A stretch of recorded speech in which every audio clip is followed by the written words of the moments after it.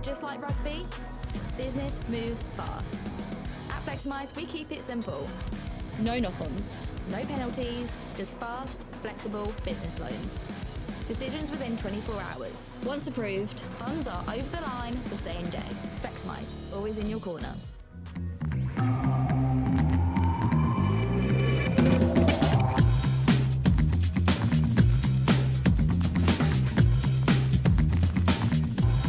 John Fowler's, your local solicitor.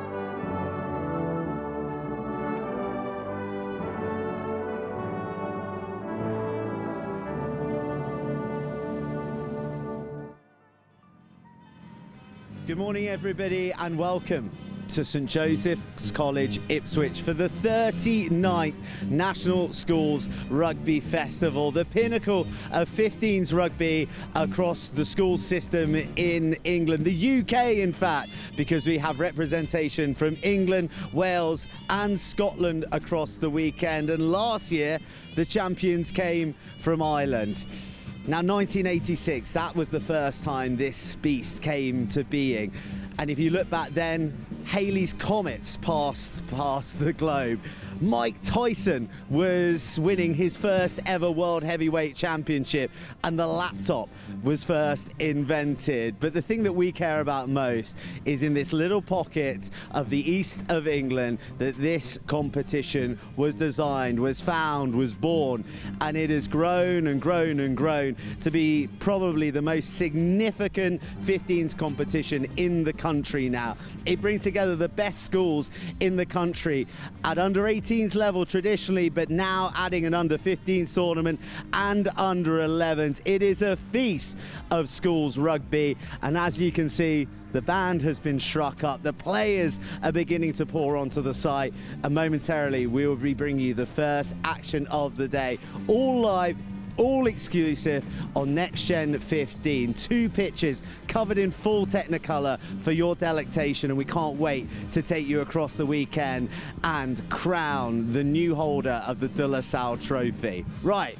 So that's the scene set. We're all pumped. It is one of the best weekends in the schools calendar, and I'm delighted to say that we not only have the voice of schools rugby, the man on the mic, but also former head boy of St Joseph's College, Will Kemsley here. You saw all the action last night. You've lived and breathed this competition. Tell us as an old boy, tell us as a schools rugby enthusiast, just what this weekend means. I think it's the biggest schoolboy tournament there is. You know, we talk about Roslyn Park, which has got hundreds of schools involved. We talk about tournaments of the highest quality, like the Sedbergh 10s, where the best teams in the country gather. But in terms of spectacle, in terms of the number of people on this site, with the number of schools there are, it's huge. There is no bigger, I don't think, at schoolboy level than St Joseph's College, and there hasn't been for a very long time. And every season, it still manages to get more and more impressive with more and more coverage. As you said, another tournament added. The fact that this tournament, which has been such a staple of the calendar for so long, is still growing is pretty remarkable. Yeah, man, like, do you know what? It's the first time I've actually been here for 3 years. This is kind of where my career started, actually, doing the St Joe's Festival. And the evolution is remarkable. You know, the addition of 2-stream pitches, the festival site that we've got behind us, that, you know, you as somebody who went to this school, you've kind of seen it all through your years. Yeah, absolutely. And I think following that COVID break where we missed a festival and everyone was devastated about that, it's been given this new impetus. You know, there's more gazebos than there's ever been. There's the British Army Band have come up for the first time. There's pyrotechnics for the first game and the final, and when St Joe's has come onto the field. That's a spoiler alert, Will, if I didn't know that.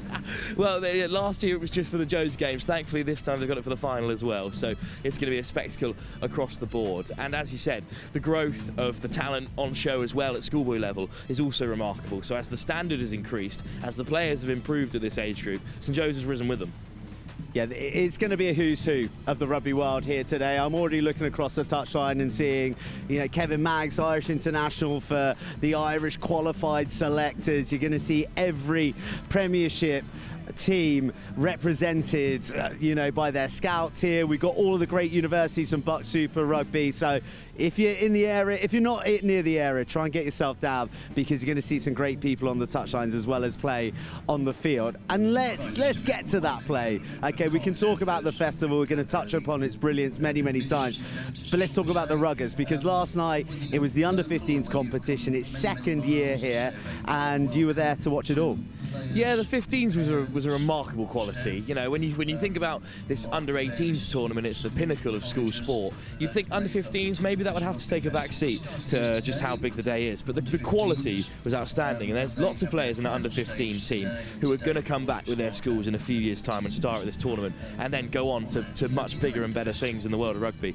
So it's a great platform, and it was a really good taster for what is to come. There was plenty of sport as well. The whole first team for St Joe's College came out and supported their under-15 boys, and I had the captain Ted Walker on comms, and he said they come out for us, so of course we're going to come out for them as well. It just adds to that community vibe around the place as well, with plenty of schools bringing two sides to the tournament.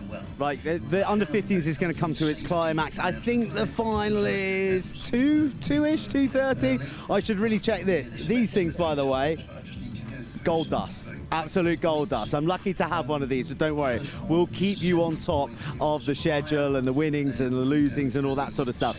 But who are the teams to beat? Who are the ones that caught the eye and they're in the semi-finals? Yeah, so in the under-15s, it was only the winners of the group who went through to the trophy semis, which was really harsh. But Woodhouse Grove from up north made it. Northampton School for Boys made it as well.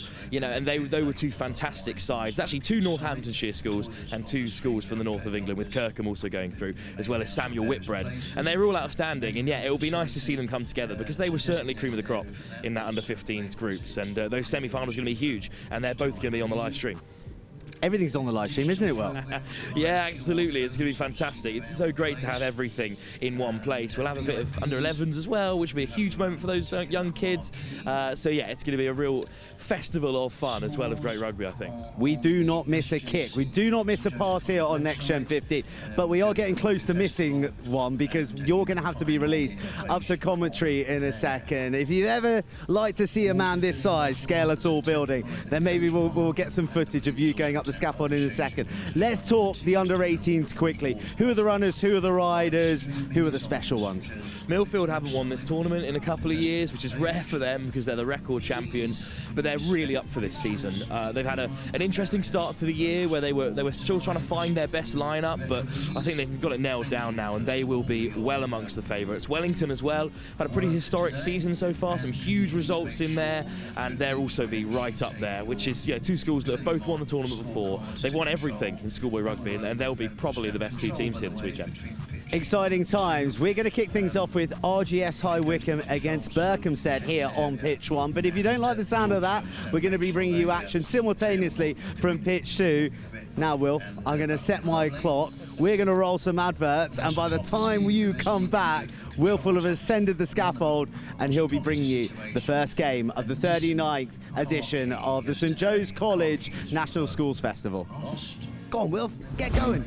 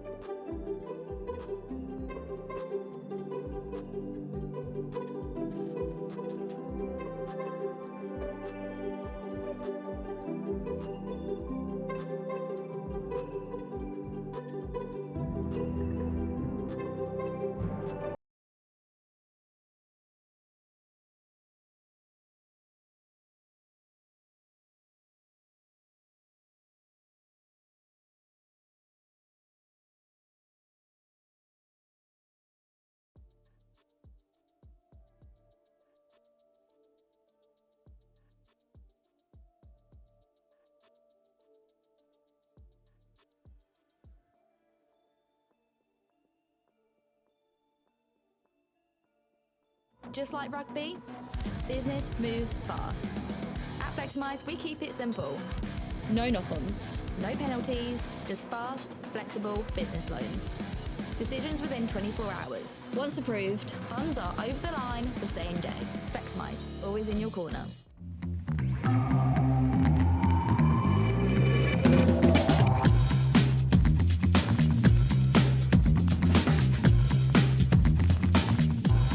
John Fowler's, your local solicitor.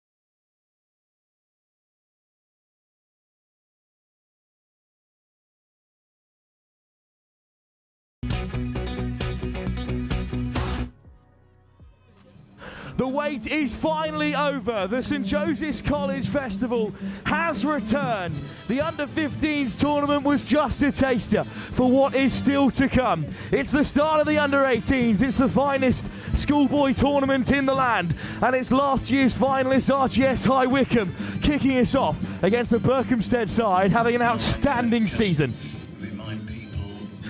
Over comes the captain, Duke Kloppers, the big South African back row to shake hands with Berkhamsted skipper. The toss soon to be undertaken, and the first game of the 39th annual St Joseph's College Festival will be underway in just a few moments' time. We're looking for the first two in each group today. In each group of four, every team plays. Bit of Scottish flavour over on pitch 2. Strathallan take on Kirkham Grammar School, a side that beat RGS High Wycombe 2 seasons ago. They're back-to-back finalists here at St Joe's, having been beaten by St Michael's of Ireland last season as well. For Berkhamsted, their blockbuster game against Northampton School for Boys at the Stone X was a real highlight in their season, but they're chock full of Saracens Academy lads, and they'll be kicking us off. It's Berkhamsted in the red, white and blue, kicking from left to right against that traditional maroon, navy and green trim of RGS High Wycombe, the former champions. Then we look at the overall points difference. And we're off. It's hung high into the overcast Ipswich sky and claimed off the kickoff by Stewart, the Saracens winger. And through the forwards, Berkhamsted will bundle. And we're underway again here. Flung out the back, and it's through the hands of the skipper Humphreys. First chance to the day, really, for Berkhamsted to stretch their legs. Fionn Clare. Oh, it's been nicked to the breakdown. Just knocked on the deck. And the first break of play for RGS High Wycombe, and a big bundling carry by the tight head to get us going. What a carry by Wyatt Goodman. American qualified as a tight head. And RGS now on that 10 metre, looking to create. Ethan Hall, the vice captain, part of that St Joseph's College finalists last season. Little pick through the breakdown, but knocked on the deck. Scrum down. So 2 early errors to deny both sides. And as you heard through the ref mic there, class from Wyatt Goodman. What a big carry.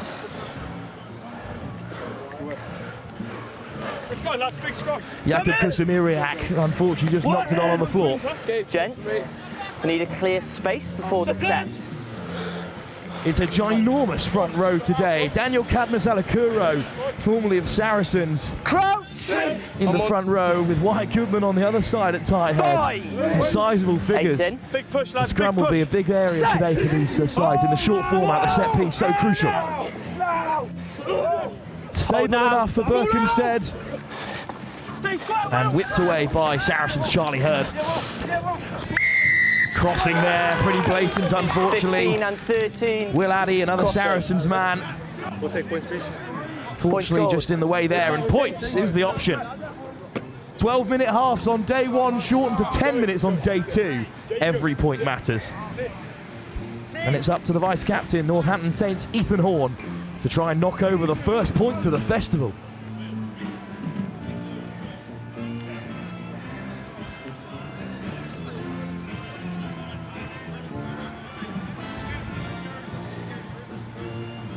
Well, RGS's famous halfback pairing of Norton and Cusero, which took them to 2 finals on the bounce, have both been replaced in this new season. Horn with big boots to fill.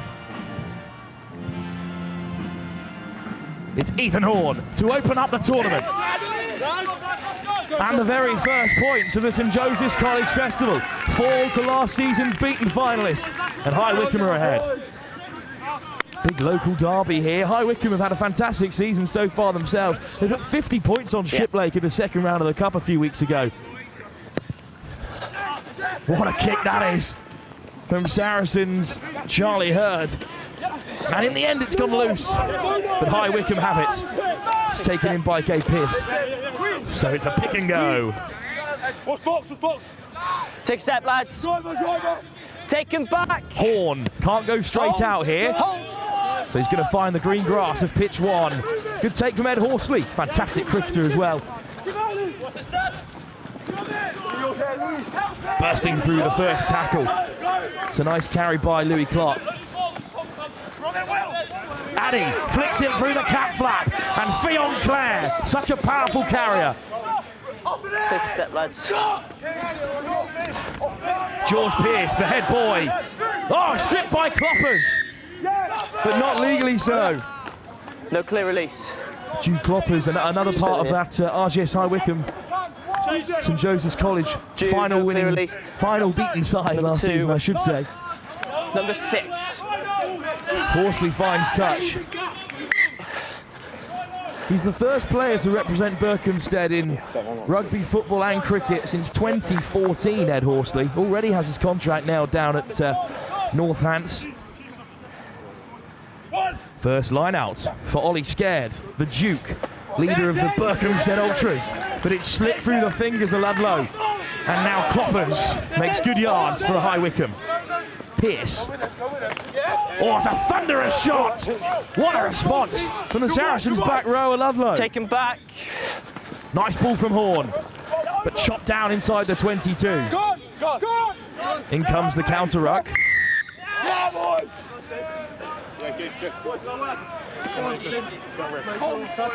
Number 9, Berkhamsted, playing the 9. But playing the 9 is the course. Bit of 9-on-9 action. Protected species, of course. The scrum half. Kick to touch. High Wycombe have a line out on halfway. Lines middle, lads. Lines middle. Lines middle. Don't play the 9 for power ruck. There it is, just hand on the shoulder. What a great line out, a real contest, but Goodman comes away with it. Push. Pearce. Doyle. Little tip on for Wolf. Slow ball. Horn hangs it up. And goodness, it's going to come down with snow on it. Cleanly taken, but the pressure piled on by Mackenzie Philpott. Good take by the talented fullback Southwell, Saunder. Use it! Over the top it goes from the box kit. Addy's underneath it. It's Ludlow's. Just been unable to keep a hold of it. Number 6. Thank you. Offside. Ludlow did well to get up, but he was just a little too keen. The penalty back where the kick Number was taken. 6, offside and in front of the post kick. is the call again. Post scored.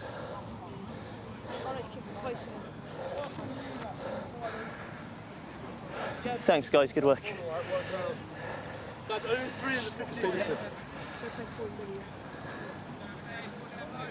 Another shot at the post end for Ethan Horn to double RGS High Wycombe's advantage.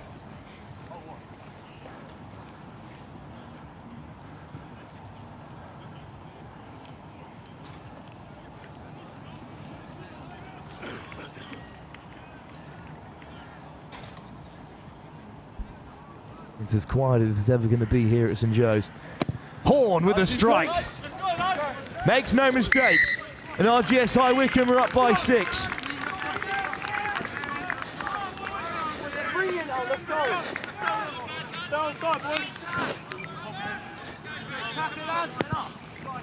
Another kick-off by the Saracen scrum half.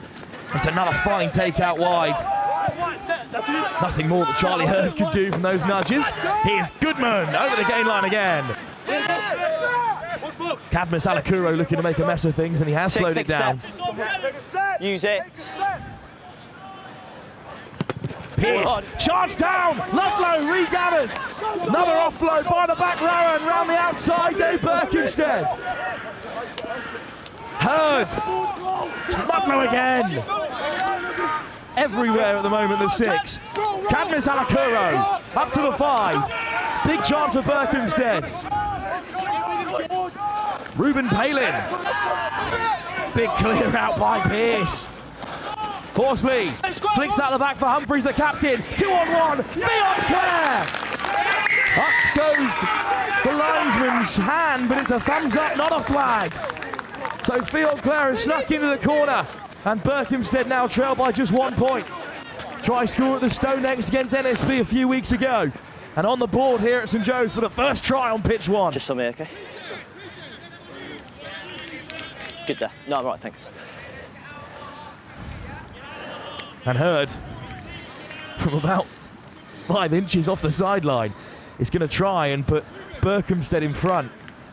They had a fine tournament last season, Berkhamsted, but like RGS High Wycombe, they were beaten by St Michael's.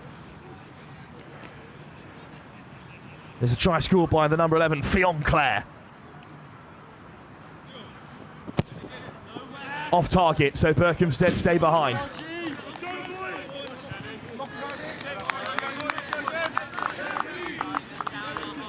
Now, once they charged it down and they were in this area, you're expecting them to score the side of their quality. Yeah, keep them on, okay? First kick-off for RGS's highest point scorer, only point scorer, Ethan Horn, the vice-captain.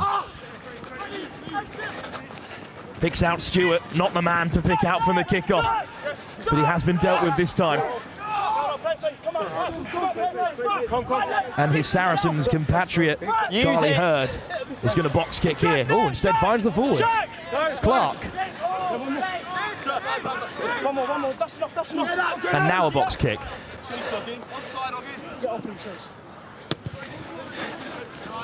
Fantastic nudge. Great distance on the clearance, and it will be a line out for RGS High Wycombe on halfway.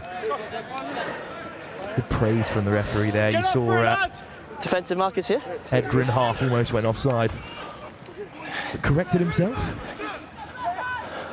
Hold.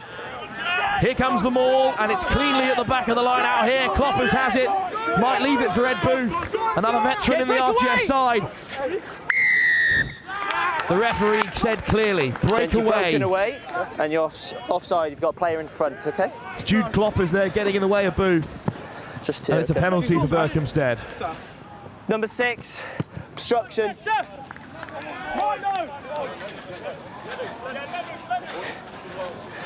Take the edge over the line. On the lino, please. On me, boys, on me.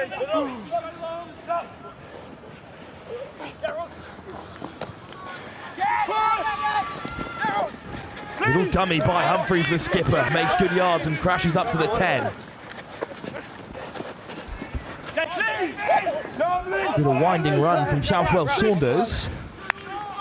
Hurd, Stewart, through he goes, Freddie Stewart, he has the acceleration, and he has the finish. Well, it might not match his 80-metre effort against LSB a few weeks ago, but it has Berkhamsted in front.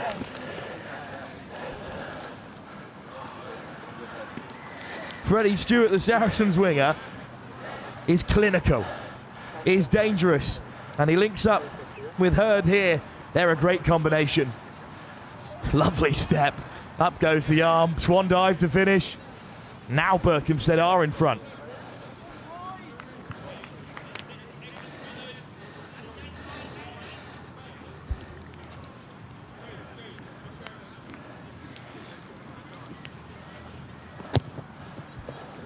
Better effort from Hurd, but still off target. Half-time. Half-time in our opening game here at the St Joseph's College Festival. And RGS High Wycombe, despite taking an early lead and adding to it with a second penalty, trail by 10 at half-time. A fine finish by Hurd gets the side of Berkhamsted in front. 12 minutes still to play. Last year's finalists taking on semi-finalists in a blockbuster clash. At the moment, it's advantage Berkhamsted. 6-10 the score on pitch one. Let down by the big screen. Good start to the day there. So an early lead in the day for Berkhamsted. 10-6 up against RGS High Wycombe.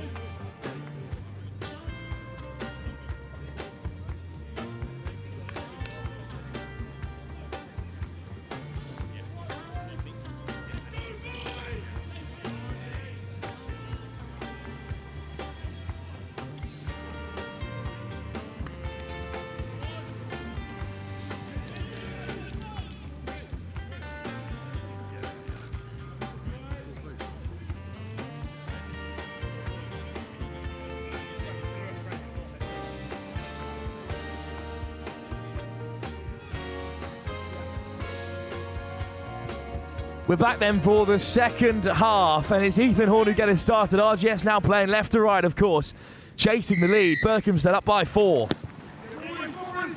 Another deep kickoff. Humphreys underneath it. The captain cleanly collects. Now's his head boy in support. George Pearce. Take a step. Take a step. Well, I think this is taken back, so I'm not sure if it can go on the full. It won't regardless. Oh, what a steal by Ludlow, who finds the offload as well. Fantastic from Berkhamsted, and Scar takes contact. Quick ball from Hurd, he flashes it out. Oh, lovely hands from Horsley. In the slips to keep it off the deck. And Addy, this time picks out another offload. It's an outstanding score. Southwell Sander on the end of it. But what an effort from Berkhamsted.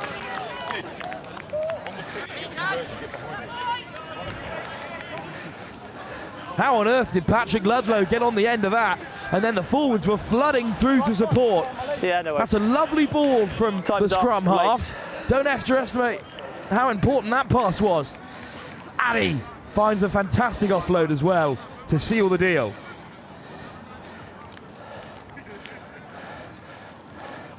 Tie back on. It's the best score of the day in its early stages for Berkhamsted. But I think that one will be tough to beat. 2 out the backs by the unmissable Ludlow and Addy. Another conversion off target. All difficult ones, but they might come back to haunt them if RGS can get a foothold in this.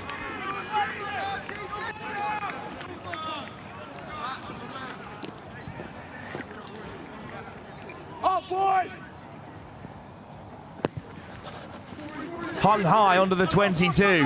Humphreys with another good take. This time the pressure is applied by Wycombe.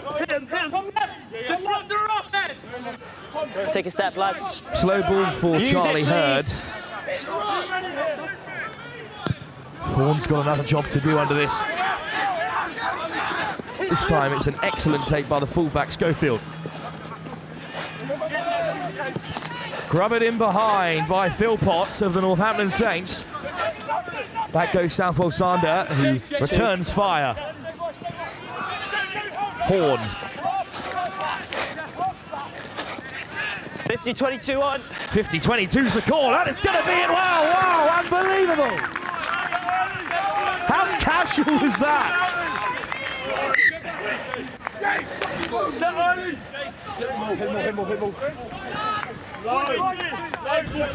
Frankly ridiculous from Schofield, and they're not wasting any time here at RGS, as if that wasn't just a perfectly executed 50-22 at under 18 level. Tackle, release! The maul stopped on the 22. Pearce. Lovely tip pass, but it well read by Berkhamsted. Horn in support. Use. Round the corner they go. Doyle. Good carry. A fine clear out. Pearce. Cloppers. Well met by Berkhamsted again. Great line speed from the Berkshire unit. Down goes Grunhard. Slow ball for Tom Wharf. Pearce, Horn. Now the space might open up. They've been patient here, RGS. Oh, but the pass maybe needed to go. Well, Stewart connected with Schofield. Time off, lads. We've got an injury here. And in the referee's opinion, the fullback couldn't get back to his feet and keep going. There's a man down for Berkhamsted. So we will have a pause in play. Excellent looking attack, but 2-on-1 needed to be executed there. You don't get many opportunities at the St Joe's College Festival.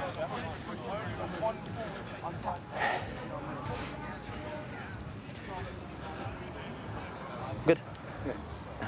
It's just slipping there, there's nothing to it. Yeah, absolutely.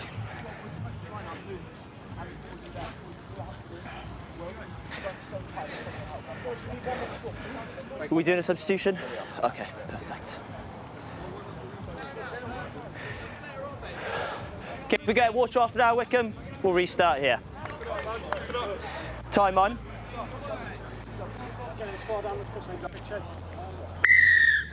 Number 15, holding on. Must release it if you get back up on your feet. Good spot by the referee. Excellent kick. To find touch as well.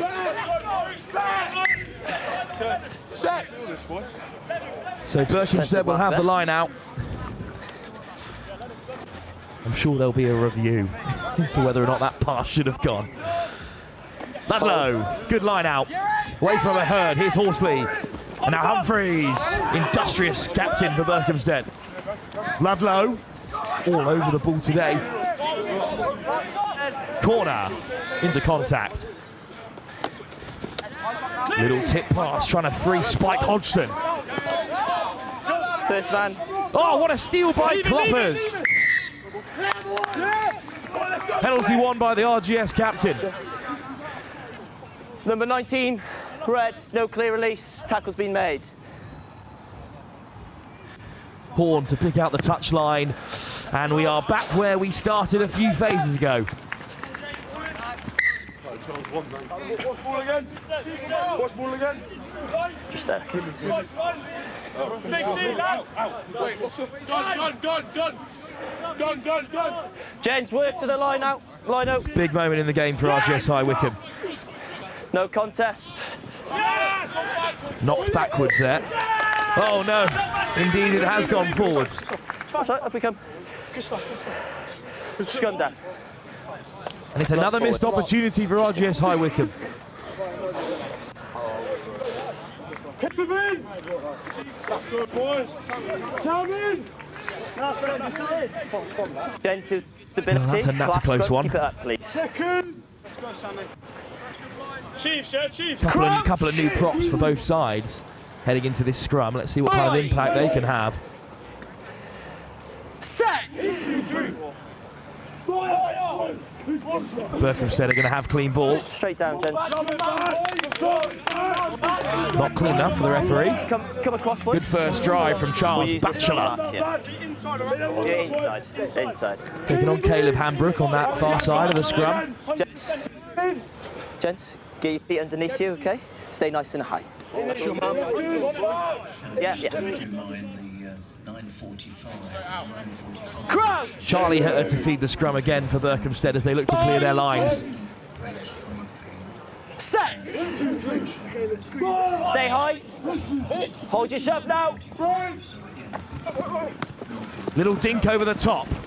Collected by RGS. With a high tackle. High tackle first, gents. Well worn by Harrison Denny. Number 8. Another Northampton High Saints tackle. player. Hodgson on Denny. Academy 8 on Academy 8 this time. Horn will look for the corner. And RGS High Wycombe are running out of time. They've got to take one of these chances in the 22. That's an outstanding kick. And this is the closest they've been to the line. Not a bad nudge over the top. Hard to collect that over the head. Denny. It's actually Humphreys, the captain, who made the high tackle. On the try line for me, use the AR, please. ARs on both sides of the field for every game today. Time is on.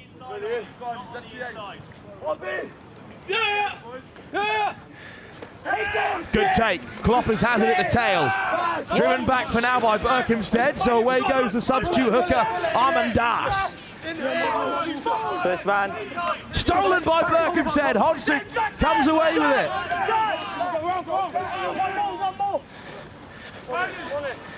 So another clearance coming in. RGS High Wycombe, third entrance to the 22 in this second half, but nothing to show for it. Horn with a good take. Schofield. Lovely shape on the kick. Oh, it just bounces into touch. Not a bad nudge at all by the fullback. It's a new ball. Ball's dead. With under 4 minutes to go here. Mark's here. Berkhamsted said no. Time's off. Let's get substitutions. So any more points on the board in their favour will seal them the game. It's an incredibly difficult group, also including the Scottish side, Strathallan and Kirkham Grammar School. One of the favourites for the competition. Whoever gets out of this group in first and second will both be challengers. Horsley, all the passes over the top, but knocked back for Spike Hodgson.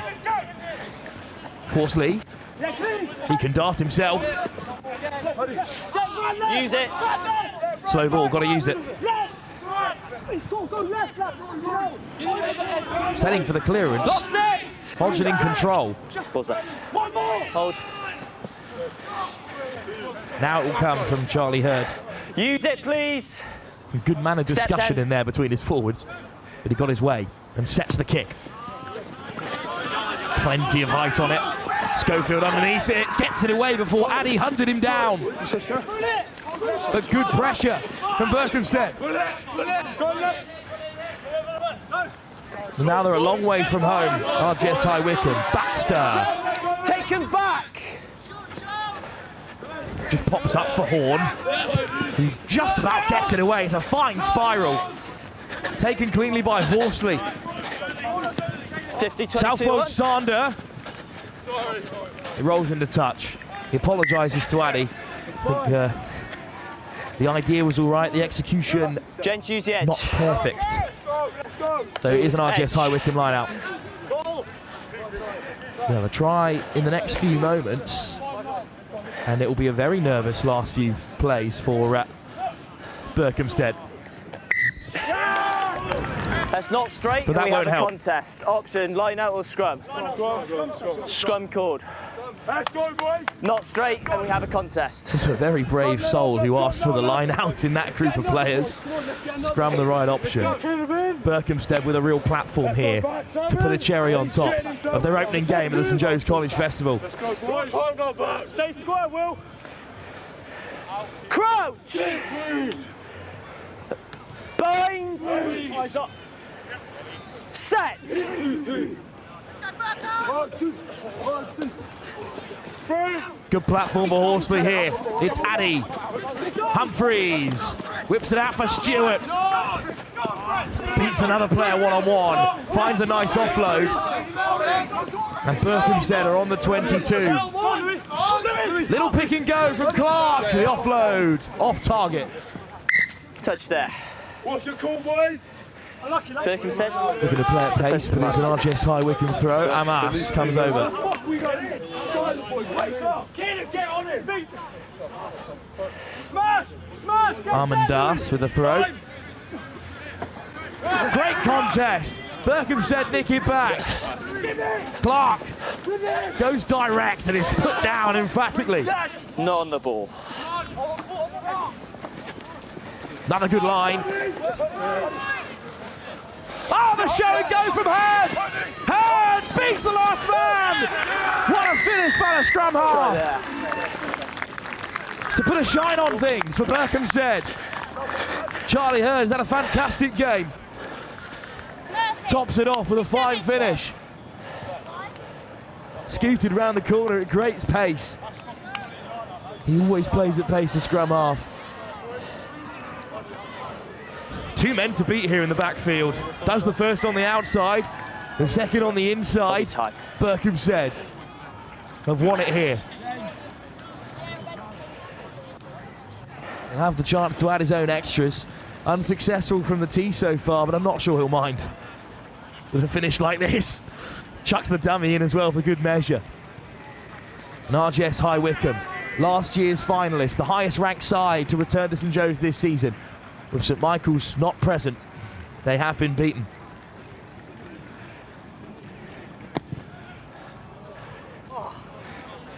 Closest as Hurd has come to hitting one over the post for 5 points to his name in this Berkhamsted battle. They've won by 20-6 against RGS High Wycombe. Really well. Well done, lads. This group still has an awful lot to unfurl, with Kirkham and Strathallan also present. But the first game of the St Joe's College Festival has been a cracker. The quality will continue. 2 old foes at the St Joe's College Festival face off. It's Millfield, the record 8-time champions. They take on Hampton live in just a few moments' time. What a great event today. Some brilliant rugby on display. Really want for more. I think in tournaments, get that first win and momentum is really important. And I think to win the team in the second half, 4 tries.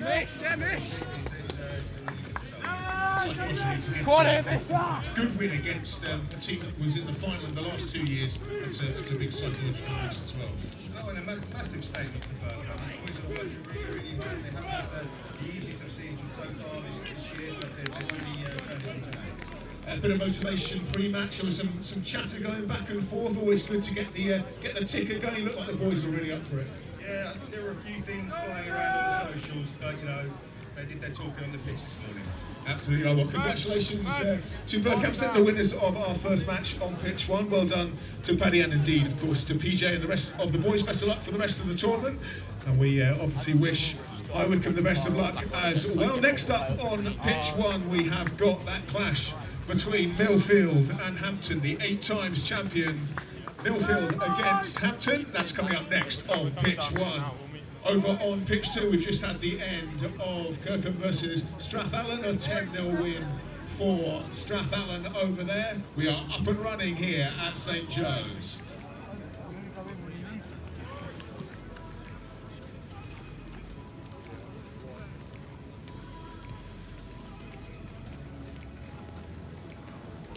Hi, morning. All well so far? Day 1, morning guys. East.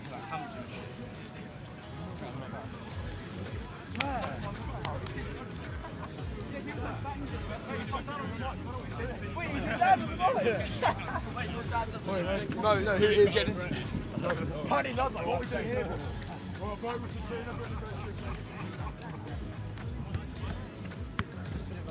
Welcome back then to the second game live here at the St Joe's College Festival. It's Millfield taking on Hampton. Delighted to be joined for this one by former St Joseph's College head boy, first team captain and plate finalist, and my brother Bert Kemsley. Welcome.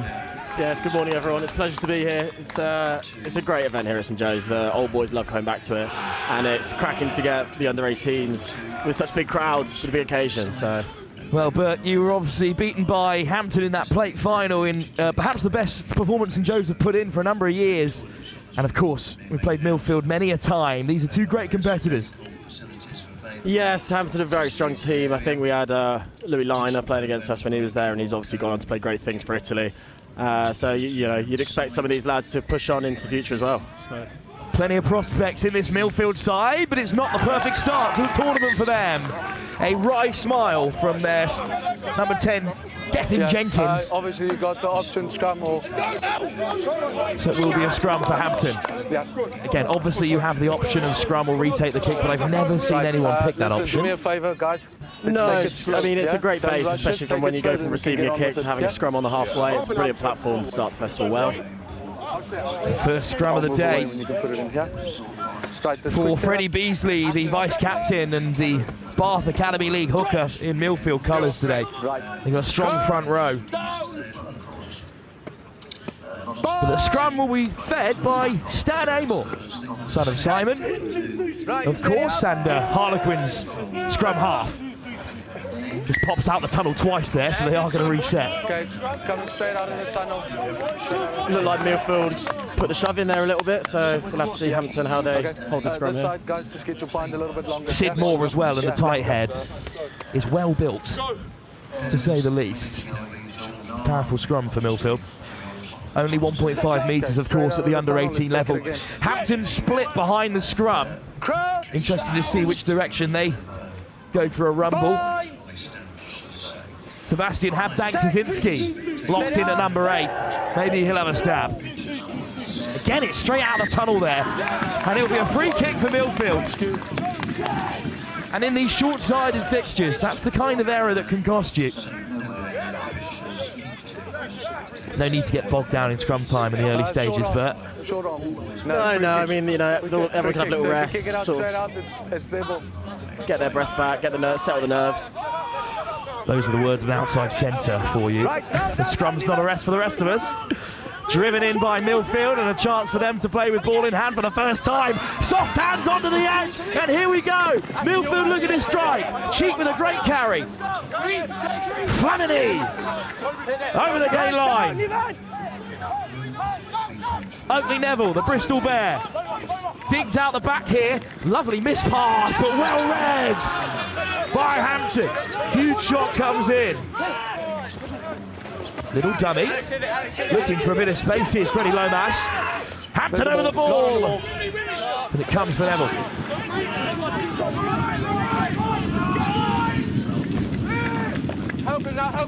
Another good line in midfield, a little bit isolated there. Committed clear out, as you'll see all day. And it's the Bath centre that goes busting through. Ashton Barrington-Hibbert. Thank you. Moore. Still going, Sid Moore beyond the 22. Little tip pass for Beasley. A second-year veteran in this Millfield side.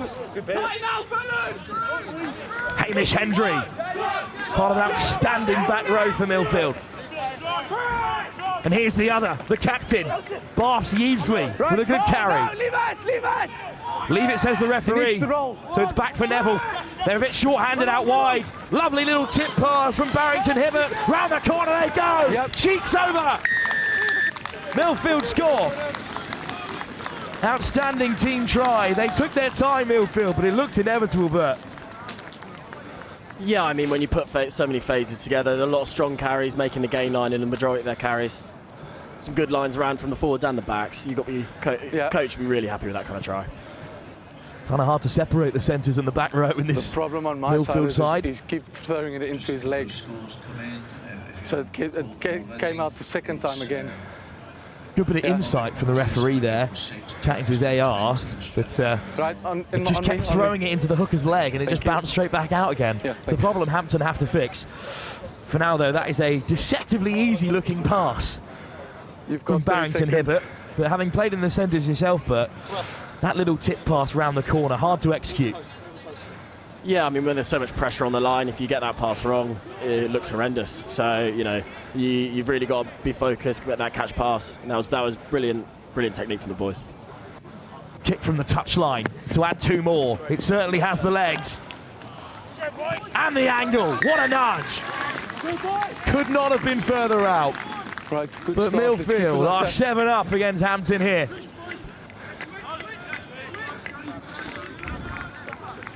Thanks. Good finish by Cheek as well, under pressure. Right. What a nudge. Out wide as well. With a place kicker like that, Millfield are always going to have an advantage. Not the cleanest connection from Henry Drury. But Millfield regather and look to drive out beyond the 10. Nice little tip pass for Hendry again. Stay there. They play simple shapes in this backfield, but with perfect execution, they've always got a chance to get over that top. Off goes Gill. Gill on the inside. What a finish. Oh, Gill steps around 2 more just for the fun of things here. Is he held up? Unbelievable. Gill took the scenic route, and in the end, he's held up by Sebastian Hartbank-Tazinski. Go on, drop out. Well, he had the chance to finish that off, Gill, wanted it right under the post, and he's been punished for it. I mean, that's an unbelievable tackle. That's short games like this, they're the moments that can really turn a game. Loves a right foot step, not so keen on the left.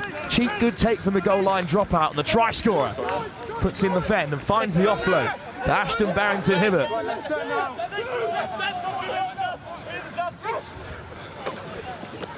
Another tip pass for Beasley. He's a big, strong carrier.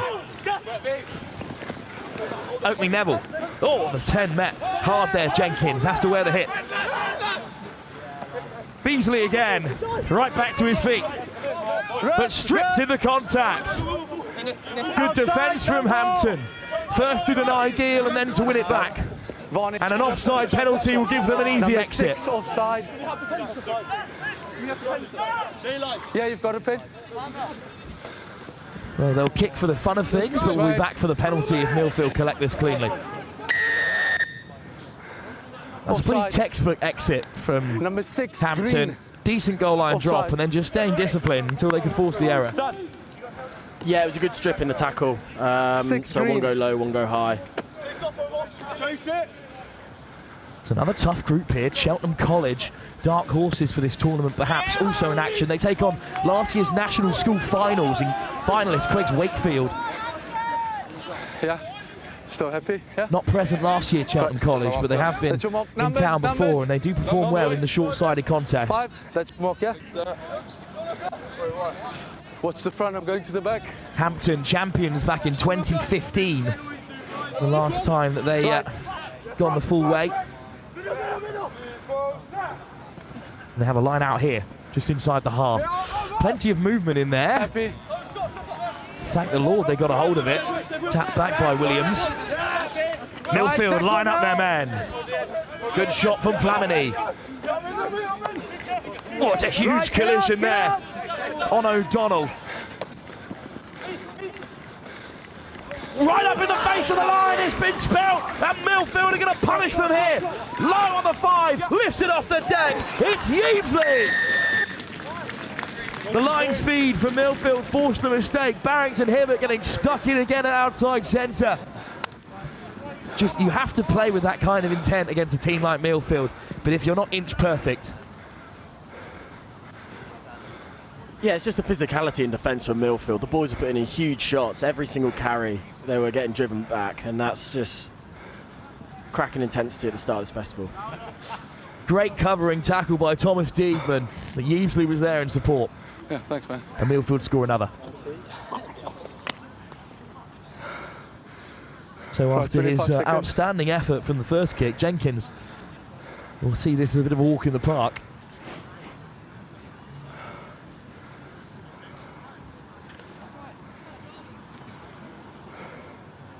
First champions in 1990 Millfield. As Jenkins knocks it over. They then won it in 93, 2004, 06, 2012, 2014, and then that double in 2021 and 2022.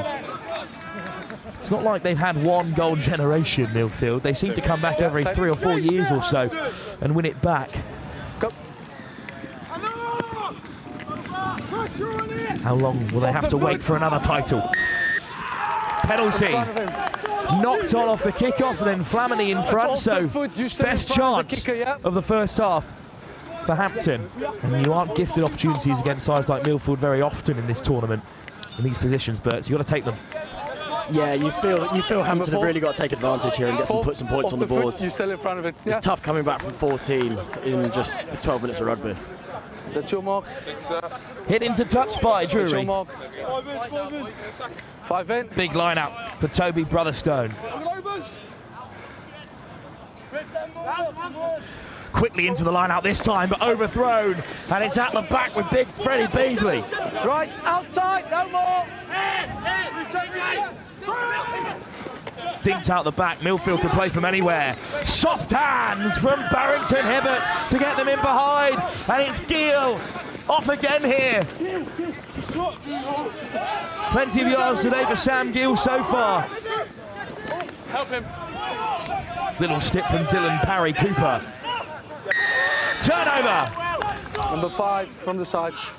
In at the side, Will Olsen puts on the pressure and wins it back for Hampton. Still time in this first half for them to leave with something on the board. Just chips it beyond former Millfield old boy Eddie Lloyd, who's watching on here. Formerly of St Joseph's College as well. We'll be hearing from him a little bit later, hopefully on comms. Stay on it, yeah. Numbers. It's not a well-trodden path from St Joseph's to Millfield, and he certainly got an earful when he headed back to the festival.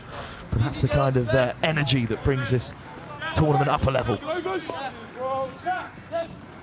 More trickery at the line out, and in the end they do win it at the front. And it's swung away by Amor. Right, no more. Nice carry from half-back to Zinski. Narrow line off fly half and put down well.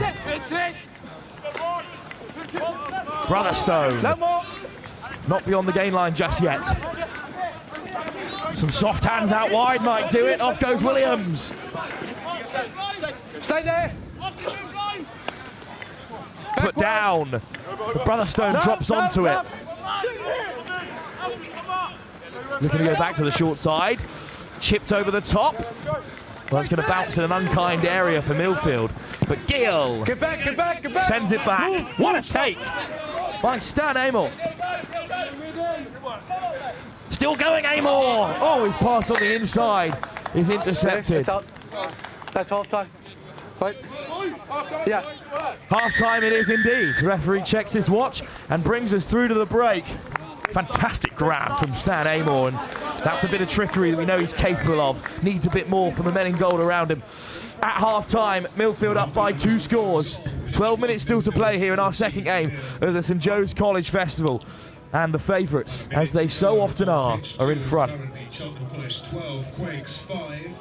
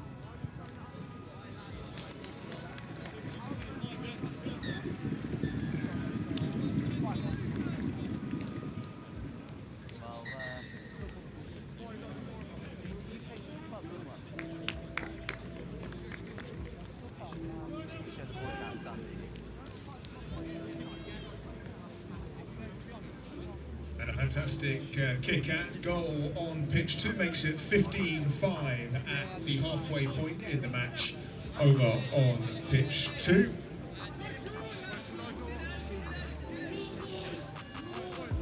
Second half to come here. Hampton trail by 14. Joined by former first-team captain at St Joe's College, Berkhamsted. And it's a long way back, as you said before the break. 14 points are hard to accrue in 12 minutes. Yeah, it's going to have to be a fast start. They know that though, and they showed some good glimpses in the first half. So have to see what happens. Good take from Ryan Flamini. Big shot from Hampton in response. Here's the new scrum half, Sam Wills, and then cleared by Jenkins.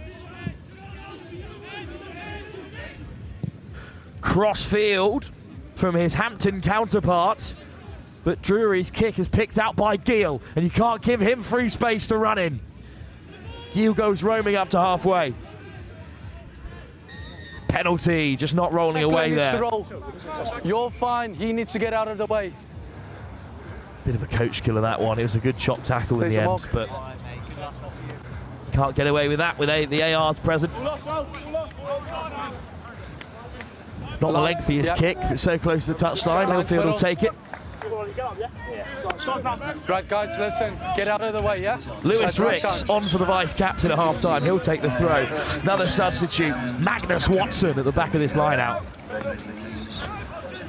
It's claimed by Barry Cooper. And Millfield looking to create out the back here. It's a big shot from Toby Quigley.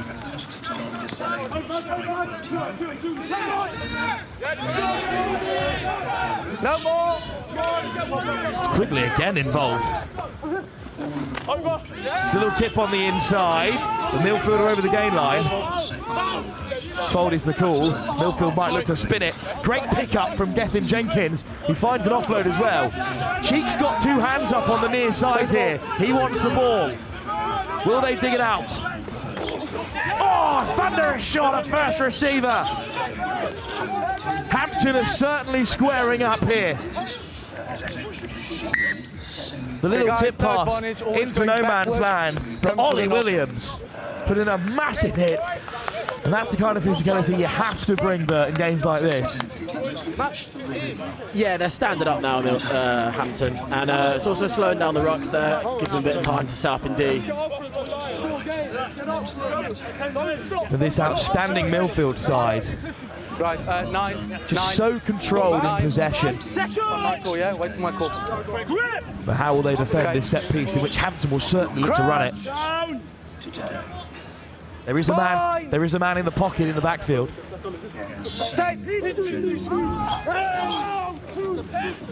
But from the base goes Hardbank Tazinski. Polish under-18 international.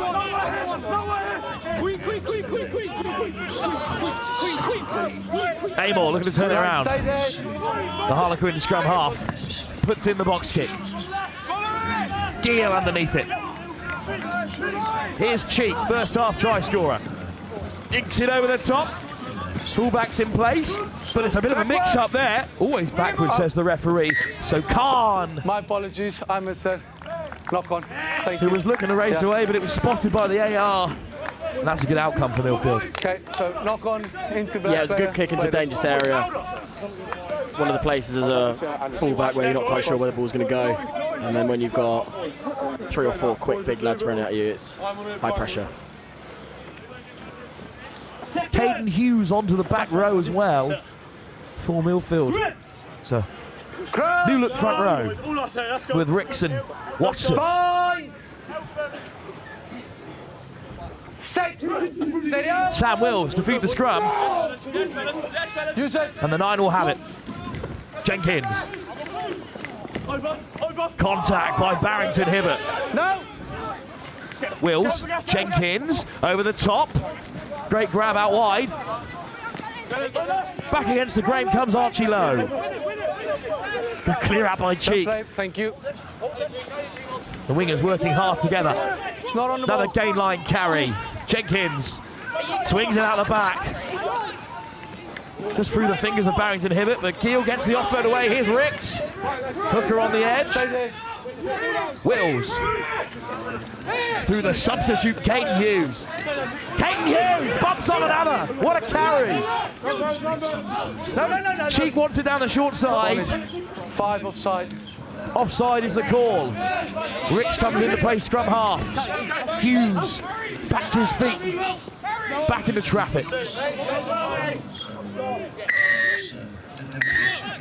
Wait, no. Let me explain. Captain. An explanation to come from the referee. Okay, 9, come here. Okay, so you would have had the penalty. Player was lying down there. Okay, in order for him to roll away, he needs to roll away. Yeah. Your 9 then decided to kick him. Luckily, it's not at the neck and the head area, so I'm only going to give him yellow card. Okay, yeah.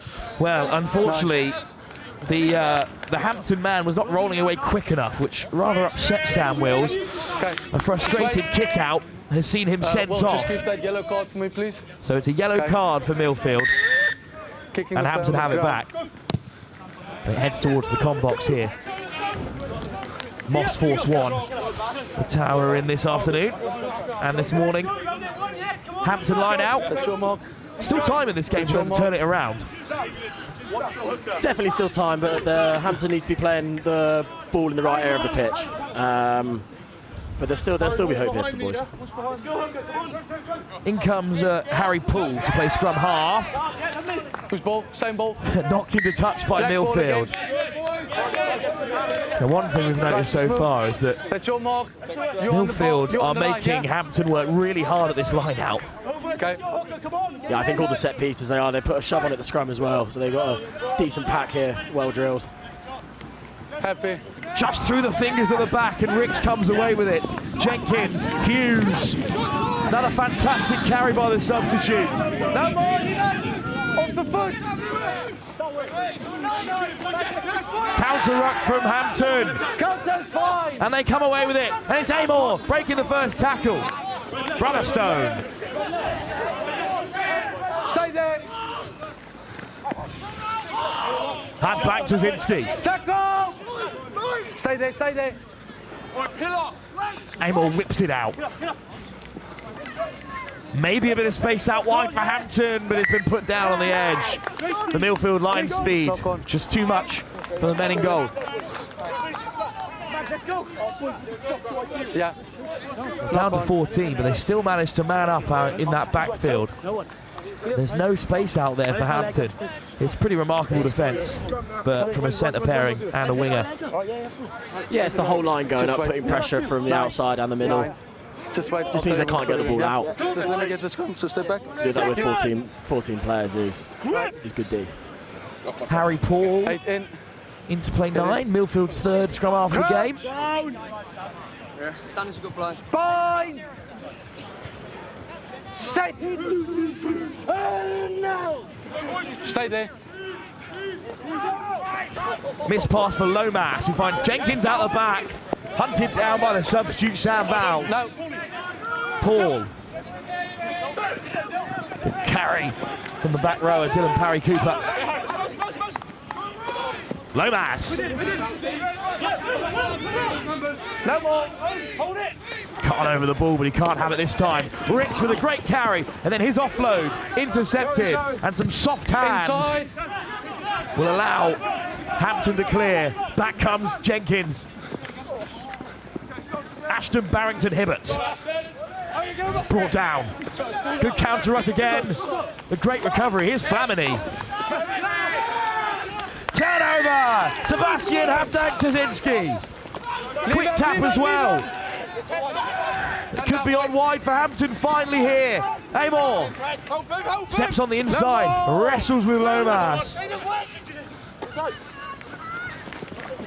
Dummy, not bought by Millfield. Stay there.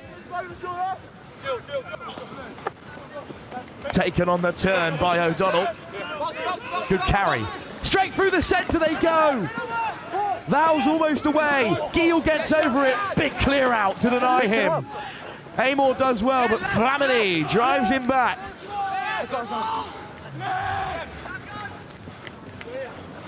Beautiful pass over the top. Finally a bit of space for Luswick. No more. Just go. No. Hampton with 2 minutes or so to go. Look cross field, but Lomas, it's just slightly undercooked the kick. Just there. And he calls his mark to the centre. Not a bad option at all, but just not the perfect execution. No, just need a little bit more there to get over the last man, but that's Hampton will be encouraged with that. That was a good set, getting into the 22. Okay, short arm, free kick. So, free kick. Cleared comfortably away by Lomas. It's an excellent nudge.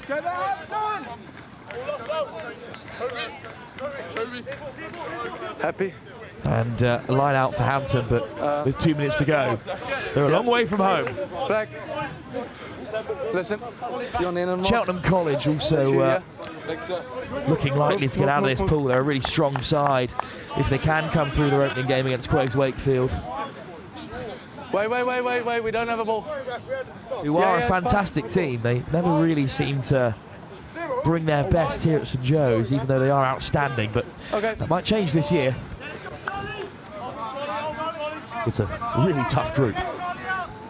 Quick early line out, stolen away by Millfield. And back onto the field following the yellow card. Sam Wills. Penalty! Leave the ball. There's your ball. Stan Amor. The Quins. Number 9. Picks out touch. Yeah, some positives for Hampton. They've been good over the ball and they've been good putting pressure on the Millfield rucks. It's been a much better second half from Hampton. That's encouraging. Yeah, they've had a lot more of the ball, I think. Millfield held the ball really well in the first half, whereas Hampton have put some more pressure on them here, and you should be encouraged going into the later games. One defeat is not the end of your tournament, with 2 places up for grabs in the trophy, with the quarter-finals to come tomorrow. Right. Okay, stay there, Green. Stay there. Another line out for the Hampton substitute, Cyril Bellamy. Up goes Flannery, who nicks it for Millfield. And it deflects back for Dylan Parry Cooper. Yeah, he's in front of you. Okay, knock on. That's the end of the game.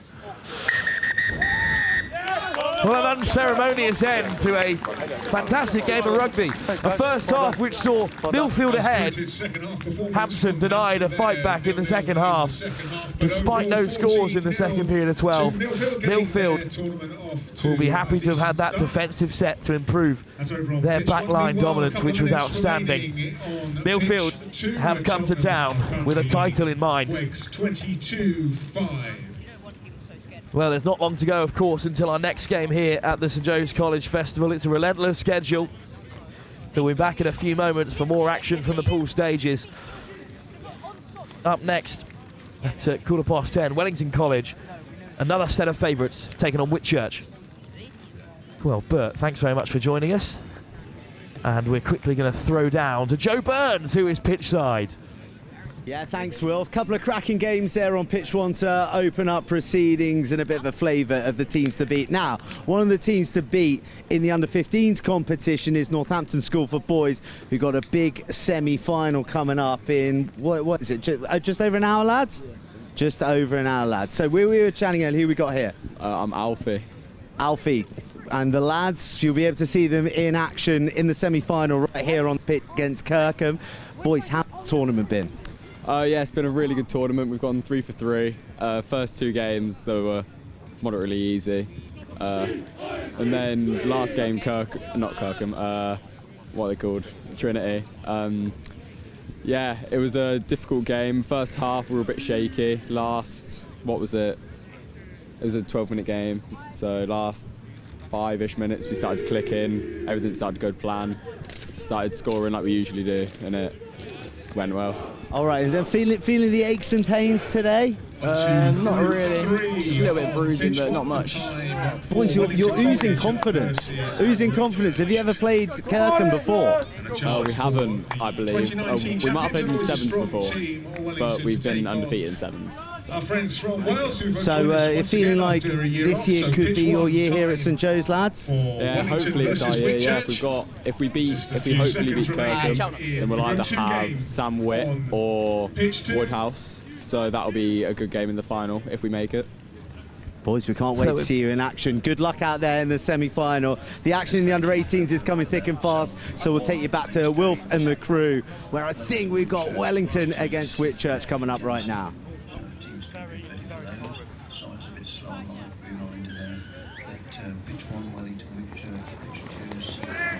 Second half underway, and it's Wellington who has kicked it off deep. First half, hit as Whitchurch clear their lines for the first time. Good to have the Welsh side back. They were down at John Fisher last season, but they make their return here. 5. This is you, Blue. That's you. What's the long run? On your front, man. Yeah, very good. You right? Just hold on, please. What are the numbers? 5.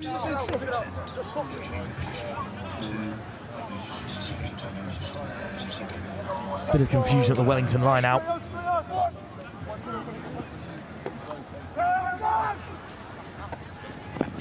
The first chance for them to go rumbling on. There's a hint of a high tackle there from Will Davis, the back rower, so to the short side they go. Dylan Clash, real live wire at full-back. Still playing penalty advantage. No advantage coming. High Second tackle. tackler high. But we're still going, so clear from the referee. I think points is the right option. Number 7.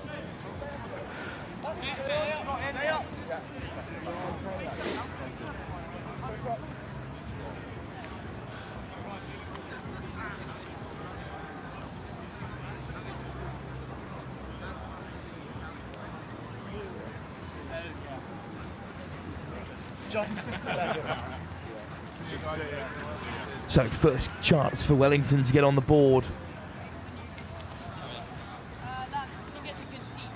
in a tournament in which they are tipped to go very far.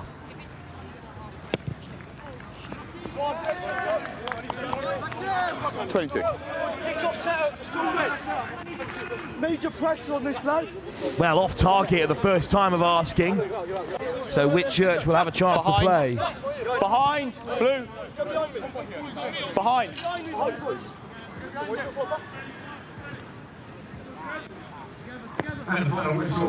Very good kick, but it is going to drop hardly for the scrum half for Wellington, who feeds it off. Play tackle of 4, thank you. No leave, thank you. Oh, another hard line. That time at inside centre. Oh, a little slide down the blind side might open it up for them. Great patience on the offloads to pick the right option. And Wellington are rolling here.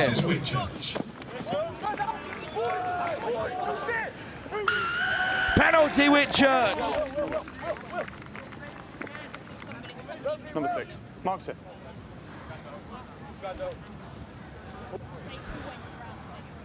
Finn Britton, a veteran of this Whitchurch side. I think he's had 3 years in the first team, the fly half. Nudges it into touch. Cardiff under 18. Step. Thank you. Numbers. 3. Step, please.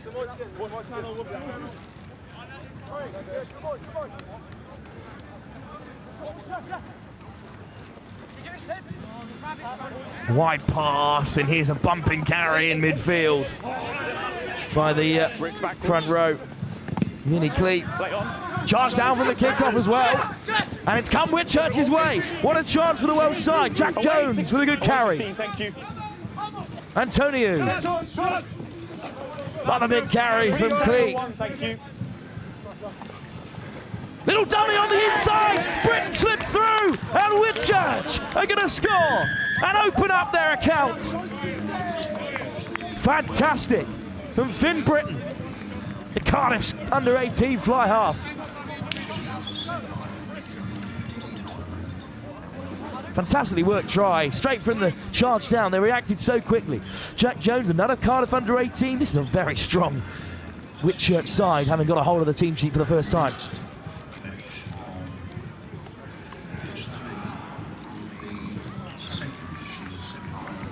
And a little show and go from Britton, outstanding.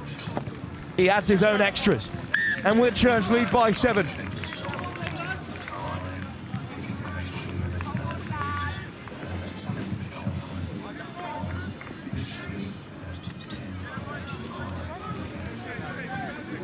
Anthony with a good pass.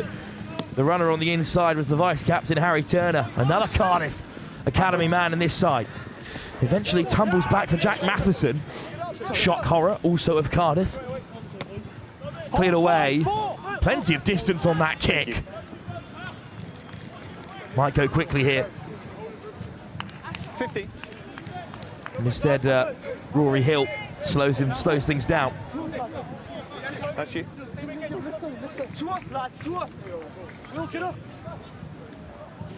Seen Wellington a few times on our screens with Next Gen Live. They've been outstanding this season. They know how to grind out a result, and they know how to play tournament rugby, of course. Former champions back when Finn Baxter and Cassius Cleese were in the side. Here's a nice run from Elijah Jays.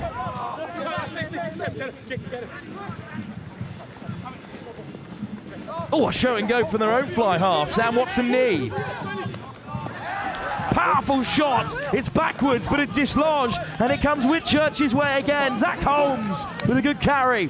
Playing advantage, 6 offside, part of the ruck. Offside, unfortunately, there, Wellington, so a penalty advantage won by Antonu. Davis finds the pass, and it's the Welsh under-18, Vinnie Cleat, who's looking to break through again. Number 6, offside.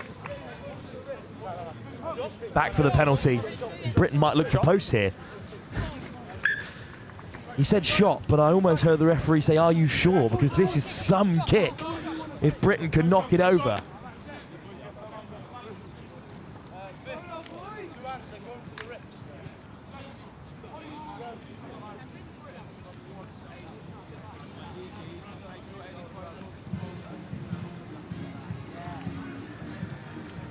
Well, as I suspected, Finn Britton's older brother, Fraser, of course, was a staple of this Whitchurch first team for a number of years.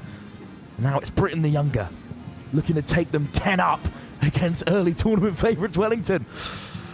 This is what St Joe's is all about. Britton. Excellent strike. Off the post! How unfortunate. But a chance for Watson Knee to clear for Wellington. Antonu. Oh, he's almost caught by the hooker, and he looked to swing it away, but it was a loose pass. And now they could be away here. Oh, it's on the outside. Chance for Freddie Waters. Gets it back in field. Cleared off the toe of the Whitchurch man. Not live. Good scramble from Stevens. An under 16 in this side, also of Cardiff, for one of the younger players in the team. And unfortunately, Waters has stayed down.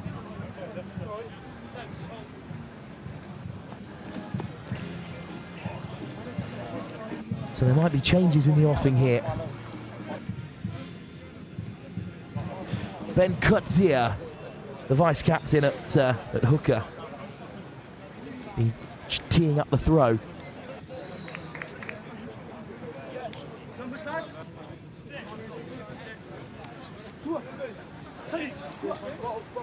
Easy, gents. Calm, calm, calm. Calm, calm. Quick, rub it off. I'll rub it. Guys. So Harry Eld has taken his place in the side, wearing number 12. Thankfully, he just doesn't have the trim of Elijah Jays, so we're still going to know who the captain is at centre. Okay. Let's take the mark. Not many can pull it off. Time is off. Kurt Zia to take the line out. Plenty of height in there. Likes of Will Courtney at the tail. Okay, watch shot. The target might be Pippa Hurrell. Down, down. And up goes Hurrell. Slips through his fingers, but recollected at the pack, and a big bumping carry by Jim Priday. Thank you, 8. Thorpe. Penalty advantage. Penalty advantage here for Courtney. Well, Vinnie Cleek's been getting himself about here, but he's given the penalty away. And it's a strong carry from Cudzia. Oh, a little pick and go on the wheel here. Wellington looking to get over. Pick and go. Charlie McKay. Another little snipe. They're racing away at the base of the breakdown, not waiting for Whitchurch to set. Goal line. Zach Heiner denied. Surely this time they're over. Hurrell.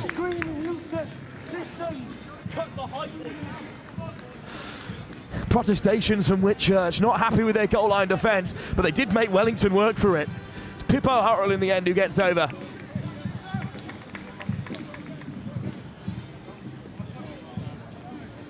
And Wellington with a great chance to level it up.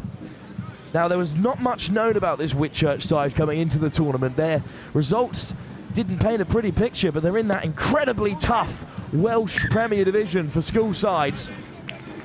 But they are taking it to Wellington here, who have just about scrambled back to level things up. With Denstone and Seaford also in this group. Very tough task for either of those sides to qualify, given the quality on show at the moment.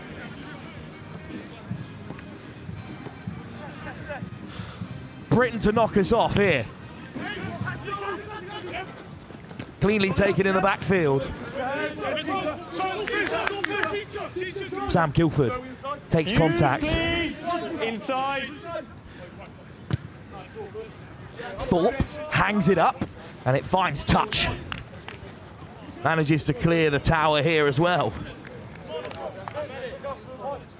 What a game on our hands.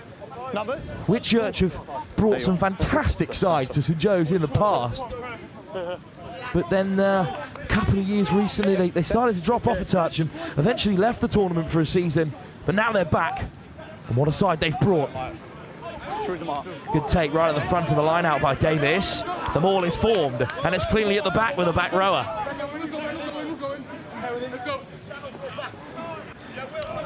Still rolling here, Whitchurch. One out. Back foot. Back foot. If anything, they're increasing in speed as they cross over the 10. Now it might be time to find the backs. Broken away. Kurtzia makes the chop. 9's in there, so dug out by the captain, Sonny McCabe. Welsh under 18. Chev Antonu. Show and go from Britain. Still creates the space. It's McCabe on the rumble. Skipper up to the 22. Williams plays 9. Britain ships it on. Good shape to the Wellington attack. In goes Zach Holmes. Now through the forwards. Matheson. Held up by Wellington here. Matheson does well to get to ground. Antonu. Britain. Oh, great line speed in midfield. And Wellington hit them back behind the gain line. Flashed across, but it's just been put down out wide by young Stevens. Good defence by Wellington. As we approach half-time, Kurtzia will have another line out. In fact, knocks on into touch, so scrum called. It's the last play. Final play before half-time, so they have a decision to make here if they run it out or take the break. I'll go slow and I'll give you time, okay? Crouch. Bind. Thorpe to feed the scrum. Set. There's a Welsh international in that front row, and he has got the shove on, and it's just been spilt, and Whitchurch come away with it. Play on. Ripped. Offload from the number 8, Matheson to flick it inside for Williams. And Whitchurch with a chance before the break to get ahead again. Got to stay disciplined here. Oh, what a collision! Cleat with the carry. Oh, another huge shot! And it's been turned over. Stripped to get in contact, so half-time, it's 7-all. Half-time. Wellington just moved into another gear in defence to keep Whitchurch at bay, but the Welsh side have come out swinging here against some early tournament favourites. Past results melt away under the glare of the St Joseph's College Festival, and Whitchurch, not fancy to clear this group, with the likes of Seaford and Wellington also involved, are bringing it to the potential champions. Wellington level with Whitchurch at half-time. 12 fascinating minutes still to be played.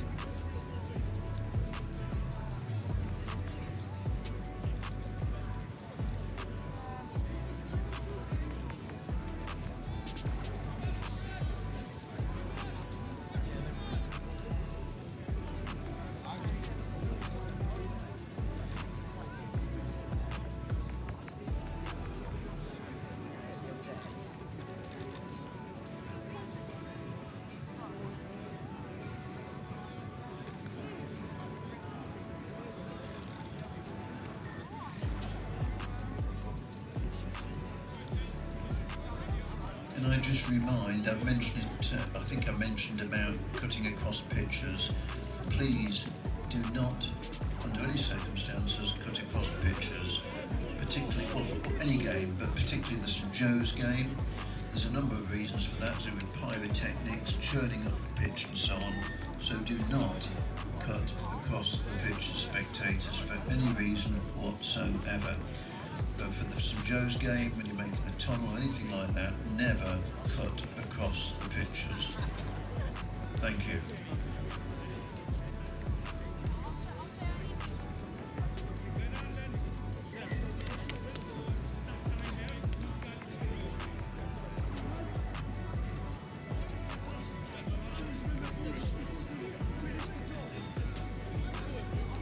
Second half soon to get underway here. Whitchurch taking on Wellington, and Whitchurch got the first score of the contest, really woke up Wellington, who've had a fine season so far.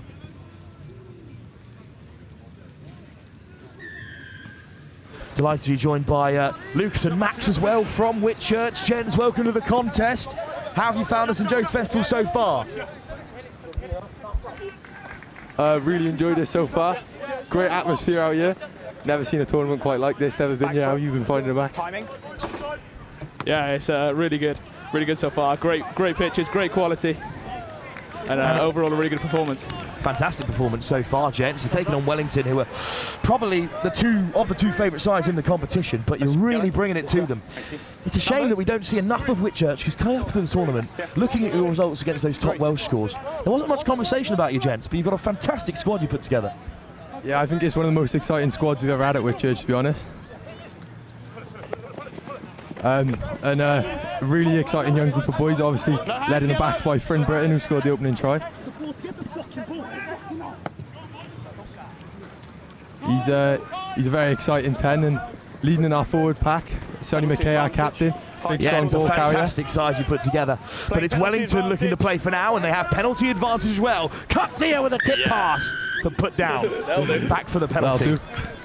Thank you. Time off, please. Just need The physicality of this game, gents, has been incredible so far from both teams.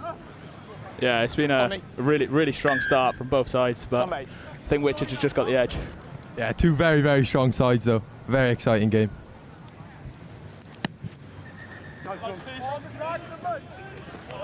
Things very tight in these opening Group 3 games because just 2 points in it. Well, Tom Chapman has come on at number 20 to take the kick, and it will be a line out, some defending to do for Whitchurch High School. It's a dangerous spot for Wellington here, but big defence from Whitchurch. Cuts here with a throw, the vice captain. Up to the tail, overthrown. Off the foot, play on. And Whitchurch still battling to get it away. Eventually they'll look to swing it wide. Good rugby. Turner brought down on the 22. Jay's looking to get over it. Now a chance to clear.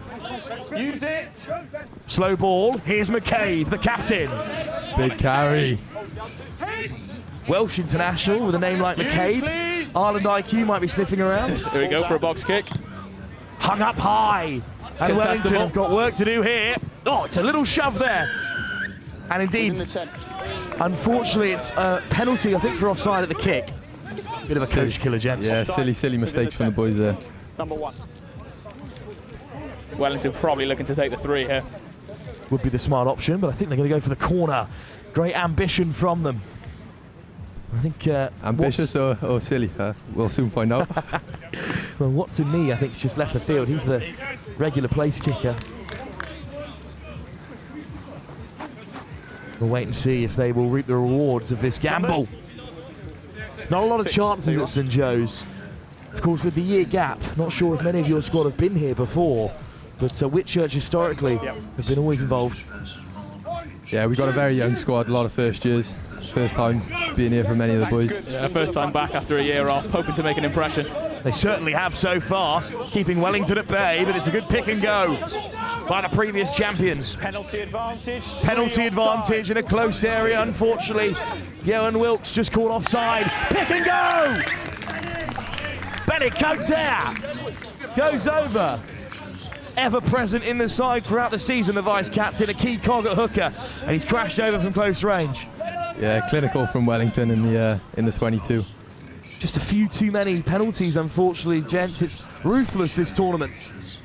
Yeah, I think that's just discipline, especially in our own half. Disappointing after how well we played so far as well. That's really a coach killer. Still plenty of time to get back into the contest. Gonna have to be clinical in these last few minutes. Well, Wellington, former champions when they had Finn Baxter at the helm and Cassius Cleves out wide. What a team that was. They beat Kirkham in the final, who were also at the festival for the very first time back in the good old days. But it's a new generation of Wellington stars looking to make an impact here. Chapman with a chance from the team. Big kick here. Dragged wide again. That is a big chance for Whitchurch now. There's a converted try and you're back ahead again with Denstone and Seaford in the group. With the performance you put in, got to fancy yourselves going forward, but what a moment it would be to take a scalp like this. Behind Blue. I think we've set our marker so far. Britain hangs it up, and it's just through the fingers of the try scorer, Pippo Hurrell. 11 Blue away! But now a chance for Wellington to exit. In comes the box. Taken back in, so it's got to stay in field. Turner. Outstanding take from the vice-captain. Turner plucks it out of the air. And Whitchurch have a chance. Here's McKay, but great pace. Big carry. Britain. Louis Allen. Substituted in the second half. Another Cardiff under 16. Here goes Turner. Nice ball out the back. It will pop up here for Anthony on the wing. Substitute scrum half, Ben Davis of the Dragons. What a carry it is by another substitute. Strength in depth here. Sam Brooks with a good strike. Good work from Davis to keep the attack alive. Britain. Lovely big carry outside him. Come on, boys. Looking for the little dink out the back, but it hasn't quite gone to hands, and it's a breakaway here for Wellington. Oh, lovely Good ball shot over the from top. Zach Holmes. Elijah JS on the wraparound. Cutzia. Great rugby from Wellington. Oh. There goes the skipper, Sonny McCabe. Wellington still have it. Jays plays scrum half. Chapman. There's plenty of numbers out wide. Quick ball from Thorpe. This could be the moment for Wellington. One-on-one in that wide channel. Through the cat flap. What a shot that is. Scrum advantage. It's a knock on. Scrum advantage, Blue. Scrum advantage. I think they're going to take the scrum. Great defence out wide, but you've got to admit, as you were saying in there, some outstanding rugby for Wellington. Yeah, you can see why they're previous champions. Very, very well organised team. Dangerous in attack. Yeah, quick ball, quick pace. Lots of threat. Thanks.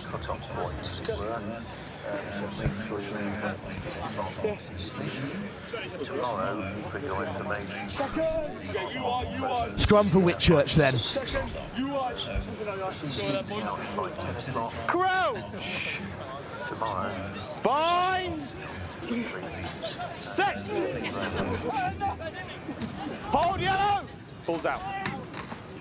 Britain looks cross field with the clearance. Antonu's going to race after this one. blistering pace. Oh, but what a pick up at the foot by the fullback. Ball inside for Hill. Rory Hill beats the first man. Around the corner to seal it for Wellington. Outstanding offload from Rory Hill. And it's the number 18. Another substitute for Wellington who scores. Well, how do you defend play like that, gents? You're shaking your head, but goodness me, you've got to recognise a bit of class when it crosses your path. Devastating, but you've got to give credit where credit's due. That is an unbelievable bit of rugby there. Hell of an offload, hell of a finish. There it is. Not one you see every day. 30 seconds. The Whitchurch bench watching the replays on the big screen. They can't believe it either. What an offload. 4 minutes to go here. And you can see the sideline starting to fill up because the hosts are in action soon. Hello, St. Joe's. That mounts. Yeah.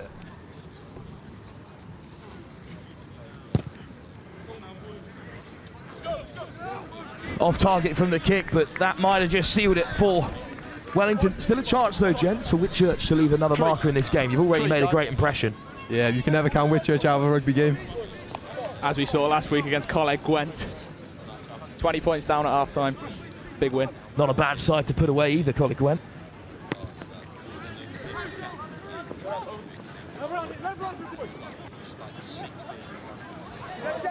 Scrapping away. Good kick-off, good take from Wellington. And here's Hurrell, first half try scorer. Unfortunately, it's a penalty advantage. The discipline is just let down Whitchurch here. Mark. Number 20 off the ball. Unfortunately, an off-the-ball shot in frustration by Sam Evans. It's unfortunate, gents, because Whitchurch have done a lot of really impressive things here, but the discipline is something they've got to nail down. Yeah, I think it's really disappointing. The penalty counts really cut us out of this game. Yeah, soft stuff, which is clinical in this game. It's such a tight game with but such easy short to halves. fix as well, gents. Yeah, it's a very, very easy thing to fix. It's down to us. We've shown our rugby playing ability, but just let it down by our penalty count. Well, at the front of that line out as well, Zach Brose has come on. Absolute monster of a front rower. Big ginger giant. Can't wait to see him and Cleek acting out in the front row together. Yeah, it's a scary front row. Not sure you can have them on at the same time for child safety protection reasons, I imagine. Here's the line out for Wellington in the meantime. It's a fantastic little tap back from Hurrell under real pressure. No hands, 24! Industrious carry. Unfortunately, it's a good turnover from Bode, but the referee said hands off. And there could be a yellow card coming here. Okay, gentlemen, I'll give it to all of you. 24 is part of the tackle there, so you must release before going to the ball. I will not keep giving penalties without doing something different. Okay? Just a stern word. Just a stern word. How much they paying the ref then? 24, no clear release. They're from London, gents, so we've got no love for Wellington, who I imagine they have to ref every week, so don't you worry about that. It's the highest standard of refereeing you two will have ever experienced, I promise you that. I disagree with Max there. I think the ref's been brilliant for both sides all game. That's a politician when I see one. He'll be in the Senate in no time, Luca. Yeah, I'm a level 1 ref myself. I don't appreciate the back talk from Max over here. Line out for Kirkdale. Wellington in control in this one, with just 2 minutes left on the clock. Great line out. Powerful drive from Whitchurch, but the line out's clean. Ben Davis. Oh, monster Davis. shot. But good defence again from Whitchurch. Chapman. Really showing our skills now. Forcing errors. Well, this is better from Whitchurch. Staying disciplined, but hitting hard. I think that ball out the back was for Elijah JS, the captain, but it's the try scorer who reached out to grab it instead. And maybe one last chance for Whitchurch here to leave an impression. I think that ball is for JS, unfortunately, from Chapman, and that's the miscommunication.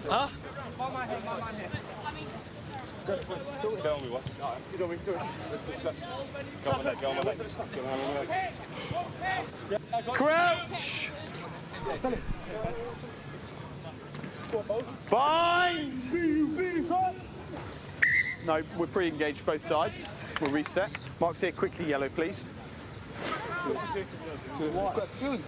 Still time to play here.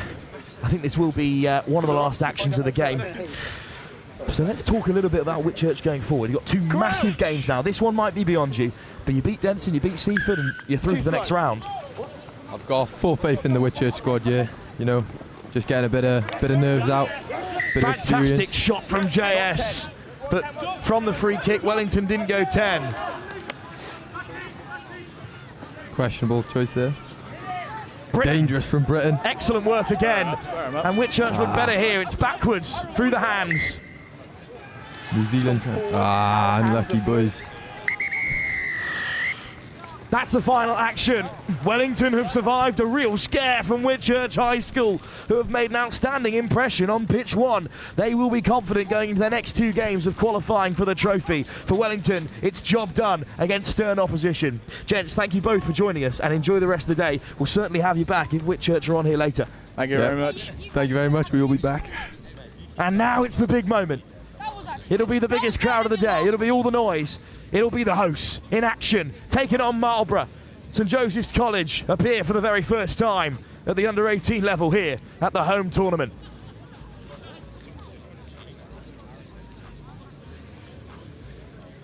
So victory for Wellington over Whitchurch High here on pitch 1. Meanwhile, on pitch 2 in the other game in Group 3, currently 15-5. That's Denstone 15, Seaford 5.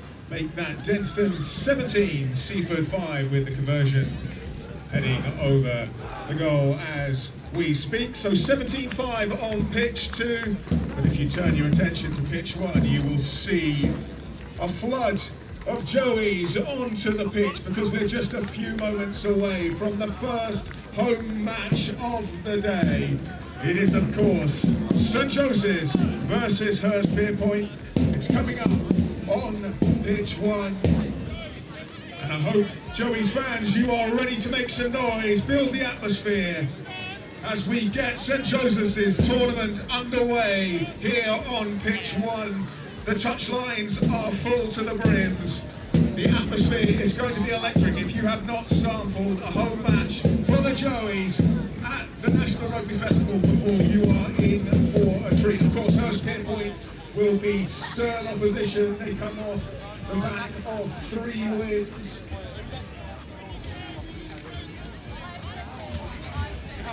And of course, St Joseph's, the only unbeaten side at this year's tournament in 2025. And it's a 2 moments time. Here we are then, the St Joseph's College Festival has had some outstanding games so far, but this is where the home side get really excited. The pyrotechnics, the tunnel almost up to the halfway line, and of course, Mark Patton alongside me. But first, I'll throw you down to Joe Burns. Right, literally in the heat of pitch 1, the pyrotechnics are going off and Thunderstruck by AC/DC is ringing around the ground here as we await the arrival of the home side heroes, the host, the only undefeated side here in the tournament this year. And if the St Joe's National Schools Rugby Festival is deemed significant in all these schools' calendars, well, I think you could describe it as a religion here in Ipswich. The tunnel made by friends, family, fellow students is set, and it tunnels all the way from deep within the bowels of the school. The drummers are drumming and the noise is building, and if you look just over there, the flag begins to flutter. And this is a moment that many in white and red will have dreamed of. It'll be what they will savour for the many, many years after they graduate from this school. There's no scene like it in England at schoolboy rugby level. Here come the hosts, here comes St Joe's.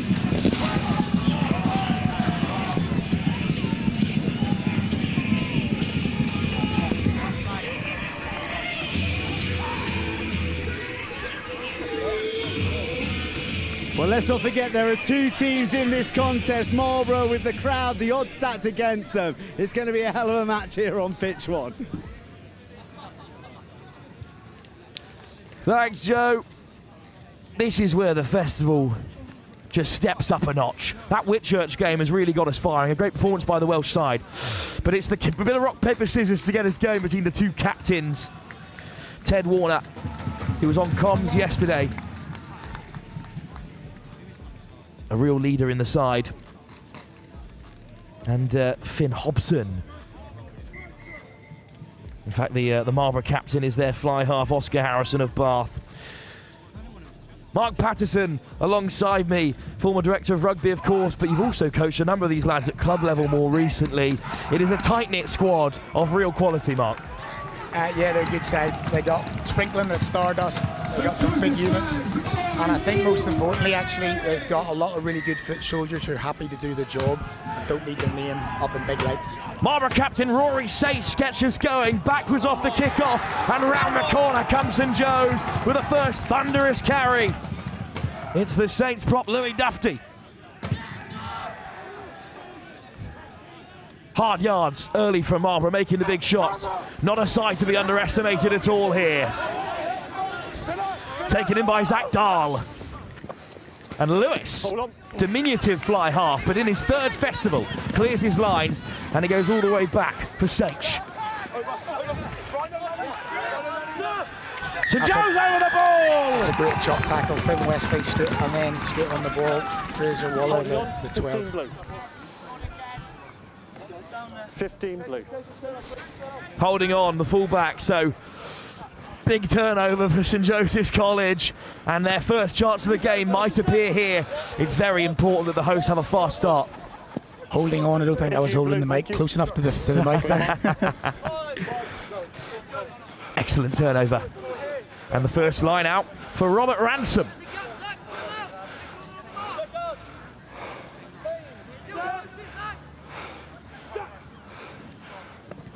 Clean ball, and to the maul they go. It's well set at the back. It's Russell getting stuck in there as well. Still moving St Joe's. It's Ransom at the tail, and off he goes. Brought down at the first time of asking. Campbell Bibby, the Kiwi. It's Bloomfield, big part of this side last season. Great second row partner with the former captain now at Northampton Saints. Great carry from Cameron Hurst, who's from South Africa, whose older brother was also part of the festival last season. Lined up, Bloomfield wears the carry. Great defence from Marlborough, but there's space on the left wing if Joes can use it. Here's Lewis, out the back. Oh, straight through, goes Patterson. Try Gillen! Patterson has the first. It just had to be him at the college since 2 years of age. And his father alongside me to witness St Joseph's opening score. You couldn't write it, could you? Benji Patterson, the second Patterson to come through the first team in recent years, with a fine finish at fullback. And this will be as quiet as St Joe's will be for a very long time, as the kick is ready to be nudged over. Marlborough go behind. They haven't done a lot wrong so far, Marlborough. Just one penalty this tournament, ruthless. Yeah, they haven't had their hands on the ball. That was good patience from St Joseph's, banging it up the middle a few times, and good call, Will. Bit of space in the left, 2-on-1, and the winger stayed wide. Let young Patterson in the corner. Oscar Lewis has the yards. And the angle. What a nudge. That's a great kick. Big points at this time of any game. Well, it was controversial a few seasons ago when a number of Year 11 students were picked into the festival squad, which was usually a rarity. But now they're in their upper sixth. And the seed sown by Winter and Wennemar drawing fruit this now. Great carry by Hurst. 4 tries in the last festival for his brother. Big shoes to fill for the big South African from Sachs. Lovely ball, and it's offloaded from Sjoerd Bakker, the 6'8" Dutchman. Marlborough looked to make a mess of it, but it's off the deck from Bibby. Lewis, Patterson, weaving onto the outside, flicks it over the top. It's a good take by Pilcher. Another fantastic bit of work from Marlborough on the deck. But off goes Dufty, the Saints Academy League tight head. Bibby, Lewis, Ransom, well met by Marlborough. Good counter ruck. Oh, nice footwork from Bibby. Started at fly half last season for St Joseph's College. Here's Backer all over the top to Lewis, who just puts it down. Other than that little mistake, the St Joe's coach has got to be absolutely so happy with what's happened in the first 4 minutes of the game. But Marlborough flying up in the line and eventually forcing the error. It's great defence. They're going after every ball at the breakdown as well, Marlborough. And they've earned this opportunity to upset the hosts. Oscar Harrison of Bath also trained with Italy under 18s. He'll be feeding the scrum. Any game of rugby, it's always interesting to see what happens in the first scrum, but particularly in short games. 2 Bath front rowers for Marlborough with Jenkins and Lemon. Penalty St Joseph's College. And there you go, that's a marker for the game, Will. Hector French, unfortunately penalised. And that's a big chance for Marlborough that's gone begging, but they will have more over the next 20 minutes or so. Good nudge. Just inside the 10 metre. Another line out to come from Ransom. Well, you can see the angle of the drive there. Not to the referee's liking. Clean line out for the skipper. Lewis. And it's a penalty advantage for St Joe's as Backer is driven on. Taken on the turn by Ransom. Still penalty advantage, Red. They got Lewis. space here again. What a ball, and Patterson with the take. Ball on the inside as well. Half a line break from Tommy Rope. He's won the ball. Outstanding from Marlborough, 5 yards out. And they've managed to turn it over. Step, Red.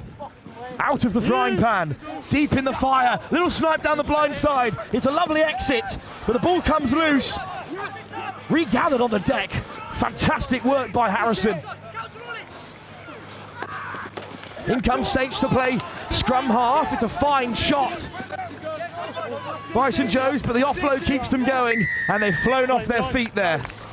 There's a great bit of defence on the 5 metre line there. Will be picked out by somebody, one of the Marlborough boys, turning it over and actually got them right on the front foot, and now they got a penalty just side the 22. Fantastic exit as well from Harrison. A little snipe down the blind side, and then he regathered the offload as well. He's a fine player. Husseich, the captain, hits it for touch. Cheers, mate. Got a few subs, gents. St Joe's, got a couple of subs. Fine margins in these short games. That's a big piece of play right on the 5 metre line. There's you. There's. Yeah. Just hold for me. First line out for Marlborough. Doug Lemon, the Bath hooker, with responsibilities. When you're ready, Cyril, thank you.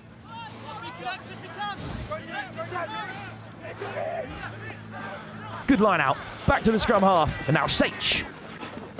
Little dink into the path of Josh Larty. What a carry by the number 8. Hands, Red. Leave the ball. Dink on the inside, but well met by Dufty, the industrious prop. Bit of space opening up, and they're in behind Marlborough. One more ball should do it. Slipping the last tackle. Oh, what a finish!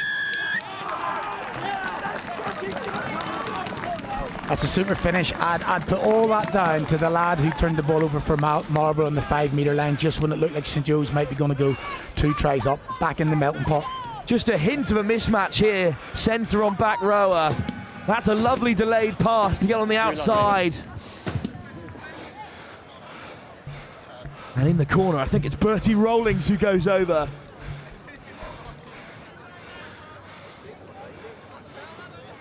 Good finish from the lumbering winger.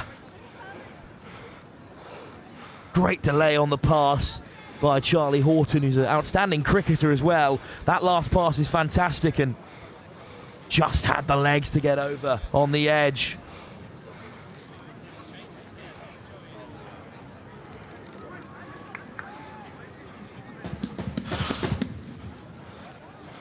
Good effort from the kick, but just off target. So St Joe's retain a 2-point lead. Well, I think it might have actually been Larty who went over in the end on the edge. The white and blue stripe with the red numbers, they're not so easy to read. It may well have even been James Elkins, the Cornishman. 6, 7 and 8 slightly blurring the lines here. Wilf, you're bang on. I cannot see those numbers up here. Do our best to identify the Marlborough side. Can't miss the black on white for St Joe's. It's hung up and tapped back. But that's excellent work by Jenkins, who predicted the tap back, but then driven into touch. Big hit from Millfield in his second festival. From a neutral point of view, that's just exactly what the game needed, actually. You know, the next score to be Marlborough's rather than St Joe's 2-0 up. It's just a... Plenty of targets in the line out. Warner does well to tap it back, and here's Lewis looking to step away from Sakes, who gets a hold, and Martin is a knock on, and now Marlborough have it back again. Use blue, step red. Good delay on the ball from Harrison, but it's a congested area there around the breakdown. Use. I think the kick might be coming here. They're stacked up to chase. Hold on. It's hung up high by the Bath scrum half, Harrison. And it's a real chase on here. Patterson plays 9, and now through the forwards they go. Direct. And a good clear out. Bibby through the forwards again. Nice work out the back to create a yard of space. Lots of numbers. Patterson gives the pass. Is it on here for Wesley? Wesley skirting the sideline. Wesley's going to go the length. Finn Wesley has St Joseph's College second score. And the Bleach Blonde boys in the back line are doing the job for the host so far.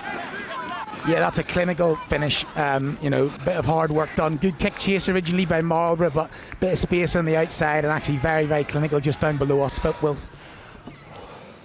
Try from deep inside their own half. Ball in one hand from Wesley. Didn't need Saunders on the outside this time. Yeah, young lad, Finn, he's lower sick, but he's not. He's only a couple of days off being in year 11, and great fend and finish. Also one of the youngest players in the team last season. Now Lewis has his second chance. A touch easier than his first. Yeah. Plenty of numbers in the coaching staff of this St Joe's team as well.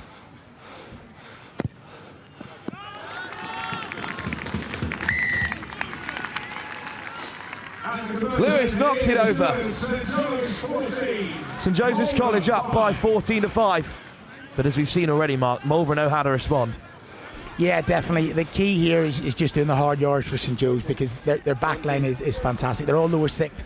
They're the lads that got to Roslyn Park semi-final last year. So if they can just do the hard yards up front, I think they've got a bit of stardust in the middle and out wide. Good take off the kick-off. Down goes Ollie Bloomfield. Bibby. Should Backer. Carried back. Lewis has to keep it in field. Touched in flight. Just a slight knock on from Warner as he looked to regather. And that's good defence from Marlborough.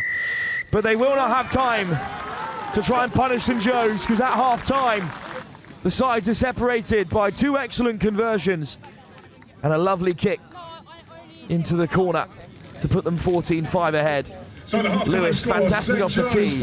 Wesley over for the second score. St Joseph's College up by 14-5 at half time. Still 12 minutes to play in the host's first game of the 39th annual St Joseph's College Festival. I think they did really, really well. I think that's awesome to see them score a couple of tries, move the ball, and nice to see the ball go through the hands to players who can finish it like that. Absolutely, really attractive rugby, including that second try. Real burst of speed out there on the wing. Yeah, Finn's he's got an awesome finishing ability, so it's great to see him with the ball. So a lead at half time. Tactics for the second half. Try and score a few more or consolidate. I think that you've always got to attack and you've always got to try and score. But when Marlborough had the ball, they showed they were dangerous. So hopefully they can hold the defence together as well. Feeling optimistic not only about the second half, but St Joe's chances overall? Feeling pretty good right now, but it's a long weekend. That's tournament rugby for you. Thank you very much for your time and for being the voice of St Joe's at half-time. Second half here on pitch 1, coming up with St Joe's leading 14-5.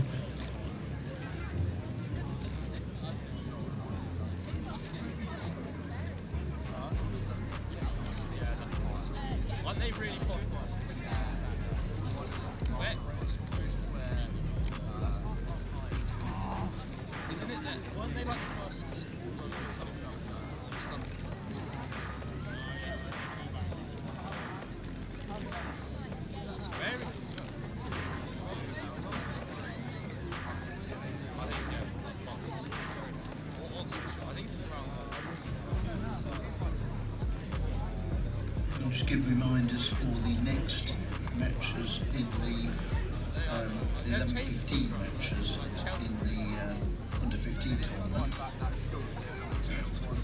Pitch 1, Trinity versus St Joseph's College. Pitch 2, Seaford, Clifton.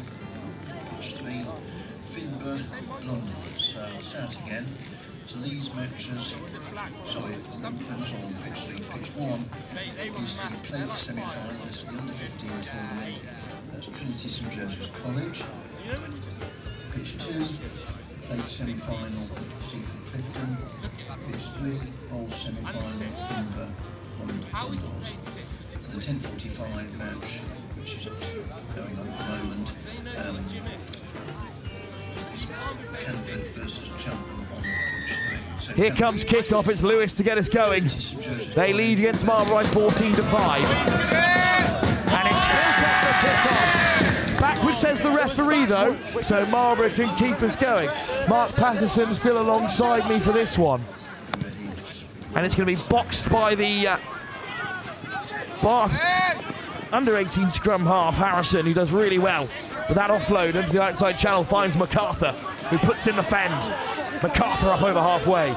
Plenty of changes at half-time, Mark, for the St Joe's team. Yeah, loads of changes. I think they've made about 5 actually, so we can pick up on a few of those as the game progresses. Bibby, Lewis, winds one up.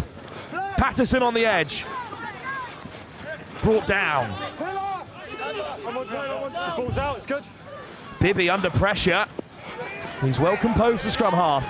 He's done well there, the scrum half actually. There was a lot of pressure on him.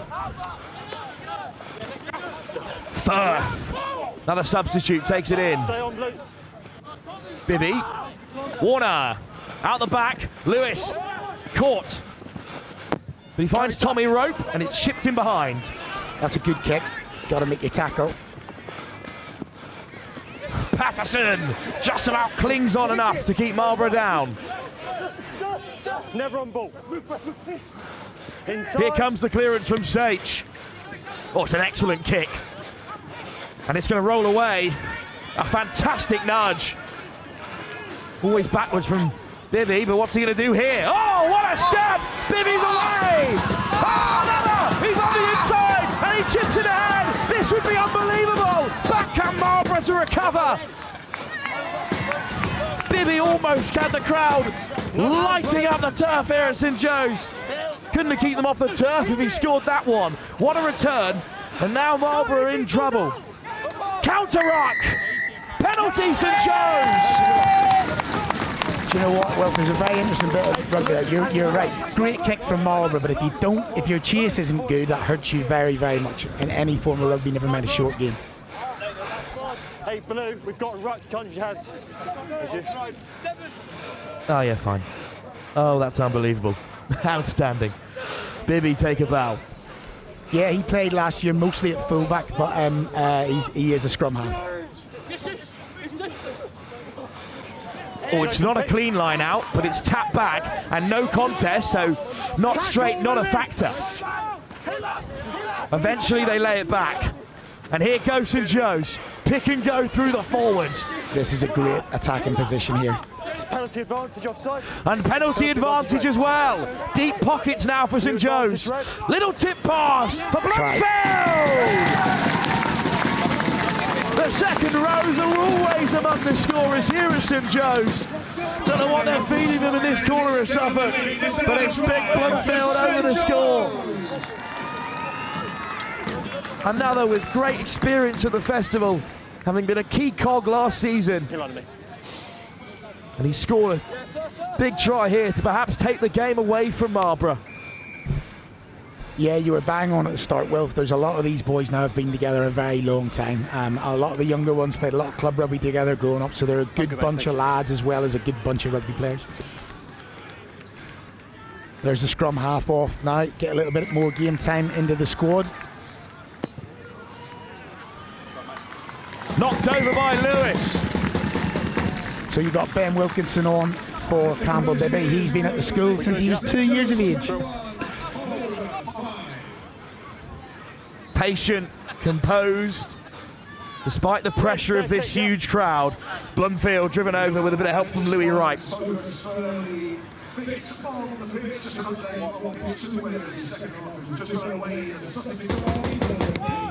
It's a deep kickoff from Sage. Asking St Joe's to return. Lewis fires it into touch. Good kickoff from Marlborough. Sorry, Will, interrupt you. You know what's fantastic just watching from a St Joe's point of view here as well. They've got every single player onto the pitch in game one, which is massive. Good depth this season at St Joe's, and it's difficult in a tournament like this with a 25-man squad to have depth throughout the team.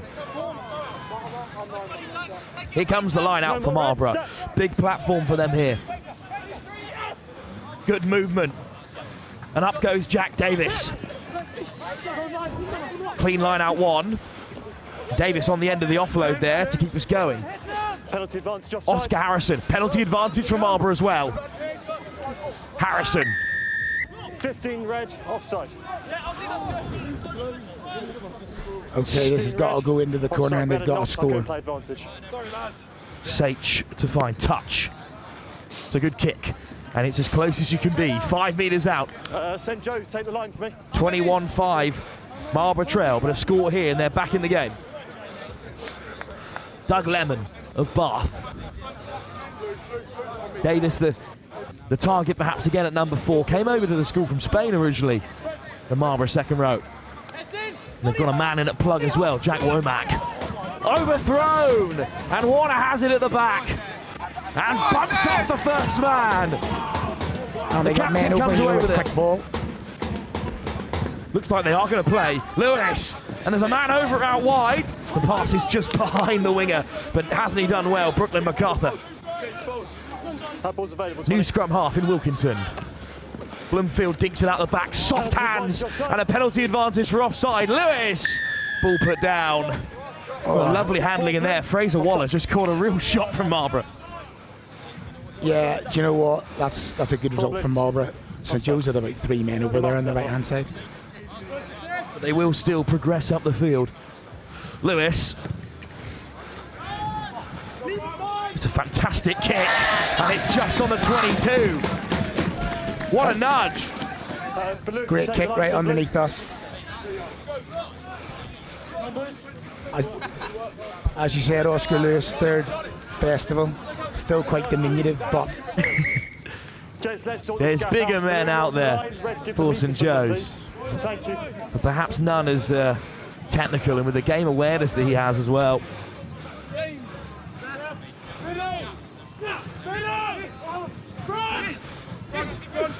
Triple jump to Warner at the front, and it's cleanly at the tail with Maxim Firth it is, sorry, driving on here. Firth has to stay in field.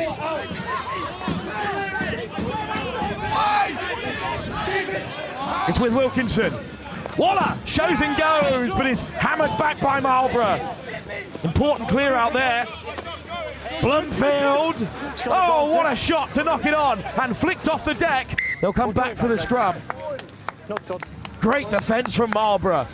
Another huge shot coming in. I think it's Davis again. Great hit from Davies because he's a very big lad. Short from St Joe's, the second row. He's about 6'9", 130 kgs, I reckon. Let's go, Maxim. 2 seconds. No creep, Reg. Thank you. Crouch. Bang. Free kick for Marlborough as well. And they tap quickly. And it's hit behind by Harrison. Oh, it's spilt on the deck, and Marlborough have it. Good territory there, up to halfway, Marlborough College. Jenkins. Held up there by St Joe's, but the tackle is made. Advantage over. Sage. Davis, double shot, drives him back. Penalty, scrum advantage. Well, they've won that, St Joe's. Counter-ruck from St Joe's. It all stops for a moment, but now they've got to react. Lewis, man over! Off goes MacArthur! Into the corner! Well met!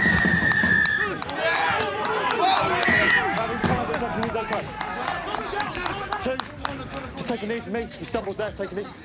Take a knee from me, please. Well, there's a player down for St Joe's in the backfield at the moment, and there's a collision I think, between Lemon and MacArthur, which is also being checked. Just an early push from you. Lewis is back to his feet, the fly half. Good time to get your fly half off and wrap them up in cotton wool, Will. They're built differently now. He's not a big lad, but he is robust, is Lewis.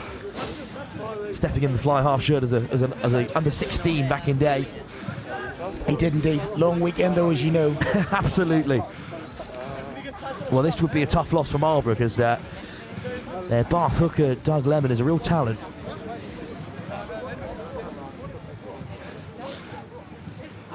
Okay. If you're happy, it's your question. It's your. Okay. Thank you too. It's worth checking. Yeah. Lemon is good to continue, even if he is a bit worse for wear after that big contact. Yeah. Lewis is going to chip it into the corner. St Joe's looking for a bit of icing on the cake here, or cherry on the icing, I reckon, at this stage. With a huge couple of games to come for both these teams. It's the Sussex derby in the rest of this pool. Brighton and Hurstpierpoint, both talented sides. Penalty advantage. Penalty advantage for St Joe's. What have they got in the playbook here? Lewis digs it in behind. Wesley's after it. That's a try. He's won the race. Finn Wesley scores again. Inch perfect from Lewis. What a nudge with penalty in the pocket. And St Joe's have sealed victory in their opener. And it's by a mighty margin as well. Yeah, St Joseph's coach, Mr. Winter's got to be incredibly pleased with that from start to finish. Very clinical, great little kick there from Lewis at the end. I know he had penalty advantage, but to get his head up and see what was outside him in terms of Wesley and Patterson, they were on their own. Unorthodox as well from Lewis.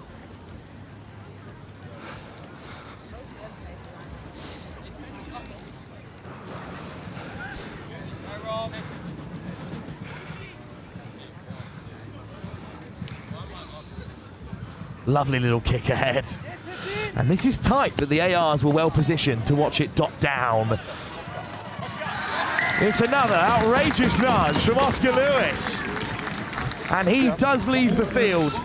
And he will take a very long lap and soak up all the applause on that far side. Here's the St Joseph's College score that has confirmed their victory with two monumental games to come this afternoon. Just over the head and wrapped up by Patterson, who flicks it out the back door, but good defence from Marlborough. 4 great conversions there by Lewis from 4 tries. Thank you. As you read, thank you. You can win St Joe's with a half-decent fly half and a decent maul, as some sides have done in the past in these short-sided games. We've seen some great defensive teams that have locked up this trophy. Do you like a bit of stato, Will?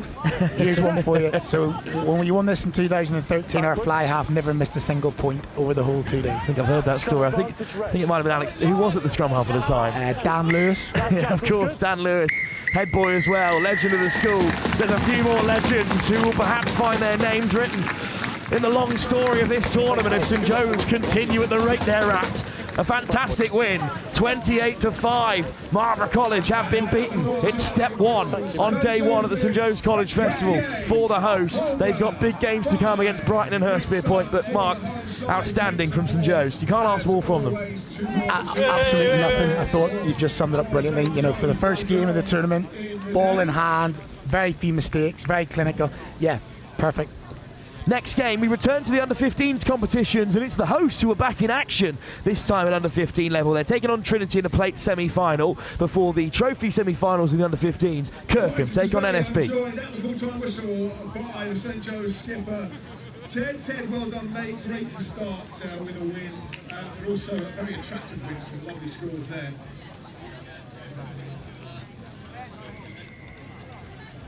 Absolutely right. Tournament rugby, it's all about staying consistent, can't get too high, but I know that starting well is really, really important. What were your words? Right, we're live now, Phil. I'm just getting it in my ear, and you are well and truly alive and kicking in the competition. How is that? You know, special occasion, and also the first win of the tournament. Yeah, it's brilliant. It's really about getting that first one out of the system, if I'm honest. We haven't had rugby for 2 weeks, so great occasion for us to run out.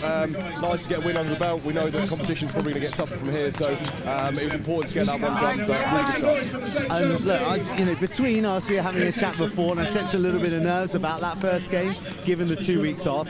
What about the lads? They're running out to pyrotechnics, smoke, and the tunnel. How do you get them to harness that positively? Yeah, I mean, it's a mega occasion, isn't it? Imagine that as a schoolboy rugby player playing in that sort of occasion event in front of this many people. We've got to temper it as much as we can, but I think we've got it right in that game, and hopefully we will for the next two. Hey, special atmosphere, special competition. Good luck. We'll see you later. And I think we've got a few more coming now, so back up to Will. Well done, Ted. Ted Warner, everyone, captain of your victorious St Joe's team in that first match. They'll be back later on. Do stick around though, plenty more fantastic rugby here on pitch 1. The Sussex Derby still going on over on pitch 2 as well, as we round off the first games in each group of the Under-18 Festival. Then after that, coming up very shortly, it is our semi-finals in the Under-15s tournament. We had a fantastic day here yesterday in the group stages for the 15s. 16 top sides battling out. Now we will be working out who will be making it to the respective finals. Because coming up shortly, we have the four semi-finals, I should say. In the cup competition on pitch 1, coming up very shortly at 11:40 is NSB Northampton School for Boys against Kirkham Grammar. On pitch 2, we'll have Woodhouse Grove versus Samuel Whitbread Academy. And then in the Shield competition, that's been going underway whilst those final group games in the Under-18 fixtures have been going on over on pitch 3. That was Berkhamsted against Campion and Canford against Cheltenham. So pitch 1 and 2 coming up next. It is your Cup semi-finals for the Under-15s Festival. It's just to confirm, we've got 3 pitches on the same operation at the moment. So the next one at 11:15 on pitch 1 with the plate semi-finals for the Under-15s plate semi-final. Trinity. So as the Under-15s follow a tough act from their Under-18 side, St Joe's run onto the pitch for this plate semi-finals, and it will be St Joe's against an extremely powerful side of Trinity. Trinity performing very well yesterday, and St Joseph's found themselves second in the bowl last year, but now in the plate competition, and with the support of the older boys and the crowds here today, will they be able to live up to these big expectations at this Under-15s level? This is a massive tournament for these boys, and they'll have never played anything like this before, with 24-minute games. The Under-15s back here for this knockout after the group stages yesterday. St Joe's finding themselves in the plate.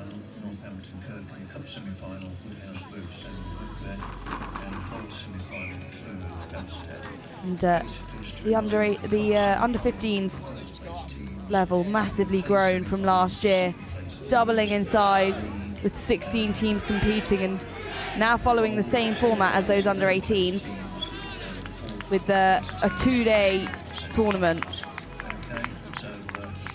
Just preparing for what it will be like in the future. In just 2 years, and they'll be playing at the same level as their fellow classmates. And it's off. St Joe's now with an early possession.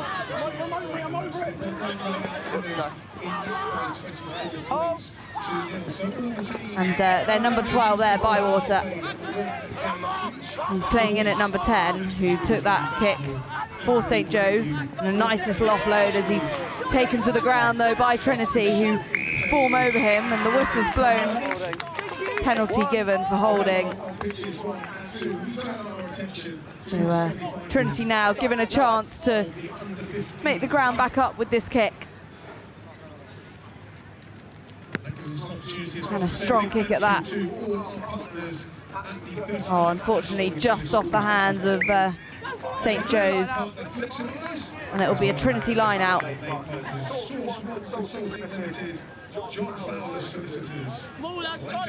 Red. This is yours.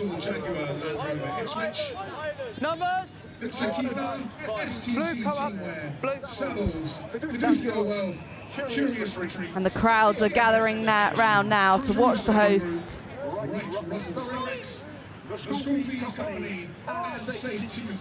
Trinity, as they go into the maul, pushing hard from the back. Penalty advantage, 14. And it's an advantage as players offside. St Joe's still working hard to win back that ball. But it's Trinity who are given the opportunity now.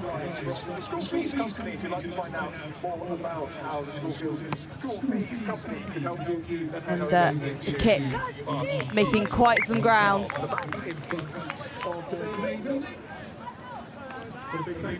And just a reminder,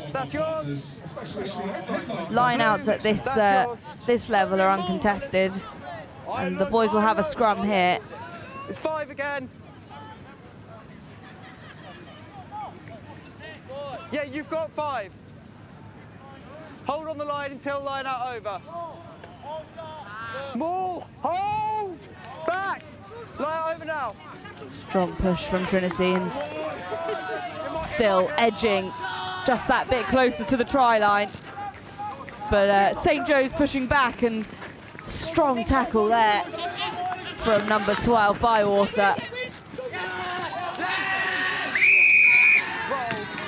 The whistle's blown and a penalty given.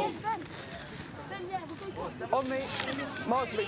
Jackal is fine, 12 must roll clear. And Trinity kick it out to touch. Line out on the 5. Red, that's yours. We'll have another uncontested line out. Throws on the 5, give a step, Red, that's yours.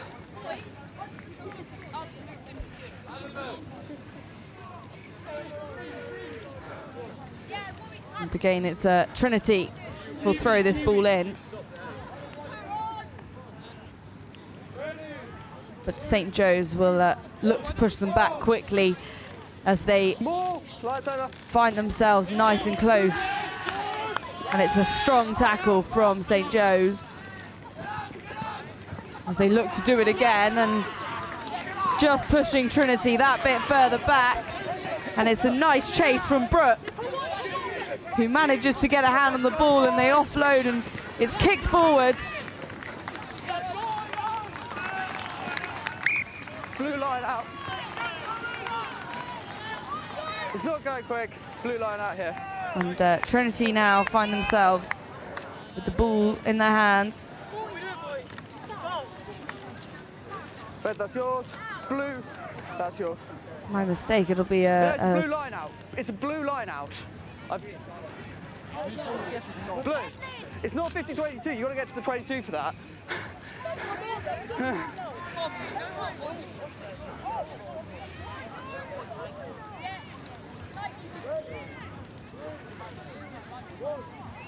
And Trinity nice and straight as they throw the ball in and form the maul.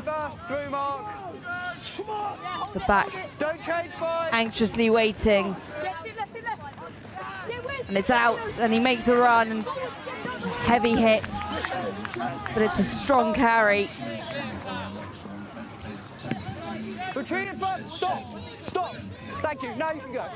Chasing after that for St Joe's. Offloaded and just bouncing off the ground, but he grabs a bounce It's hit hard as he lets go. And a dash down the outside, a nice little step, but the referee calling it back. Unfortunate there for Cochrane.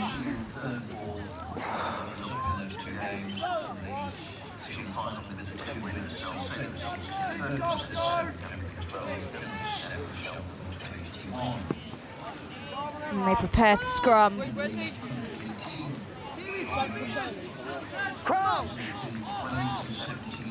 And they'll heave hard and Trinity inserting the ball as it's out the back and St. Joe's have won it. Oh, heavy hit there for number 13 Lewis, but he keeps going.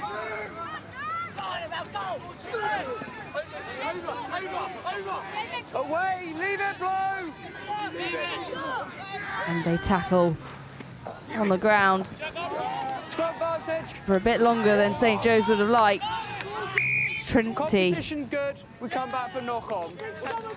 Competition's good, we come back pushing it back, but it's a knock-on, so another scrum. And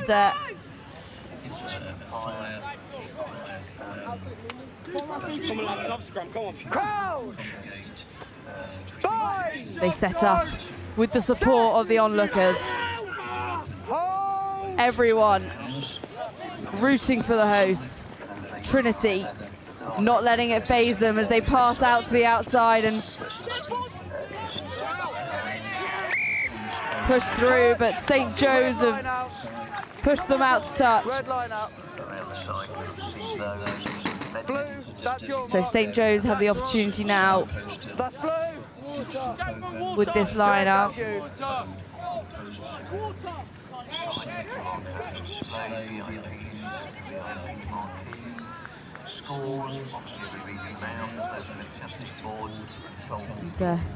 More line-outs over in 5. Unfortunately, no chance for St. Joe's to make it into the trophy and have that double win that St. Michael's have, but they performed well and they could still go for this plate win. And what an achievement that would be. Nice flying kick. And Trinity grabbed onto by Cochrane.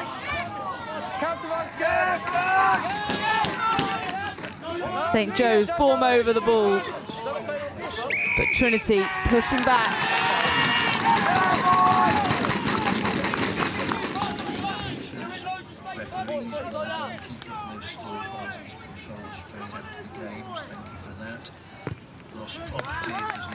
Kicked out to touch and caught by a nervous looking parent. Use the 10.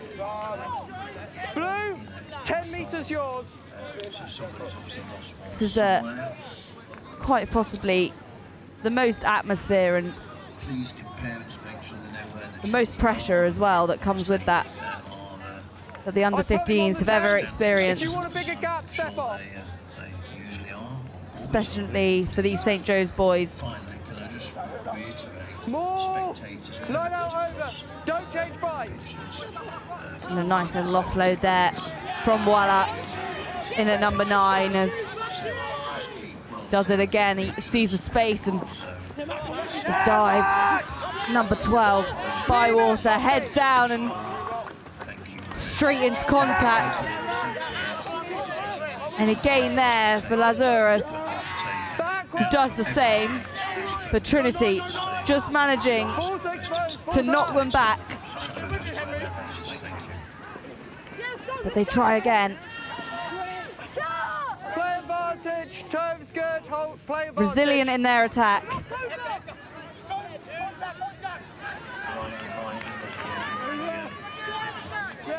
Trinity taking the ball to ground.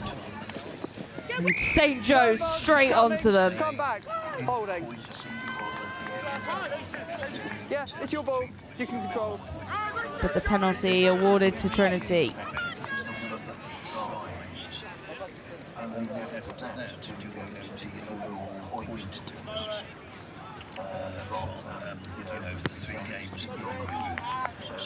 point level, And some good yards made there. Red, that's yours. And Trinity find themselves back on the touchline with the eyes of every onlooker behind them, as I'm sure they can feel the pressure and the tension in the air here. And the maul is formed, and St. Joe's countering hard. But Trinity making good ground. Torn to the ground, and it will be again that they'll need to go. Trinity really attacking here, kicking out into space, but it's going to go into the dead ball area. One, offside, side entry at Mull. Just straight out the back there. Unfortunately, the ball's kicked into space, but his Trinity's teammate just not quick enough to pick it up. On the pitch, you have to get that one off. Okay.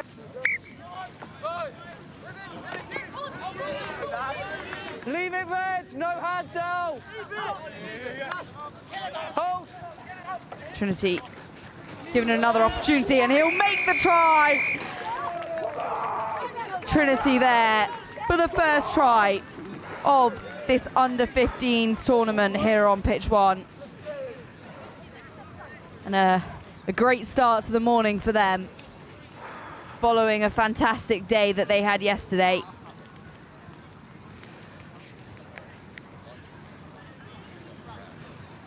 Trinity prepare the kick. All eyes on them as St. Joe's falls silent.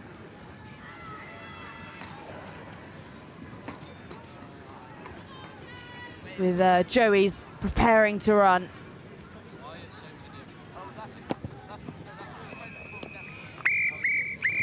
And the kick is good and is through the post, which will mark the end of this first half. St. Joey's will look to claw this back as the spectators root for them.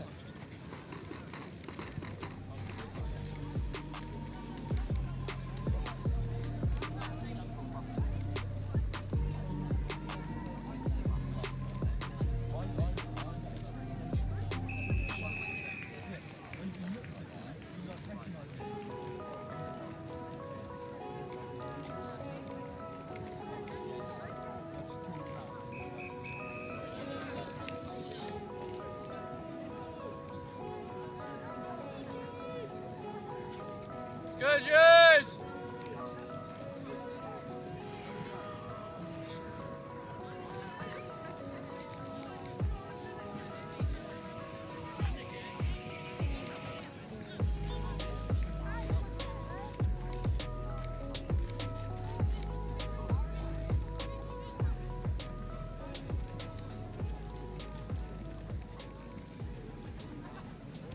And into this second half we go. Standard of rugby at this under-15s level on display in the first half. Immense. As St. Joe's number 8 there, just slipping the ball, Annabelle.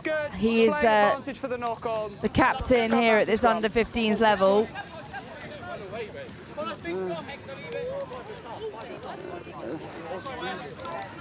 And we'll have a scrum early on.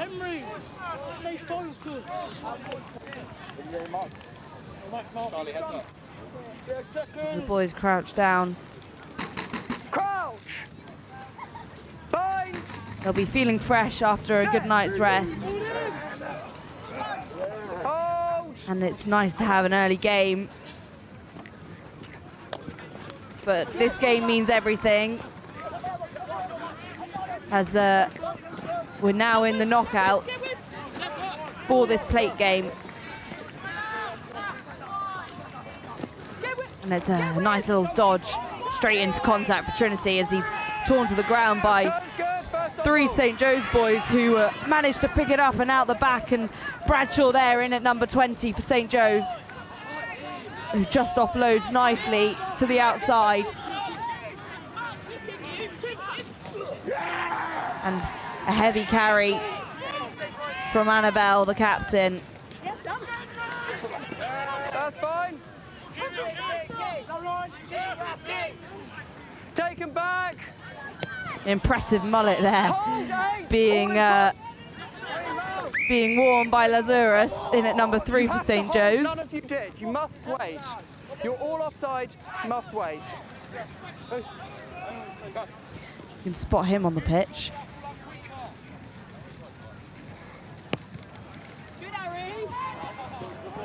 Oh, a nice kick there from Trinity. Which no. Throws on 5. Means that there will be a line out. Another Trinity line out. Trinity keeping quite a lot of possession.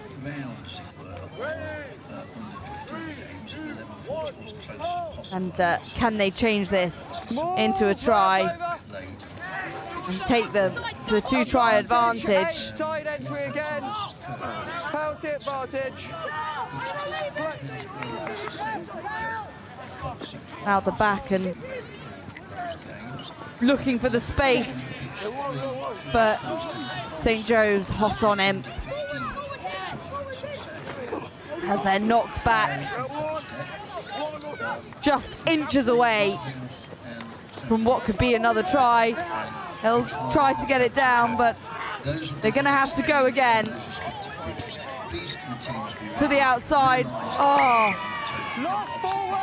just slipping through his hands, and he'll be absolutely gutted with that.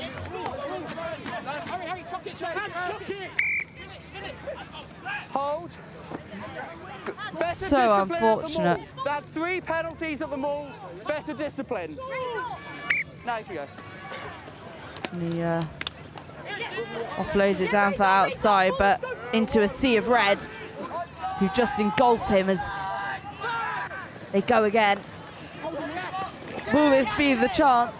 No, St. Joe's have got the ball and they'll look to move it forwards, but and it's knocked on by Trinity. So a scrum now and a chance for St. Joe's to move it away.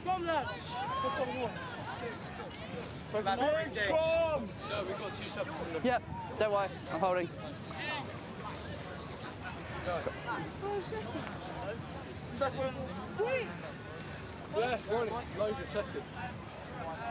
Right, time back on. Crouch. Bind. Set. And a mighty heave. And kicked out to touch. Blue line up. Red, that's yours. Blue, come up, this is you here. Blue, that's you. Again, Trinity find themselves with the pressure of all these supporters right behind them. And it's out. Trinity now. Offload down the centre. Spinning through those defenders who scramble over him. 2 knock-ons, first red, then blue, scrum blue. And it's red initially, the knock-on by both teams. Scrum blue. So a penalty. Yeah. No, your player was first to lose it forwards, then them. Okay.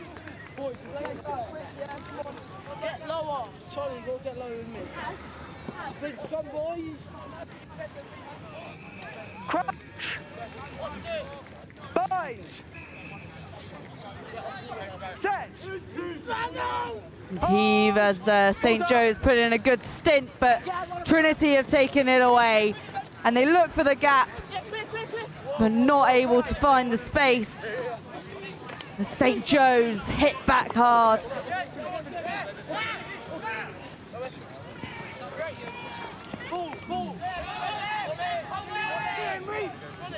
St. Joe's defending with everything they've got. It's dropped, but picked back up quickly. And his head's down, and he's on the try line. So close.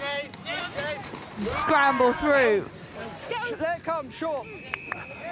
And the desperation setting in now for Trinity. They've been so close so many times. They're just inches away. With so much opportunity. Held up. But it's held up, so it'll be a no try. Leave it.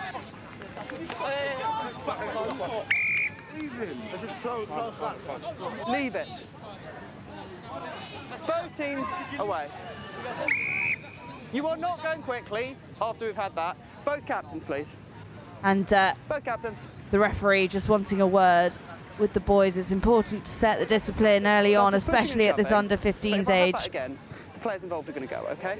Have a word, both of you with your teams, please.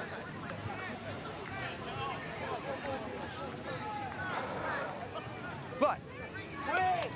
And Bywater, I'm sure, will be chatting to his teammates, making sure they're setting a good example for some of these young spectators that I'm sure are watching on and supporting. And Trinity now away as they chip forwards and off.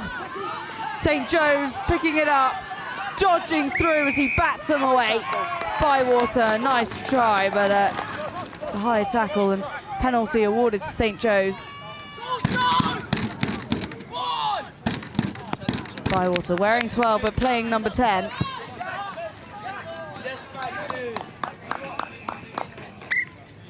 Red line out. Blue, you're here. I'm in.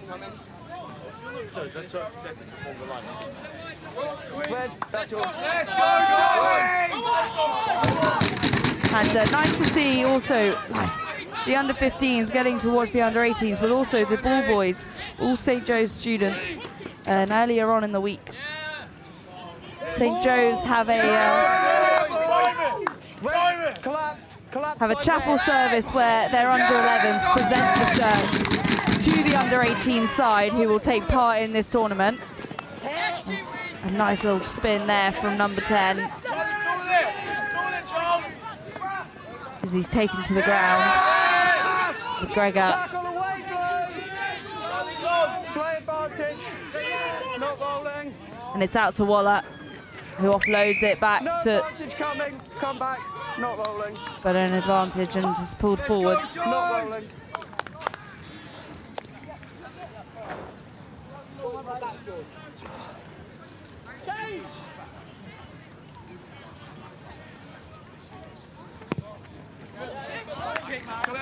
Brilliant, Mike! Yes, Mike! Big set, Jones! Blue, that's yours. Blue here. Let's go, big carry! There'll be a St. Joe's line out. Stay around until the line out's over.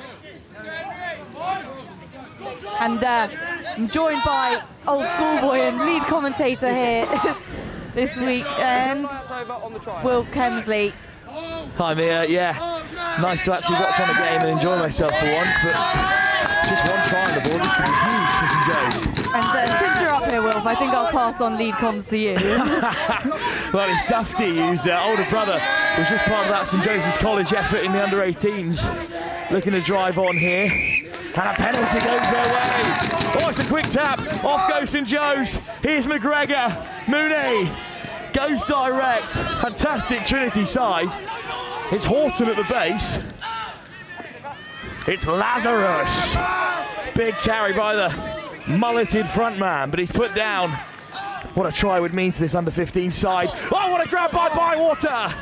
Pops up for the winger, who cuts back inside. They need to score near the post here. Well, they're asking a lot for the son of the former Saracen. Dufty. What a tackle to bring him down. The hooker's over it. Trinity star man, their number 8, he also chucks in at the line out. Here's Wild. Inches short. This would be huge for the hosts. Donovan. Oh, it's flung wide, and they are going to finish. Oh, what a try for St. Joe's, finally finding themselves up near their try line, and it didn't take them long to touch it down. But it won't mean a lot, unfortunately, Mia, unless St. Joe's can slot this kick. We've seen under-15s hit it before, the likes of Hillier for NSB. He's been smashing them in from all corners. But this is tough for Bywater now. Into the wind as well. You'd have lost a man down there, so think about All the pressure's on here as everyone gathers round to see what he can do. Rapt audience at this under-15 level as well. They're not going anywhere on the sideline. Yeah, I've been saying, Wilf, this is probably the biggest turnout these under-15s have ever seen, and the pressure's Absolutely. Whatever happens here, Bywater's had a fantastic tournament. But he'd go down in folklore if he knocks this over.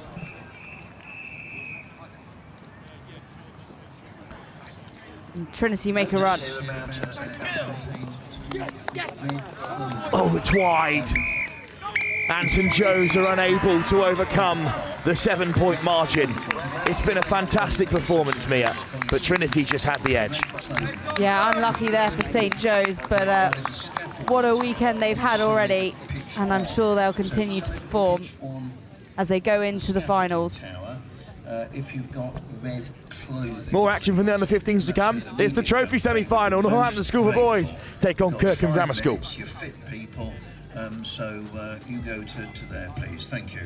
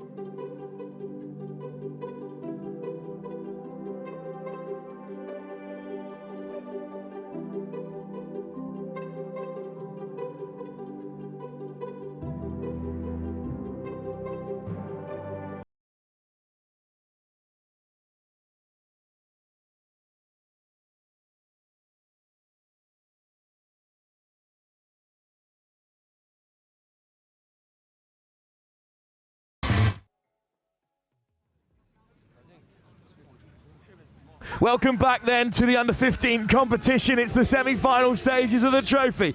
It's Kirkham, who put 45 points on the host St. Joe's in the final game of yesterday's affair, taking on the NSB side, who just about beat the Trinity team, who are themselves through to the final. Delighted to be joined by Finn from Kirkham alongside me. That last game of the day, outstanding. What happened to just put so many points on a really top St. Joe's team? Well, the team played really well yesterday. Some good attacking performances with a strong defence as always. I thought Harry Lawson, our captain, showed good footwork along with some strong forward carries to get us those points. There's great physicality in this Kirkham side, as there is up and down the school, with their senior team going for gold here in the under-18s as well. It will be Kirkham in that blue and white, kicking from right to left here against NSB in the navy and red. Kirkham to kick us off in the semi-final. Nice little nudge by Cheeseborough, who was often perfect off the tee yesterday, and Maul is called, and it looks like Kirkham have almost snapped it away, but it's back for Skelton, who finds the little offload. NSB can threaten from anywhere. It's Auburn. Brazier. Good carry by the outside centre, dealt with by Kirkham this time. Ridden with a big clear out. Skelton on the outside. Auburn again through the forwards. Softcott, the captain, weaving his way onto the outside. Lovely feet from the skipper. But the Kirkham man battles to get back. Good shot behind the gain line. Auburn, not sure where he's off to here. Fantastic work to stay alive. Penalty Kirkham! Straight off their feet there, Finn. Amazing defence from Kirkham against this really strong NSB team. Well, I mean, we work hard on our defence, and it's some good tackles there. I've seen a good few hits from James Wildman there and Tobias Morgan. Very impressed from the boys. Cheeseborough picks out touch. We're through to a penalty shootout over on pitch 2 in the other plate semi-final. First of the day, of course, if it's scoreless after extra time, it's a penalty shootout. We've seen a few over the years that have been historic. That's in the plate semi-final on pitch 2, but here on pitch 1, it's a line out, cleanly collected by Kirkham, and the maul is formed. Rawlinson's laid it back, and it's with the hooker. Still rolling here, Kirkham beyond the 22. A sign of things to come, perhaps, from the under-18s, who've got a strong pack. But it looks like NSB might have made a mess of things here. But they managed to break away. Taken down by blue, hands away red. One-up runners here for Kirkham, but a fantastic carry from Moran. Tobias Moran. Cheeseborough, switch on the inside, off goes Robinson. Hands away red, you're off your feet. Slow ball for Whiteside. Still through the pack they look to play. NSB now driving them towards touch. Hard line at first receiver over the gain line for Kirkham. Still NSB hold firm. Rawlinson, well met. Panarillo over the ball. He's nicked it back for NSB, and Skelton finds the pass, and now Clark on the edge. Makes great yards for NSB, who dive onto it. Finn, that's a bit of a missed opportunity for Kirkham there, but great defence from both teams. Well, I mean, NSB are a brilliant side, and they've got some good structure. I hope the boys can hold them out here. Auburn, out the back of Brazier for Softcott. Now they're on the edge with a bit of space. In comes the fend, but it's a fantastic tackle from Ollie Walker-Basham. What a shot, Finn, just what they needed. Well, he's good on that wing. The lad was quick, so he's done well there. Oliver Cluxton was through almost. Lovely tackle. It was just into touch before the interception. So back for an uncontested Kirkham line out. Still scoreless in this semi-final. Down from Rawlinson again. Whiteside at the base. And it's the substitute. Wigglesworth looking to dig it out. Wigglesworth hands it off. Lawson, the skipper. Oh, he's broken through. This is the moment for Kirkham on the outside of Hillier, and they've done it.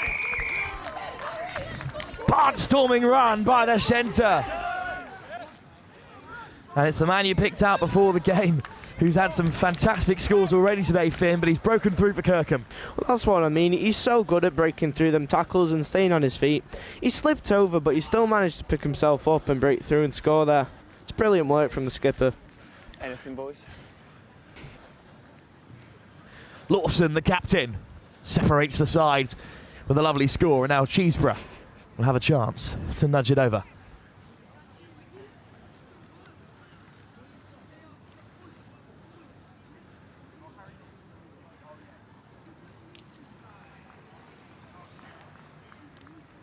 Cheeseborough. A long way out. He's always drifting away. But a good start for Kirkham. They're one of the first teams in the tournament to really keep out NSB and stop them from getting into their flow. Good signs, Finn, for what's to come. When you're ready, Red, behind the kicker. Yep. Auburn gets us going again. It's a deep kick, well beyond the 22. And collected by Robinson, who finds a pass, but what a shot from Roberto Rinnan. Hands away, Ryan, it's a rock. Good carry, good platform for Cheeseborough to exit. But he whips it over the top instead. Oh, it's just a bit of a miscommunication about who the intended target was. And instead, Softcock snaffles it up. No advantage there. Knocked on by Blue. You've got to praise the lads for trying to play from there. But if you don't get it right, it can come back to haunt you.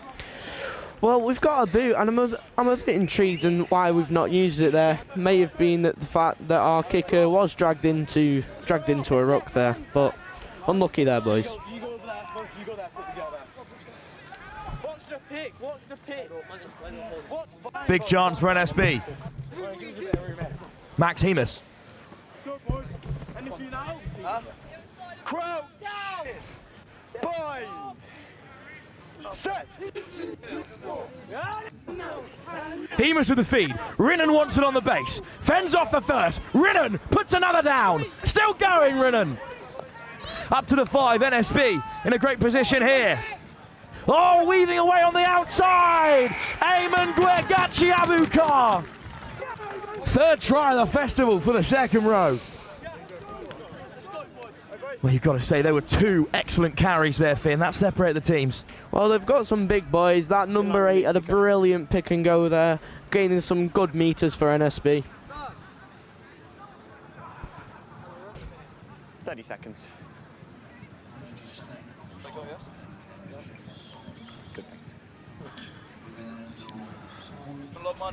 So, the kick to come. Opportunity to take the lead here. Northampton School for Boys. Here's the first carry by Rinnan. Just eats up so many yards, draws in so many blue shirts. And it's a nice carry on the outside that led to the try, knocked over by Hillier. No longer his birthday, as it was yesterday. But a year wiser, and 2 more points to his tally. Rinnan, the vice-captain, it's a joke of a carry. It was a remarkable ball carry, and Gwergachi Abukar, the second row, has the physicality to get over. When you're ready, Blue. Cheeseborough to get us back underway. Kirkham only trail by 2. Short kick-off, well met, what a hit. Good shot by Wigglesworth. Spits out unkindly for Hemus. Auburn. Oh, it's been spilled. And it's going to come back for the scrum. That's a fantastic response by Kirkham, Finn. Good line speed there from the boys, and a good start-off shot by Wigglesworth to set the tone. Playing up a year as well, young Wigglesworth. Yes, he's a good lad. Plays all around, really well-rounded player. You love to see it. His father will be delighted to hear it, Finn. Red zone now, boys. Get for this quick, yeah? His father, Richard, of course, another Kirkham old boy. We've got a couple more on the sideline today. The likes of Dan Bibby, the 7-star now with the 18s. Oh, well, the ball was left there and eventually picked at the base. And they might have a man over. It's the captain again, Lawson, who's dragged down. Kirkham drop onto it. Rinnan's over the ball. But it's a great pick and go. An excellent drive to keep the attack alive from Harry Lawson, the captain. What a shot by NSB. Gwergachi Abukar puts in a big shot. But it might still come here for Kirkham. Tackle release. Kirkham in a great area. Whiteside, up to the 5 again. Strong ruck from Kirkham, but that's down a very dark alley. 3 men in red and blue put in the shop. Oh, another great carry. And this one's a lot more promising. Maul is called though, so NSB could kill it. But it's fantastic work to lay it back. Another pick and go. Still short. Whiteside wants it. A big overlap on the right now. If you want to spread the hands, he's getting shipped. Hole opens up right through the centre. Wigglesworth. Offload out the back to put Kirkham in front again. Well, you called it perfectly there, Finn. As soon as the hole opened up, Kirkham had the whereabouts to take it. Brilliant try from the boys, using the forwards to draw in more defenders, more and more with those big carries from the likes of Harry Whiteside and Monty Milligan, which then opens it up for the backs to score that well-placed, beautiful try. Great offload from Robinson as well. Could have gone himself. Unselfish, the inside centre.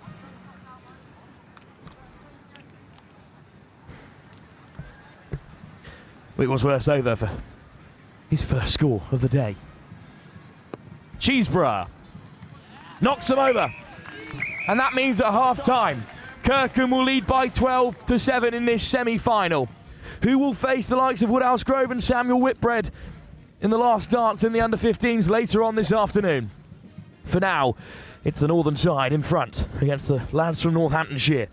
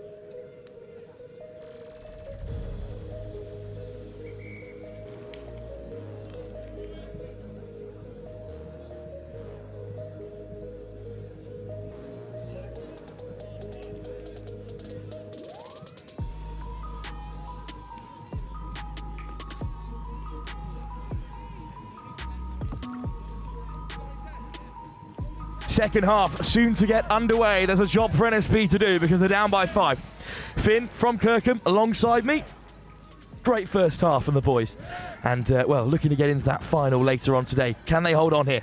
Well, I think we can. We've looked very promising so far. Finished the half very well with a try from our boy playing the ear up, Wigglesworth.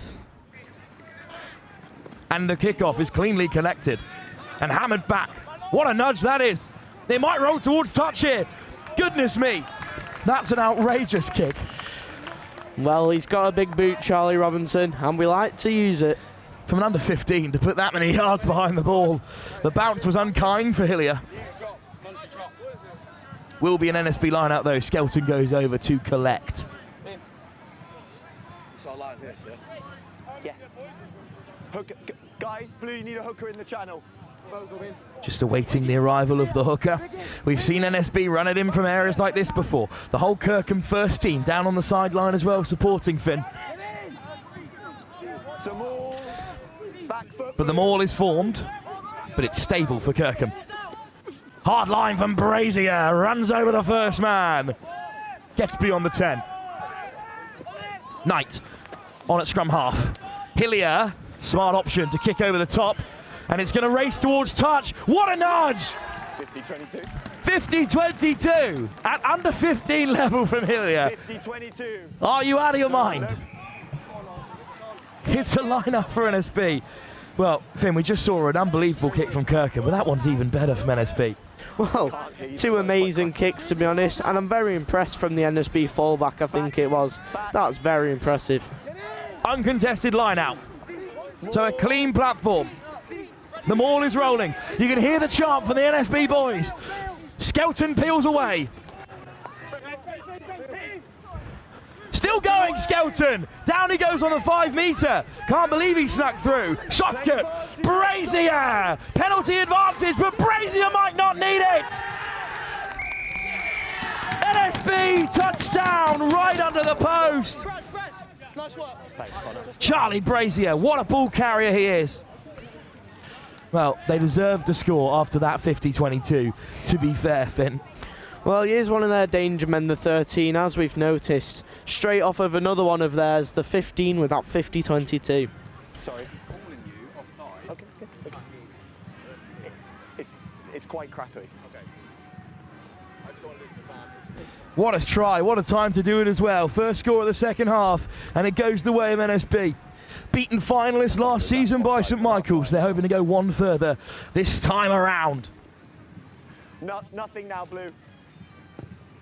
Hillier, comfortable as ever, with the ball at his feet. You're really, really crackly, Connor, unfortunately. So, but I'll try my best to hear you. I heard you saying try then, so that was helpful. Nice little insight from the referee. Couldn't hear his AR, but he heard the all-important call.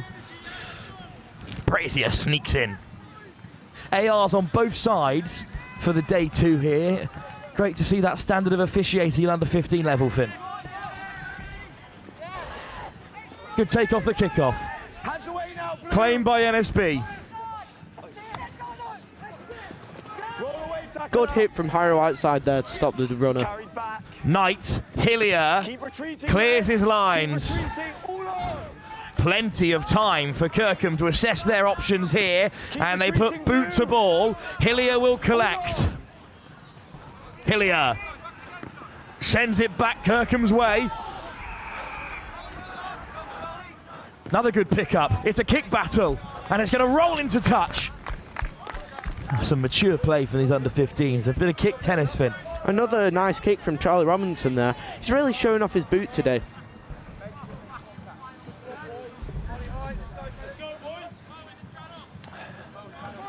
Ten, take a step for me. Sorry. Line out to come. Rinnan there at the plug. Skelton with the throw. Great drive from Kirkham. And it's down by Red, so Knight. Brazier. Ooh, just bumps into his own man there, but Brazier keeps on driving. NSB lead by just 2. Rinnan. Nice offload. There is support as well. Dogged from the number 8. Auburn. Soft cot. Bit of space out wide. Lovely hands from the front row in midfield. And it's a little dink over the top. Goodman after it. And he puts in the shot as well, but Kirkham have possession. It's Bo Ince again. He's always tracking back and in support. It's brilliant from him. Cheeseborough clears his lines. The classic call of nowhere from the NSB boys. I think that would have been shouted regardless of where the ball ended up. Line out though on the 22 for NSB. It is a good chance for them. Must excuse the language if you picked any of it up over the referee's mic there. Use my touch, Judge. Very passionate young lads. Maul formed, Skelton at the tail as usual. Now Knight's going to swing it away. Soft cut at first receiver. Brazier beats the first. Nice offload, Auburn round the corner. Hillier. Oh, look at the weaving run back on the inside from Clark. Still going.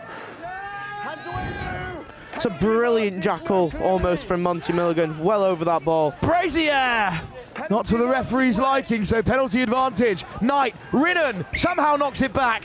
No advantage. No clear release. Kirkham on the back foot here. NSB looking to play quick. There's the tap. Rinnan on the outside. Rinnan dragged into touch. Brilliant defence from Kirkham there. Proud of the boys. A sea of blue just drags them clear. And now it'll be a line out, but it's a pressure line out. Finn, uncontested of course, but they're going to have to exit here. Well, I suspect it might be a maul, and then once again we might see the likes of Charlie Robinson's big boot. Sat the tail. And they're driving on here, slinking towards touch, so they might have to get rid of this soon. It's a good clearance. Over the head of Clark. Here's Hillier.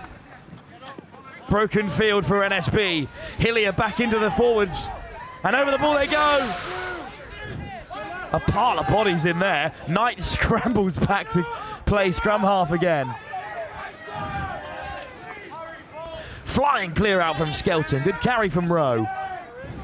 Auburn, half a hole. Well, just south of your screen there was a bit of a coming together between a few players. Penalty only against blue player number 3.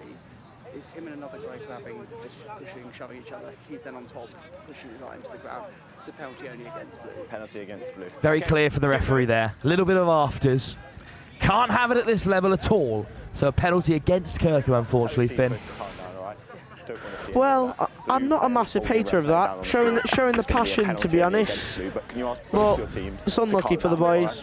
Cool-headed. It's all right. Move on. Fair enough, Finn. Referee just says calm it down a little bit. Clock is back on.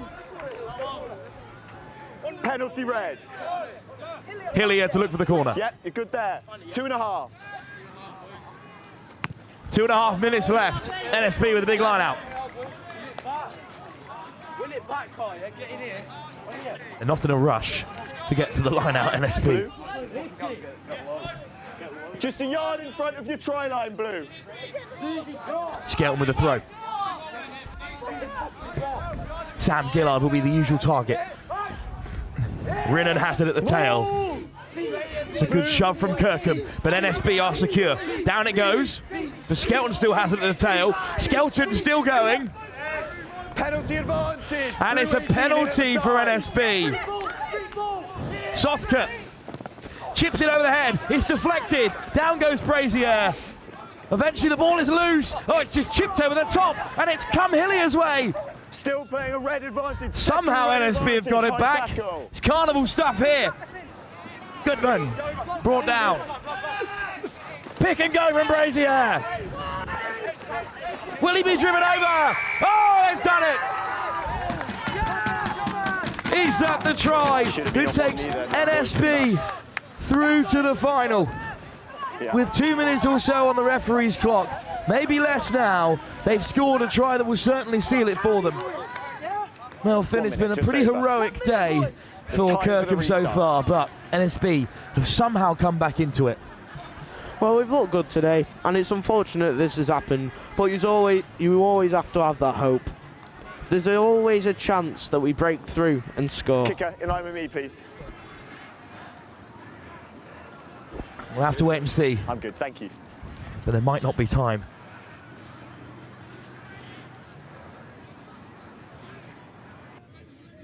Hillier to add the extras after a good finish from Brazier.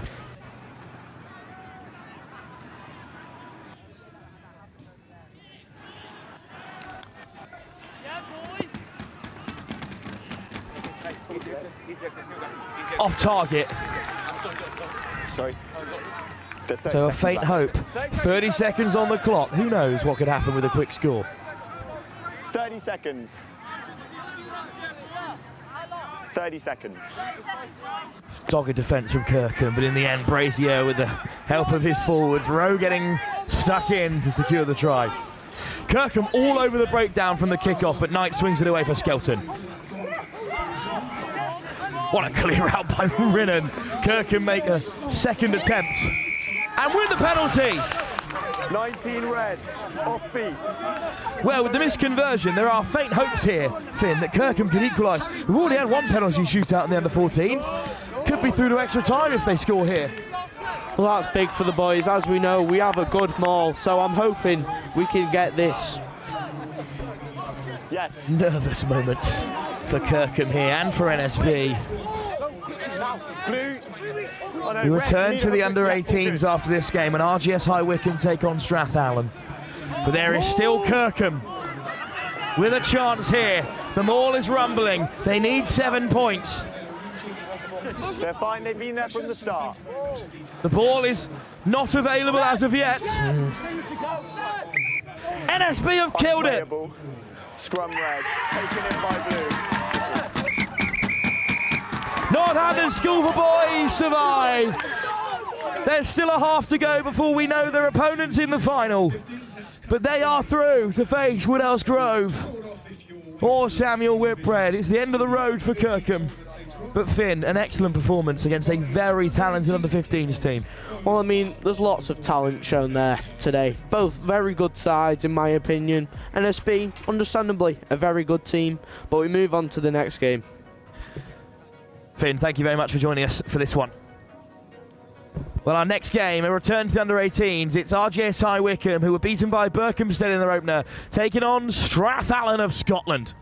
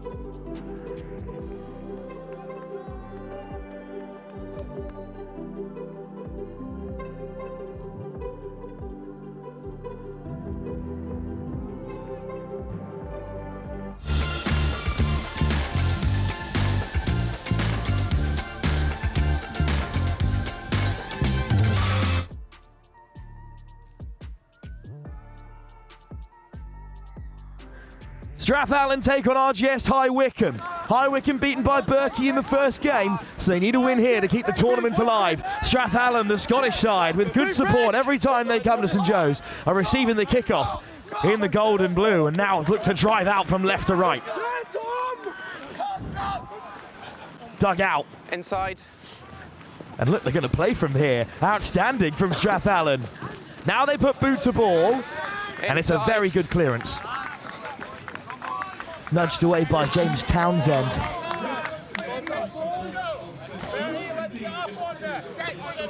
On the line, Gold. On the line. Then the first 20 people to report to the admissions desk. Line out. Just about claimed by High Wycombe, but it's come loose and Strathallan have it. It's Redrick. And then a strong carry by Busby Walker, brother of Scottish international Murphy. I can't reward you, he must roll first. RGS not rolling away, unfortunately. 7 red, not rolling.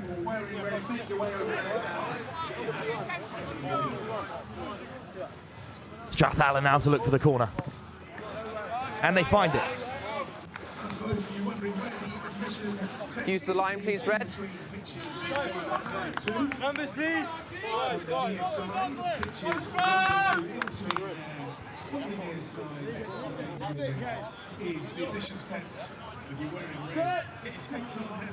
Well, it's Cole Pettit in 23 at scrum half, but it's a line out stolen. Lost now, goals!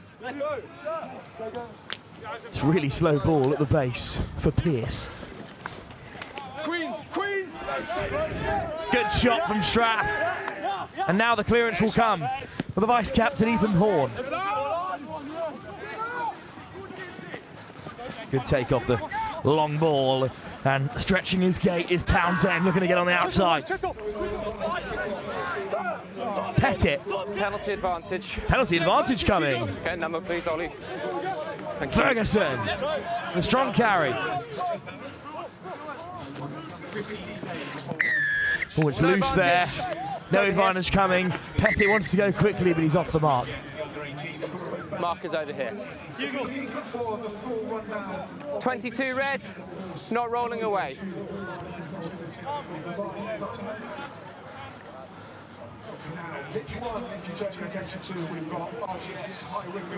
Strathallan will look for touch.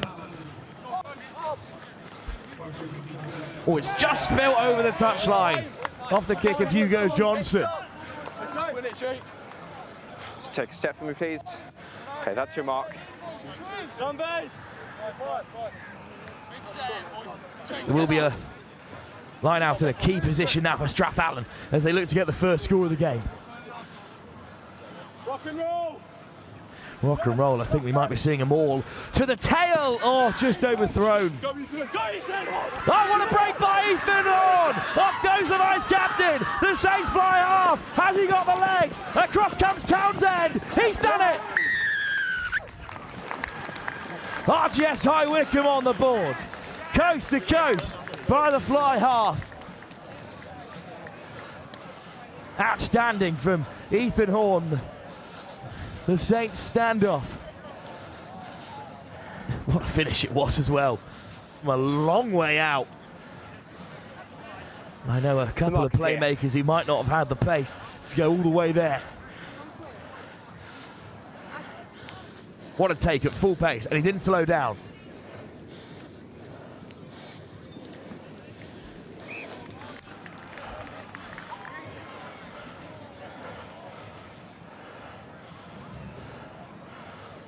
What a start for High Wycombe, on the back foot to Strathallan. They'll be disappointed with this, but not letting their heads drop for a moment. And now it's a kick from a long way out. Horn from the tram line on the right-hand side. Might not have the legs.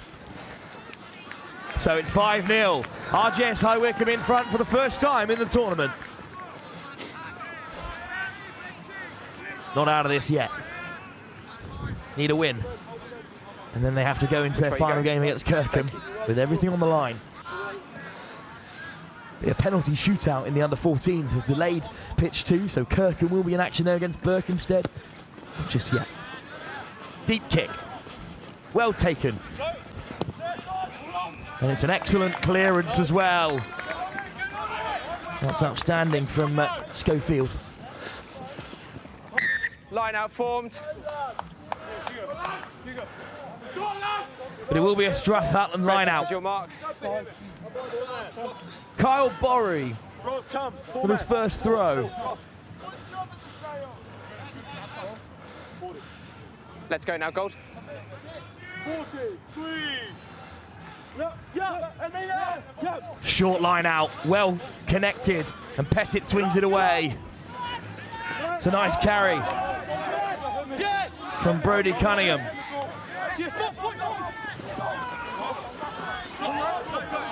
Off goes Dunn. They want it quickly here because there's space out wide. There's a prop on the edge, but the pass is loose. Down goes Borry. But RGS have driven them back and are flying into the breakdown. Leave now, Red.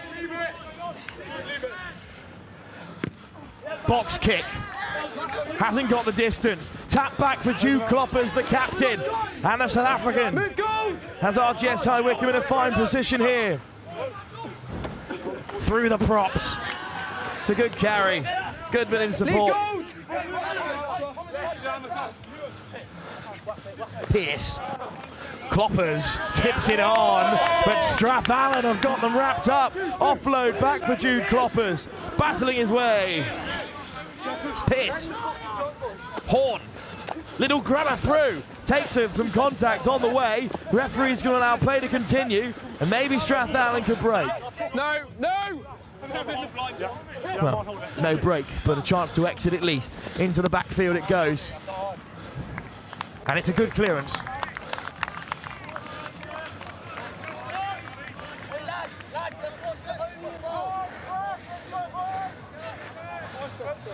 Gold, this is your mark. All in four. All in four.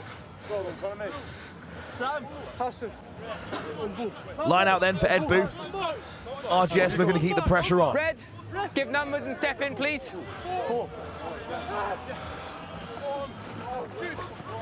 Oh, it's gone Scrum loose. advantage. Strathallan have scrum advantage. Oh no, in fact the first lock-on was by the men in gold. Knock on in the line. Apologies for any language you might have picked up on the ref mic. Tension runs high here. Two sides chasing their first win of the competition. Sorry. I'd like to see the tunnel first, then I'll step straight back.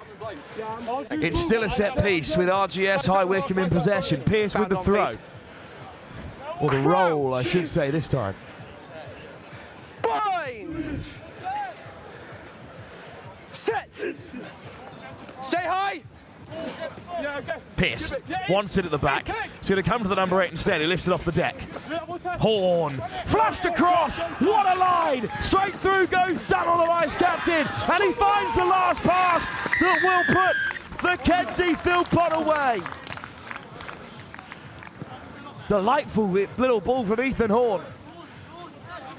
Good line of running.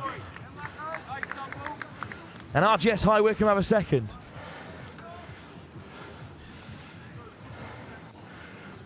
How about that for a pass?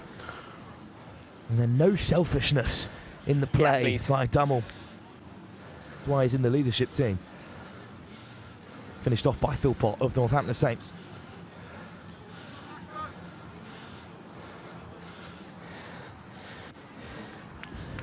Horn from the other touchline this time.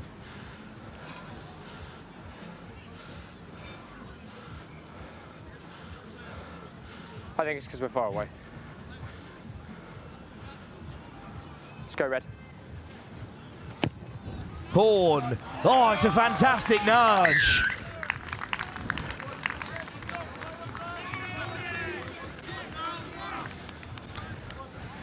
RGS High Wycombe up by 12 now. Strathallan just haven't had enough time with ball in hand. All right. If you're tuning in from Millfield, Cheltenham College, there's still 14 minutes or so left to go in this game. We are delayed on pitch 1. But don't worry, that game is next, and we'll kick off straight after this one. Strathallan, get us back underway. And Schofield returns fire. Mighty kick from Schofield. All touched.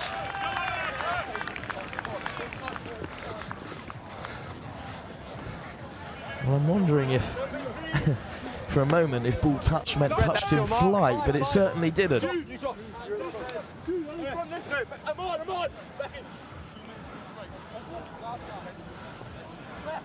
Step in, please. Let's go. Step in.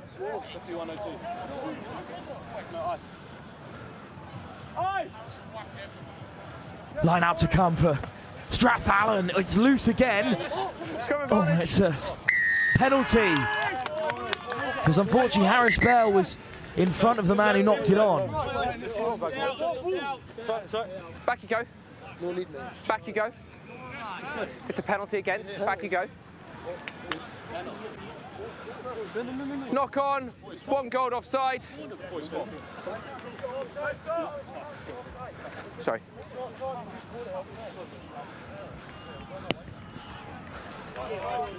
Lovely nudge. If it's a penalty against, no, it's a knock on from you guys. If it's a penalty against, you lead the ball and you walk away. Okay? Gold, on the 5, please. On the 5, please. Take a step. Take a step. We're not ready. Gold, on the 5. Yeah, sorry, I'm on the 5. Thank you. Battling for control in there.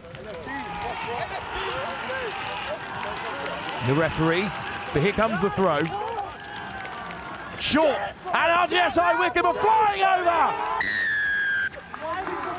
They've caught them napping, and it's a 3rd try for RGS High Wycombe. Pace of them all outlandish. They look to dummy it at the tail.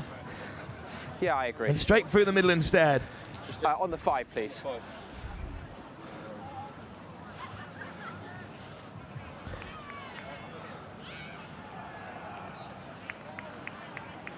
In the end, it's the number 8, Harrison Denny, who's at the tail of that maul, and has RGS High Wycombe's third.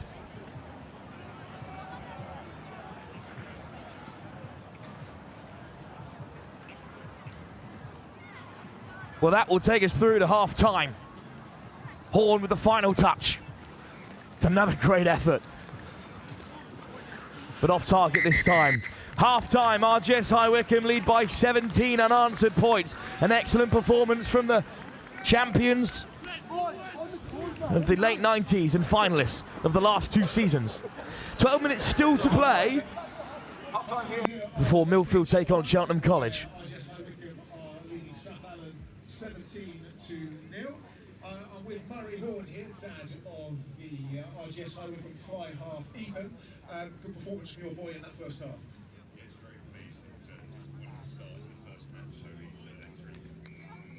And obviously the coach had some decent words with them between games because they come out looking like a different side in this one. Yes, a bit of a sleepy start, I think, the first one. Talking of sleepy starts, so rugby's a big part of this weekend, but the extracurricular activities for the parents are a big part of it as well. Did you have a good night last night, or is that coming tonight? Yeah, it's coming tonight. We had an old club up this morning, so yeah, big night. Obviously, 2 great years in the last 2 years for High Wycombe with those finals. Would like to go one better this year, I imagine. Yeah, absolutely. The expectation was and other than your boy, who's doing a great job both running and kicking, some names to look out for in the High Wycombe team. Sam Doyle, Ewan Honeyben, they're just a great team. And Sam and Ewan playing in which positions? Right, well, things going well for you in this second game. Fresh So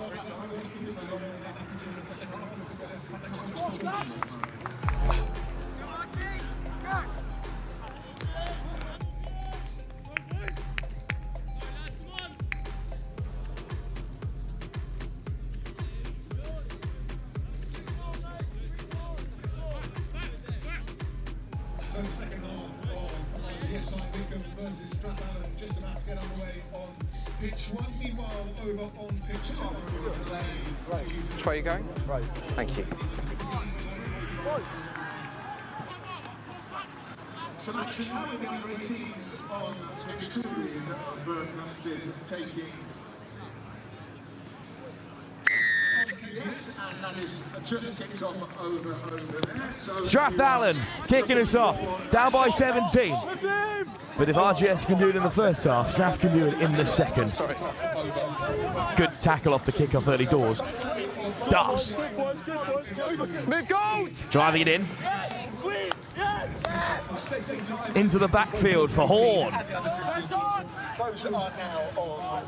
It's a great clearance. Strathallan might look to go quickly here. They'll take the line out instead. Line out formed. Use the edge of the mark. Just inside their own half, but a first platform for Strathallan today. Show us what they're made of.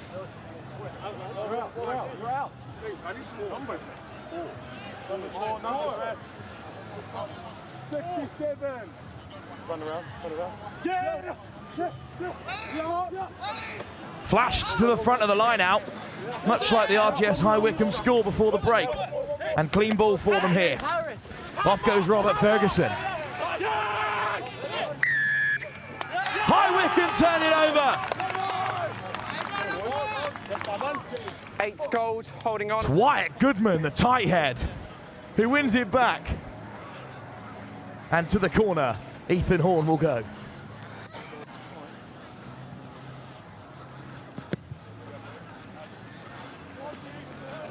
Oh, it's an excellent kick.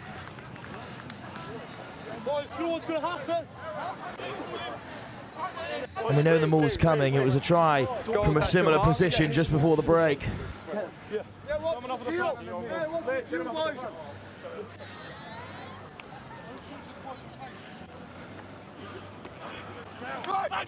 N5. Another good drive. Das has it as the back. And he breaks away.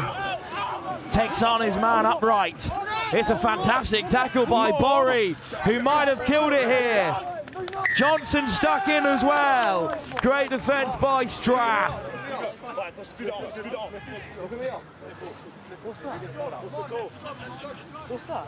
Ball to ground not available.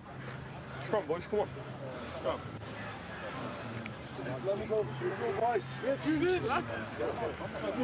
This is great strength. Hooker on hooker. Borry lifts him off the ground. Kills it. Scrum taken from the penalty. Very interesting decision. In fact, them all. So scrum is the only option. My mistake. Fed by Reddick. Reddick. Oh, they go to the short side. Nice little offload. Oh, a hint of a knock on there. Upgraded to a penalty. And it's going to be an easy out. 11 red. For Strathallan. To regather.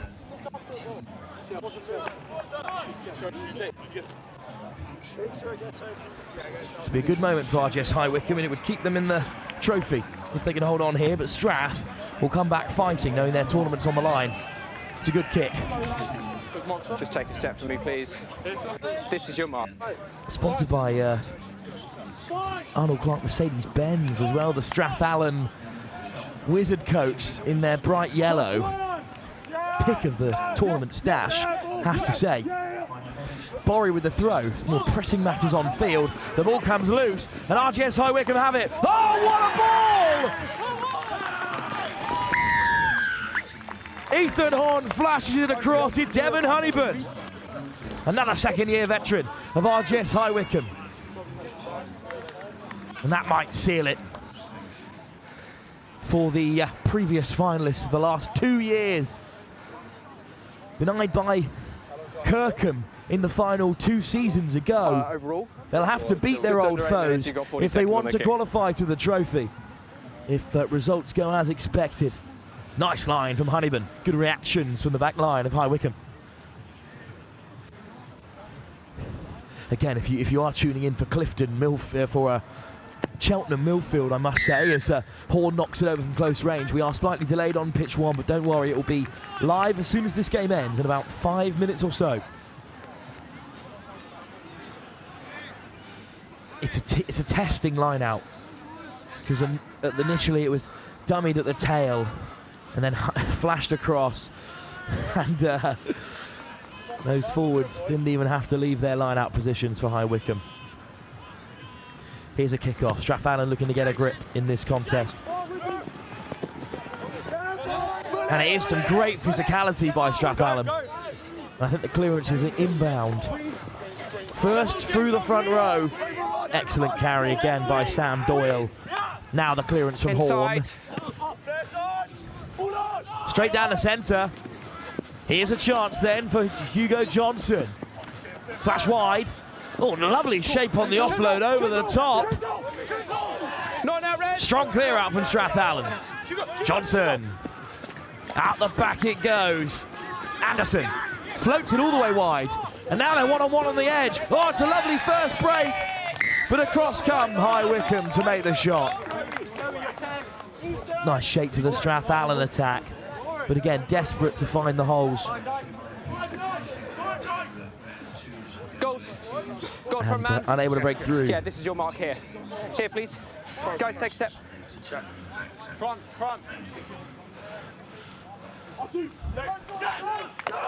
Dummy in the line out. Well read by Strathallan, who win it back. Outstanding work. And it should be flash wide here, and there will be a chance on the edge. Oh, just put down. Again, desperate, frantic even. Get back into the game, but trying to play too quickly there, I think. Maybe not the intended target of that pass.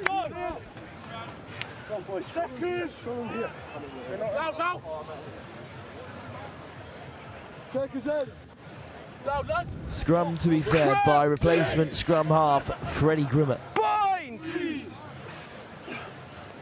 Set! 9! Grimmett Schofield, it's another excellent line in the centres. Oh, Strathallan come flying out. That's a huge counter arc. Pull down, please. But it's a penalty. 17 gold, holding on. Really? Can you hit post? Yeah. Just talking about posts here. Schofield fancies the crack. Shot called. And this will make it 25-0 in Strathallan's favour. Very similar scoreline to what they were felled by in the opening game of the day against Berkhamsted, who are taking on Kirkham over on pitch 2. Just make sure you're behind. Thank you.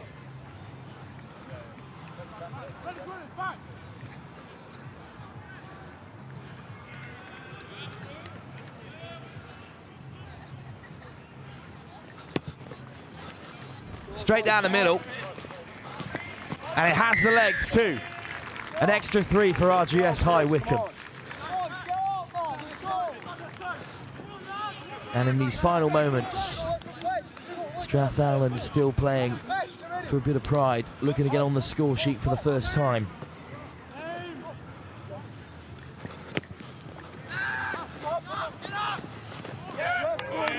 Oh, it's an excellent take off the kickoff, and this might be a chance for Strathallan.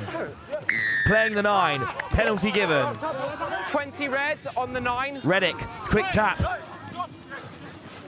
Cunningham, wider still. Direct from Anderson. Reddick, Johnson. Leave him now. Digs it out the back. Stripped by Kloppers.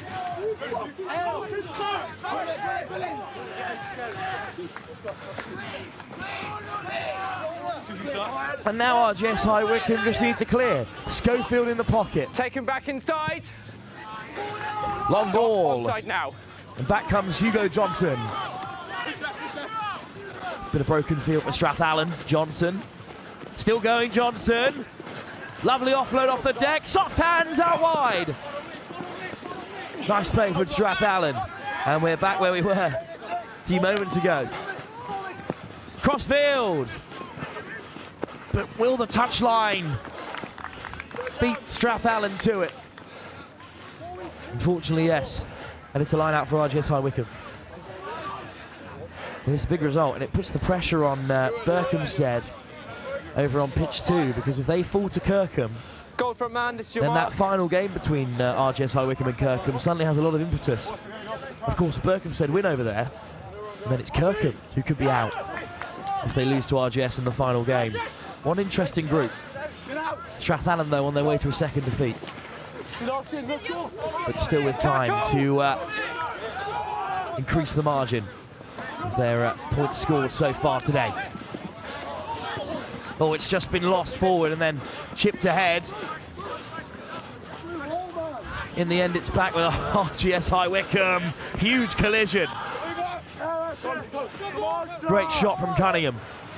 And now slow ball. Schofield in the pocket, but instead it's through the forwards.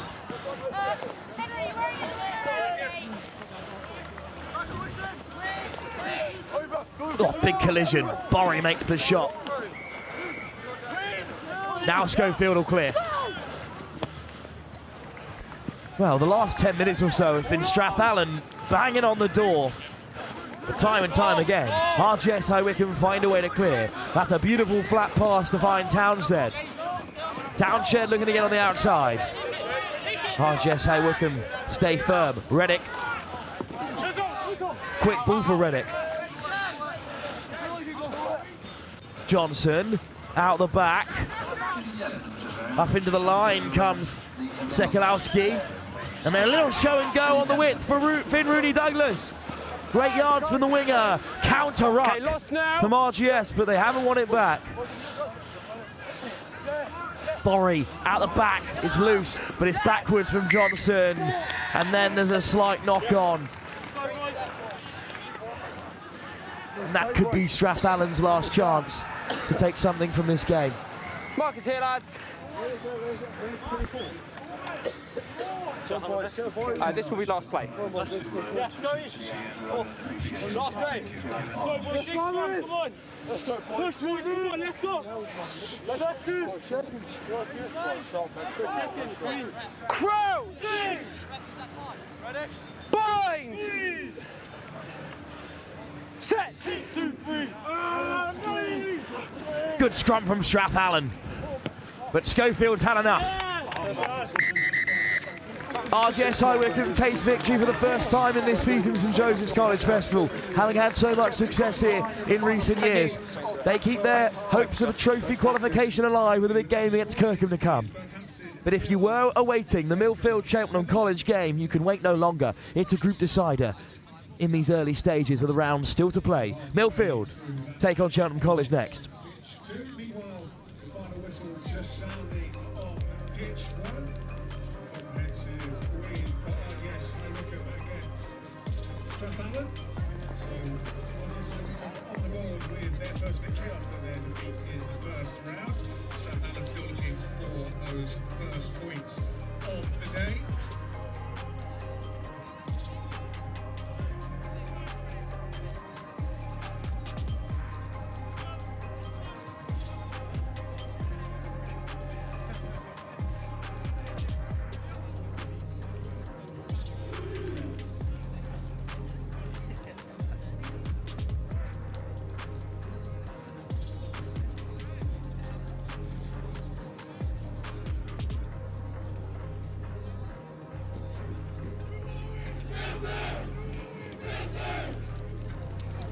Here now, and we're seeing the next generation of players out here, but we're also looking into the future as well. There's an immense presence from the universities here, namely the Bucks Super Rugby universities. If you haven't ever watched Bucks Super Rugby, best league in the land, and we live for Wednesdays, all right? And we've got the main man from Bath University who hosted the anniversary game at the Rec on Wednesday against Exeter. 8,500 people there watching your boys against Exeter in an all-time classic. Can you just tell us a little bit about the uni game and why it's so special? Oh, it was a great event with 8,500. The noise, we couldn't coach, we couldn't hear ourselves on the radios, which caused a bit of an issue, but yeah, it was fantastic. Like rugby players that are university students playing in front of their mates, their families, the general public, going wild in a 70-point game. Was in one of the UK's iconic grounds, was amazing, and yeah, 38-35 were on the downside of that, but what a spectacle it was.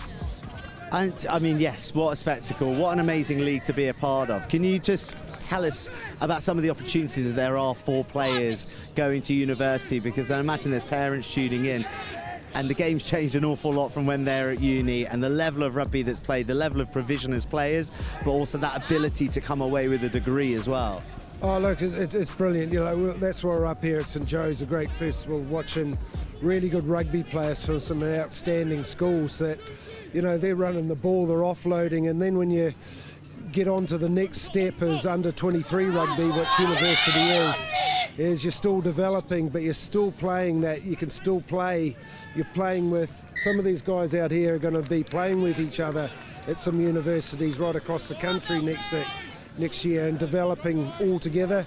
And they're going to be playing a great brand of rugby, enjoying life, enjoying getting a degree.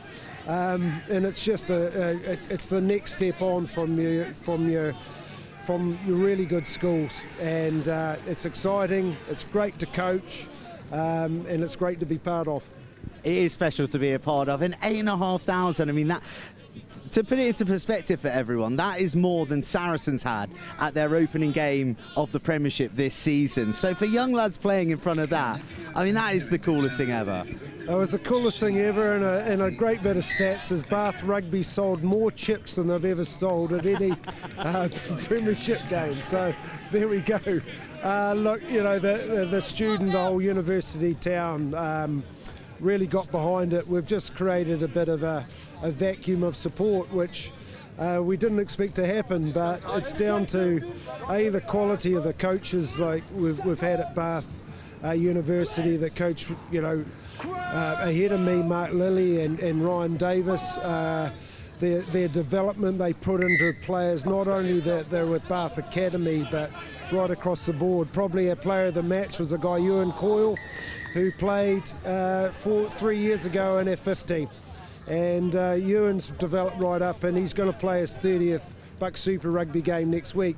And he is in front of his mates, buzzing at the time of his life, and a memory that will stay with him for the rest of his life. Hey, look, Aaron, I could talk all day about the good stuff that Bath University are doing and Buck Super Rugby, but we've got a classic game that's probably going to unfold here between Cheltenham and Millfield. We've just nearly been mown over by the assistant. If people want to get a hold of you or find out a bit more, how can they do that? Yeah, contact me, a.james@bath.ac.uk, or look on the Team Bath website and coaches, and look, you know, we want the next loads of players to come to develop. We've got 10 teams that they can play for. Don't worry about where you start, it's where you finish, and we've got a really good history of developing players that go on to greater things. That could be a better social rugby player, or it could be a professional rugby player, but we're going to here to help you in a great environment and great culture with the brothers. Amen to that. Cheers, Aaron. Thanks very much.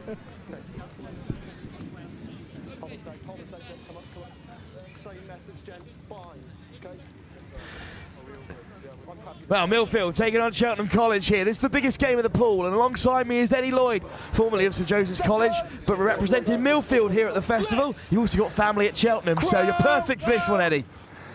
Yeah, no, I'm happy to be here. And it's going to be a scrum to be fed by Selby of Cheltenham College. It's been back and forth so far, but Cheltenham College has done well. Fantastic scrum, and Millfield have it back. Powerful front row. Lumsden, the vice-captain Beasley, and big Sid Moore. Sid Moore was in my boarding house, actually.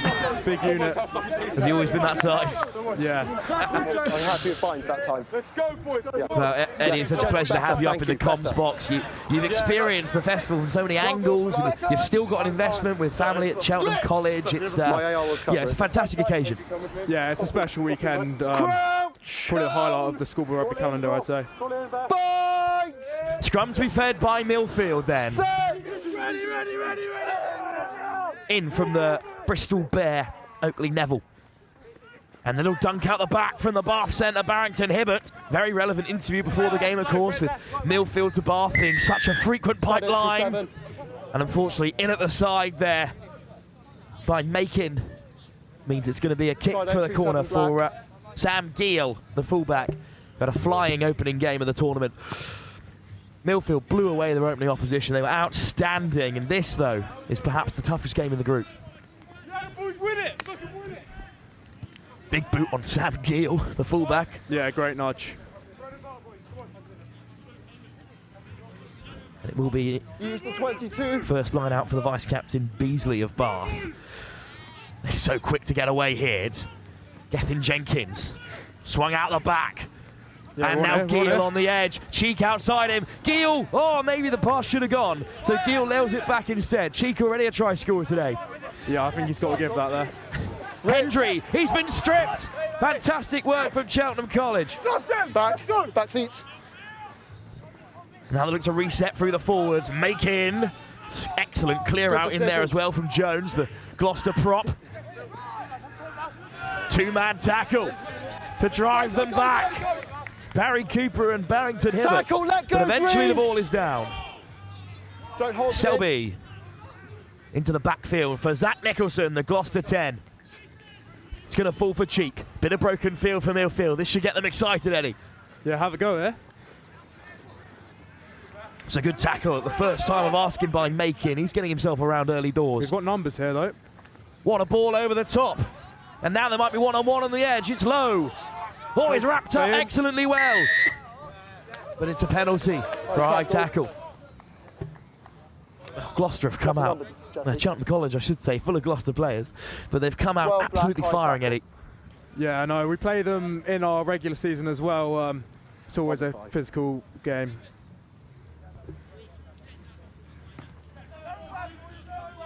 Giel finds the touchline. Not the most distance on that, but the line-out's been strong. Yours. Indeed it has, with Beasley in control. Hold on, wait. Lamini in there as well. Wait. Gents, on your mark, all players. The target is often Alex Yeabesley, the captain, and he flings it down comfortably enough for Neville. Yeah, great carry. Off goes Hendry. But it's a penalty. It's Fanalua. Wait. The second generation of Fanaluas to start 7 green at Cheltenham holding on. College. Elder brother now killing it at Brunel. And his father, of course, former international rugby player in the coaching staff at Cheltenham. Fanalua, who has deputised at number 8, but starring at 13 now. Big ball carrying 13 in that South African model of outside centres. Excellent kick. And this is a chance for Cheltenham College. It will be a serious scalp to take out a very talented Millfield side in this game. But let's not get ahead of ourselves. Defensive line-out's been strong the whole season, really, so try and get up here. And Yubi steals it! Oh, it's come back the other way, though. Barnard's throw in the end enough, and a little offload. Tries to parry it down to Jones. Oh, what a shot! Big hit on Haig. Release 7! But it's a penalty. No, number 7. And they called it themselves, Cheltenham College there on the deck, not releasing. Almost an excellent steal at the line out. Prophetic, Eddie. Yeah, Alex Yeabesley's great at getting up in the air. Really high CMJ, so gets about. Really high ceiling as a prospect as well. Starting in the back row for Bath in the Academy League. Yeah, he's a great player. Good kick for the corner though. And it's the South African Barnard who will take the throw. 10 metres. Yeah, I suspect we'll try and get Yeabesley up again here. 10 metres, Millfield. Oh, it's a good grab by the captain, Jack Shave of Gloucester. And here's the maul, rolling onwards, a little bit lateral. Yeah, great D. But Barnard still has it. In goes Fanalua. Now they're making good yards. But all of a sudden it stopped. Can the ball be made available? I think ball's on that. Well, there's somebody all over it. But the ball is eventually dug out. Release 3. Back feet, Laid back by Jones. Penalty advantage. Oh, it's a penalty. Best chance of the game for either side. Cheltenham College with free ball. Strong tackles coming in from Millfield. On your knees and you're calling along so the no ground. advantage coming there. No advantage, offside. Yeah, our D in the 5 metres out has always been really good. Spent a lot of time on that in training. It didn't affect the setup. Last season especially. Offside. You do well to keep them out from here though. Yeah. I can't see the number yet. Barnard looks like he fancies the tap. He's got the big hands up, Millfield. Haig as well. Might be hooker on hooker. Oh, what a carry by Barnard! Yes, great D, like I said. And it is the hooker Beasley gets underneath. The vice captain, the starting Bath hooker in the Academy League. Well, he's a fantastic prospect, Eddie. Yeah, no, really good. Make sure your players my highlight last year was spent about 15 minutes on our own 5 against Zebra and managed to stop them from scoring at all. So, yeah, we spent a lot of time on that. Deep kick, but here's Nicholson. Floats it inside. Ooh, good step. Yeah, excellent acceleration We're on the way, from Evans. No, 13, no. Jack Shave wants to run with things. Dinks it out the back for Nicholson. High press. Yeah, great shot from Freddie Lomas there. Excellent line speed from Lomas, but the leg drive still has Cheltenham College rumbling forward. Jones. Oh, looks to free the hands. It's backwards. And then grabbed through by Barrett. Backwards. Let's have a go here. Gill gets away from the first man and runs straight down the throat of Fanalua. Still looking to play quickly here, Millfield. Back feet. We've often seen Millfield sides, Eddie, that are really in control, really composed. I'm not saying Millfield aren't a composed side, but they do just have that intensity to play quick, get round the corner. Yeah, this team's definitely got that X factor that can score from anywhere. Like, scored a great try against Clifton last week, basically ran the whole pitch. Release! Alex Yeabesley, great try. Indeed, made it on Champagne Rugby. Got a couple of views. Fanalua, though, in the meantime, for Cheltenham College, who's got that X factor himself. With a good carry. Wins the ball. He's won the ball. Penalty? He's won the ball. Well, it was a clean win, but it's still back for Jones, because the ball was won and then lost. shave over the ball. We got numbers here, we need to fold. Nicholson, out the back. Lovely ball over the top, and now there'll be space for Edwards. Edwards puts boot to ball. Will he win the race? You know how narrow the dead balls are here, Eddie.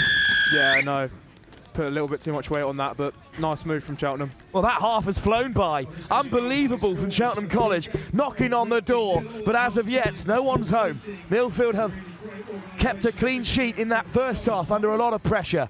But Eddie, it's rare to see Millfield on the defensive back foot for so long, but they have done really well. Yeah, no, these short games in St Joe's are always really exciting because one try can be all you need.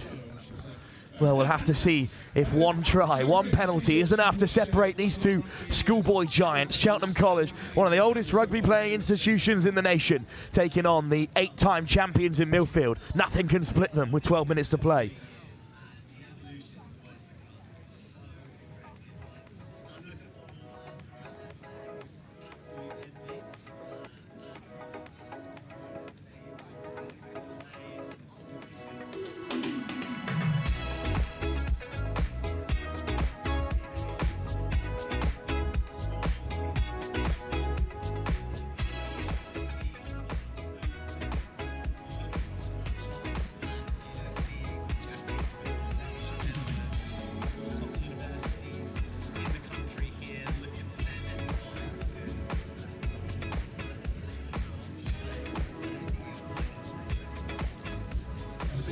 It's almost sort of like a very English version of the kind of US college system, isn't it? Where you actually get these incredible breeding grounds. People see a lot of these players, you know, making names for themselves that will be known around the world in the years to come. Yeah, definitely. Look, I was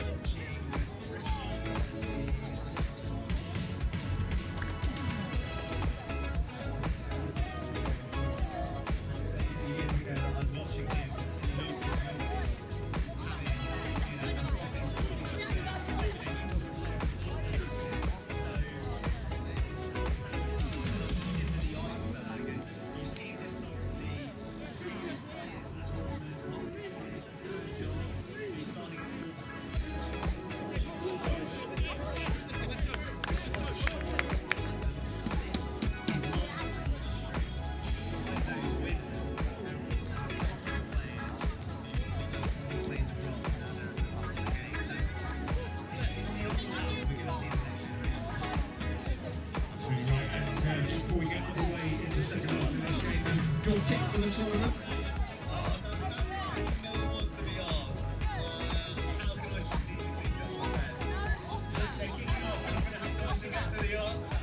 Well, one of the pre-tournament favourites, Millfield, being held by Cheltenham here, 0-0 as the second half gets underway. Big thanks to Joe. Little half-time show for you. Joe Burns being interviewed on site. Deep kickoff from Millfield. Red, stop, and that's hung up. I'm not sure it's going to find touch. Onside now. Well, it's a good take by Oakley. That ball is off target and they're going to be under pressure here. Great pick-up from Aston.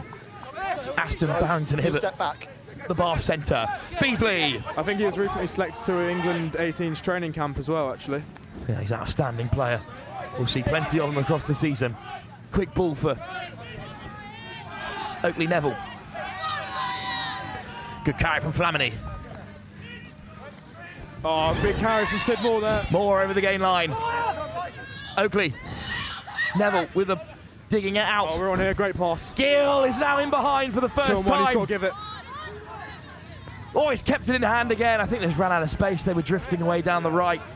Counter-up's good, leave it. Counter-up by Cheltenham College. Have they got it back here? That's fine. Everyone left. Still Millfield. Beasley. Over the gain line. Slow ball for the multi-time champions. Yeasley on the edge. The number one by Denstone. Yeasley away for the first. He's going to do it. He's done it. What a finish by Alex Yeasley. Great finish. We spoke at half-time about the measure of this Millfield side. It isn't perhaps full of internationals, full of potential pros, but there is a smattering of stardust that by Millfield standards is even higher than what was expected by some of these young players, and Yeasley is in that category. Yeah, that's that X factor I was talking about. I wonder if that try will end up on Champagne Rugby as well. Not another one. Yeabesley, look at acceleration. There's one fend. Racing across to make the chop, but he's got those long legs of his to slip away and score. Huge moment in the game because we had 12 minutes of rugby, all in Millfield's half. First time they enter Cheltenham College country, they come away with a score. Jenkins seconds. to add the extras. Just wide. So Cheltenham College still very much in the fixture. I wonder what was said at half-time, Eddie, to get Millfield firing again. Yeah, not sure. Definitely they know they're good enough, so it's about playing our game. Deep kick-off from Nicholson. Collected by Gee. Hold in front, on now. And it's a long clearance from Gee. That's a great kick. Yeah, that's a great nudge. Try and disrupt this line out as well. I reckon Alex easily be up again. Millfield, 10 metres. Keep going. He is such a weapon up there. Yeabesley. Flamini as well, a good target. But it's the throw from Barnard. Shave, the line-out leader. Oh, fantastic line-out to beat two Millfield jumpers. Selby, Nicholson. Intercepted! Lomas nicks it away. What a catch. They need to get 9 here quick, though. Flamini. Big bump, but he loses the ball. Lock on. What a take that was by Lomas. Shame that Millfield couldn't profit from it. Yeah, it was up so quick, I think we're a bit slow to react. Time off.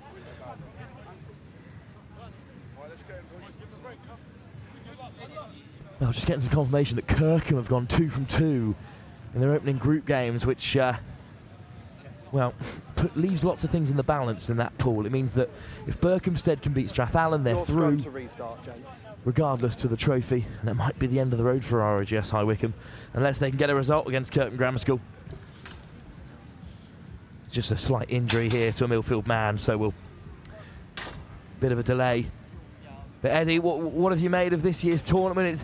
There's more people predicted to be on site than ever before here. There's more stands, there's more music, there's even better pyro. It's pretty remarkable. Yeah, I think it's got bigger and better every year.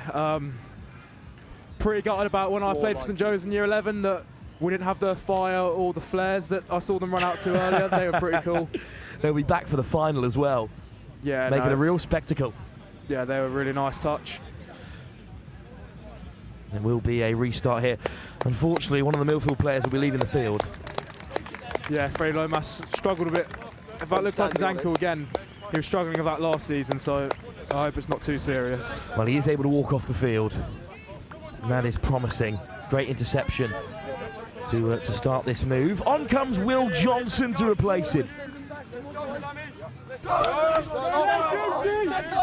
But it will be a Cheltenham College scrum. They trail by 5. If we thought Cheltenham were going to be contenders in the run-up, this has surely proved it.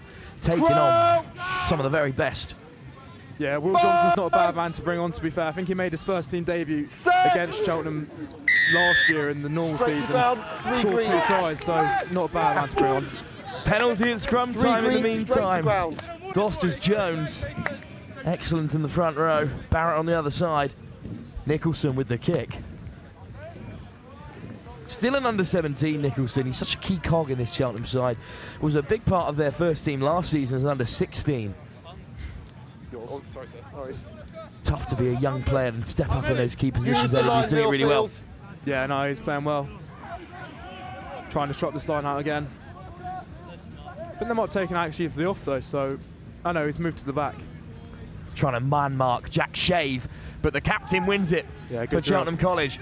Nicholson, Fanalua, lovely ball on the inside for Barrett. Oh, look, a step on the inside and out from the prop. Away 10! Oh, you love to see it. No, what a turnover attempt, but it's still for Cheltenham College. Release! Yeah, he's got some wheels for a big lad, to be fair. Absolutely. Jones. Makin with it at the back. He goes himself. Barrett in support. Penalty advantage Cheltenham College, but we've been here before. Offside, this time they have to score. Now, Eddie, you think that this is an opportunity they have to take. Lovely work to open up the space. but it means nothing unless they come away with points. Yeah, no. I was curious whether they take 3 points or not, but they're definitely going for the try here. Barnard! He's come over from Port Roos on exchange, like a number of players here today. Round the corner comes Shave with Jones in support. Try line. We need to fold it. Oh, it's a big shot Try line. from Aston Barrington Hibbert. Bryant denies.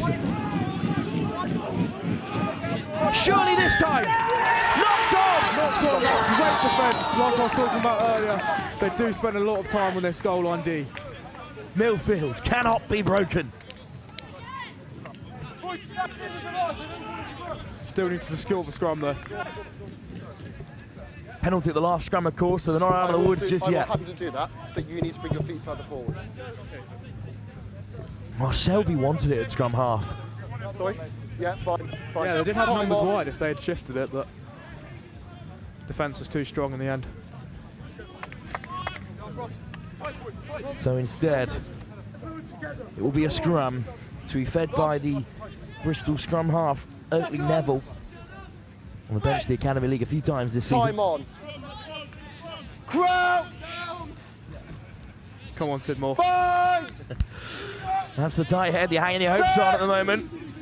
Taking on Jones, the Gloucester loose head. Oh, it's flying through goes Cheltenham College. Gents, players gone, both players this side have gone down. We'll reset. We'll reset. Jones just having a world of a game at the loose head. The Gloucester prop for Cheltenham College. And it's elicited a big reaction from the bench. But to make sure we stay balanced. Yeah, I recognise him from must have played last year as well. Big unit. He is a big unit. He's a good mover as well, as the Cheltenham forwards are proving us throughout this game. It's got them into this position where they are desperate to make an impact. Crouch! Fight! Set!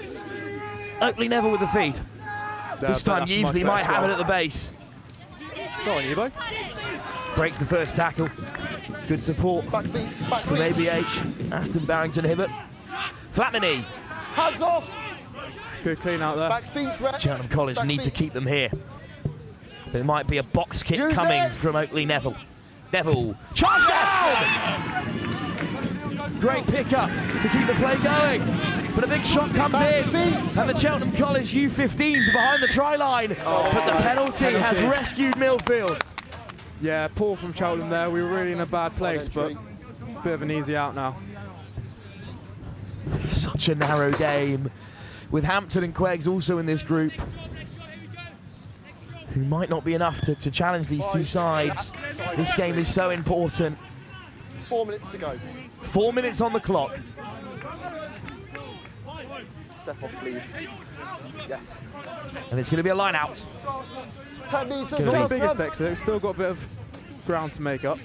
They do have possession from it. Oh, what a takedown is by the captain Yeasley again. Don't change four. Don't change. Great maul. And they're still going here. Beasley has it at the back. Keep going! Still going. Now Cheltenham might have wrapped it up. 5 in at the side, potentially. Well, I don't think he's changed his bind shave, so the referee's happy for him to continue. Let go. Let go, back. Let's go. Straight off his feet there. Don't know if the referee's seen that. Well, they've let it play because Millfield still have possession. Got space out wide, to be fair, if we move it.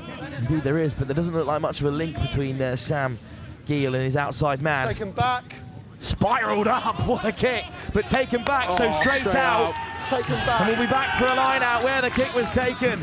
Such a shame, because it was a beautiful nudge. I think he's slightly confused there, because he was obviously in the 22, but the ruck had been outside, so he's gone straight out. Would have been a great exit otherwise. So the chance still there for Cheltenham College. This defeat does not bring their tournament to an end. But what a statement it would be to beat a side like Millfield, or even draw level. Jack Shave the target.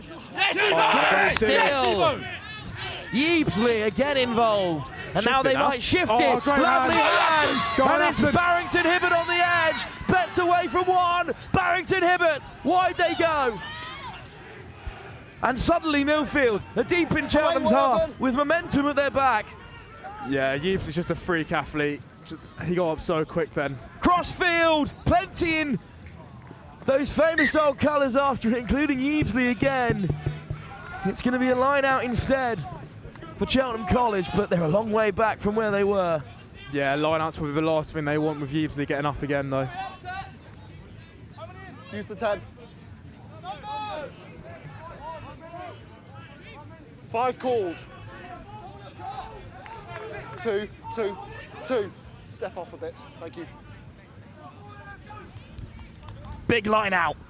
Jack Shave. Oh, just through the fingers. Crucial moment in the contest. Millfield know they can just run down the clock here, but they might look to go one better. Moore. Oh, it's past Moore. No advantage. But there was a knock on at the line out.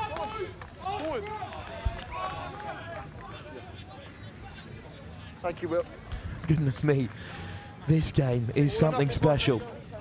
I imagine we've got to be close to last play now. I wonder if they'll kick it out or still look to play. Yes. If you guys step off and there's no contest, it's not an issue. There's your mark. 1 minute. Use the line. 10.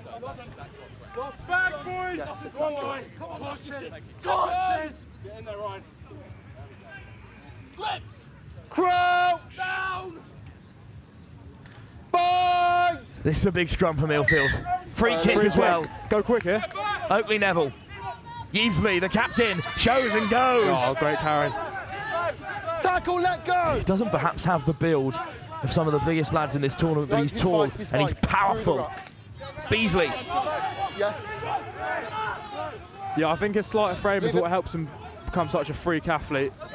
The game might be over here, so Oakley Neville is slowing it right down. Hands off, Black! Flamini, little tip pass. It is now, yes. Time is up. Can Neville dig it out? Feet. It's on out wide, to be fair. No need. Yeah, fair enough. Millfield have come through an almighty scare. An outstanding performance from Cheltenham College, but they just didn't have enough. They were banging on the door for the whole first half. They couldn't take their chances, and Millfield took their only one to score. And that says a lot about this side. That's the mark of champions. Yeah, 100%. I think they're the toughest team in our group, so getting a result there is pretty much guaranteed day 2 Cup Rugby. Eddie, thanks for joining us. It's been great to have you, and enjoy the rest of your return home. Yeah, pleasure. Thank you for having me. Straight on to the next game, no time to waste. It's Seaford live for the first time on Pitch 1. They're taking on Wellington College.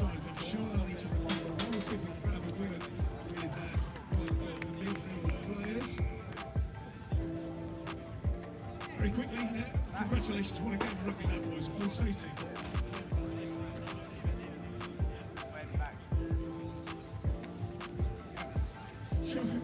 Cheltenham gave you a great game there.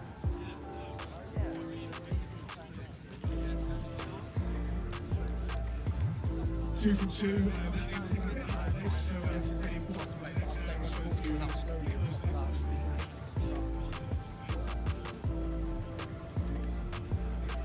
Congratulations, great game of rugby, thank you.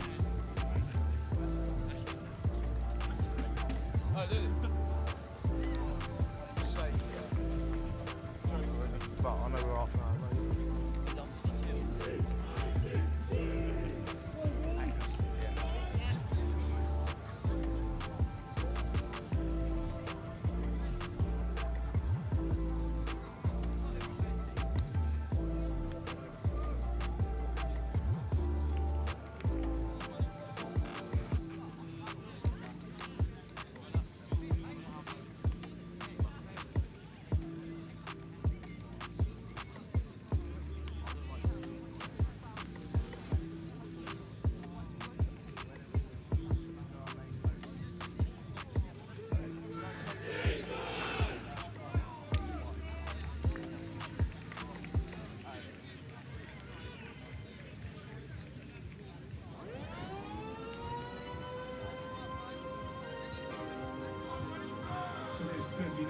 Welcome back, everyone.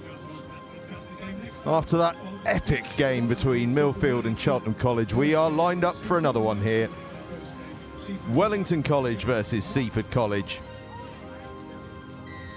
Wellington College, former champions. Seaford College haven't ever been to the trophy competition before. Will they manage to reach it this year?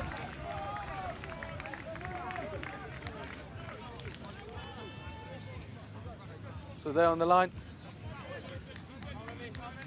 White, you're on the line. Long clearing kick from Wellington College to get us underway.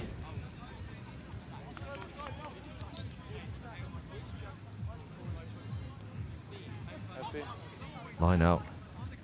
And Seaford is bobbling around but tidied up.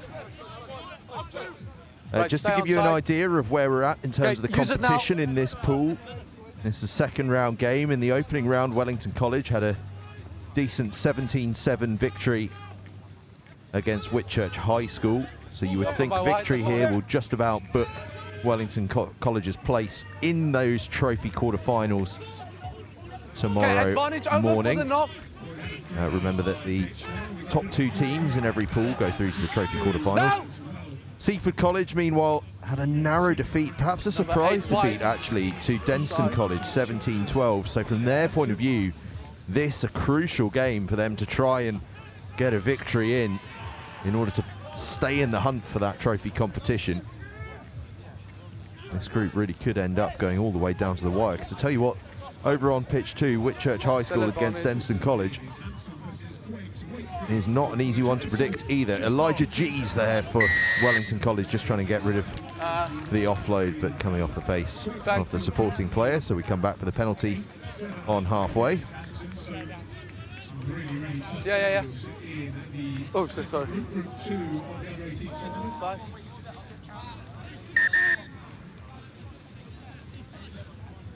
Time off. Second half on pitch 2, and the score there, Hampton 7, QEGS Wakefield 8, following on from that scintillating fixture. Okay, let's just continue. Number 8, White, offside. Yeah, 8, White.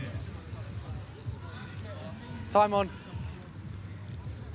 Thank you. Wellington College go to the corner. Huge number of old boys from a lot of schools here this weekend. It's absolutely brilliant to see. So we see that massive tackle just on the right side of late, that wasn't it? But just on the right side is where back row forwards live, isn't it? Wellington College line out. Ben Kutsia to throw in.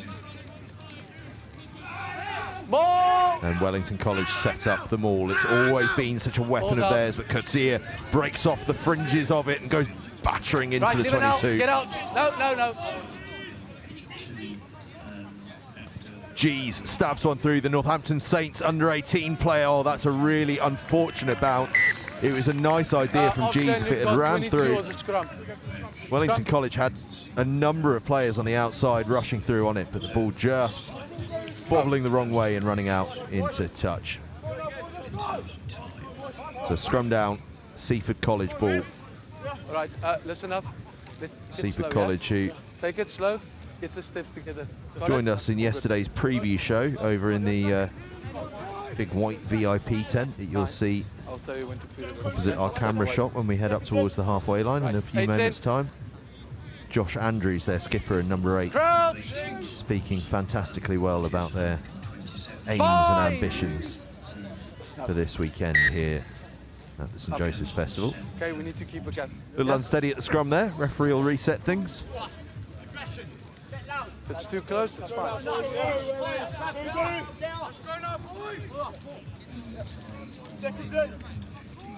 little bit closer, just a small step. Thank you. Okay. Crouch! Fine! Scrum half, Oscar Wadman. Set! Be the man Steady up! Feed this scrum. Bright orange boots. Almost hooked against the head. Seaford have to do really well just to get that one back. Take him back! They get the clearing kick. Just against the grain, actually. Not a bad idea. There was some open space, but it's well fielded in the backfield by Wellington College. Wellington College have been fantastic throughout this season. Number 11, Beaten White. some top teams. In fact, only Millfield have got the better of them in an absolute epic a couple of weeks ago. 27-24, that one finished. A game that really marked out both of these sides, as if anyone needed reminding, as being perhaps the two outstanding favourites for this competition. 6 man. But I'll tell you what, early on today, the hosts have certainly made their mark and are very much going to be considered among the big contenders as this day progresses. Indeed, as this weekend progresses, and they are up next in their second group game against Hurstpierpoint College. Stephen, get out. In the meantime, though, Wellington College here going in search of the first try, and this maul is absolutely surging forward. Seaford College have done well just to stymie that attack as the offload from Kutzia to G's almost finds him a sneaking space, and Kutzia thought he was through for just a half a second there. Seaford College having to defend with their lives here. Wellington College playing with advantage. They'll look to the far side. There's a whole load of space out there. It's all about the bounce on this kick. It's an unlucky one for the Berkshire side, so we'll come back for that penalty.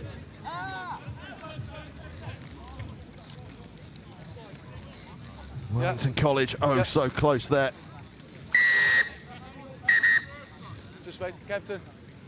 Okay, there's 2 high tackles in quick succession. Quickly have a chat with them. Okay? Can I ask for the number, please? First one at the back was 11, then it was him. Okay, so quickly have a chat. Okay, that's a team warning. Listen, team warning for high Team tackles. warning, says the referee. Seaford need High to be tackle. whiter than white then in this patch of defence. Kutzia will throw into the line out. We saw what happened at the last maul. Absolutely flew forward. Huge opportunity for Wellington College. Ball comes down safely. Kutzia gets hands on. In fact, he hasn't got hands on. He's going ripping for it now. He wants that try. They're over the line. It won't be Kutzia's try, but it will be Wellington College's. The 2019 champions get on the score sheet.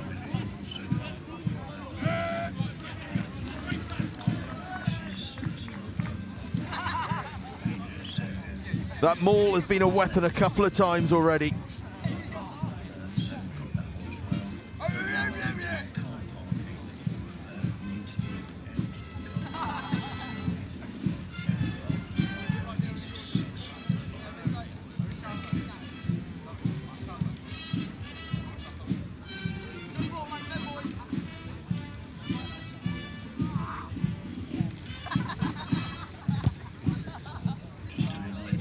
Conversion is an absolute beauty as well.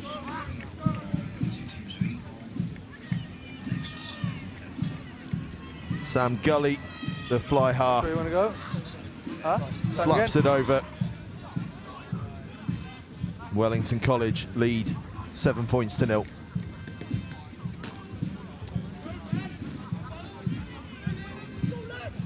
And when in full flow, this Wellington College side really are something to behold, and you can just start to see the confidence flowing through them now. A try to the goods and running at the heart of this Seaford College defence. One offload too many perhaps there. But you can see what Wellington College have got as they start to open the taps.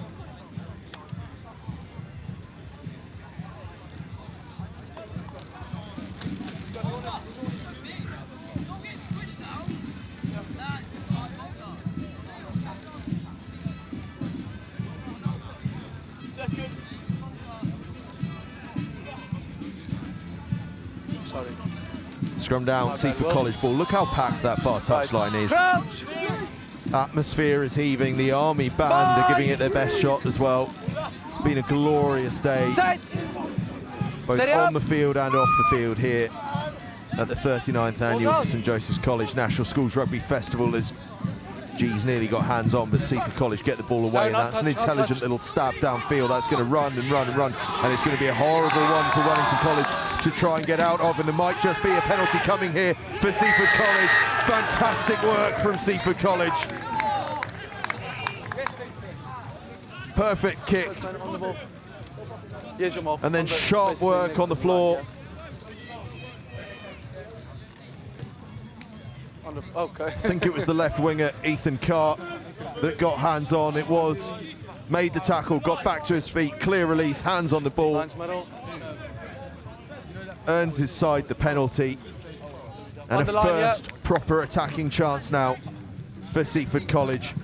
Can they repeat the trick of Wellington College and drive this maul over the line? A slow start, but now it starts to rumble, inching closer and closer, surging over. Seaford College have their score.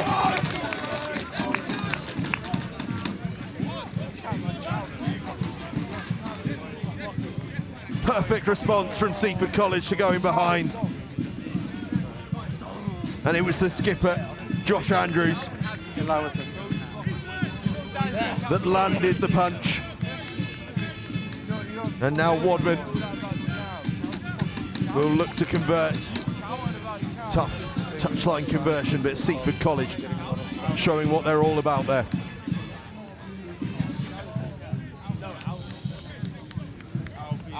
Sean Thompson, the director of rugby of Seaford College, is stood down below our commentary position, emotionless on his face. Wadman's kick just drifts wide of the post. But what a response this was from Seaford College. Andrews gets hands on at the back, and they just pause for a second and then surge forwards, and it almost became inevitable. Go. Wellington College 7, Seaford College 5 as we creep towards half-time. A half that is absolutely flown by.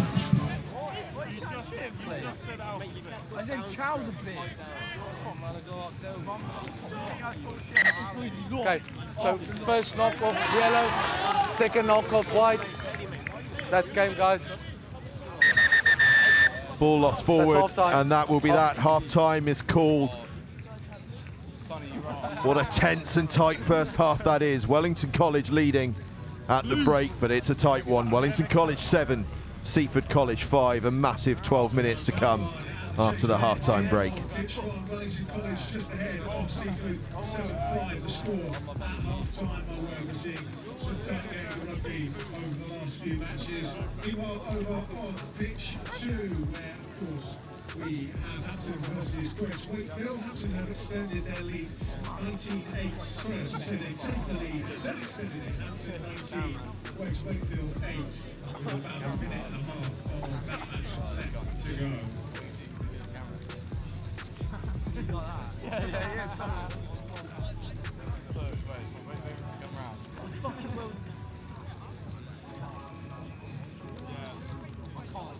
It's 1:30, they've got half.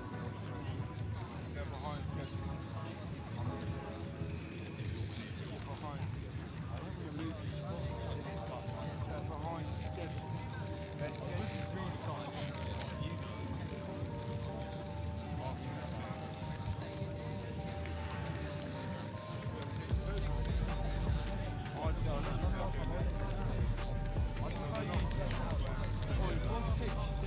Pitch 2's that.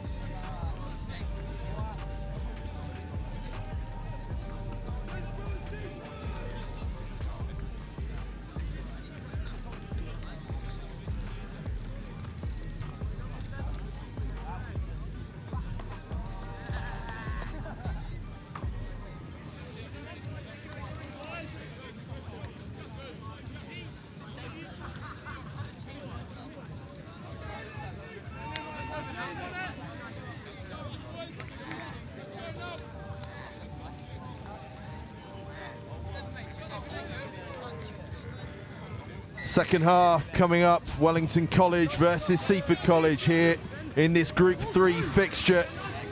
Wellington College leading 7-5, they were 7-0 up, but shortly before the break, Seaford College got their score.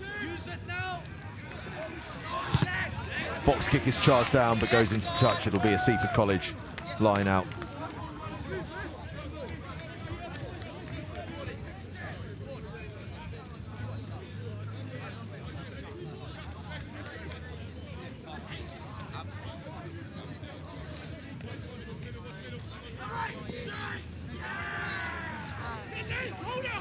Seaford on the charge.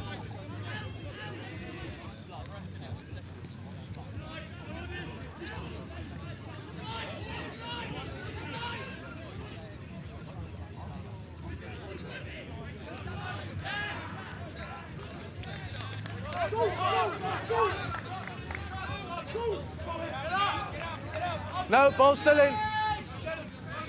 Wellington College turned that one over. But we'll have to attack from deep.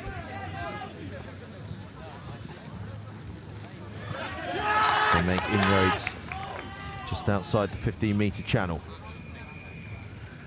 And fizz this one out to the outside channel and arriving at pace. That's really good cover from Seaford College, because that one could have got away from them without the sharpest of defence. Still playing Wellington College. Pulling that one out the back and finding a little gap temporarily until in like a rocket ship comes the Seaford College defence.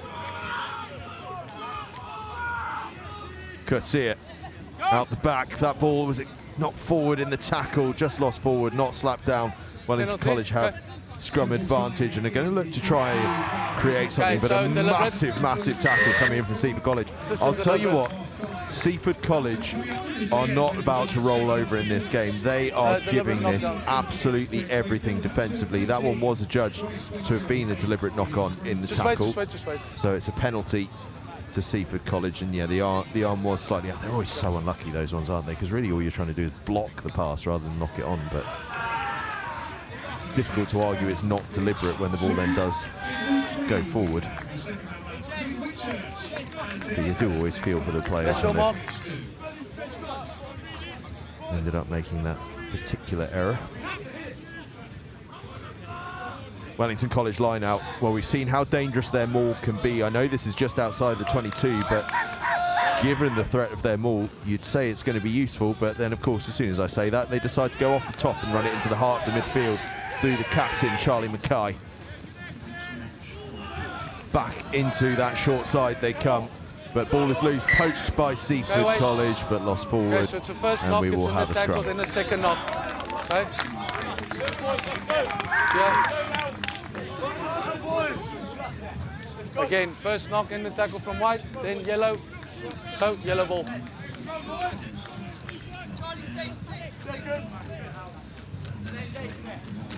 Right, okay, take it slow again, yep. Okay. Wellington College scrum, whole open side of the field available to them, and they've stacked it. Fine! Triangle of players, set, braced and ready around the first receiver. Use it. And they go deceptive and round the back, and they've got numbers on the outside. Foot race to that far corner. Big Fen comes in, but Seaford College defence again is equal to what's being thrown at them. No more! They're going to be exhausted come the end of this one at Seaford College. Wellington College still trying to batter their way through, but Seaford again with a huge tackle. The physicality out there is off the charts at the moment. Wellington College though maintaining possession. Is there space out wide? Can they fizz this one across? Another big tackle's going to have to come in. Lost forward just at the crucial moment. Yep. And Seaford College survive another wave of Wellington College attack. Pass was just a little too high, just the finest of margins here. Perfect, yeah, perfect scrum. Listen, perfect scrum, keep it like that.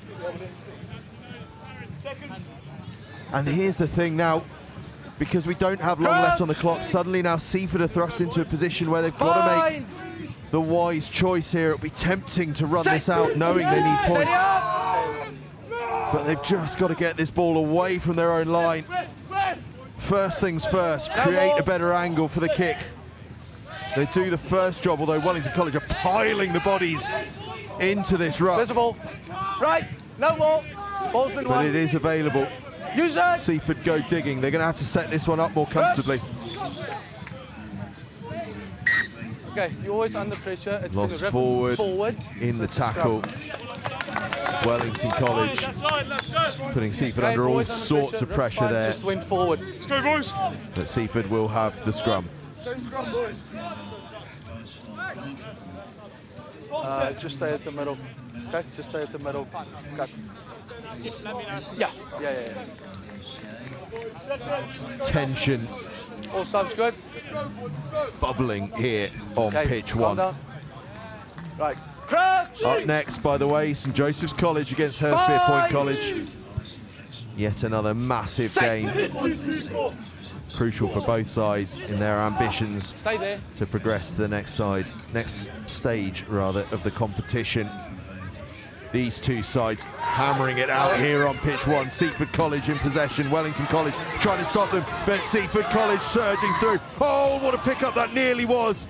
Would have been away, but now it's Wellington College's turn to counter-attack. Advantage over for the knock.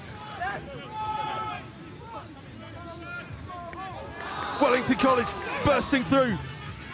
Game on the line here, last-ditch tackle is good. No ruck, no ruck.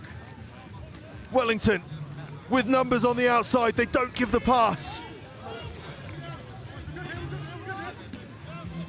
Do they play for a drop goal here?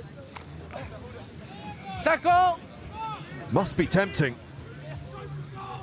Fast hands from Wellington College, doesn't go two-hand, but they still retain possession. Seaford College still defending with the most enormous heart, and they get the penalty to boot. First man on the ball.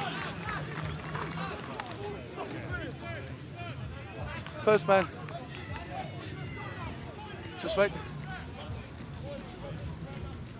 If they pull this off, Seaford College, it is one of the great defensive displays of this tournament so far. But as it stands, the 2019 champions, Wellington College, leading 7 points to 5, looking as though they are booking that trophy quarter-final spot for tomorrow. Look at that. I think it's Keane Lawrence, the second row, that gets over the ball. Right, open up. And now his team have a line out inside the 22. They've scored from a maul already today. Already in this game even. Can they repeat it here? No, Wellington College steal it. Mackay, the skipper, surges forward. Outside. Wellington College still playing. Surely the cry is coming on. Get this ball down the other end. Make Seaford play from deep.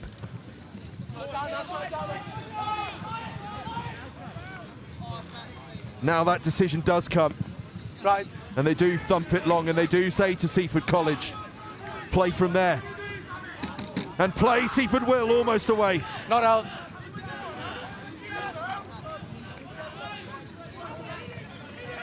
Andrews, the captain, half through the gap. No more. Takes two to bring him down. Good clean ball for Seaford College, but Wellington College giving as good as they get in defence. Tackle, leave it. Double tackles raining in. Kick through doesn't quite come off. Wellington turn it over. Yeah. Mackay, half a dummy and goes. Do they have numbers? Yes, they do. The pass is just behind. That was nearly brilliant from Wellington College. That is a little risky, but there was a foot in touch. And a chance to breathe with 2.5 minutes left to play. Okay. Yellow, that's you. Thanks, sir. Numbers. 5. Open up. This way, this way. Well, the Wellington College coaching staff off to my right-hand side look about as calm as any individuals could ever look. Okay, let's go again. don't know how they're managing to look so calm, because I'll tell you what, I don't look calm up here. And most of the people lining the touchlines do not look calm as Andrews thumps forward. Ball still in. I'll tell you what, it takes something to bring him down after a run up like that. Right, get out. Stay. Seaford look to the back line now. Taking it up almost to the 22. Picked it up. Another massive carry. Options running a little low for Seaford College. So they have to take it on themselves, and actually that's good feet from fly half Angus Ford, just to buy a little time for support to get to him. Need to survive. Wellington College defending. Tackle! Astonishingly well hit. They're almost knocking Seaford backwards, so Seaford are going to just change it up and look a little wider. Andrews then cuts back across the grain and gets half through that tackle. It's been turned by Wellington College. Hold on to it is the cry. Pleading for calm from the touchlines. 30 seconds left to go. Mackay drives forward. Still enough time. Still time. 1 minute. A minute to go, says the referee. So we're about 30 seconds ahead of that. 1 minute left to go. Wellington slow it down. Put the box in, but it's charged. Loose ball. Which way will it go? Sorry. Scrum Seaford ball. Scrum Kicked down. It, he's in front of it. Seaford College ball. Well, well, well. So it's accidental. He kicked it. The player was in front of him. Last play. Last play, Let's go, boys. says the referee. Let's go, boys. This is it. This is Seaford College's tournament on the line here. Right, guys. Keep the scrums perfect, yeah? Any sort of score, and they will win this game, and they will stay in the hunt for a trophy quarter-final. Any sort of shutout for Wellington College and Seaford College are going to be in the bowl, and Wellington College are going to be all but certain of a place in those trophy quarter-finals. This right here is the game, and it's going to be tense. We're going to pack down once again. Okay, you okay? Whoa. Okay. Right, guys, quickly listen. The tension builds. Listen. Okay, let's get a little bit more space. On bind, we need a gap. And of course, Wellington College know they need to be neat and tidy here, because a penalty is just about within kickable range off this scrum. The tension utterly palpable. Bind! Seaford College scrum. Steady up!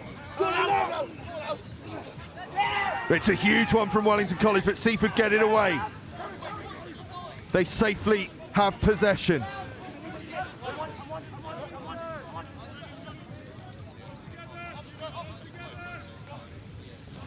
Back to the open side they go. Wellington College just throwing defenders at that ruck, trying to make a mess of it. Huge carry from Seaford again. There's the ball. Stay there. Flat across the midfield. Thought about the offload, wisely chose not to. But still, this Wellington College defence unyielding. Andrews thumps forward. Front foot ball now. Can they use this to inject a bit of pace? Having a go himself is Ford. But still, they can't get into the 22. Huge from Wellington College. No more! Now they just about scrape in. Do Seaford. No, leave him now. Do they start to think about the drop goal now? Tackle, leave it! Drop goal would win it. Still they play, still they search for that score. No, leave it! Wellington College all over that, but referee tells them to release. Fizzing pass to the skipper, Andrews. Andrews bursting through, is he isolated? No, they're all right, they're all right.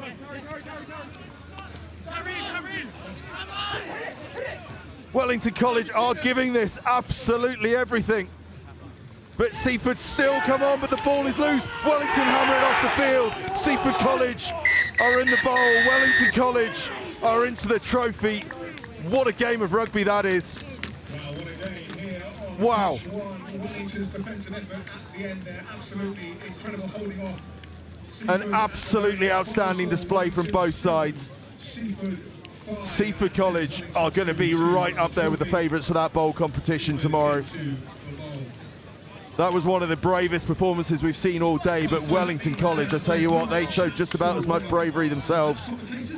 They hung in, and they just would not crack towards the end of that game. Full time here, Wellington College 7, Seaford College 5. Up next, we move into the final group of this competition. Wellington College 7, Seaford College 5. Up next, it's St Joseph's versus Hurstpierpoint College. But we will see what the Wellington College skipper has to say with Joe Burns downstairs. Whoa, Will, that was some game of rugby. They took you right to the edge. What was it like to be out there? Yeah, it really was. I mean, physical game, obviously. Sort of drawn into their game plan, which was not ideal. We spoke a lot about that. But we managed to muscle it over, get the win. Sort of like. Hey, you guys don't lose a lot of matches. I know a bit of a streak came to the end the other day against Millfield. That might be a nice little revenge thing coming up, but how did you guys get through that? How did you find the character to get the win? We love our tournaments, from Rosin Park to everything. We love it. We love the heart you have to show, the mentality, and our team has that. We really have that.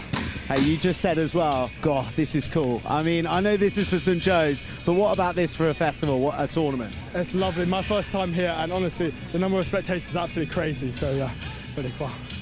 You're out of puff. Well played. You got the win, and you're into the cup the trophy tomorrow. Good on you. Right, absolutely nerve-shredding action there between Seaford and Wellington. You saw the quality that Seaford just brought there, but they miss out, and Wellington secure their place in the trophy. Remarkable rugby, remarkable theatre here at the St Joe's Festival, the 39th edition of the National Schools Rugby Festival. And now it is time for the fire, the brimstone and the hometown heroes. St Joe's tunnelled out. They got their first win. Can they back it up with a second and bag themselves a place in tomorrow's trophy?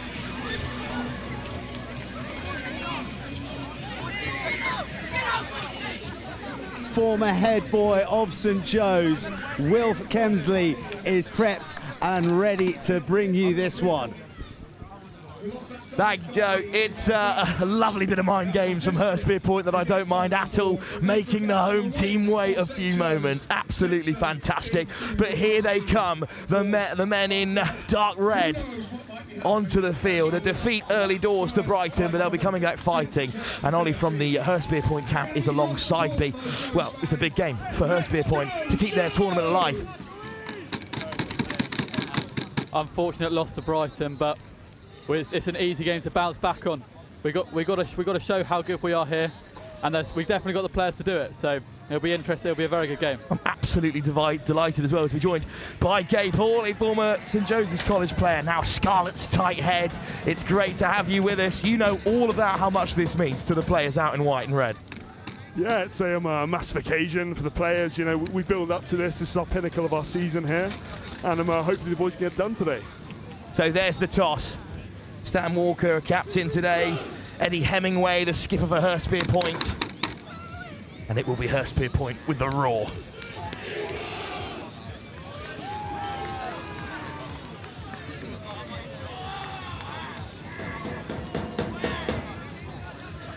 Good job, I've got Ollie alongside me here to check the team numbers. It's actually Ned Taggart who's the captain, wearing 12 today. Hurstpierpoint will kick us off. St Joseph's College on the receiving end. A win here will take them through to the trophy. Hurstpierpoint desperate to turn their tournament around, and it's high up into the overcast. Ipswich skies again, loose, and eventually falls for the try scorer, the double try scorer, Finn Wesley. Goes St Joseph's way, sent it to start, Patterson, early in the first game, but Gabe, how important is it to have a quick start when you're the home team? Yeah, just for the general momentum of the game, it's huge. You know, get an early little victory like this, you know, pump the momentum, get the energy up. It's going to be really, really good for the St Joe's. Hopefully they can carry it on. Oscar Lewis went down with a little knock in the first game, but he's back to kick it into touch. First line out off the line of the day for Maxon Firth. Off the line. Starting instead of Ransom on this occasion. With Brighton on the horizon too. Up goes the captain, Warner, and it's back for Bibby and Lewis, and through the forwards they'll tumble. It's Louis Wright with a good carry. Dinked out the back. Lovely soft hands. Oh, what an offload! What a grab by Pattinson. MacArthur picked him out. It's Pattinson. He can't do it again, can he? The hitch kick, the bend. Oh, and the back door. It's Wesley who finishes it off. Pattinson's a hero again for St Joe's. Just like in the opening game of the tournament, he scored an absolute blinder with the support of Finn Wesley on his shoulder. What a start for St Joe's. Yeah, great try from Patterson there. I mean, the ball movement there was superb from Joey's, really. You know, playing fast, quick, it's what you want to see, really. I spoke to Benji Patterson after the first game, and he said about his opening try, he didn't know if he was going to make it to the line. He was reaching out, he thought, I can't surely drop it.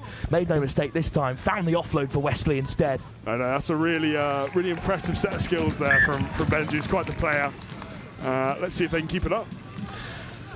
What a start. Well, it's tough in this atmosphere, Ollie, but again, a talented Hurstpierpoint side. They're going to come back firing.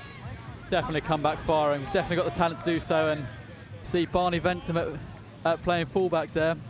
He's been injured all season, come back firing, so I'm sure we'll see more from him. Almost made a try-saving tackle, and it's a lovely take in the air from the Dutchman, Sjoerd Bakker. Got him confused with Bloomfield in the first game. They swapped numbers, 4 and 5. And then it's taken on by Bloomfield. Lewis, cross field, and there's a man out there for the host, but it'll roll into touch. It's a bit of ingenuity though from St Joe's. Yeah, very, very nice. Big line out though, and a chance for Hurstpierpoint, Ollie. Yeah, definitely. Get the line out moves going now. Definitely got a big chance to get an attack on here, potentially score in the corner. Well, let's wait and see. Plenty of size in that Hurstpierpoint row. Rory Grattan, Jandra van Jaarsveld. And it's in the clutches of Sam Sears. Interception! Stolen away by the hooker. Maxon Firth. And here's Bakker. Sward Bakker with a strong carry. Bibby over the ball. Waller lifted out the back. Nice ball over the top. It's Brooklyn MacArthur. Another nice offload to Pattinson. The winger and fullback linking up excellently well. Campbell Bibby, the Kiwi. Bloomfield. Fantastic carry. No, there's balls there. Slow ball for St Joseph's College here. Bakker out the back. Lewis, Waller. Good tackle in midfield. Hurstpierpoint hold firm. St Joe's might look to test them on the edge. Lewis looks to go himself. Caught behind the gain line. Campbell Bibby. Sward Bakker. Met well by Taggart. Now Waller at first receiver. Bloomfield a little wider. Towering second row. Wesley. Pattinson, hint of a 2-on-1. MacArthur looks for the offload. Pattinson's over again. The creator come scorer. What a tournament for Benji Patterson.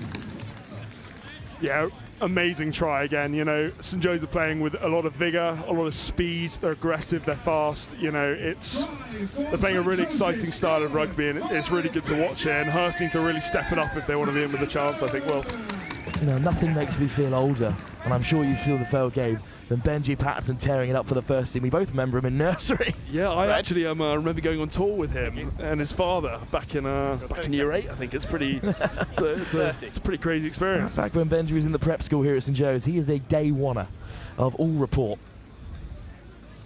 and he's there to support again. And now Lewis has the chance to add the extras. I'm sure his father and his brother will be watching on keenly, and he seems to be doing them proud, I'd say. Absolutely. Lewis off target this time, but St Joseph's College lead by 12.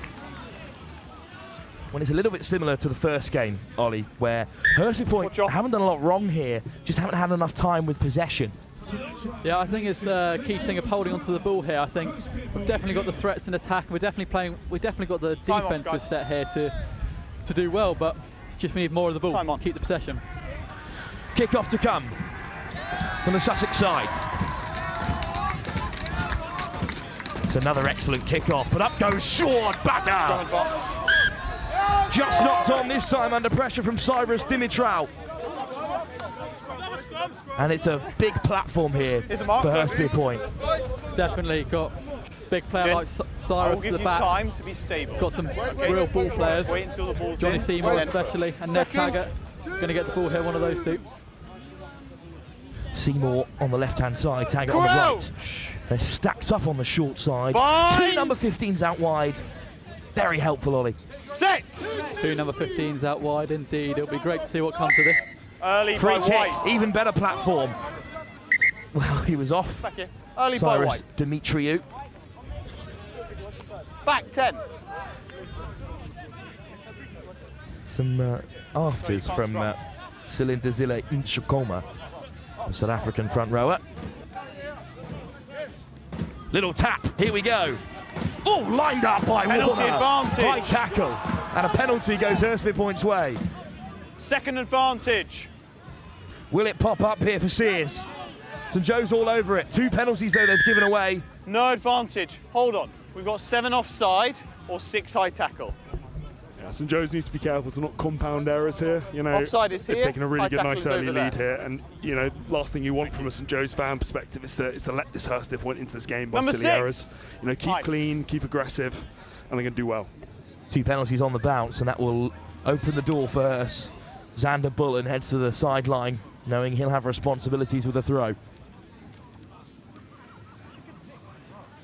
Seymour. Fantastic kick. Couldn't be better. Got a real chance here to get back into this game here. On the line. There's plenty of options to pick out in that line out. Oliver Norman at the front. Sam Sears now drifting to the first receiver. Who's the man with no number, Ollie? Who's going to be a plug? Well, he has the ball in hand, but now it might be back instead with Sears. St Joe's are going to make a mess of things, and they have ruined it, and they're all over it, and St Joe's will win it back. Failed ball, scrum White. Well, again, a good clean setup from Hurstpierpoint.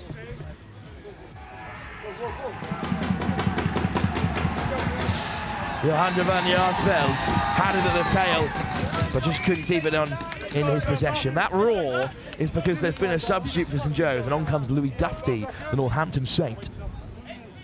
His younger brother as well was playing for the under-15s. They're St Joe's family through and through nowadays, having moved across from the Northampton area. Set! It's good to see, Will. You know, lots of young talent in this team. It's very exciting to see St Joe's go end to end like this. Is impressive. It's really exciting and a great watch. Waller went straight down the throat of Taggart and was shown what for, but a strong clearance and an excellent take at fullback. Seymour, Keep coming, Red. crossfield, Keep good coming, option. keep coming. Thank you. It's an excellent kick. Oh, it just pops up for Patterson, who tiptoes on the sideline. It's Patterson again, tearing his way through. This time he flicks it out the back. Release 13 and the ball White. goes to ground, but not a bad exit from St Joe's. Back. Dimitriou. Good carry. No hands. With Bollen in support. Back, Box White. kick inbound for George Stedman. Back. Stedman hangs it up. Oh, it's coming down with snow on it, but it's straight out, unfortunately, there. Not a bad kick, but the margins are so fine, Ollie, when you're knocking it up like that. Yeah, I thought it was a good option. Got people like Finn Beecham on the wing there, head boy, who's could definitely get under that and do some damage. Hold on. I need you to move. There's the mark. Thank you. Line out, though, for St Joe's. We've seen them run in some fantastic set-piece moves over the years. Backwards They by always Red. shine on home turf, but that one was loose, and in the end has been knocked on. Very fickle crowd at times here at St Joe's. They've gone very quiet because we haven't had the ball in 2 minutes. Yeah, but you know, that's what Hurst needs to do, is keep the ball in hand. They need to kind of work their way back into this game. You know, cut the silly errors out, force pressure on St Joseph's, or you're gonna have a tough game. Both sides, it's a very, very dangerous team before the set. Okay. And if you get the ball in open play, it's gonna be Crouch. Stedman to feed the scrum. Bind. A bit of a mess last time out. Set. Hint of an early shove there from St Joe's. The referee's going to let it play, but they do get the shove on. Good work from Dufty. Taggart. Seymour. Lifts it over the top. Oh, what a grab. And now maybe some open field. Lovely footwork out wide. Patterson all over his man. Over the ball goes St Joe's. Penalty advantage for Hurstpierpoint. No clear release. Too keen there, Ollie, to get on top of it. Number 12. Brilliant run there from Arlo Marchant. I mean, good pressure being built there. Just need to keep on top of it, hold possession of the ball now. Good chance to do some damage from this line out. Tell me which of the 15s is Arlo Marchant.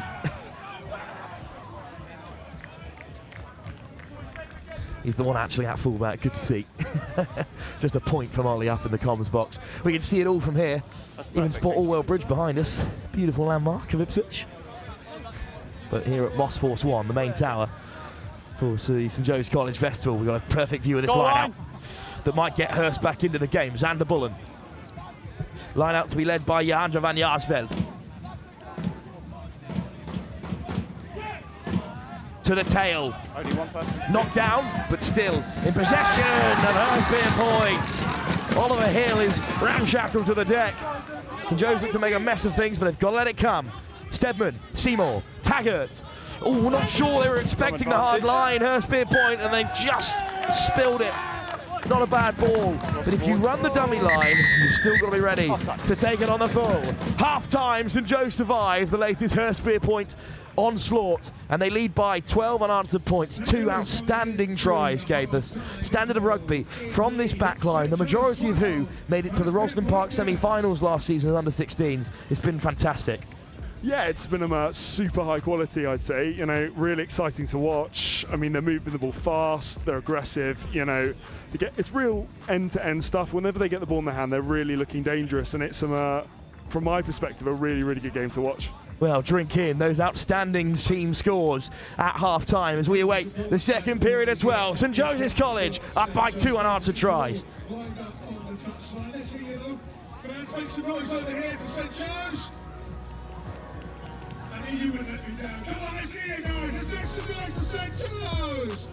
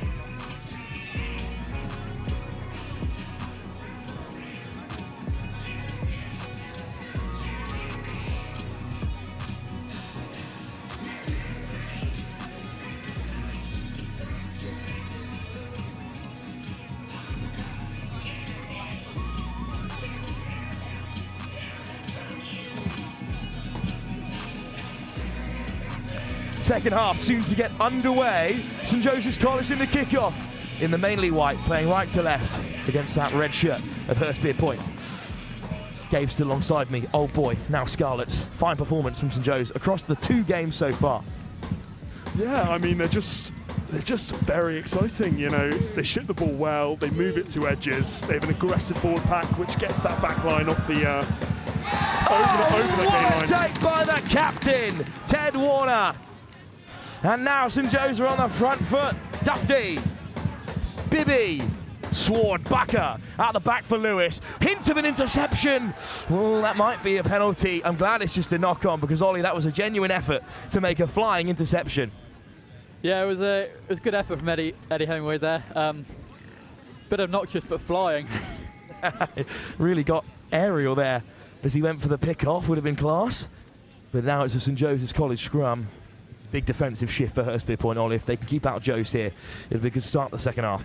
If they can keep out St Joe's here, I think they've got a brilliant chance to counteract it and potentially go and put themselves back in this game. But St Joe's will be looking for a third score. Campbell Bibby to feed the scrum that's been St Joe's on the front foot, and it's comfortable ball for them here. Waller out the back for Lewis. Here's Pattinson, manages to get the tip away. Max Pilcher brought down. Bibby. Oh, just a mix up there. Two players unsure of which one was the target, so it's back with Taggart. Good take on the deck from Johandra van Jaarsveld. We'll come back for the knock-on. As I said there, it's a great D set from Hurst there. Turn the ball over, Ned Taggart getting the intercept, and got a chance from a scrum here to do some damage. Maybe, Gabe, they just need to be a little bit more patient. Yeah, St Joe's possibly a bit too aggressive. You know, they want to come out here in front of the home crowd and score and put on a show. But, you know, sometimes a little patience can be a virtue. But it's going to be exciting to see what Hurst here respond with here. They will have a clean platform, although the St Joseph's scrum in this second half has been fantastic. But as we know with the rules, it's tough to get dominant defensive rewards here. And the penalty for an early shove on Zach Dahl's side, unfortunately, has opened up the opportunity for Hurstpierpoint to clear, and Seymour's going to get behind this kick. Should give Hurst a really good platform to play off here. You know, they really haven't had an opportunity to really attack. They haven't looked particularly dangerous all game. But, you know, if they can give themselves a bit of a front foot here, you know, this could turn into a game. The last thing you want is to let St Joe score next. It's frustrating as a front rower, Gabe, because at this under-18 level, if you're the dominant party, you can't really win against the head, but you can give a penalty away. Unless you are miraculously dominant, it is incredibly tough to gain a penalty. But it's what you got to deal with and use it to prepare yourself for the next level. Oh, it's a touch overthrown. I think the throw was lovely, but the lift just missing a couple of inches, and it's got St Joe's back in possession. Bibby to the short side. Dufty straight down the throat of Leave it free, Red! Blumfeld. Well, it's hard to nail a high tackle on a man as big as him, but it's the penalty advantage coming. Important shot off the deck, and St Joe's rolling beyond the 10. Bibby. Lewis puts the kick ahead, and Pattinson's ahead, but it will roll into touch. Penalty advantage coming. Little round of applause from yourself, Gabe. A really nice option. Thank you. Yeah, I mean, they're really succeeding in keeping pressure on this Hurstpierpoint 17 team, and high tackle. they're giving us some really good field position. It's just really, really exciting. More defensive duties in the offing for Hurstpierpoint, Ollie. Coming onto the pitch though, Will Lumberg, who can make a real impact on this game, but it'll be good to see another great D set from Hurst here. We'll see if the changes bear fruit for the Sussex side. Already beaten by their local rivals Brighton today, which sets up a real collision in the last game between Brighton and St Joe's. That's the final game, due at 4:30, but it's going to be more like 5 o'clock this evening. I think it was unlucky against Brighton, probably not there, not as good as we should have been, but certainly have put in a better performance in this game, even if they are behind. Backer claims the line out. It's a quick break. Warner! The captain is on the ball. Not the first Warner to score at Vesti, but it's his first try of the competition. It's a fantastic moment for him and his family, who are so tied in with St Joseph's College. Yeah, a shifty little a line-up move there, which seemed to work really well for St Joe's. You know, bit of ingenuity from the pack there, and it's worked out well. Well, we thought they might be spinning it wide here, but instead they just slipped through. And it's a third score, and it's a clinical one, and an important one for St Joe's, who've struggled to get things going in this second half. 20 seconds. Coming onto the pitch now, AK for Hurst, and coming off, I think, Barney Ventham. But AK coming on, it'll be great to see what impact he can make here on the wing. Akumzi Masoka, the South African, on to make an impact. out wide as the kick is off target. But it's a better angle on that little move. Little shimmy on the inside. Deb Warner scores for St Joseph's College. Time off.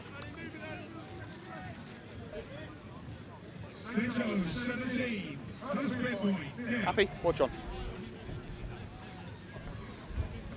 Catching up on other results from the Tower. Whitchurch with a big win on the delayed kickoff over on the far side. It's good to see them off the mark. They really gave Wellington a good game.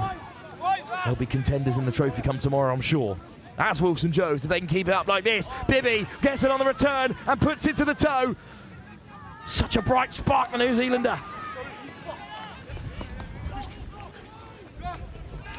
Piling in to make the shots, but Hurstpierpoint do have it back. Seymour. Nice ball for Bullen.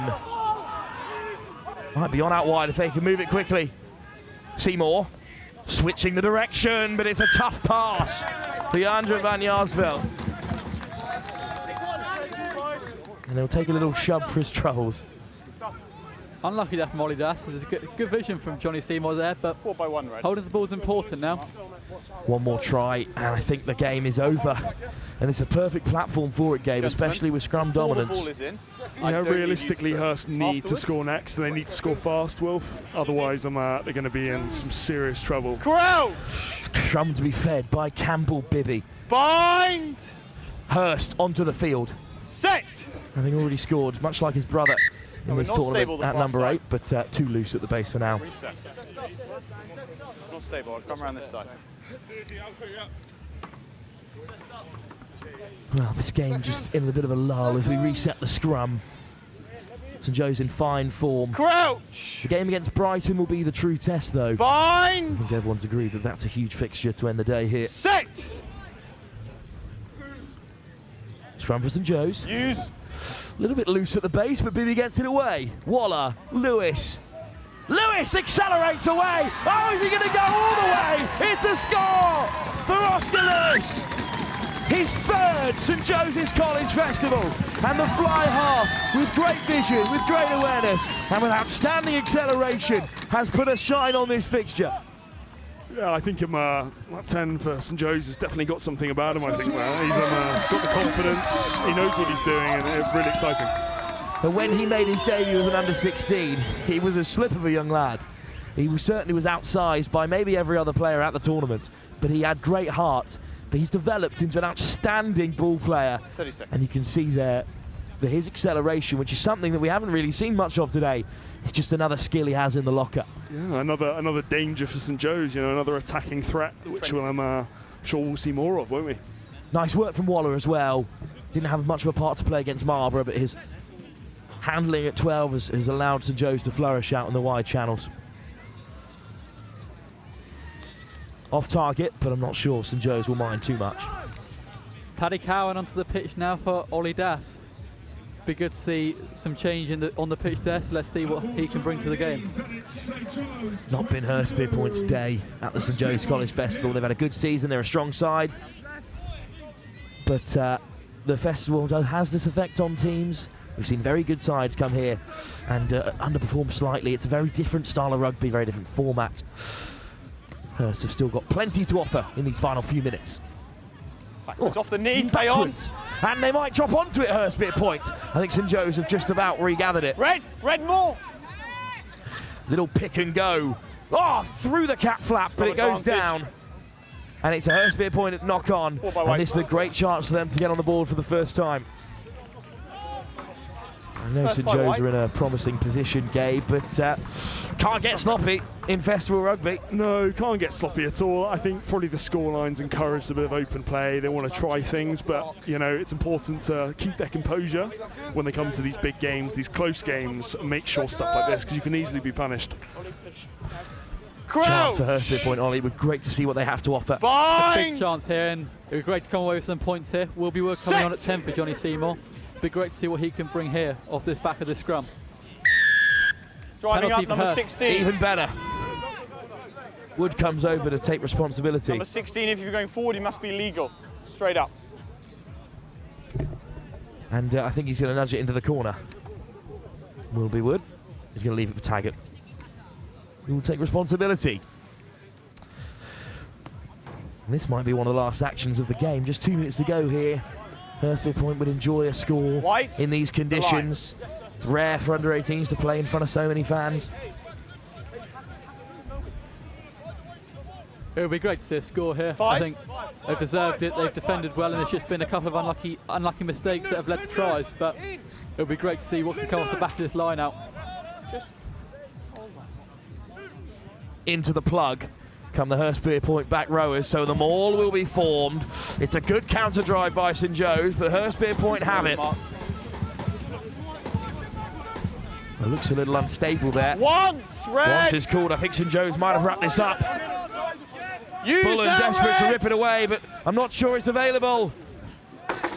Hurstpierpoint have been denied. 17 through the middle. It's fantastic maul defence from St Joe's Gate.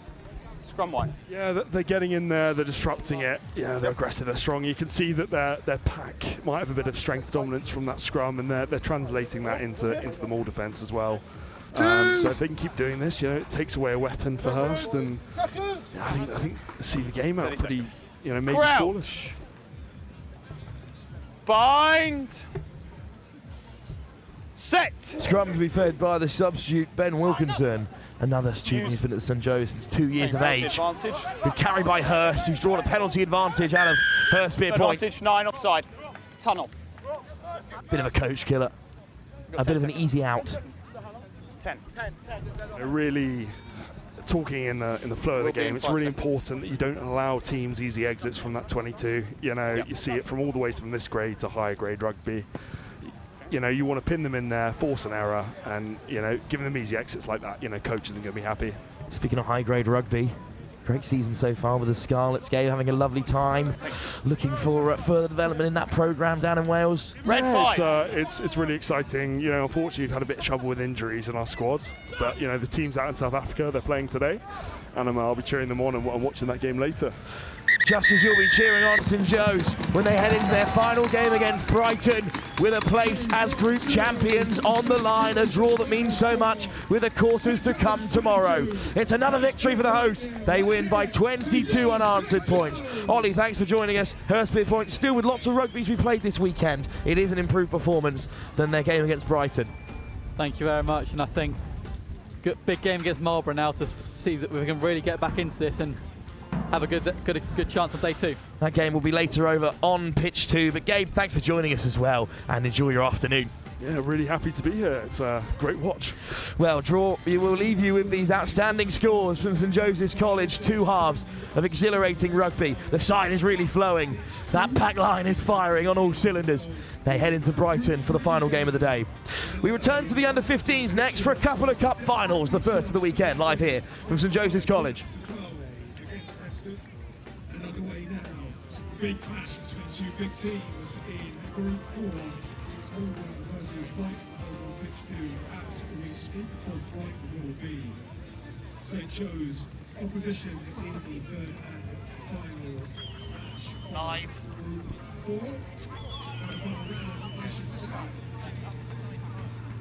Oh, we're live. Hey, Louis, congratulations into the trophy. That was job number 1 done, right? Yeah, well, I think the first game we had a few more stages we could have unlocked and got to, and I think that last game just shows that we've ramped it up, and I think we've still got more to come, to be honest. Brighton took me a very good game, really excited. The lads are very up for it.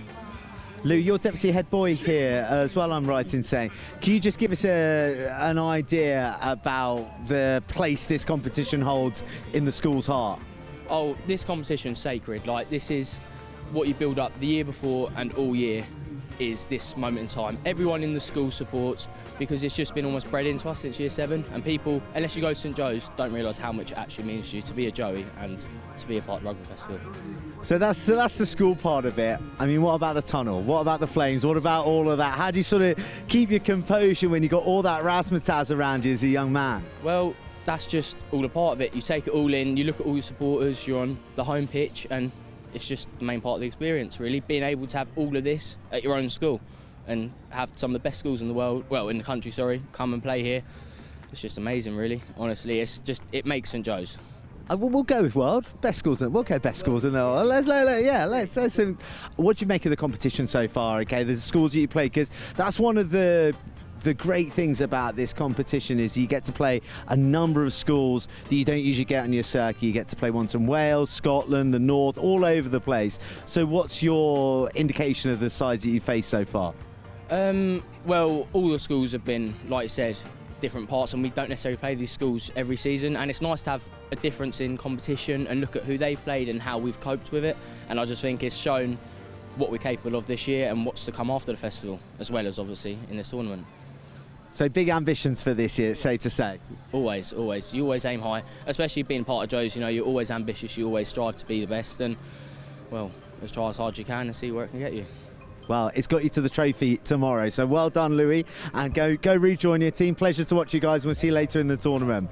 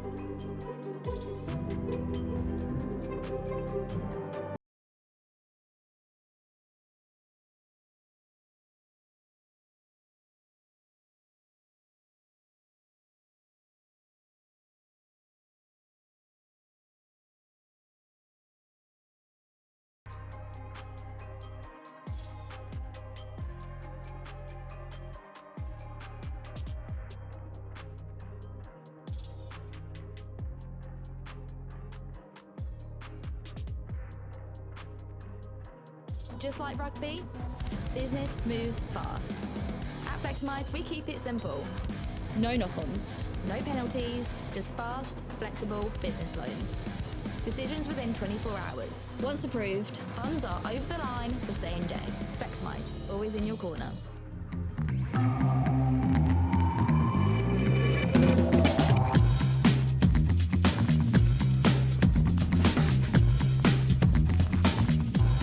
John Fowlers, your local solicitor.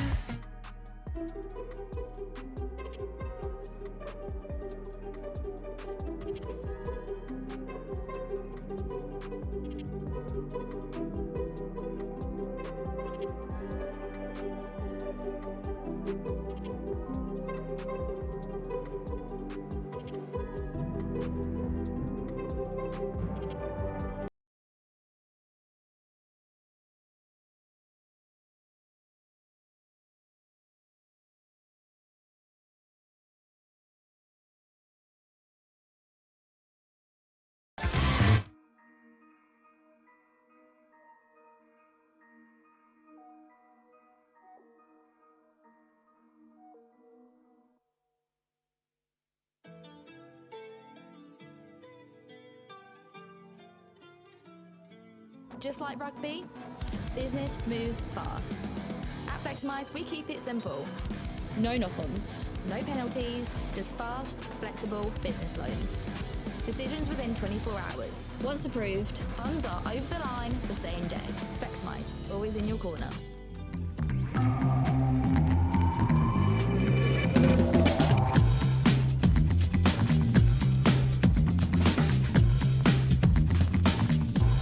John Fowlers, your local solicitor.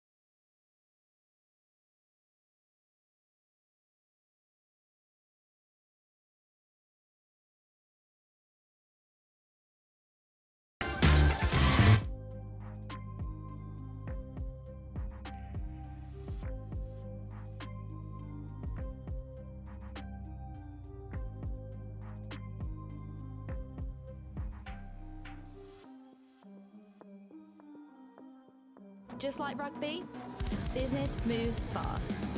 At Flexmise, we keep it simple. No knock-ons, no penalties, just fast, flexible business loans. Decisions within 24 hours. Once approved, funds are over the line the same day. Flexmise, always in your corner.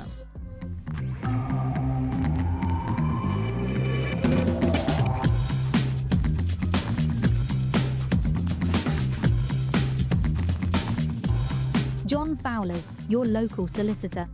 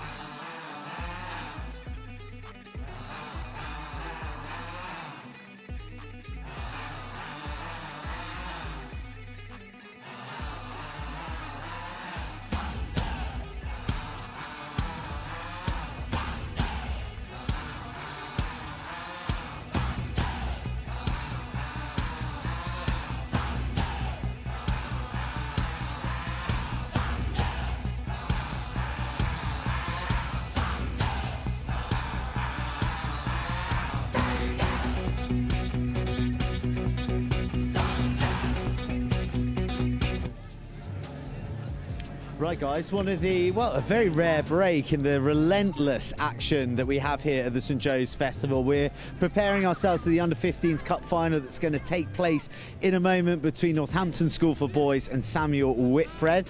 But it does give us an opportunity to catch up with you, Finn, GB7's Finn, who's doing a bit of work with Marlborough. Yeah, so where should we start? Should we start the tournament or should we start GB7s? Let's start here. Let's start here for now. Yeah, it's my first time being here. What an atmosphere. We had the privilege of playing St Joe's first as Marlborough to kick things off.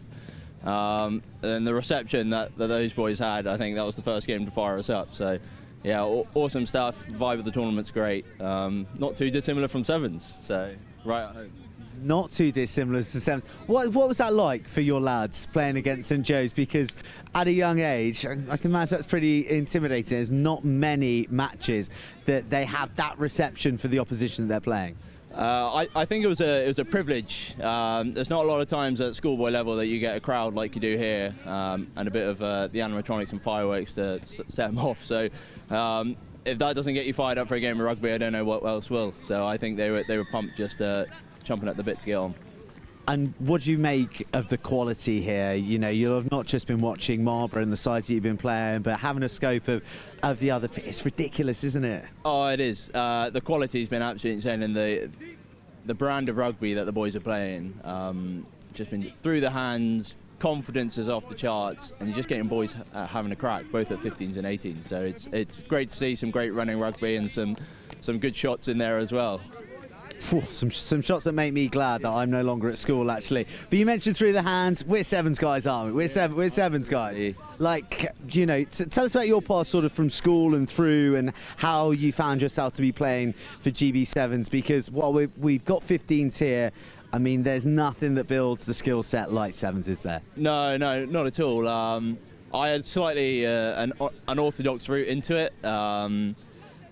Played for school, went to Bishop Wordsworth, did my Bath Academy 15s up until 18s, and then went to Loughborough Uni, and from there sort of the Sevens thing sprouted. Obviously you got a taste for it in Rosslyn Park when I was a schoolboy, but the summers at Loughborough and playing was the Super Series, so the domestic series of Sevens, and then just got picked up by one of those. So it's there's different routes into getting picked and, you know, playing some professional rugby. So it's, the opportunities are ripe from beyond schoolboy level. Yeah. Have you seen a few characters out here today that you think, whew, I wouldn't like to come up against him? I tell you what, there's a couple of big boys out here that I'm quite thankful. That's why I play Sevens, not 15s, is because it's a different type of athlete, and there are some big boys here that thankfully I'm not on the other side. Well, yeah, and like, sure, you're going to come into your own when it does come to Rosslyn Park, I'm sure. That's the plan, right? Yeah, that's what they're employing me for, so I hope so. Don't count on it too much, but yeah, that'll be a really fun experience to show some boys some Seven stuff and a little bit of what we do in GB, and see if that translates to the schoolboy game. Lovely stuff. Right, I'm going to have to dispatch you because we've got Jimmy, who is the director of sport for Samuel Whitbread, who is here for the final. And it's your first time here at the tournament. Yes, we've never been to the St Joe's Festival before, so to be invited to come here is amazing. This venue and the organisation, the coverage on, you know, YouTube, just brilliant. We feel so lucky to be here. So to get to the final and play our local rivals NSB, it's going to be a good game. It will be a good game. Look, I've sort of been asking a lot of the players, and we've been focused on the under-18s today, about what it's like being in this atmosphere, this environment, because it's a proper festival. There's a real sheen of professionalism.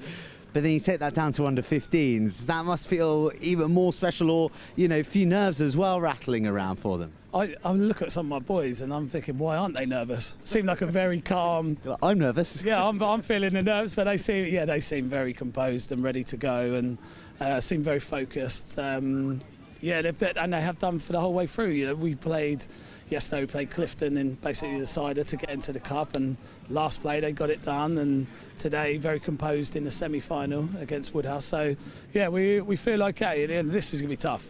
NSB are very, very good. So we're just hopeful that we've got enough to get it done.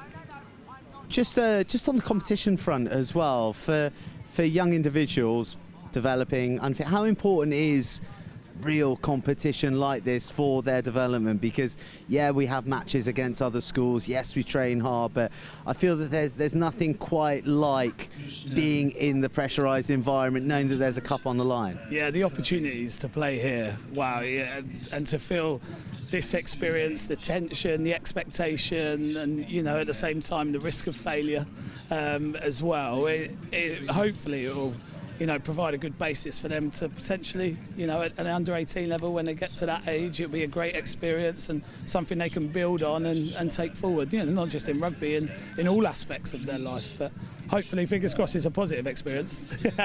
Well said. We're going to find out precisely in a moment, because it looks like your lads are ready, and so too NSB. So I wish you the best, and thank you so much for those kind words about the tournament. Thank you. This coverage is incredible. The boys, as soon as the game's off, they're cutting it and putting it on Instagram. They love it. So thank you all of you guys. St Joe's, Next Gen, you've done amazing. Really appreciate it. Thanks. Absolute pleasure. Absolute pleasure. Right, I'm being told that there's someone of interest for me. Oh, we got Angus Savage. Is he a person of interest? I don't know. Yes, no, he is. There's no one who knows more about the school's game than Angus Savage, who is trotting across. Are we using both our mics? We're just going to use mine. Right, yeah, exactly. You're connected to another pitch, so we're going to get to hear now about the happenings on pitch 2, and just a bit of an overarching feel to how the tournament's been going. We've had a hell of a day, actually. We had a penalty shootout over on that pitch earlier on. It was pretty brutal. It was absolutely brutal. You know what? My heart broke for some of the kids out there. But we've seen some great rugby. We've had some cracking stuff in the 18s as well. Brighton College, just on that pitch there, have been unbelievable. I think that game against St Joe's towards the end of the day, I know both are probably now through, but it's going to be a real tester of what we're going to see tomorrow. It's been absolutely amazing. Kirkham Grammar School as well, by the way, before we get kicking off over here. Look out for them. Wow, Charlie Bray, their number 8, is some player. There we go. There we go. I mean, there's been, I don't think there's been any huge upsets over here, but there have been some games that have really gone to the wire, and I think that, you know, everyone talks about favourites, everyone talks about established schools, but I don't think that any of their opponents have had any respect for that script, which is what we love to see. It's been absolutely incredible, hasn't it? You have really seen some of those schools really digging deep. I mean, I'm sure you've already spoken about it, but that game an hour or so ago on this pitch, Seaford College almost grabbing victory against Wellington. Blood and thunder. Loved your comms on there. You were there. You were in the middle of the breakdown at times. You were living it. I was absolutely in it. I was ready to get out on the field. I wanted to get involved in that. It was absolutely brilliant. It's been amazing. I can't wait actually for this under 15 cup final. And actually, I don't know if you guys have had the update on the bowl final that we were expecting here on pitch 1, Blundell's versus Felsted. That's being played over on pitch 3. So if anyone was tuning in to catch that, you're going to miss it, I'm afraid. I'm very sorry about that. A late rearrangel on the pitches to get things going. But this cup final, Samuel Whitbread against NSB, 2 state schools from the Northamptonshire area. How cool is that here at the St Joseph's Festival? Absolutely awesome. Yeah, you've seen loads of the under 15s. Very, very impressive. We're going to run out of time. Oh, no, we lost our cameraman. There we go. We've been dispatched, and we're going to throw up to comms, because this is the final we've all been waiting for. And welcome to the under 15 cup final here at the St Joe's Festival. Northampton School for Boys in the red and blue, Samuel Whitbread in the black and yellow hoops, as Northampton School for Boys look to make a quick start. Both teams tough routes to the final here today. Samuel Whitbread had to get through Felsted, Cheltenham College and Clifton before meeting Woodhouse Grove in the semi-finals. Northampton School for Boys, Berkhamsted, Finborough, Trinity and Kirkham Grammar School in the semis. Local rivals, not much distance separating the two. Both state schools, so doing very well to get here amongst the private school field as Northampton School for Boys look to set it up. Hands away, not yellow, you got your feet, good. Samuel Whitbread looking to have a poach on the ball there. Not making much ground yet, Northampton, but good possession secured. Carried back into the 22. So the kick needs to stay in field, which it does. Fly half for Samuel Whitbread with a little chip in behind. Just watches it roll back into the dead ball area. Skins him there, the 15, Alfie Hiller. avoids getting taken into touch there very wisely. Cagey start in this cup final so far. Samuel Whitbread looking to force the error deep into the Northampton School for Boys territory. Good. Still yet to go out. The 10 for Samuel Whitbread. Knock on there, great space to play the ball. Here they go. Northampton with space. Number 14 there for Northampton. Streaking down the wing. Good. Was Alfie Goodman there with the ball. Advantage, high tackle, yellow 18. With the advantage now. Been a frantic start to the game thus far. 2 minutes, no break. High tackle, yellow 18. So high tackle there. Tightly contested tournament so far between the two. Number 15, Alfie Hillier, looking to the corner here. Uncontested lineouts at under 15, obviously, so good opportunity to secure your own ball. Not opting for the points, which is usual tournament routine here at St Joe's. As you can just see here, yellow. Ruben Rinnon for Northampton carrying the ball. Red, mark is there. So Northampton School for Boys with the first opportunity deep into the Samuel Whitbread 22. Brought down to Maul. In. They're on their feet. Okay, 8 yellow away now, point shift. Tom Skelton, the hooker, with the ball at the back there. Jack Alburn sending it out the middle. Threatening position here for Northampton. Lovely spread of the play here. Looks like number 11 is in the corner. Joe Clark with the first score of the afternoon, or in the cup final. Northampton School for Boys draw first blood. Score in the corner, conversion to come. So all set up from that driving maul. Excellent patience there. The no-look pass there from the 10 Auburn, or the 12, sorry. Auburn then spreads it wide to Logan Sothcott, who finds number 11, Joe Clark, diving into the corner for the first try of this cup final. First blood, Northampton School for Boys. So Jack Auburn, number 15 here is Alfie Hillier with the job to do from out wide on the left. Let's go now! Let's go!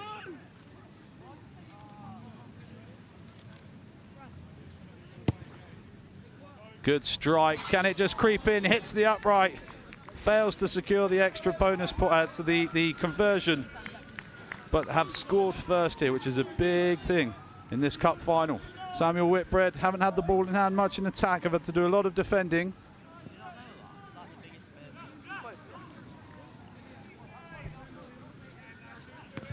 High hanging restart there then. Well secured there by Isaac Rowe. Northampton, can they clear their lines here? Tom Skelton there, just setting things up. Carried back in. Hillier with the thumping boot downfield. Finds the waiting hands of the Samuel Whitbread 10 with a return kick. Chesting one, the little bounce there, nearly throwing Hillier. But he shows and goes. But he's run into a yellow and black wall. But Northampton have done well to secure their own ball there. Again, just going through the phases. Ball security fantastic here from Northampton. And they're trying to find the overlap as it's sent wide to number 14. Alfie Goodman again with the chip ahead. Northampton looking for the counter straight down the middle. Looks like that might have been a knock on there. Lost forward here by yellow. Much to the delight of Northampton. Slight knock on there by the Samuel Whitbread back row. Let's go! On my down. Second! So perfect position here for Northampton. Gentlemen, to mount the attack. going forward on the gap, there's the mark. Keep coming. Reset, look at this gap, it's too far, come forward. A lot of rugby played over the 2 days here at St Joe's. You can certainly start to feel it in the legs at this stage of the tournament. Fine. Also a bit of adrenaline running through the body. Nerves will be jangling as well. Set! So it's always important to have a settled start here, like Northampton just had. That scrum's gone swift there. Straight round. Northampton with the tap and go. Yeah, boy. Roberto in on with the tap and go there. Advantage, yellow, never 10. So another advantage here for NSB. Strong carry there from the loose head prop. Quick ball. Through the hands there. Hillier had a busy game so far.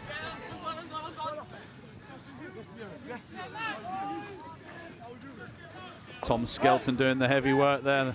The grunt work from the hooker. Lovely connecting play there. Number 13 on the outside, Charlie Brazier. Strong fend, strong handoff, and in the corner. Excellent period of possession there. Capped off by number 13, Charlie Brazier. Strong carries all round. Tom Skelton doing the hard work first.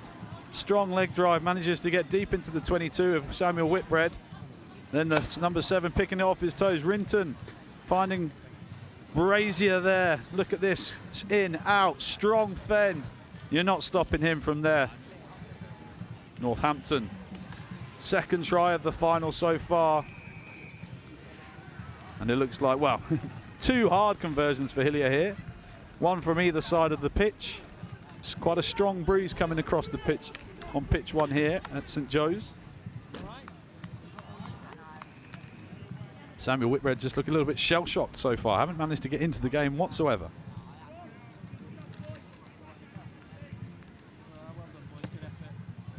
Lovely strike, but just pushes it past the left upright. Score remains 10-0. Been one-way traffic so far for Northampton School for boys.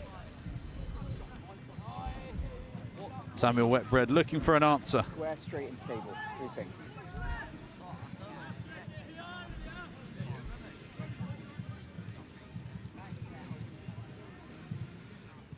So hung up again by Samuel Whitbread. Rinnan with a great catch there, strong carry, great feet. He's a dynamic player and a half. Disrupted there by Whitbread. First sniff of field position here for them. With ball in hand. Strong carry there. Okay, hands away now, Red, good. Out the back from Whitbread. Half a gap there. Strong hit there from Brazier, the try scorer. Thumping tackle there. Charge down. Samuel Whitbread started with this just on the edge of the 22. Haven't managed to find any territory yet. As the 10 nudges it in behind, but the ever reliable Hillier at the back there with a strong hoof downfield. These two have been sending it to one another on many occasions. That one's gone straight out. That will be a line out back for Northampton School for boys, just inside the Whitbread half.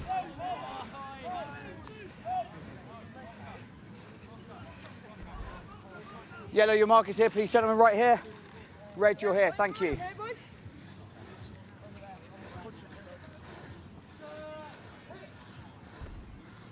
Maul set up by NSB.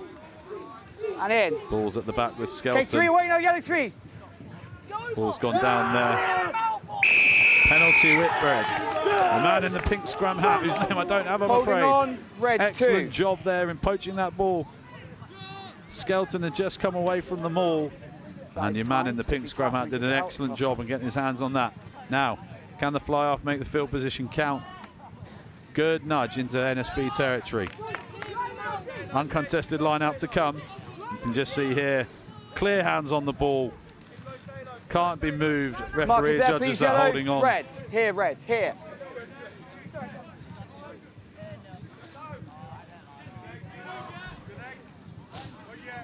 So first line out here for Whitbread. See if they got anything up their sleeve.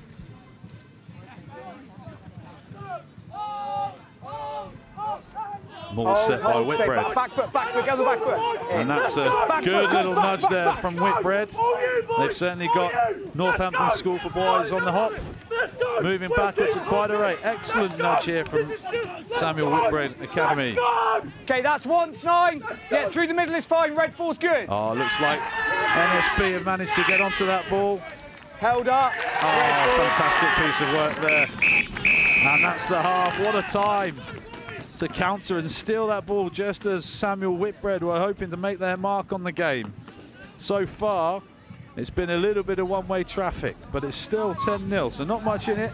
Plenty to play for in this second half, but Northampton School for Boys, definitely the more comfortable of the side so far.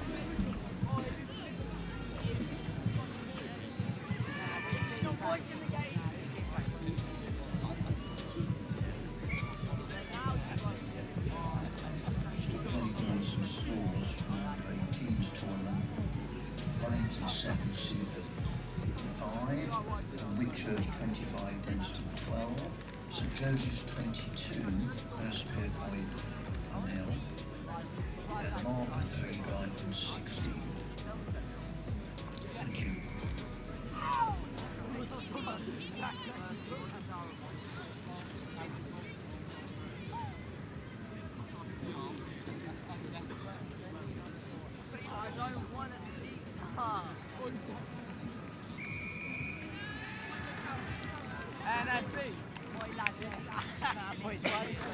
Samuel Whitbread!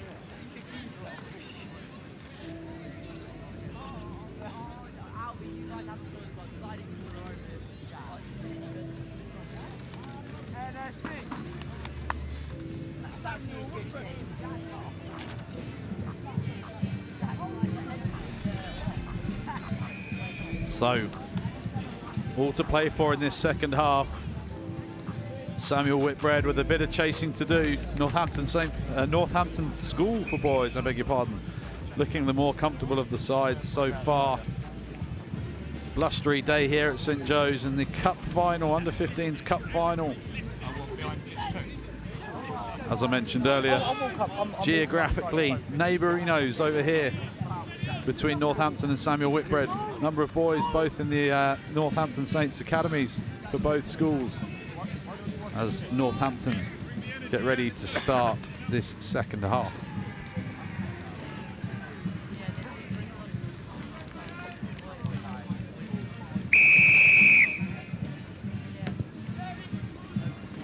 Low hanging one, just knocked forward there. It's a perfect start for Northampton.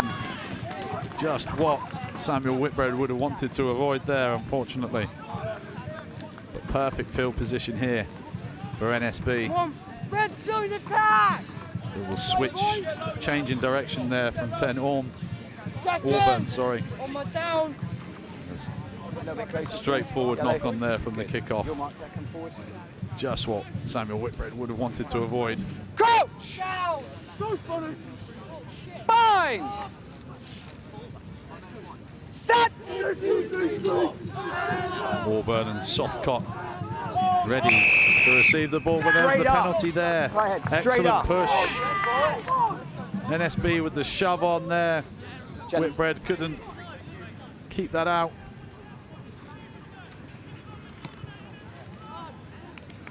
NSB have launched that into the corner. Driving mauls worked well for them so far this weekend.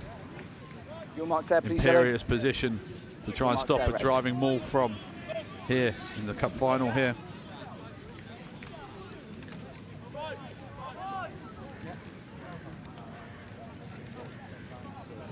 So Skelton needs to find his man.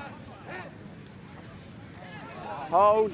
Gilliard there with the clean catch, and here comes the shunt from NSB all together.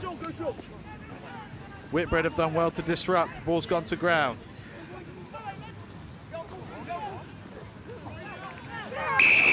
And he's over.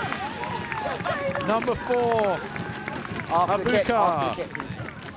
Did well. Looked like he might have just been short, but then reached out with his one chance.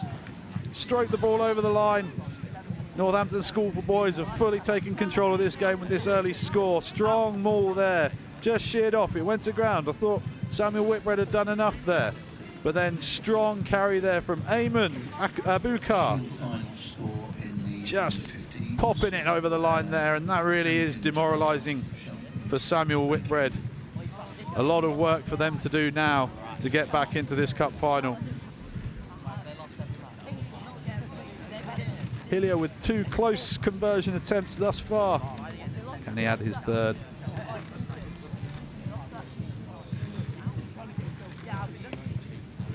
Great strike. And unfortunately, the wind's just pulled that one left again. That left-hand post. There's Aidan Gugachi Abukar. So the Maul doing the trick once more for Northampton. He's allowed to move his body and extend for it. He's allowed to do that. Okay? He's not allowed to get up and move it. He can move. Ref just explaining how he has one placement of the ball, of which Abukar, who's quite a big lad, managed to make those inches count. Advantage lost forward by red. Can Whitbread strike here? You think if they're going to have any sniff of this game, they need to score next, and pretty quickly. New advantage, straight off feet, red. Now with the advantage as well. You've still got the penalty here, but we've got a head injury. Just wait, stop. Hit me in the eye, bro. Ref has just brought the stop to proceedings because of a head injury. Take a second. Time is off. To be dealt with. Time is off, he calls. Can we just get the medic on? He's got a bloody nose. Get the penalty.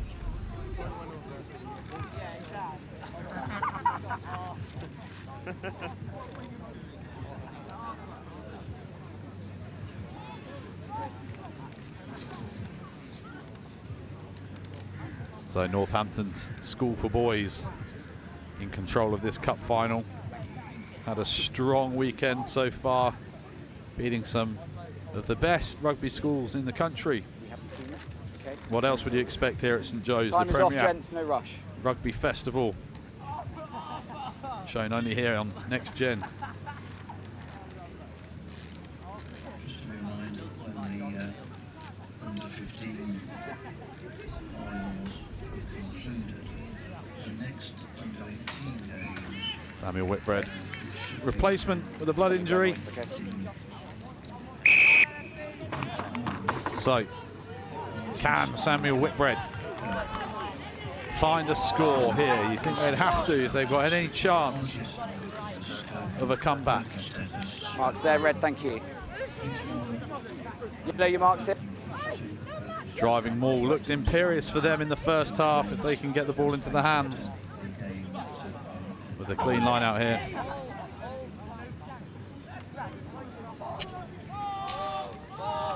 Catch is made. Okay, 6 red, out of the way, 6 red. Here it comes from Whitbread. Their strength here, it inches forward, stride by stride. Every ounce of the fibres pushing in unison as it comes out to 10. Red. With the advantage again. Rinnan looking for the ball there. Comes out to the 12. Finds space here, 1v1. They'll come back for the advantage, I believe. Got to make it count, have Samuel Whitbread. Give me a mark. He's fucking getting it. Time is off. Time off from the ref. Yellow, take a step. Red. On the line, please, gentlemen. Quite the weapon that Samuel Whitbread have with their driving maul. I'd imagine they'll pop this into the corner. Red 6. And try and go for this again. Space, red 6. Space, please. Away, away. Captain. Just laying down the law a little bit here. Okay, we've got hands, okay, where they shouldn't be. Okay, let's focus on discipline at the breakdown, and we should have no more. Happy? You have 10 seconds. Okay, the penalty is here. If time is off, give them 10 seconds. The ref with the warning for hands in the maul there, changing his bind. Different level of refereeing some might find here for the under-15s. You've got some exceptional referees reffing the tournament today. As Samuel Whitbread up for the corner. Mark is here, yellow. 5 metres out. They can get a clean setup on their maul. Red, yellow. One might Good. think you'd back them to score from this position.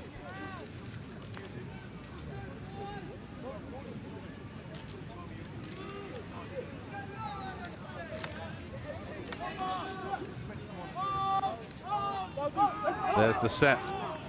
As it's wheeled there by Whitbread, who's sheer off, strong carry. Can he get it down? Score! Excellent score there, brings them just about back into this game.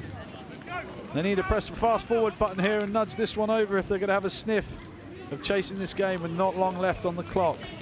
But that maul, as you can see, draws the Northampton players in before the number 8 there peels off, tries stopping him from 5 metres out. And gives a lifeline to this Samuel Whitbread Academy side.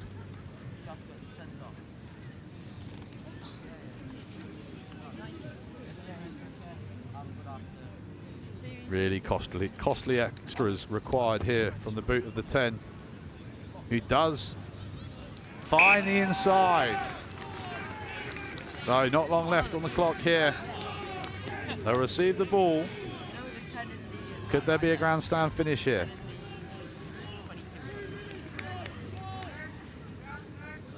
Two minutes left on the clock. 1.5, should I say. Might just be a little bit too much to do for Samuel Whitbread Academy. Deep into black and yellow territory. Fizzing carry there. Gets them up the field. They've got to go all the way from inside their own 22. Hands away, red, roll away, good. Overload here. Advantage, red 12, never onside. Do have an advantage. Strong carry there from the Whitbread boy. Couldn't quite put him down there. Re-advantage here. Tapped out there. Like Roger Federer making a serve. Finds the winger. Dances on the inside. Still with the advantage, I believe.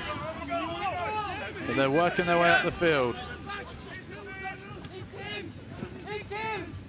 Northampton defence has been relentless so far. As Whitbread's still penned in their own half. As the fly-half looks for the crossfield. Gets the bounce off the knee of the Northampton school player. No advantage, red 10, Strong never blast of the onside. whistle there.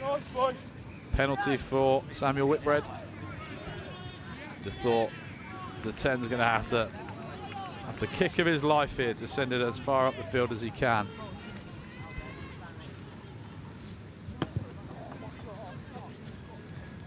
Just about creeps into the half of Northampton School for Boys. No, we've got 2 minutes. 2 Ref minutes, just gentlemen. reiterated 2 minutes on the clock on his watch. Thank you.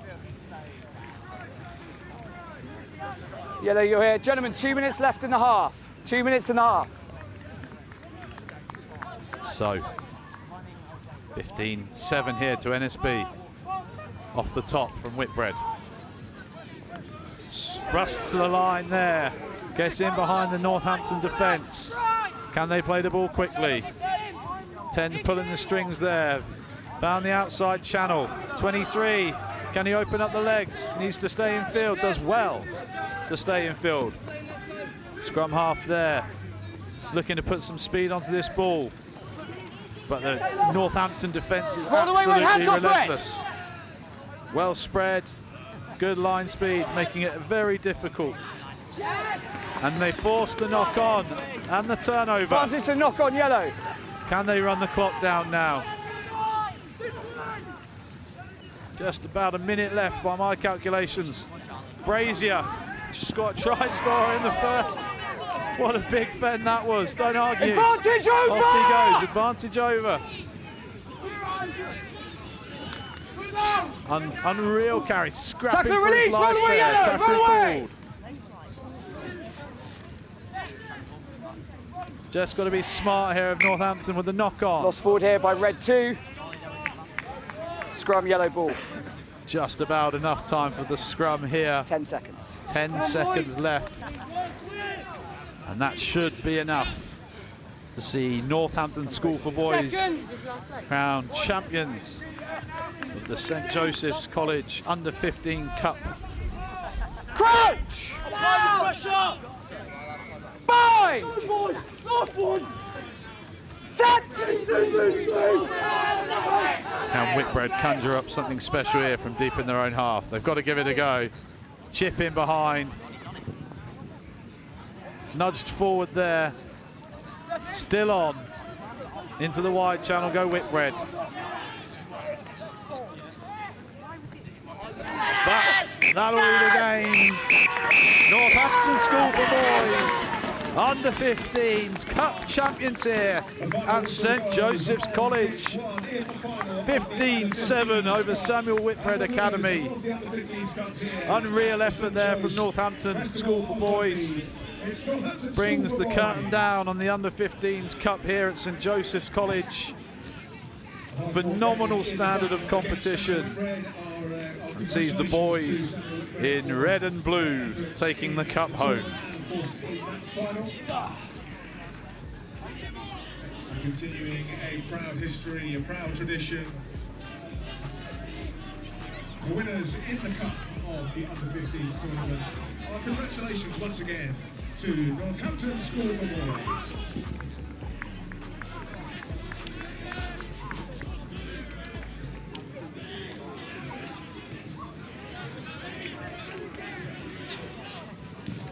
Finals of the plate and the whole competition still ongoing over on pitches 2 and 3. We'll bring you the results of those as soon as we have them. A little earlier on, in the Shield competition, Campion ran out 12. Alex, head coach of Northampton School for Boys under 15s, who are now champions of St Joe's. How good does that feel? Unreal. The boys have worked so hard these last couple of weeks. We're trying to play a brand of rugby that gets everyone watching excited about it. Boys are bought in fully and they fully deserve it. It's all about them. I mean, look, we caught up with them actually earlier in the day before their semi-final. They had a real confidence about the way they're playing. They're excited to be here, and it really was demonstrated in the way they performed out there. 100%. Like we say to the boys, listen, if you're going to, whatever you're going to do it 100%. Don't be afraid to make a mistake. But as long as we go 100%, we should come out on the right side of it. Yeah, what is it about them that's most pleased you this weekend? Because it's a big thing for, 14, 15-year-olds to be going away for a weekend and playing all these massive schools in a huge environment like this. Oh, 100%, it's massive. It's been a great weekend. I think the referee's been brilliant. St Joe's been great hosts, but for the boys, really nervous previously, but they've come into each game and they've just rode the wave of the pressure, and they've just come back in a lot of the games, come back in the last 5-10 minutes to get the win. And just a word on your opponents as well. Nice little derby there in the final. Extra spicy. Great match. Oh, 100%. We know quite a few of these boys being at rugby club-wise. I think a few of them are amped too. But a lot of them, they dug really hard. They pushed these last few days. But honestly, they pushed us really far, and I'm really proud of the lads. But they dug in, and they were really tough opponents. So well played to them. Hey, I don't know about you, but I'm worried about getting run over by a big under 18-year-old. Okay. Hey, congratulations, fabulous weekend. Northampton School for Boys under 15s champions. How about that? And now turn our attention right back to the under 18s action. It is relentless. It is awesome. It is the 39th St Joe's College Festival.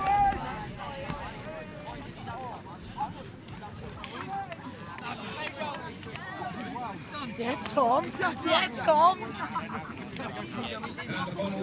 Okay, and we're back on pitch 1, and it's going to be RGS High Wycombe against Kirkham, and Kirkham putting on a display.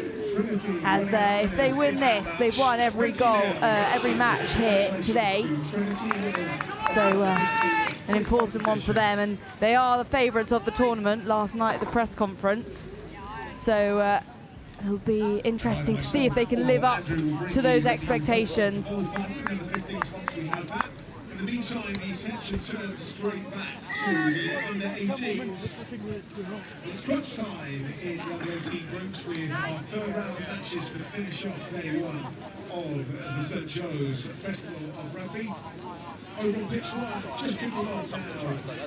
RGS High Wycombe. And I'm lucky enough as well to be joined by Wills, who Kirkham student, and won here in 2021. Sorry, a Kirkham old boy. And how great is it to be back here? Oh, so good. Unfortunately, I couldn't be here last year, but this year I managed to make it, and hopefully it's going to be good. We're looking strong so far, so hopefully we can keep this up. And it's a first line out for Kirkham, but you were part of that 2022 winning team, and how did that feel? It was special. The boys, we worked hard for it.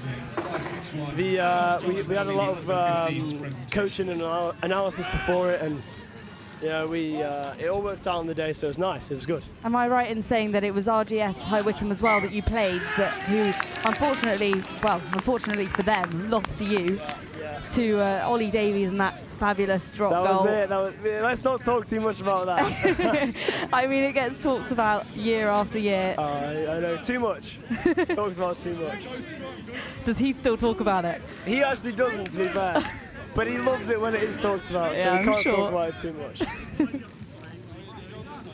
But yeah, we played them on our first day in the group stages, and then we played them obviously on our second day in the final, and the final was a really good game. A really good game. And Kirkham having had a lot of coverage by Next Gen already this season, so I mean, maybe a disadvantage to you as the other teams have already seen what you're capable of, and possibly one of the most feared sides on the pitch today.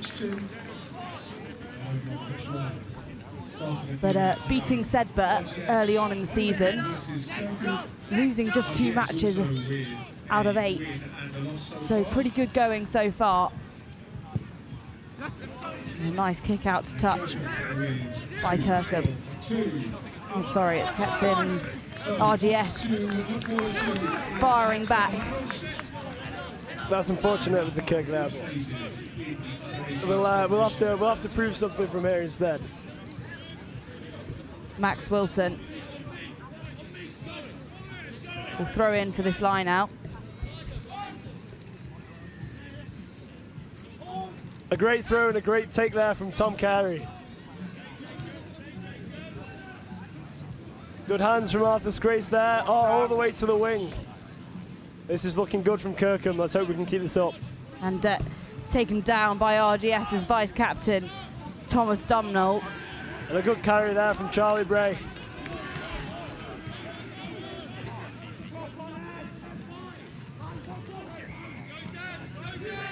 Quickly down the back, and he's taken a mighty tackle from Sam Doyle for RGS.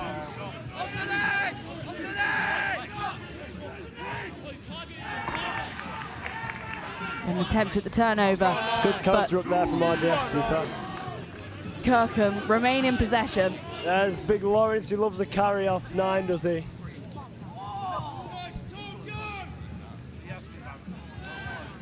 Some really strong players here today. Any boys that you would like to make a particular mention to? We've got a few injuries at the moment actually, which is a shame, but quite a few boys stepping up from that, and maybe they were hoping, but maybe they weren't expecting to be starting here. But I think for the most part, we've had a good showing in the first 2 games, and hopefully, yeah, like I say, we can keep this up. There's a good run from Will Kelso there. He's always been a strong crash ball runner, is he?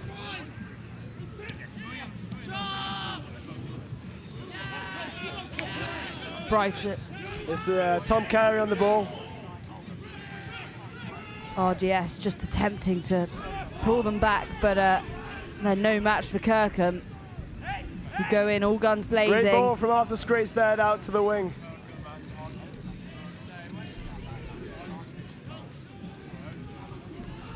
RGS starting to get a bit nervous now as they edge ever closer to that try line.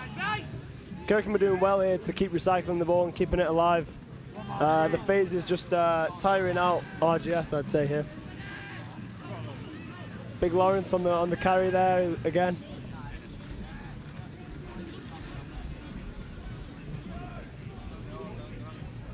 Oh, and a strong push, but great bit of defence there, to be fair. RGS fighting back. And it will be a try for Kirkham. The first one of this match. I'm sure not the last. I believe that's Archie Blackburn there, over the line. I mean, we know you've gone pretty well already today, but how do you think they've been performing from a more tactical point of view? Tactics, I don't know if we want to talk too many tactics, I don't know. But I think we've been playing in the opposition's half quite a lot from the first game today, and obviously this game as well. And the second game we did that quite a lot, and I think that's really the secret to Joe's, is playing in the other team's half. Thank you, mate. And forcing their errors and capitalising on them. Yeah, quick games, just 24 minutes. Every try counts. Definitely. 20 seconds, Blue. I think every point counts, to be fair. 100%. Yeah. And those penalties build up. And it's straight through the post there. There's a great nudge from Alex Wilsden, I believe. Yeah, thank you, mate. Evan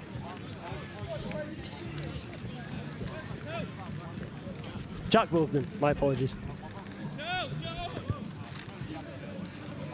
A strong kick from Ethan Horn, vice captain for Royal Grammar School. Stay on side, Red. It was on this pitch just 2 years ago that Kirkham beat RGS High Wycombe in the final. Step. It was those inside. It was those sticks over there that Ollie Davies slotted that drop goal that we talked about earlier. But RGS High Wycombe, they're proving to be a strong defensive side today, to be fair. They've had a lot of carries into them and a lot of phases, but they're holding up, to be fair. Yeah, big boots to fill for the boys here today on pitch 1. And who knows what tomorrow will bring. But like I said, Kirkham, one of the favourites. We're not set, we'll reset it, okay? Go again, please. And coached by Dan Bibby, former England GB7. When you're ready, RGS, thank you. Went to the Olympics in Rio, so when you're being coached by an Olympian, you'd expect no less. Early jump. Also, we can't forget about Johnny Rodham, another one of our head coaches. He does us a good service at Kirkham. Rodham is a great lad. And down the outside, but he's taken down by Kirkham.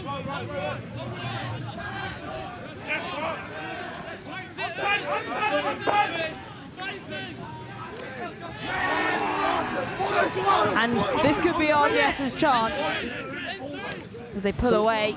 Some good attack from RGS here. Finally in the safety of their own half.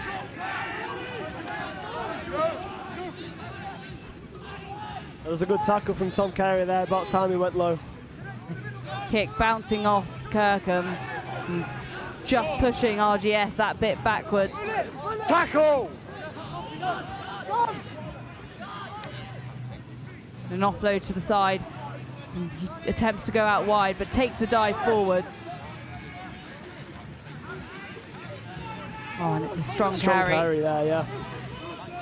Nearly breaking through the line, but Kirkham quick with their support. Four pass.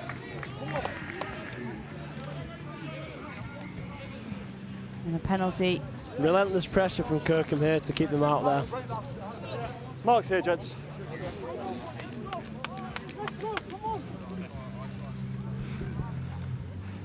We've got both front rows. First scrum of the day, gents. My calls are nigh to low. Give me stability. Thank you.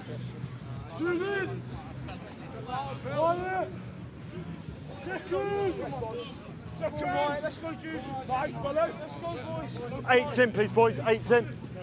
And RGS with their push as they see the try line ahead, but Set! Kirkham looking strong. Hold, Red. There's a solid scrum there. All on.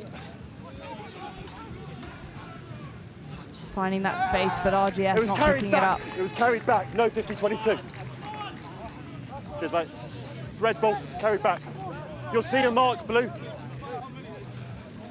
They are giving you the numbers. They are doing it.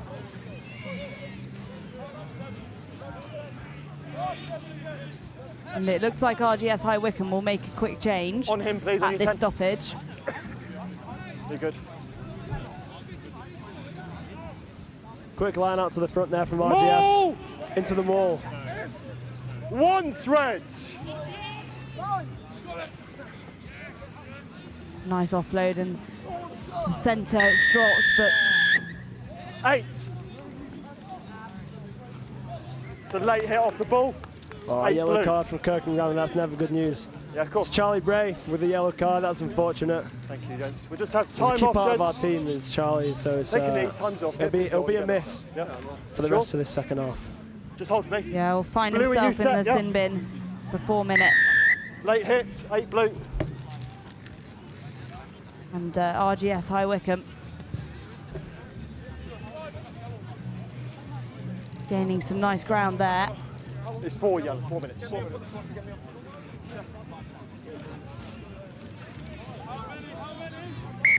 Two balls, gents, 2 balls. When you're ready. And it's a nicely grabbed there by Wyatt Goodman. Down to the ground they go. And a heavy carry from Ed Booth. Out to Thomas Schofield. No, nothing in that.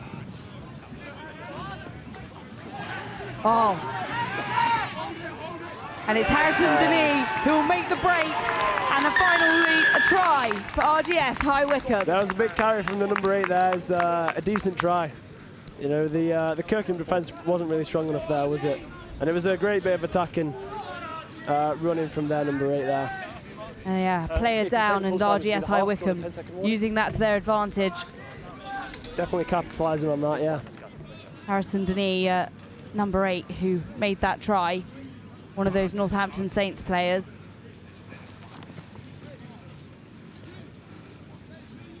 Yeah, so be half time after this. And Ethan Horn easily through the posts as they prepare for the restart.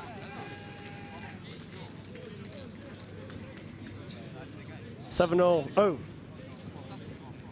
And that will take us to half time.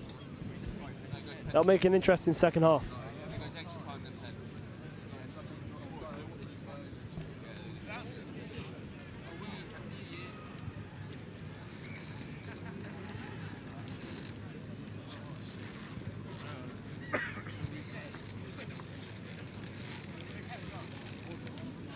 So during this half-time break in the group games of the under-18s, we invite the winners of the under-15s trophy and plate competition to come and join us here in front of the main building. Delighted to say that on our presentation panel is the principal of St Joseph's here is Mrs. Clark. Good to have you with us, and thank you very much for this wonderful day here at St Joe's. A great day of rugby, another one to follow tomorrow. But of course, today saw the culmination of the Under-15s Festival. We'll begin with the winners of the plate, and we'd like to invite those winners to the stage to be presented with the plate. Please give it up for Trinity.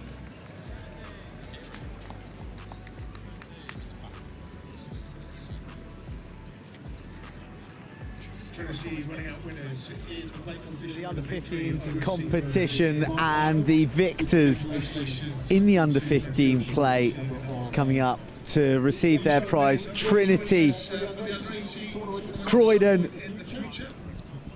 A fine weekend's competition from the young lads who have a moment to savour in 2025 and take back to London. I'm sure they're going to have a fabulous day watching the rest of the under-18s action as well as that unfolds today, and maybe, never know, be allowed to stick around to catch the finals tomorrow. That'll be an inspiring day. But for now, Trinity, Croydon,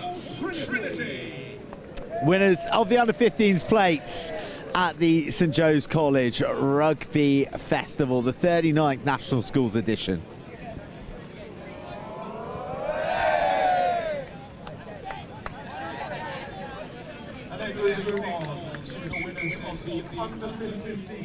Trophy here at the St Joe's Rugby Festival. So we have Mrs. Clark, the headmistress of St Joseph College, Ipswich, our host for the weekend. And this is the big one. This is the final that you got to experience on pitch one. Northampton School for Boys. Northampton School for Boys triumphing over it's right in their some local spaces. rival Samuel Whitbread, and while their names have been called out, they are not here to collect their trophy. So maybe the SOS needs to go out so that they can come up to claim that trophy. front of the podium to receive the under-15s trophy from Principal Mrs. Clark. And once again, we'll try again to make some noise for the winners of the 2025 under-15 trophy winners of the under-15 trophy here at St Joe's Rugby Festival. Northampton School for Boys! So there we are, finally all present and correct. Well, they barely put a foot wrong for the entire tournament. Big victories over the likes of Kirkham in the semi-finals, and then on to that final to be victorious against Samuel Whitbread, and they're your champions, the under-15s trophy. Northampton School for Boys. Winners, as I said, of the trophy here for the under-15 St Joe's Rugby Festival. Congratulations to all the winners and the winners of the bowl, presented their various high tackle, 18 awards. So, for now, that concludes the presentation of the penalty awarded to RGS High Wycombe, and that yellow card still on for Kirkham. It was just a high tackle from Kirkham there to give away the penalty. It's just silly unforced errors like that. They become quite costly at tournaments like this in such short games. So you've got to try and keep them as little as possible. Be ready. Worsfold, be ready here. And, Watch that funny one. RGS finding themselves with a line out close to their try line. Scrum advantage. 2 knock-ons, first by blue, then by red. Your yellow card is on. We're out on the 15. Charlie Bray back on the pitch. Yeah, Charlie Bray, captain for Kirkham. And, first by blue. Also I believe an England player. Yeah, England under-18s this year, and as well as our number 3, Lawrence. Blue, no quick. They played for England under-18s this year, I think in South Africa. And this is his third time here at St Joe's, I believe, so that means you would have played for him, if I'm correct. Yeah, he was playing I don't know what year it was, but when we were here, big change from Kirkham there as we gained a penalty from that scrum. But yeah, so he's had quite a bit of experience here, to be fair. Player that I'm sure you know quite well, and now with a wealth of experience. He was under pressure standing up. They got the nudge on him, he prevented that nudge by standing up. Catering staff, I'm sure Mr. Technical people, of course, a whole range of people. So many things. Not a great line out from Kirkham there, but we got away with one. A few times. Most of all, there's a good run from the so-called bull there, number 6. Roll Reds, move! You should be proud of yourself. RGS lining up their defence, but they're no match, and it's a breakaway. Bully be stopped is a nice offload. That's a great try from Marcus Grace. All created by our number 10, who is stepping in for our injured starting 10. But he's really stepping up to the job. He's playing well today, and he created a nice try there. Finished off nicely by Arthur Grace. Yeah, Angus was talking about last night the importance of depth with these teams and being able to trust those subs as much as you trust the players that start, especially at this festival format when it's so fast-paced and people need a break. And it'll be Kirkham's number 9, Anton Gildee, who will take this kick.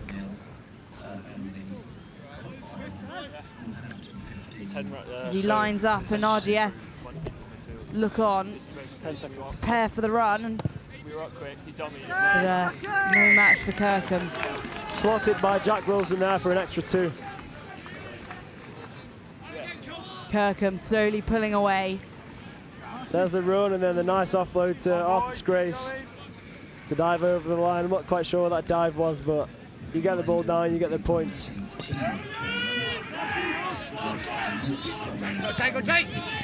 Nice pick up there. Step there. But it's use blue! Straight into the forwards of RGS. Let's go! Pitch 2 behind And up into the clouds that one goes. Scrum advantage. Just slipping through the arms, unfortunately. That's a look there for our number 15, Cole, who's come over on exchange from New Zealand. He's a strong 15 to be fair, but lucky that decision didn't quite go his way there. 8 in, please, boys. Let's help stability. Crouch! Bind! Set! And slotted in. Use! By Gabe Pierce. Great scrum from Kirkham Grammar to force the penalty and gain some extra yards there. Well done, Kirkham. 3 reds, up under pressure. Mark, sir.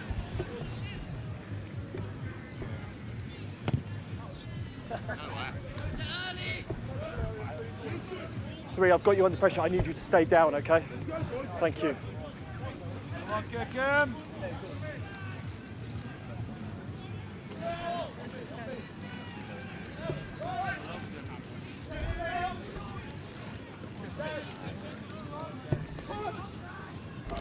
Penalty advantage, blue. Big carry in the centre for Charlie Bray there.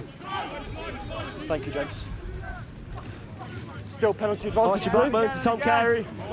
Gives it wide. Advantage over. He's dragged down by Jack Coopers, captain for RGS High Wycombe. No, Great advantage tackle from RGS there. Here's you, blue.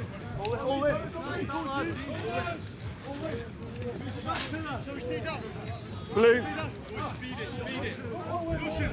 He'll be thrown in by Ed Gents, it's Booth. again a mess, okay? We're going to set this properly. Fabulous Blue, scrum your cap. markers there, rather than give it on the floor. I'm not quite sure what fabulous is a description for that scrum out there. Thank you. I like an interesting scrum cap. Scrum advantage. I've seen worse. Yeah, for sure. Step. RGS High Wycombe getting a bit shaky again. It's Kirkham push forwards. Advantage over. There's Scrapes with the hands, over to Cole, and then Ferguson on the wing. No hands, red. Counter right's good. Nice push there from RGS. No hands, blue, that's lost. That's lost. They're edging Step, forwards, blue, but step. Kirkham pull it back. He's won the ball. He's won the ball. There's a great turnover from Rowan Edwards.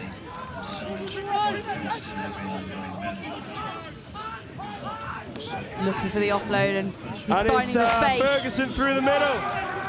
And he's going to go all the way. Great try there by Kirkham Grammar. Just when you didn't expect it.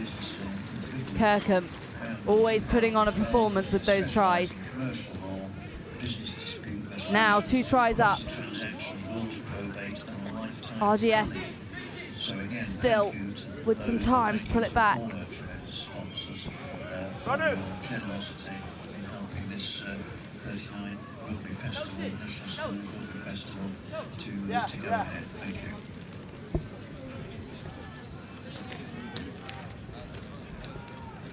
Definitely.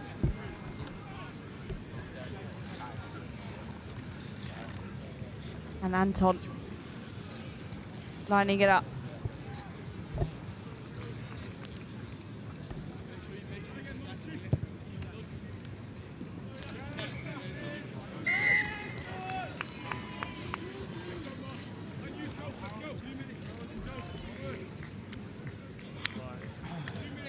There was another 2 points there from Jack Wilsden. He's been slotting them all game, to be fair, so let's hope we can keep that up. Well taken.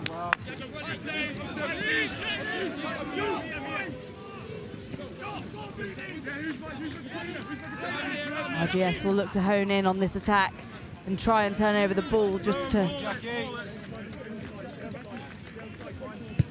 gain possession again as they're in their own half. Forcing a bit of pressure on Kirkham there, leading to not the most ground gained from the box kick there. Just 2 tries to make up the difference, but with 2 minutes left, it's looking unlikely.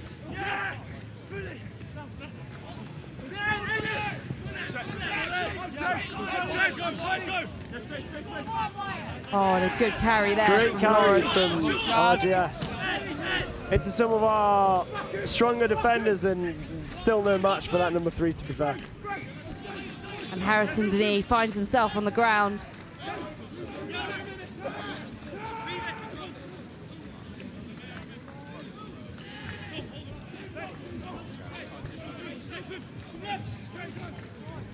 Top carry there with a bit of afters. He loves it, doesn't he? Great bit of attack in here from RGS. On the pressure, not many minutes to go, but they're still making every second count, aren't they? Yeah, the whistle blown for a penalty. Straight to that corner. They have the line out on the 5 now. Let's see what RGS High Wycombe can do. Just seconds left to go. Can they put in one final challenge for Kirkham? Big maul. Can they get it over the line? They can. There's 5 points in the corner.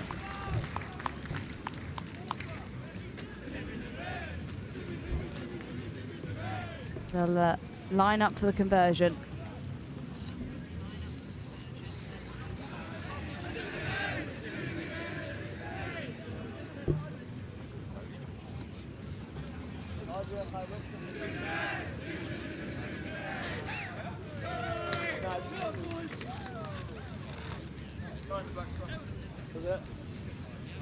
Should we shout that anyway? How are you putting the camera on it? No, it's not.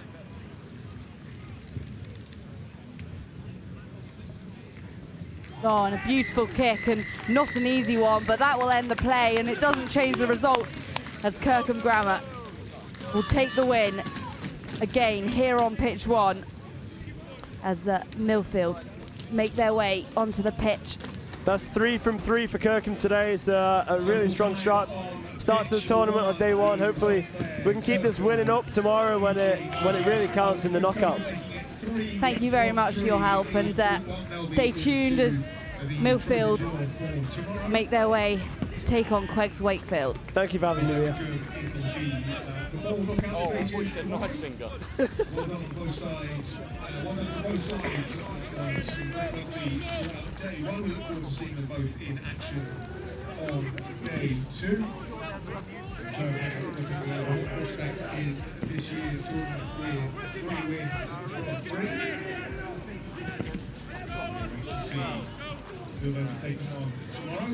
Meanwhile, over on pitch 2, Berkhamsted leading Strathallan 12-0 with about 3.5 minutes to go in the final game of Group 1. Berkhamsted in a good position to complete the win and take them into the trophy draw tomorrow alongside Kirkham.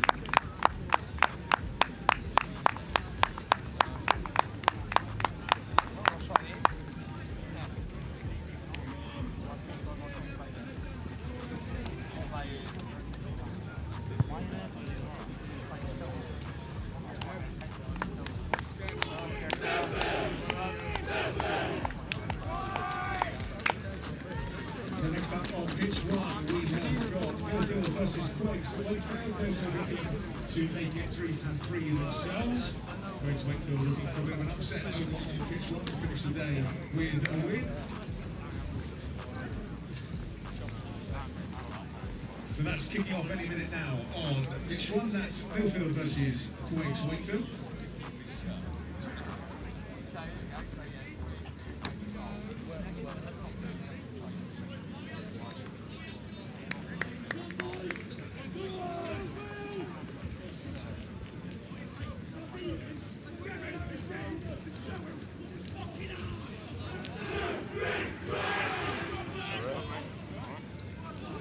Don't forget, if you would like to see all permutations for tomorrow's knockouts, then you can head to the live updated website with all the scores and Back for another game then.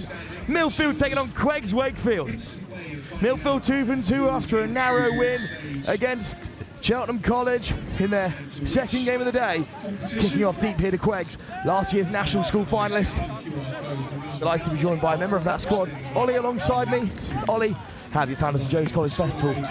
It's been a good start. I mean, we've lost both games so far, but I mean, the boys have shown good fight. Some good opportunities have come for us, but it's just difficult taking them against some good, high-quality sides.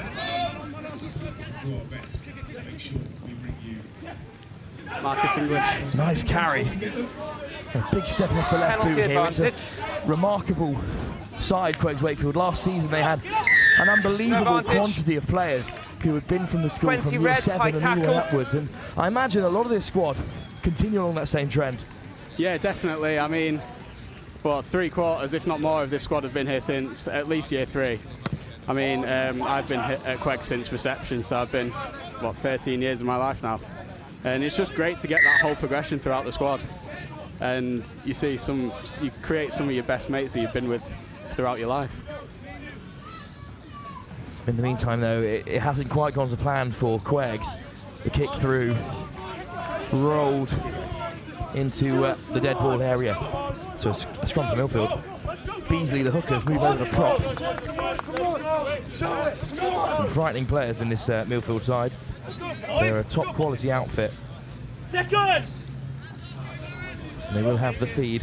Crouch! It's part of what the St Joe's College Festival is about, though. QEGS taking on opposition of this calibre. Yeah, it's great to get some good opposition as well. People that we don't usually get up north. It's great to sort of showcase us on the national stage. Stay high, keep your binds high for the drones and the scrum, please. Let's go, quick reset. This is their first win of the competition here. The likes of Dexter Cooper in the front row. That's at year 11. Same thing, let's go. Crouch! But it's Millfield with the feed. Bind! Set! Slow to get this scrum going, but now we're off. It's Sam Hold Wills. the shove now, Red. Great drive, but they've got to hold the shove. Wills whips it away. Jenkins, he's played all 3 for Millfield so far. That has Sam Gill with a good carry. Well met by QEGS for now. Quickly off the deck from Wills, and it's overcooked by the captain, Alex Yeamesley. Good drift defence from QEGS. Yeah, really good. Something that we've been trying to put into practice this year. Obviously, had some good efforts with it last year, getting to the final, and our defence sort of got us there. And good to sort of showcase it again this year. In a tough group that you've been drawn into, though, with the likes of Cheltenham College as well, already played. Yeah, definitely. But I mean, like I said earlier, we've had some good opportunities. It's just difficult to take it sometimes. I mean, things that always go your way and some things that don't, and you know, that's part of rugby. Good carry in the midfield by Gibson, stepping up to replace last year's captain at number 8. It's a deep kick, and it's an excellent one as well. Just about kept in play by Harry Paul. Nice footwork from Paul. Ball on the inside, knocked backwards by QEGS Wakefield. Here we go then. Millfield already qualified for the trophy, but a win here, and they're opening the door for Cheltenham College to top the group. Score advantage over on pitch 2, QEGS Wakefield. Paul in the backfield with a good take. Gill, man with the biggest boot, puts plenty on it. Well watched by QEGS. Bit of broken field for Will Hunter, the captain. Hunter looking to free the hands. Down on the halfway. No, Reds! Part of the side who made it to that national final last year, Hunter. Carried by Cooper, but he is driven back. Counter ruck by Beasley. Number 2 never released in the tackle. But unfortunately, high tackle the call. Not a bad start for QEGS at all in this game. Definitely not. It's been on the front foot quite a while. I mean, that kick's gone wayward, unfortunately. That's twice now. I know. Unfortunately, the QEGS have missed big opportunities from the boot, and as good a start as this from QEGS, you can't afford to do that against Millfield. Yeah, I know. I mean, that's the sort of thing that's killed us today. Just silly errors. I mean, here, unfortunately, we never mean to do it, but that's part of rugby. That's sort of the stuff that happens. But I mean, hopefully, if we get a good scrum here, we can find our way with getting the ball back. Speaking of getting the ball back, bit of a delay. substitute. On comes Lawrence Condler, a Scottish Rugby League player. Yeah, he is. We've got a couple of them Scottish Rugby League players. Our winger on the right, Lewis Wright. He's part of the Scotland setup as well. Very niche connection for Queggs, but good to see some cross-code talent. For now, though, it's Yevesley looking to dig it out from the scrum and flicked on by Wills. Lovely ball from Jenkins. Oh, it's Gill, and Queggs are a little tight here, and it might allow Paul over in the corner. Steps back inside. Good defence by Queggs, but now they're scrambling. Wills, another strong carry through the forwards. Good support in Beasley. Jenkins puts it out the back. Nice ball from Barrett. Oh, hint of an intercept, but instead it might be Lewis Ricks, who crashes over for Millfield. So close to nicking that one away, Queggs. It wasn't bad defensively there, but as soon as they shot out to make the intercept, if they missed it, we knew there'd be holes elsewhere. And it's Ricks, the hooker, who goes over. Not a bad finish, still had a lot to do there. That's just pretty good play out of the back there. Good operators in tight spaces, Millfield. Yeah, it's really good by Millfield. I mean, just exploiting our gaps. I mean, pushing out, leaving those holes defensively. It's gonna come at a cost at some point, but I mean, it's good play by Millfield. Hats off to them. Jenkins looking to add the extras. Gethin Jenkins had a great tournament so far, the fly half. It's what you need at St Joe's.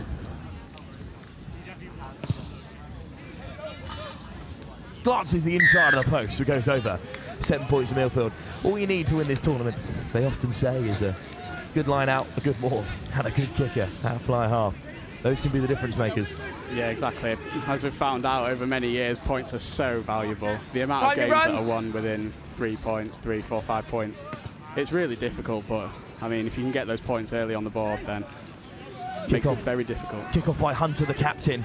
Missed tackle at the first time of asking, but then Queggs bring down their Millfield man. Little ball out the back. Rick's popping up in midfield again here. Fred Stubbings to ground. Here's Beasley, the vice captain, with a fine carry beyond the 10. Jenkins finding forward runners. Magnus Watson. Patient play by Millfield.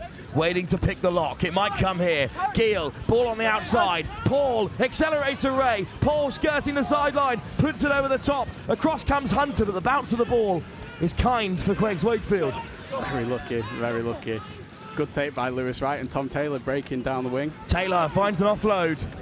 On the swivel goes Harrison Powell. Formerly of Wakefield Trinity. Played at 9 in Rugby League, back row today. And then cleared away by Queggs, but it's kept in play by Jenkins. Looks to return fire. Chop tackle, holding him up, almost slipping through, and then the deflected ball falls the way of Queggs. Ruben Tete fighting in there. It's an aggressive carry. And now Queggs still fighting forward in the 10. But they should have possession here. I can't reward you when he hasn't rolled. Penalty, quick tap, off goes Tom Taylor again, looking to play at pace here. Part of the Yorkshire Academy under-17s. Tete in support. That's a nice carry, but they need to find the deck here, Millfield. Tackle called. Taylor. English. On the swivel goes Gibson. Battling away Gibson, but moving laterally. Not now, Reds. Taylor, English, running out of room here. Looking to set up the 2-on-1, looking for the upload, but perhaps the right decision to take it to ground. Taylor through the forwards this time. It's upright from Queggs, but they do make it to the gain line. And English back down the short side wants it. Instead it's driven on by Sam Wood. Another former Yorkshire Academy player. This is 3rd time at the St Joe's Festival. The centre as a massive shot comes in, and surely this time scrum half Sam Wills getting stuck in. 8 goals. Queggs just not really going anywhere at the moment. Millfield able to contain them and eventually force a turnover. But it's much harder than it looks to contain any side at St Joe's like this. Yeah, definitely. I mean, that's a great piece of ruck work by Millfield. I mean, they're totally stopping our play. Fast defence. I mean, goal, that's your mark. With our narrow play, we just need to try and push through them a bit more. It's difficult, always difficult at St Joe's. It's a great tournament, but when you need to compete against other teams, it becomes very, very difficult. Absolutely. Millfield on top side, taken in by Hamish Hendry. Hendry still going here. Release gold! Wills wider from Millfield, and then direct change of direction. Quake standing up well here. Sorry, no. Flashed across, looking for Watson, always backwards. Here's Joe Barrett. His pass is wayward, but Stubbings cuts back against the grain. Millfield with a scrum advantage. Scrum advantage, Red. Wills. Hayes. Scrum advantage over. Quick ball for Millfield, flashed wide, and there's a little handoff to open up some space. Paul takes on his man and beats him. Paul still going. Scrag tackle by Teta. Not in the 9, not in the 9. Got to leave Wills alone there, Queggs. Little snipe down the blind side. Wills still going. Upended by Queggs. Teta looking to hold up his man, but as Wills made it to deck. Millfield still have it. Use. Pick and go. And over. Sometimes the free-flowing rugby that Millfield are famous for is not required. That time it required a steady hand at the base of the breakdown. Nice break from Wills, the scrum half. He's stuck behind Bristol Bears Oakley Neville in the pecking order, but he's a fine player himself, and he got very close to sneaking over here. The fullback getting stuck in at the breakdown as well. In the end, the pick and go from who else but Freddie Beasley was enough to get Millfield over the line. Power from the Bath Academy hooker. And it's a second try for Millfield, right on the stroke of half-time.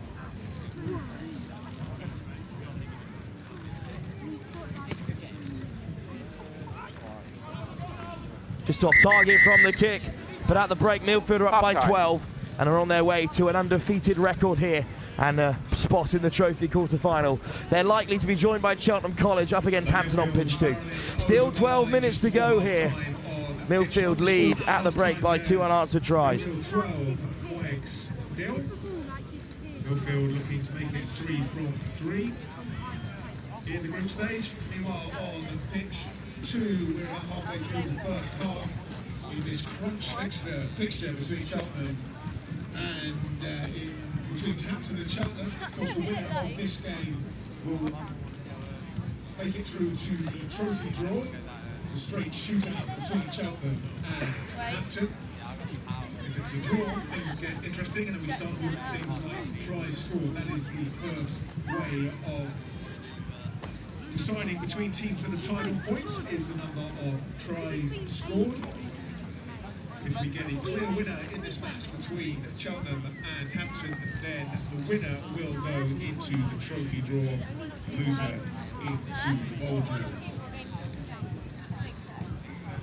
One more game and then St Joe's, I think. Yeah, it should be. Because that was one game, then there's another game. So there's 2 games since last yeah, but I think 1 game. Yeah.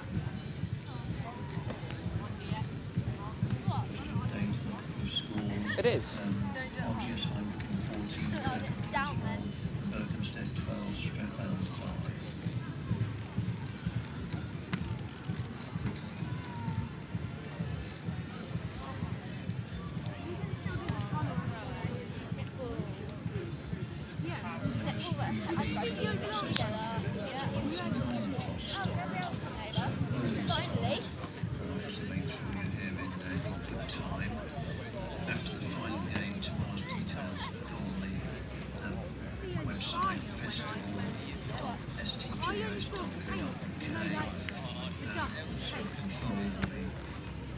Not sure if the boys have to get in control. It should all be on the website, but the key is to make sure you're here mostly on time. There's a 9 o'clock start tonight. Get a little reminder, half-arms tonight goes 10 o'clock. So if you can't feel 10 o'clock Go right. It's fine, I put a ball in.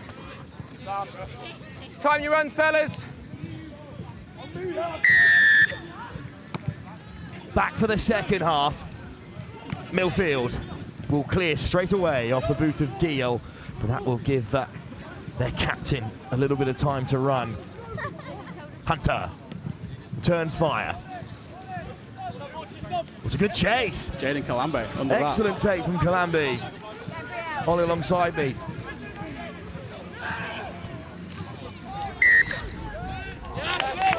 And they forced a turnover there, Millfield. Big shot came in. A bit of a fragmented start to the second half, Ollie. Yeah, just probably still a couple of nerves out there. I mean, I think at half-time the boys were wanting to be just put their heart and soul into it. Still 12-0 down, and after losing for our first 2 matches, trying to get as much as we can out of it and just look forward towards tomorrow. Still so much to play for across this tournament. Sorry, no.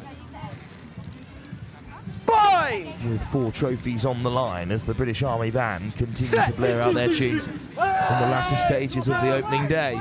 Stay there, Gold. Only a couple more games left here. Little snipe down the blind side from Millfield in the meantime by the substitute number 8, Alfie Seeley. Another direct carry. Millfield look to show us what they have on offer with their squad depth. Well, that's playing the 9, unfortunately. They are a protected species, the 9s, but it seems like players are always caught out in taking on the 9 when they think the ball's out. I know, it's such a difficult rule to sort of look at as a player. You just want to go and get the ball and you think it's out, but unfortunately that was still in for QEGS, so penalty to Millfield. And it's a scruffy kick. Goes dead. Well, I don't know what's wrong with this end of the field, but that's the 3rd penalty kick that's gone dead. And it will be a scrum where the kick was taken. Something about the Next Gen Live tent down that far end seems to be putting teams off. That should hopefully lift the QEGS spirits as well. Get some momentum back upfield. No territory lost. Can be difficult to raise the energy in fixtures like this when you know all about the quality of your opposition. But QEGS shall never be underestimated. Many times last season underestimated QEGS Wakefield and the players for it in their outstanding run to the final of the Continental Tire Schools Cup. Make sure your head's not on his shoulder and below, okay? Don't rest your head on It's a your shoulders. remarkable achievement for a side full of so many homegrown players to have achieved such a feat. We really thought they would challenge here at St Joe's. Dark horses didn't happen for them here, as it rarely does, despite being previous champions, but still a remarkable season last year. Oh yeah, it was wonderful to be able to show that recognition to everyone as well, that we can compete with the rest of the UK. As the scrum goes here, I mean, hold the shove now, that final at Twickenham was such a fantastic experience for everybody, not just the players, but even the whole school to be able to come down and watch us perform. Kicked in behind. It's a nice nudge as well, because it's got Sam Giel back-pedalling. Here's Giel. Taking on Kalambe, and then gets on the outside. Lovely footwork. Oh, Giel split through. Teta's looking to drag him down, but it's fantastic from Giel. He's got a man over, but in the end, Teta gets back and makes the shot. Off the board now, Gold! Fantastic work from Giel. The fullback, such a live wire. Great line speed from Ewan Walsh. Another former Wakefield Trinity man. But it might still come for the forwards here. It's out the back instead for Hughes. And they're slicing through again. Will Johnson. Johnson will power his way up to the 5. What a shot by English. Well, I think QEGS Wakefield might have it back. Wow, what a try-saver in the end it was from English. Thought for all the world that Will Johnson was going over. and they will clear their lines, and it's a fantastic kick as well. Well, that's a lovely period of play for QEGS. It was fantastic from Deal, nice run from Johnson, but the saving tackle of English, then to get back up and clear Line it out like formed. that. Excellent work. Really good play. I mean, under pressure, so much pressure from that line break, and just to be able to have that composure to get us up to their 10-metre line. Just great play from us. It's something that we'll be really happy to have shown that. Composure is the word. Well, That is absolutely. remarkable. Now will be a line out for Millfield. Inside their own half. Lewis Ricks will chuck it in.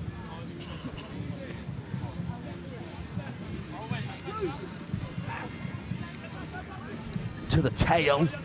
Tough throw, but excellently executed. Hayes brings it down, and Millfield move wide as quickly as they can. Paul, it's Cheek on the edge. Millfield's opening try score. Fantastic tackle. Well, it was Craig Wakefield's number 18, who unfortunately doesn't exist officially, Ollie. I'm hoping you can shed some light on who made that fantastic tackle. I think that was Dexter Cooper, actually. Great work from Cooper. Former Leeds Rhinos player. Confused with the first half front row replacement who was wearing his number 22. Good work from Cooper. And away goes Harrison Powell. Unfortunately, just lost in the tackle. Tackle is complete. Anyway. 12 red. Ripped away, no releasing is the call. Good effort by Freddie Lomas, who's recovered well from an ankle injury to return to the field here. Jane Calambi Bit down of the wing. space on the edge for Calambi. Oh, it's a powerful run as well from the offload, and now QEGS Wakefield in a promising position here. Try against Millfield. Penalty advantage. Fantastic little run from English, and he wins the penalty advantage. Calambi again. New advantage. And a lot of rugby in the QEGS Wakefield first team, Calambi, and still driving on here. Through the forwards this time. Ripped away by Millfield, so No back to the advantage. penalty. Lads, you've got 2 penalties. One's in the middle of the field, one's over here. 2 penalties. Over here. One in the centre, but they choose the one on the wing. 23 red, high tackle. High tackle, unfortunately, from Caden Hughes. He's looked pretty bright. It's coming on Lads, in the second game, and now starting their third. on the AR. Looks like it should be a tap, though, Ollie. It is. Try and get some forward momentum. Big carry from Joe McCann. And it's a Great fantastic carry from McCann, the vice-captain. Taylor, English. Oh, it's just been unfortunate. Knocked on, unfortunately, then Knock on, it's then offside. offside. Ben Smith just wasn't ready for it. It's just a kick.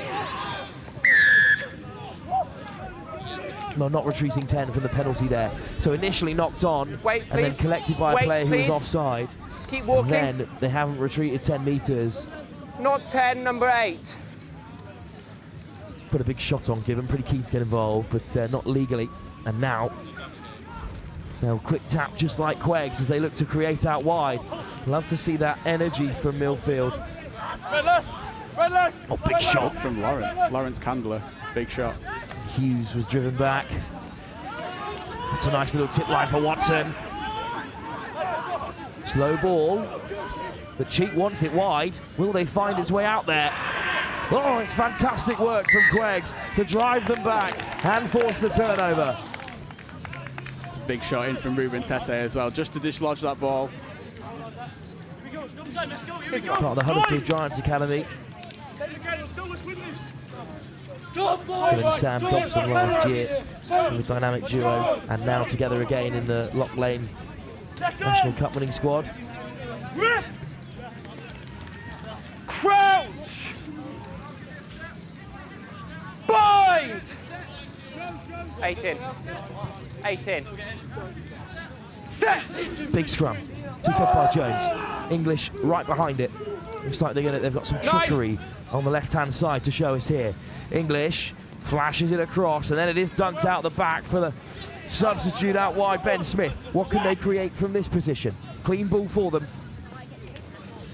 Millfield's line speed outstanding. The QEGS Wakefield do well to get away. Ball is available. Taylor. Narrow run, and Millfield will be all over that. Seeley makes the chop. Again through the forwards. Getting over the game line here. Much easier said than done against this Millfield team. But they don't want to get dragged into a maul. Tackle! Tackle is the call. Out the back for English. Oh, he slips through. English. Basketball pass over the top. Hunter strengthens, and he will score. What a try from Will Hunter. Excellent try from QEGS. They had to be so patient against the side of Millfield's quality, but in the end they get over, Ollie. Oh, he slips through, as he does so often, like against Ellesmere and Warwick in the semi-final last year. Big player for us. He's the captain. He's also school prefect as well, so blood runs right through QEGS Wakefield. Hunter, who was one of their standouts last season as well as this year.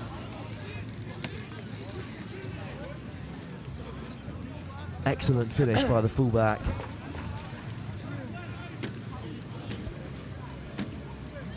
And a conversion to boot. Which way you going? Which way you going? Thank you. They knocked over for the full 7. Well, 2 minutes to go here. You never know. You never know. I was waiting for you to say it, Ollie. Hung up by Millfield. Oh, and knocked on for the kickoff. So QEGS will have it back. Well, with such a narrow margin between Cheltenham College and QEGS in first, the second row McCann is away, and a win for QEGS here would turn this group upside down. What a carry by McCann. Tessa with a big clear out. Now this would be a huge moment for QEGS. Interception! Interception by Fred Stubbings, and Stubbings will put an end to any interest in the latter stages of this game. Such a shame, Ollie. This rotated Millfield side, showing off their strength in depth, have beaten QEGS, but we could have had a grandstand finish. Heartbreaking. I mean, under pressure, but at one point I thought we might have it in us when we were moving forward, but it's a great read by Millfield and great try as well. There'll be some broken hearts and broken bodies in that side, but got to look forward to tomorrow. Good performance from Wakefield, but Millfield will have the final say. What have we learnt about the 8-time champions? Well, we know that they haven't just got a couple of outstanding players with real star power. They've got 25 festival quality young lads.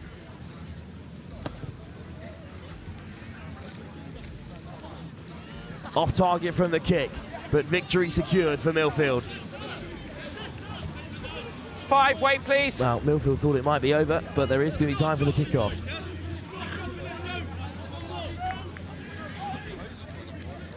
Hunter chips it down range. Good chase by English, and the fly half puts the pressure on Ricks.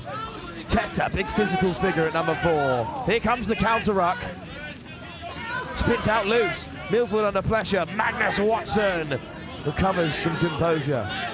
Time is up, 9. Time's up here, but Millfield still look like they're keen to play.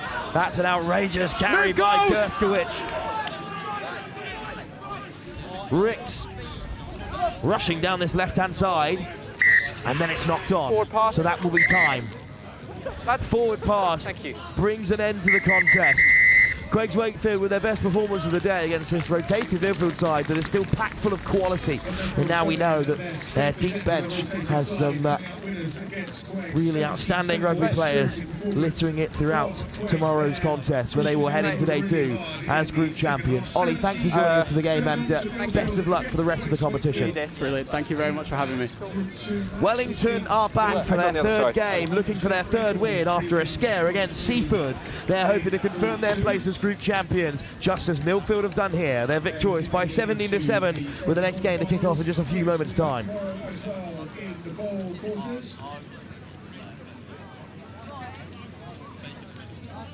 QEGS and a little earlier on, Cheltenham pushing Millfield really hard, just showing the quality on display here at this year's St Joseph's Rugby Festival. Talking Cheltenham, looking good for Cheltenham over on pitch 2. They're 15-0 up against Hampton. That's of course joining Millfield in the trophy draw tomorrow. Well, 4.5 minutes left in that match on pitch 2, where currently it's Cheltenham 15, Hampton 0. Let's go, DB.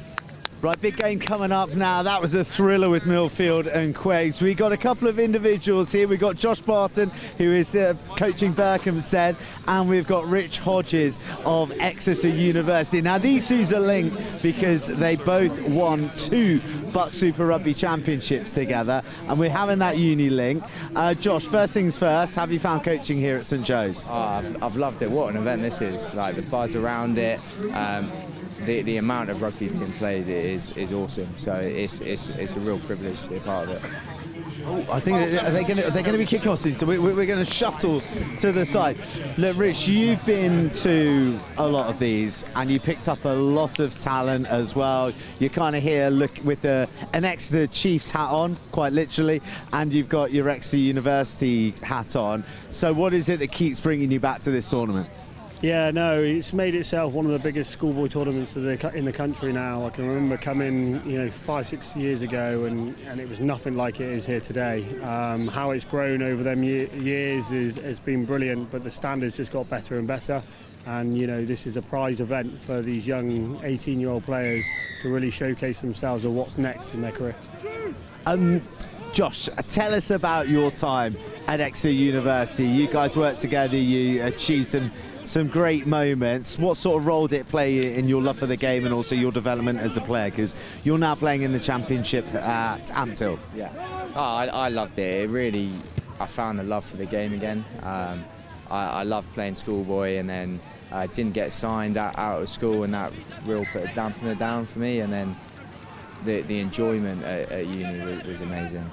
Not only playing like a massively high standard in a proper setup, but just the love for the game and being around your best mates and playing with your best mates every day. Average coaches, but some brilliant lads, and the memories you create are second to none. Mate, he's on camera now, so he's all serious. he's trying to paint himself as being a serious bloke. Speaking of serious business, though, talk to us about the link between Chiefs and EURFC, because there are loads of players who are playing for Exeter Chiefs this weekend who've been through the uni system. They are tightly intertwined. I'm sure that people would love to hear a little more about that. Yeah, no, the pathway is there for all. There's two sides of it. There's players who come out of school and are fortunate enough to get contracts, and then there's people like Josh who are unfortunate not to get a contract but then do very well. He did get a contract at London Irish, and then he sank him. Yeah, they obviously come, and like Josh said, like how that can affect you, but then the university pathway definitely picks up that player. It gives them a great opportunity to develop over a 3-year programme and hopefully go on. Josh was fortunate enough he played exceptionally well in his first year. He did get Super Rugby appearances, but in his second and third year fully developed, went on and achieved what only a number of players achieved with back-to-back Bucks Golds, one against Durham, and obviously that massive game against Loughborough, which will probably go down in Bucks history. The greatest final of all time. Greatest final, eh?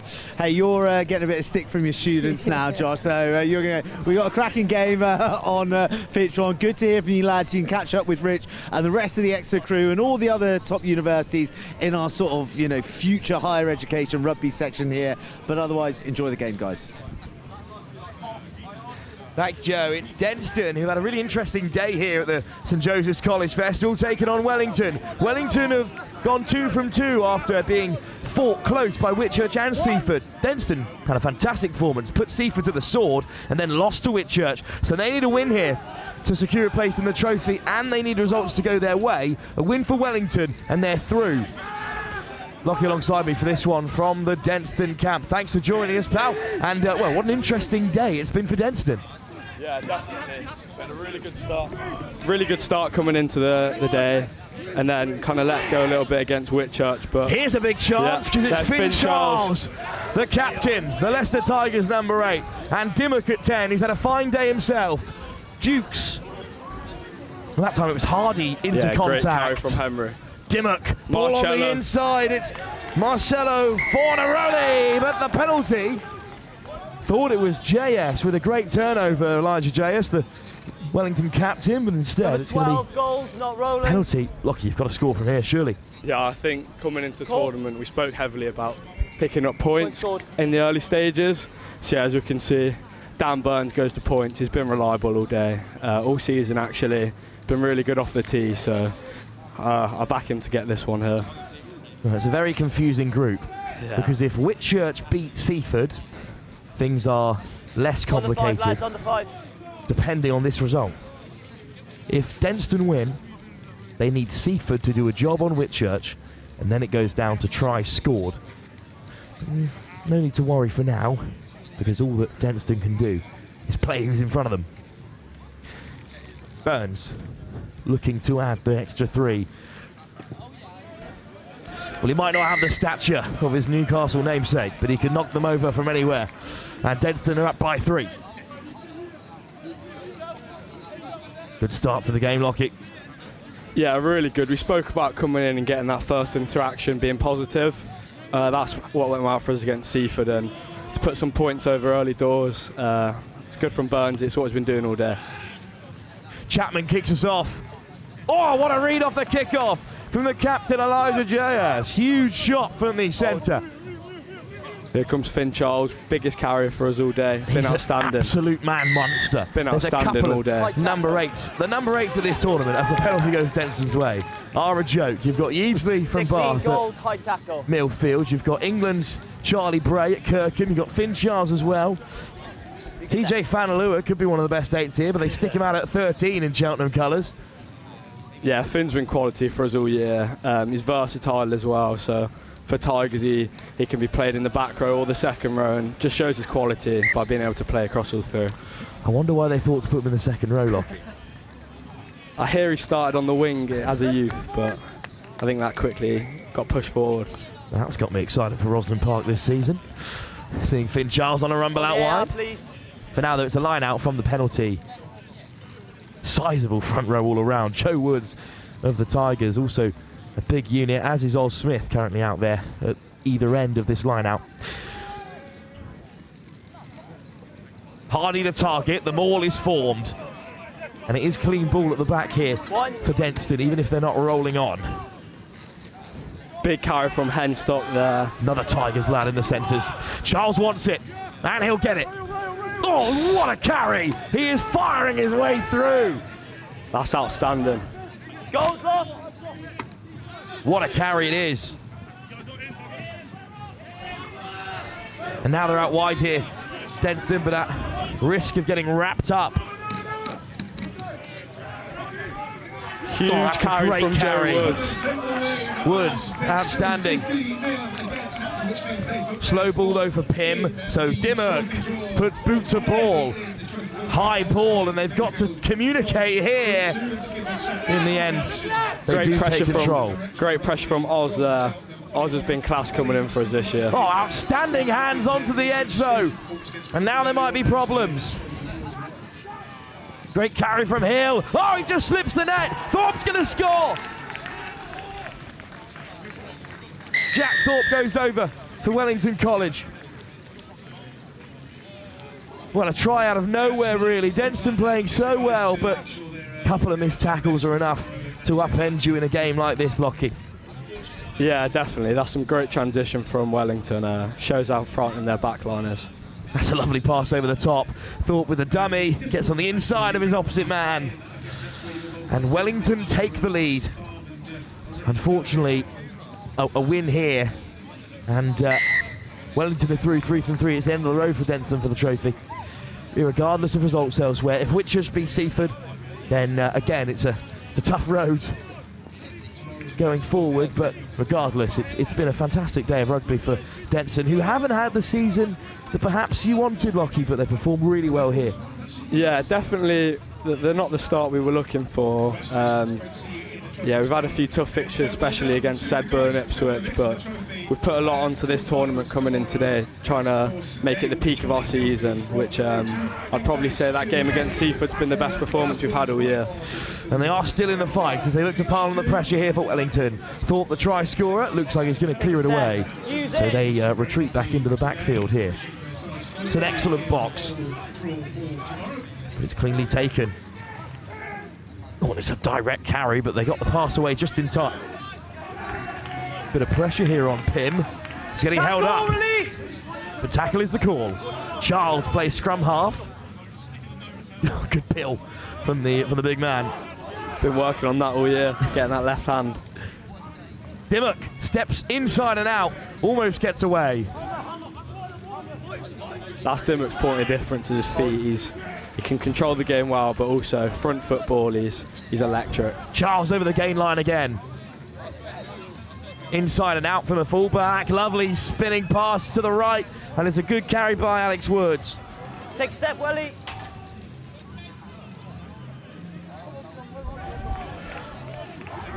Good clear out. Denstone still have it, but not much happening, Lockie, at the moment for them. No, stuck in the middle a little bit. Charles looks to tip it on. 4 goals offside. But it's an offside in the end. Would have been harsh to give that as a deliberate knock-on. Well, what are the options here? Go for posts again, take it within 1 point? I think we'll look for touch here. I think with the wind as well, it's a little bit out of Dan's range. But I've seen him knock him over before, but I'm not sure if he'll be confident with it. Pressure of the tournament is very different, of course. Exactly. Dimmock finds touch away from the towering Rory Hill. Bit of a giant on that far wing. But pace to burn as well. He'll be dangerous. Again here, if Wellington can free him up, but give me a line out for Will Vickers. Got both Henry Hardy and Finn Charles in that line out there, both really good in the air, so hopefully a positive outcome here for us. Wellington are poised at the front of the line out to try and contest. Good movement from Charles, and they win it easily there. Dimmock whips it over the top. Oh, great line from Fornaroli. Still That's going. outstanding. What a carry by Marcello Fornaroli. Charles coming around the corner with great pace. JS chops him down. Captain on captain. 5 yards out. Big carry from Henstock. Henstock up to the 5 and beyond. Pick and go. Spooner. He slipped through. Jimmy Spooner. Spooner has somehow found his way through. JS was still on the deck after a couple of huge try-saving tackles from the 12, and that just left a little hole in the defence for Spooner. And the lead changes hands again. That from Marcello, we've seen that all year from him. He's 15 years old, year 11, come over from Italy, and he's had a really big impact with the boys. Well, the last youngster to come across from Italy around these parts was Eduardo Todaro. No comparisons just yet for the Flying Saints winger, who started his career at number 12. Big kick in the context of the game for Denstone. Dan Burns to put them beyond the penalty points in front.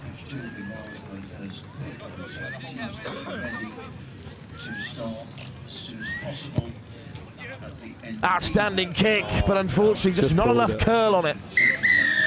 So at half-time, Denstone do retake the lead, and this is a game that would cause some real conversations to be had. We'd have to rely on results elsewhere to know the final group standings. It will be a fantastic upset with Wellington, who are one of the tournament favourites, but they have been tested in every game in this incredibly difficult group. It's another nail-biter for Wellington College. Denstone lead at half-time.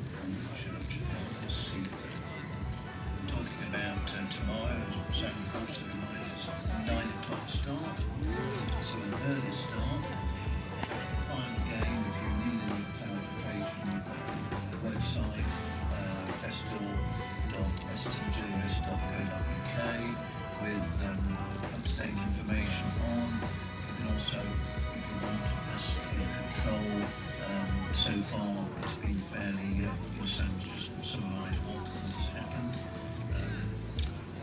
Can I also, as we come to the end of the first day, thank obviously the players, the supporters particularly for creating such a fantastic atmosphere, and you know, sticking with keeping off the pitch and all those sort of things.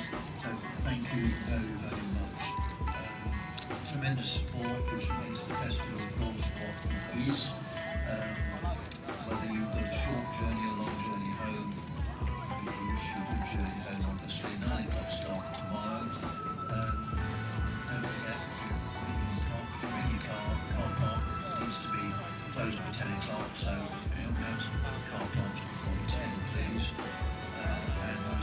So I wish you a pleasant evening. I'll speak to you again before the end, but the end I guess a bit perhaps noisy with some Joseph's in the last 2 days, so I wanted to say those bits now.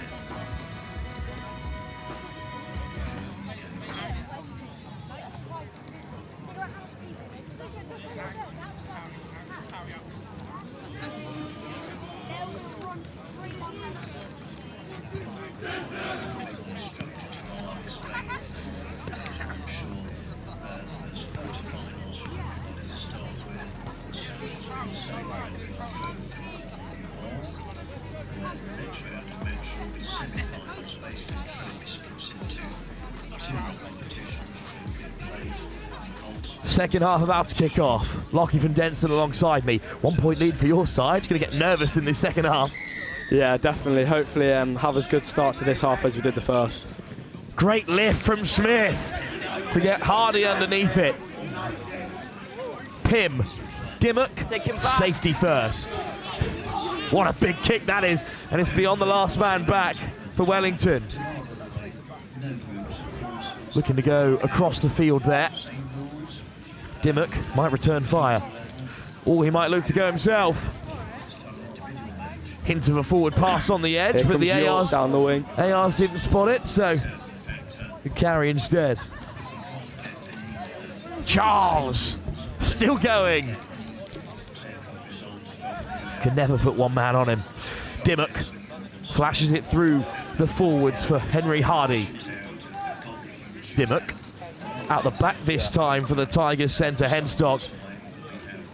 Woods is through. Woods, just the fullback to beat. Fantastic tackle to deny him there. JS looks to drive them into touch, but now he's got to roll. What's available? Trapped in there, does well to get out the way. Direct from the hooker, Will Vickers. Quick ball for Pim. They've got so many numbers out wide. Charles has to go, but he drags him a few more players perhaps. It's still on out wide. Dimmock, Henstock, this should be it. Great coverage by Wellington. They fly across to make the stop. And is the chance over? 5 metres out though.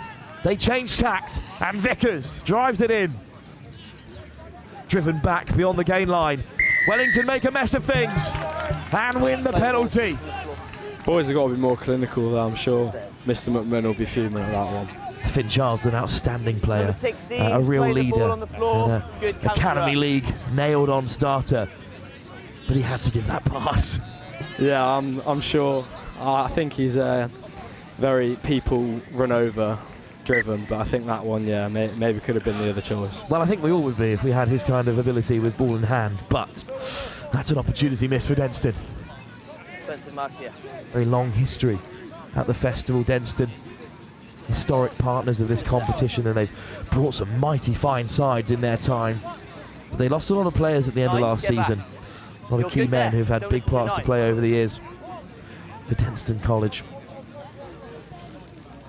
They've still got the likes of Charles, who will be the line-out disruptor, but it's Hurrell who claims it for Wellington College. Once. Moving backwards here. Denstone have made a real mess of it. Have they killed it? Oh, it's a fantastic breakaway. Ball on the inside. Back comes Charles. Still retreating some of the forwards for Denstone. JS slides through. What a carry! Elijah JS up to the 22 and finally brought down. Great cover there from Jack. Fantastic clear out. Quick ball. 2-on-1. It's Rory Hill. Unstoppable. Rory Hill, 1-on-1. Is a very daunting prospect. That's a great carry from Elijah there, fair play. Some physicality to show in the centres, and the captain has driven his side back into the lead. This is just nice hands out wide, but Denstone already scrambling, and you can't blame him for the missed tackle on Rory Hill. He's not the first, and he certainly won't be the last to be beaten 1-on-1 by the towering Wellington winger. Watson knee looking to add the extras.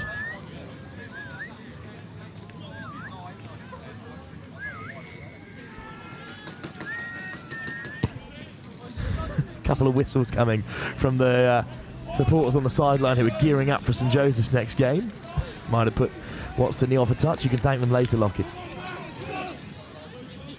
What a carry it is by Jayers. Yeah, Wellington never been particularly popular with the home crowd. Some fantastic games over the years, but been on the end of some tough defeats. Wellington beat St Joe's the year that they went through to the finals with the likes of Baxter and that's just Cleves in that team. They've beaten St Joe's on a number of occasions since they've turned up. Yeah, they've definitely had some good players over the years. It's a deep kick from Dimmock. Good option to return it with great pace and power. Such an unkind bounce, but does really well to keep it in play. Charlie Shaw, that is, number 14 on his back. Finn, work backwards. Shaw, another deep kick, and Watson knee. Retreat backwards, keep working. Keeps it in play. It's a good take from Pym. Here's Dimmock. Might look to take them on himself. Runs it hard at some very big forwards.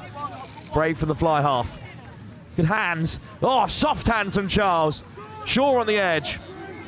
Great seed there from Henry as well.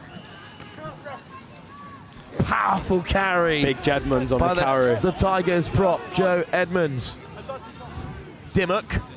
High line speed from Millfield, from Wellington, sorry.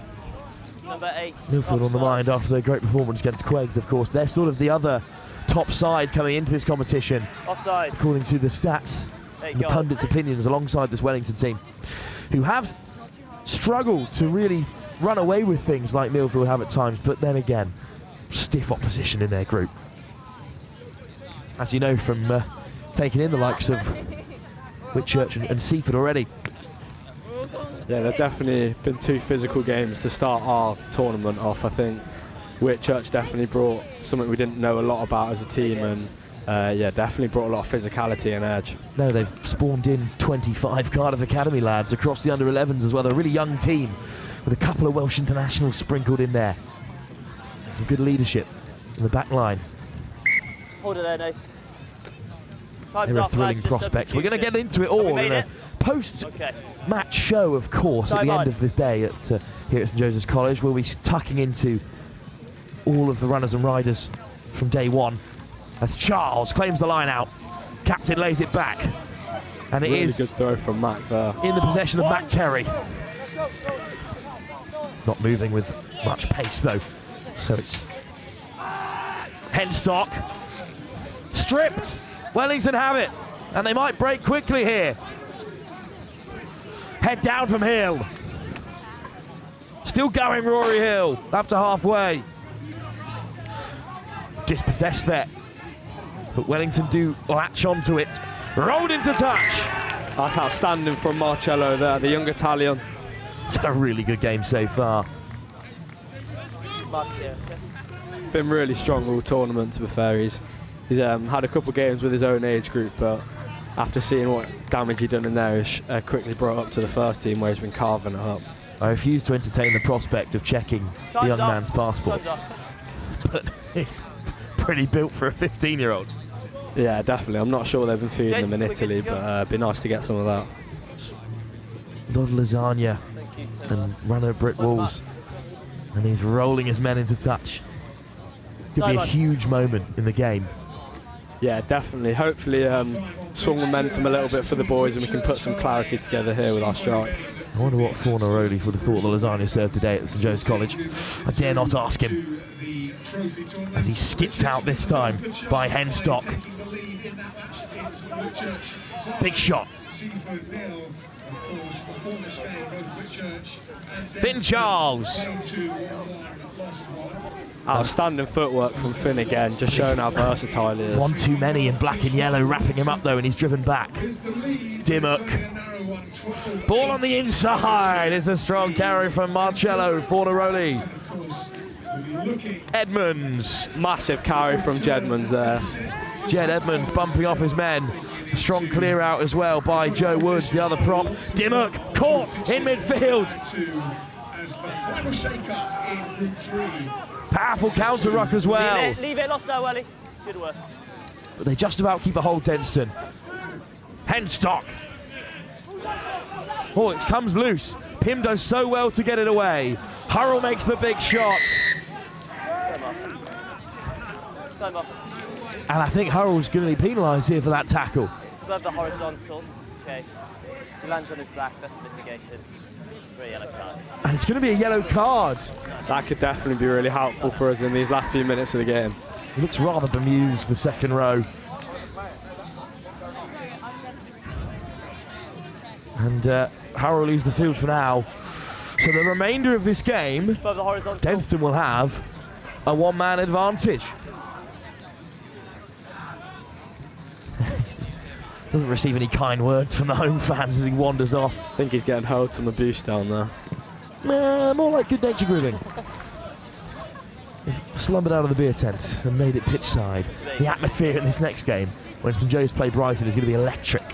But for now, there's still a huge game on our hands here. There, okay. Denstone on the verge of a huge shock. And they have a line out as well here. First throw was perfect from Matt Terry. Charles, the line out leader. Wants it up top, just knocked on. So it will still be Denstone who play. Over the ball! It's a good steal, but there's no advantage coming. Knock on, so a scrum and even cleaner platform for Denstone. Against the clock as well, as Wellington now, Lockie. Just here, Denstone. Yeah, this scrum will be quite crucial, I think. If we can get a clean strike off this, which that's one of the things we pride ourselves on, is our first phase scrum strike. A lot of work with Mr. McMinn on that and try and split them clean here. We'd love to see the two 12s collide here. Elijah Jayez, the captain, and the very impressive Henstock of the Tigers Academy. Set! And Henstock is protruding in front of Dimmock. Powerful scrum! Straight across. Unfortunately, not on both sides. It's the new man in front row, Sam Wood, making a mess of things there. Impressive from fresh legs. Well, it's Wood on the far side at flanker. I think it is just a reset for now, but they've got clean ball on their minds here. Well, there might be an overlap out wide because, quite rightly, Rory Hill has stayed on his wing, marking the pick and go from Finn Charles. Good line speed from Wellington. Dimmock over the top. Hill comes across, but it's going to fall for the back rower instead. Industrious work. Leave it now. Now Wellington will be forced to clear. No penalties here, Denstone. They've got to stay on their feet and make their shots. Make them kick. You can hear it from the touchline, Lockie. Yeah, give our back three a chance to go, hopefully. Use it! Box kick over Charles, but only as far as Dimmock. Floated over the top by Pym, just deflected onwards. Not the perfect pass, but Henstock looking to stay alive. Jayez over the ball. It comes Denstone's way, just about, but they've been driven back. Edmonds over the gain line every time. Dimmock spills it, but recollected at full-back. Great run from Burns. Well, Jayez has gone down with cramp.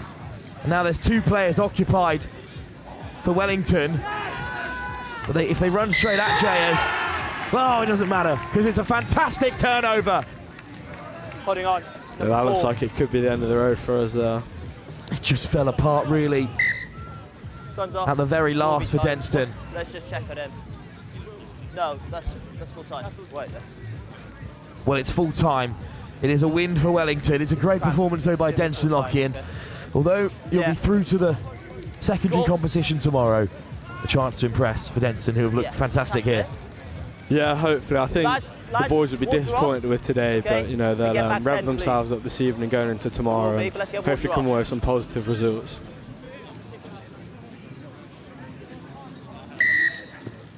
Wellington survive. They have had 3 incredibly difficult group stage games. It may leave them slightly spent going into tomorrow, but they've done all they can so far. 3 wins from 3 through to the trophy. But Lockie, thanks for joining us and best of luck for Denstone for the rest of the competition. Thank you very much. we'll be back for our final game on day one of the St Joseph's College Festival. St Joseph's College and Brighton both undefeated in the final pool. Let's see if the host can head through to day 3 with a perfect record. The result of the match on pitch 2 between Whitchurch and Seaford to get a conclusive answer to who will join Wellington in the Trophy Final. About 8 minutes left in that game.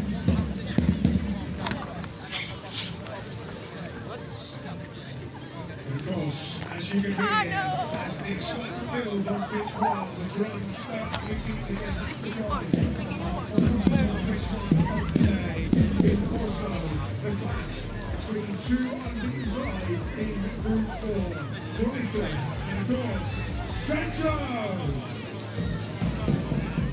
We're not down here on the big score, you are on the top side. We need to make as much noise as possible. See St Joe's through to a 3-3 record in the group. Tough challenge lies in wait. Right here with a little fellow friend as well to add a little spice to the welcome for beginning St Joe's. Watch out for your chips, the Seagulls are in town here in Ipswich. Brighton will be tough opposition, which means we will need the about 16th man arriving on the touchline. Well, I guess the eternal question is, how do you counter the St Joe's tunnel and pyrotechnics? And the answer is a flying V with Alfie the Pelican at the tip of the Brighton College arrow.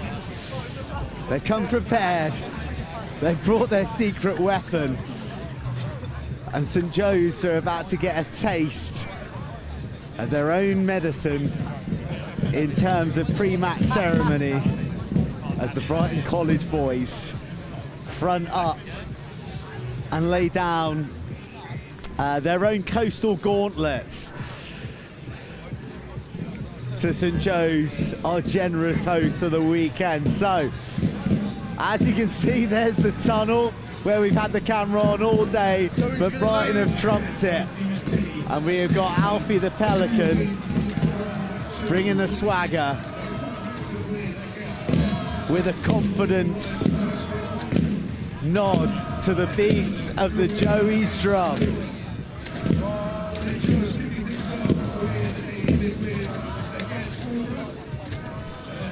Reminiscent of, I think it's when France faced the All Blacks haka many years ago in a World Cup final.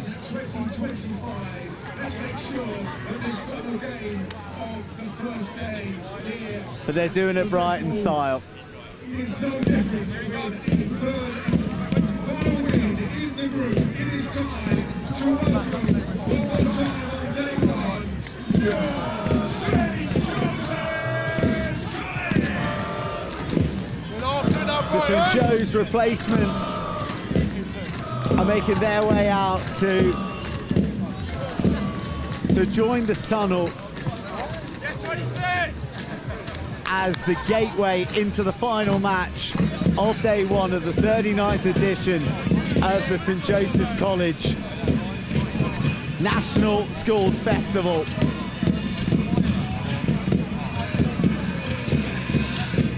The warm heat of the flames begin to fill the leaden skies here in Ipswich, and I think the St Joe's faithful are going to rouse a response for what Brighton College are confronting them with. Arms crossed, zero cares given. Joey's with their flag fluttering, mascot in the lead. Hit the jets, accelerate through the tunnel, and they are faced by a defiant Brighton College. And it's raised more than a laugh from the Joey's boys. Great ball for the Brighton Rats, and we are ready for the climax of day one here at the 39th St Joseph's College National Schools Festival. Over to you, Wilf, up top. Thanks, Joe. What a bizarre start to the final game, but the vibes are exquisite up here on the top deck. Well, Mark Patterson back alongside me, of course, but also joined by the host of the Rugby Legends podcast, Arthur. Thank you so much for joining us. And now, as the toss begins to be taken, Arthur, you spoke with Fred Wenham in the build-up to the tournament. You know all about now just how important it is, but tell me, your first experience as part of the media team at St Joe's, how has it been, and how have you enjoyed yourself so far? It's been absolutely brilliant. It's been so good, and it's been very enjoyable. Really happy to have you with us, Arthur. And Mark, well, you couldn't really write it, as we said after the first try went over, but your son Benji has had a fantastic day so far. Yeah, he's had a good day. It's been a good day for St Joe's. Arthur, great to have you up here. Good to see a young man speaking his mind in front of everyone. But yeah, I do think the winners of this game are going to go quite close tomorrow, if I'm being really honest.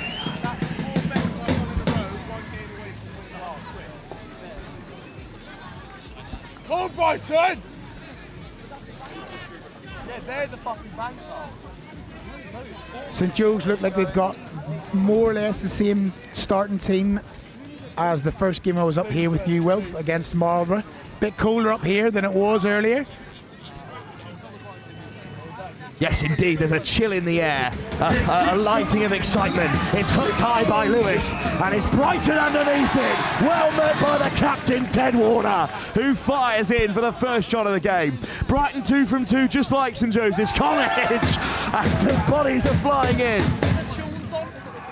Oh, the pass has gone behind, it's going to roll dead. And the physicality of St Joseph's College has opened up the game.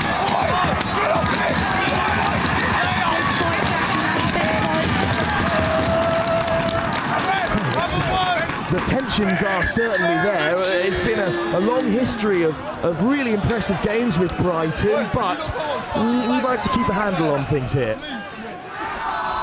Nobody likes to see a scrap, but we all do. Those are the official views of Mark Patterson and not of Next Gen Live, of course. Sorry. We want some rugby here, but there's plenty of passion here. Arthur, you can take a more neutral perspective. More about the rugby. Ted, Luca. That's what we want to see. Arthur, that was a neutral perspective. That's your 1-3 go. That's the end of it. Okay. Scrum. Well, a very even-handed response by the referee. Just both sides cut it out, let's get on with it. That's what we like to see. It will be a scrum on the 5 for St Joseph's College after the ball went dead. Wilf, I've got to be honest, I think that's fantastic. You know, back in the day, we had a bit of thuggery, which was not to be condoned by anyone, but actually, do you know what? It's just sparked the game into life already. Certainly is at life. Brighton are 2 from 2. They're through to the next round tomorrow. They've got a bit of a rotated side today because they've got great depth in this squad of very young players. But they're under pressure here by the hosts, who have gone all out, of course, in their final game of the day, hoping to top the group. Early push. This is going to be a very interesting marker on the rest of the game, the first scrum. Another scrum to come here before things get going. Hold the push, take the weight. Who's in? Lads, let's go. All you, Robert. Sean, Dutch, let's go. Crouch. Here comes the scrum for St Joseph's College. It's Cameron Hurst, whose brother crashed over a couple of times in red and white last season, but he leaves it for Bibby. Voila! A slow ball here, so Hurst has a crack. Oh, it's been spilt. Outstanding defence from Brighton. Well, Arthur, what do you make of that? 5 metres out with a wall of white coming down on you, but Brighton have managed to keep them out. Very good defence from Brighton. I think St Joe's should have spread it down the line a bit there, I think. Hurst only had eyes for one thing, the white line that was crossed by his brother so many times before. That's St Joseph's College. Not out of the woods just yet. Crouch! Scrum to be fed by Toby Kay. Bind! Set! Early shove again from St Joe's, that's twice. And that's a bit of a coach killer. That's a massive coach killer. On the other hand, I'm thinking St Joe's may have the upper hand in the scrum, well, if I'm honest. Freddie Mancuso Marcelo with a strong carry. How are Brighton going to exit from here? Oh, he's been lined up by Bloomfield. Good hit. Fantastic shot. Bloomfield done great there in the contact. Bibby, Dufty, digs it out the back. Waller, Lewis, miss pass. Will it bounce up here? Forward pass in the end. Well, Arthur, that's as close as St Joe's have come. No, you didn't. This is game on. Two good sides. Look like they're going to run it from deep. And Brighton may well have another stab at things here. That's their DNA. Treble winners last season in rugby and schoolboy terms. Roslyn Park, their Sedbergh 10s, and an outstanding season on the South Coast as well. Very different side this year. Lost a lot of key players. Very young side they've put together. And got a job to do here against the hosts, who have come out firing. Good scrum again from St Joe's, but a penalty against them. Big scrum, big scrum. But it just hasn't gone their way this time. Number 2 driving up. I was chatting to former St Joseph's College student Gabe Hawley, now front row at the Scarlets in Wales, and he was saying it's frustrating that you can be a dominant scrum, but you won't be rewarded at this level. Perhaps very well put, Will. I think the St Joe's coach won't be that disappointed at the first few scrums of the game. It does look to me, like you just said, that St Joseph's scrum is quite dominant. So I know they're going a bit early and they've got to consider the penalty there, but in terms of the game, it's not a bad sign for St Joe's. Lovely move at the line out, pass on the inside is forward. Not straight. Not straight at the line out. Option, scrum or line? Well, scrum option. We love to see trick plays, but they have to be accurate, especially when there's so much pressure in a game like this.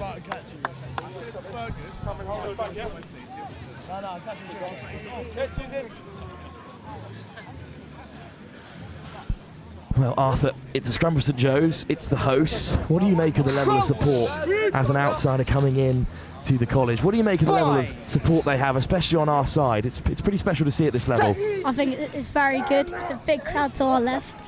Loads of chants going on, I think. Especially with all the fires at the start. It's unbelievable. Absolutely. Let's hope you can't hear too many of the words in those chants. They're very traditional. Square, can't push up. Okay. The referee's got his work cut out here at scrum time, Will. Well, it's Dufty who is not a man to be trifled with. Originally from the Northampton area, still with the Saints in their Academy League. His younger brother, of course, in the under-15 side as well. He's St Joe's through and through nowadays, but I wouldn't be giving him a shove off the ball. Bibby with the feed. Big moment in the game for St Joe's, having won the ball back. Still waiting to open the score. Powerful scrum, they've got to hold it. Bibby wrapped up. Fantastic work by Brighton. Back foot. Ransom, Lewis. Retreat in front. Gets it away.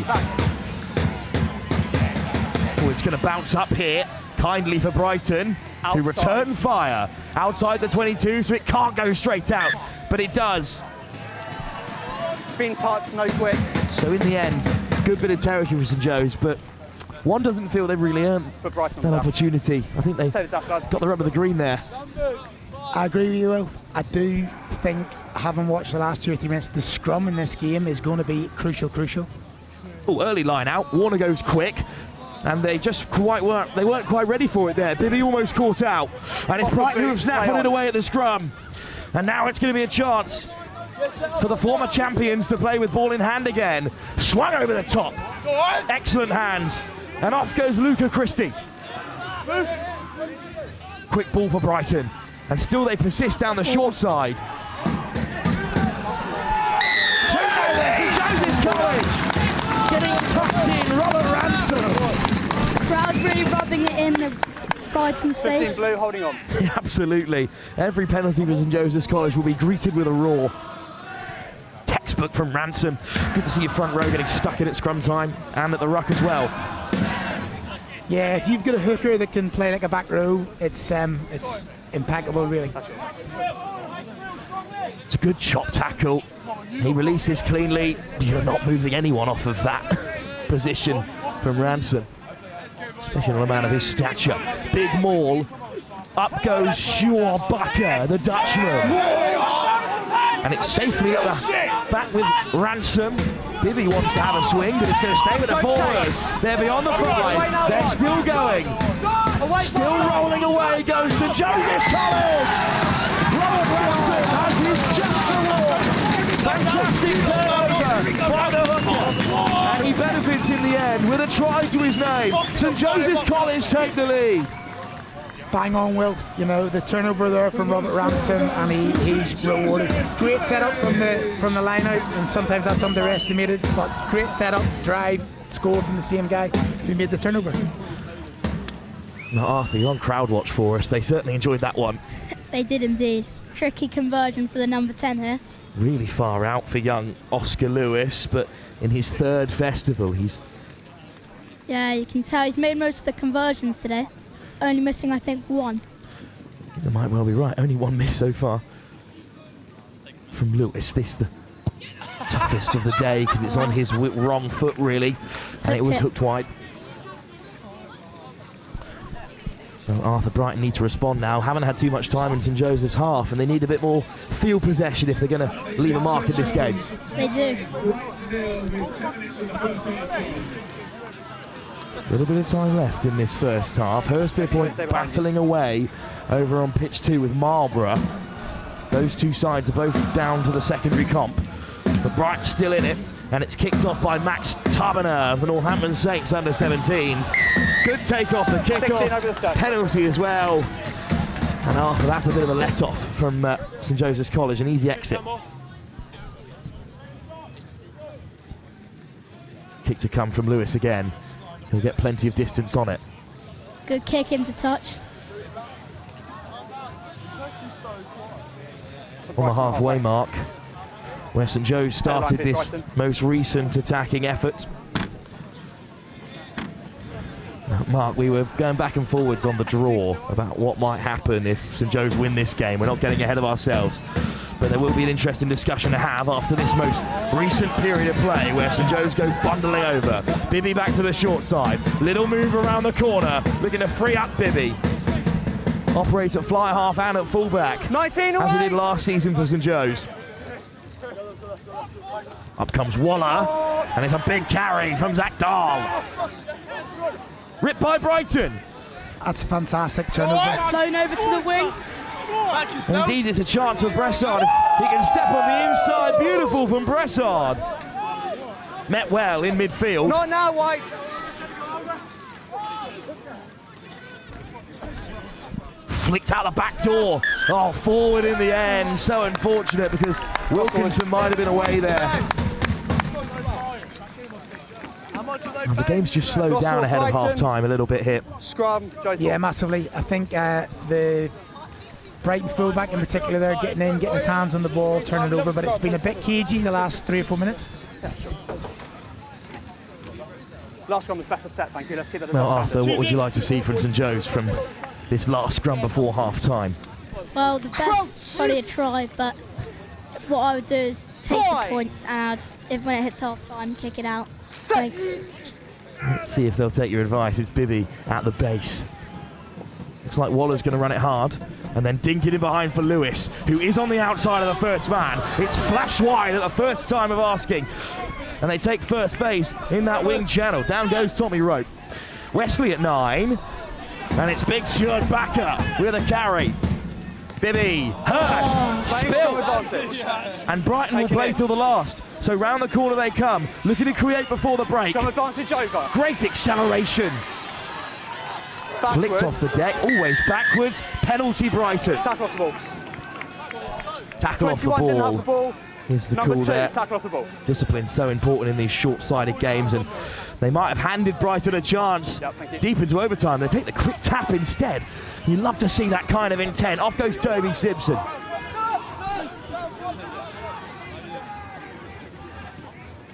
Through the forwards, a little isolated at the moment there, Teddy O'Shea. Oh, back to St Joe's. What a turnover, and it's Bibby. Still going, Bibby. What a run! Step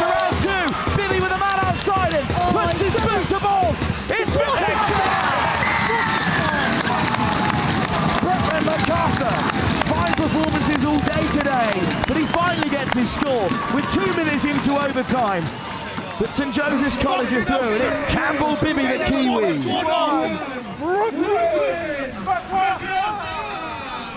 The Kiwi's done it again. He flashes up here at St Joe's and creates fantastic little offloads, and this time a chip through of great skill and perfect execution.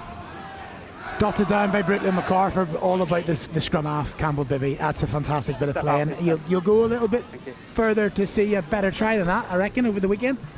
Well, we've seen some absolute screamers here on the live stream, but that footwork, remarkable. And now Lewis from the touchline will look to add 2 more.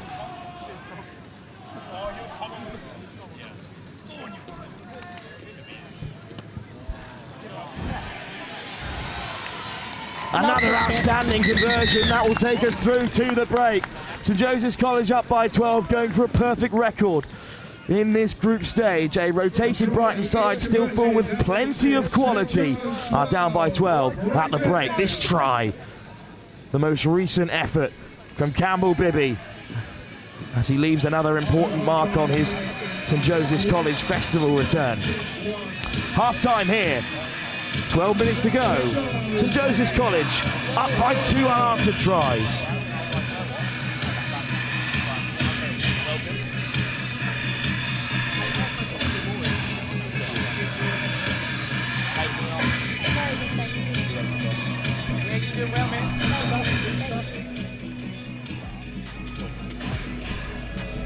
Let's get the videographer.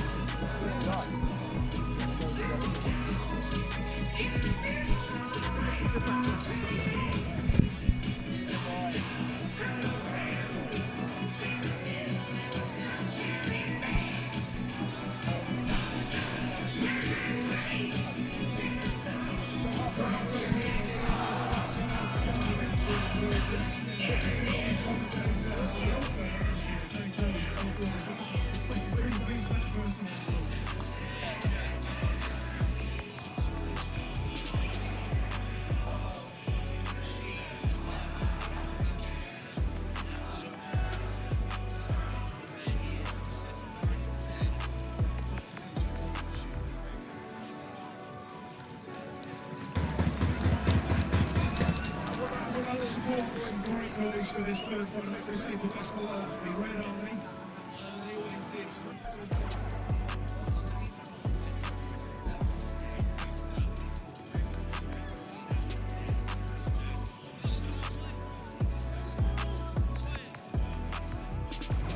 Minutes to go to find out whether St Joe's can they get 3 from 3 College. We want to have a say about that. 12 bets left in this Group 4 match to decide who tops Group 4.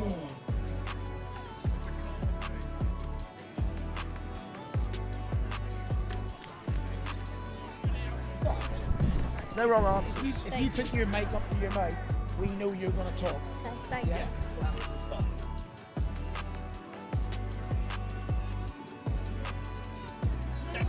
Second half soon to get underway. Brighton will kick us off. Couple of changes at the break, but Max Taberner, the Northampton Saint, is still amongst us, and he'll hang it up. Just spilt backwards by Warner into the path of Wright, who goes down inside the 22, and I think the clearance is coming. Lewis drops into the pocket. Perhaps not the distance he wanted on it, because it's only gone as far as Hugo Bressard. Good carry. Knocked on the deck. St Joe's have it back, and when it's going your way in the game of rugby, it's really going your way. Here's Mark. I think, Wilf, the lack of substitutions from St Joseph's just goes to show how much they take it, that this is a very, very important game. Might be some tired bodies, though, come tomorrow. I'm sure the St Joseph's coaching staff are not counting their chickens. Going for every win as it comes. Bibby with another feed. Binds. Set. Steady. Hold the push now. Oh, it's a bit loose there from the back of the scrum, but it's because there was a man offside. 21 offside. So an easy exit for St Joe's. 21 too soon. And it will be Lewis who will go for touch again. Very well used phrase in rugby. Next score is incredibly important. Just flashes over the top of the Moss Tower where we're up here on the gantry. And it will be a line out for the try scorer, Ransom. Warner cleanly collects the line out leader, Lewis. Little hitch kick from right, but he's well met by Brighton. Stripped, but only up to Campbell Bibby. Great line from Becker. Swarm Becker, the Dutchman, over the halfway line. Slow ball for Bibby. Goes to the open side and skips through. Waller on the end of a lovely offload. Great play from St Joe's.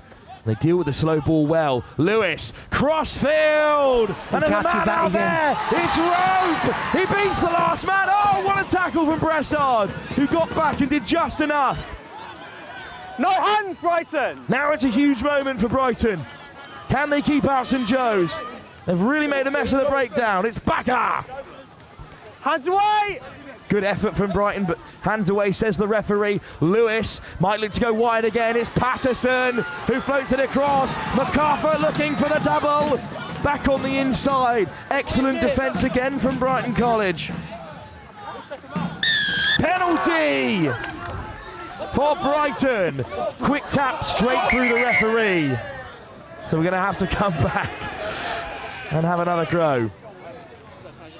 No. Well, you can't critique the intent from Otto Dombrau, but the referee's in pink and navy and not white and red, so we'll have another reset. Yeah, okay, thanks. Not now. Just wait, please. We've got a medic on here. Great piece of defence out wide there. What's going from on? Are we happy? Brighton left wing. I thought St Joe's were in the corner. Okay, thank you. Yeah, plenty of space when the ball landed his way, Tommy Rope, but unable to finish it off. Fine, second player off feet, St Joe's.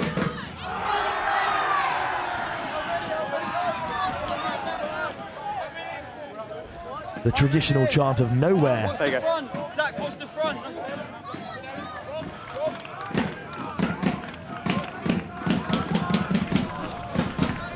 Still will be a Brighton line out. Isaac Finn with ball in hand. Come in. Well, he's not going to be an easy throw, this, under that sort of pressure, but it is textbook. Oh, I spoke too soon. Wilf, I think you got a bang on there, right in front of very loud, vociferous St Joe's crowd, and the line out's not straight. The commentator's curse has struck for the first time today. It was into the path of Tom McLaughlin, school prefect, Bermudan under-18 international. Always comes up with a good Wilf. Big moment for St Joe's. This could seal it. With plenty of time left in the game, but 3 tries, a big scoreline at this level. Ball's gone. Bibby, Lewis. Round the corner comes St Joe's. It's Patterson looking for another score. Pattinson, he might go the leg! What a finish! Benji Patterson! The day Just is stay his. with it, Dan. Just stay with it. Am I allowed to say well done, son? I think you are absolutely able to congratulate your youngest on another outstanding finish. It's a fantastic finish in the corner from Benji Patterson. Well, Arthur, let's have another look at this. What do you make? So much work still to do when he got it on the edge. Very good try. Letting the goose loose. Absolutely. Linesman had a decision to make as well, but good communication. And Patterson has another try to his name. What a get by Lewis! Now, Arthur, we were talking about how good Lewis's boot has been today, but in a game like this, when the minutes are so short, that kind of kicking is going to come really good later on when they're under pressure.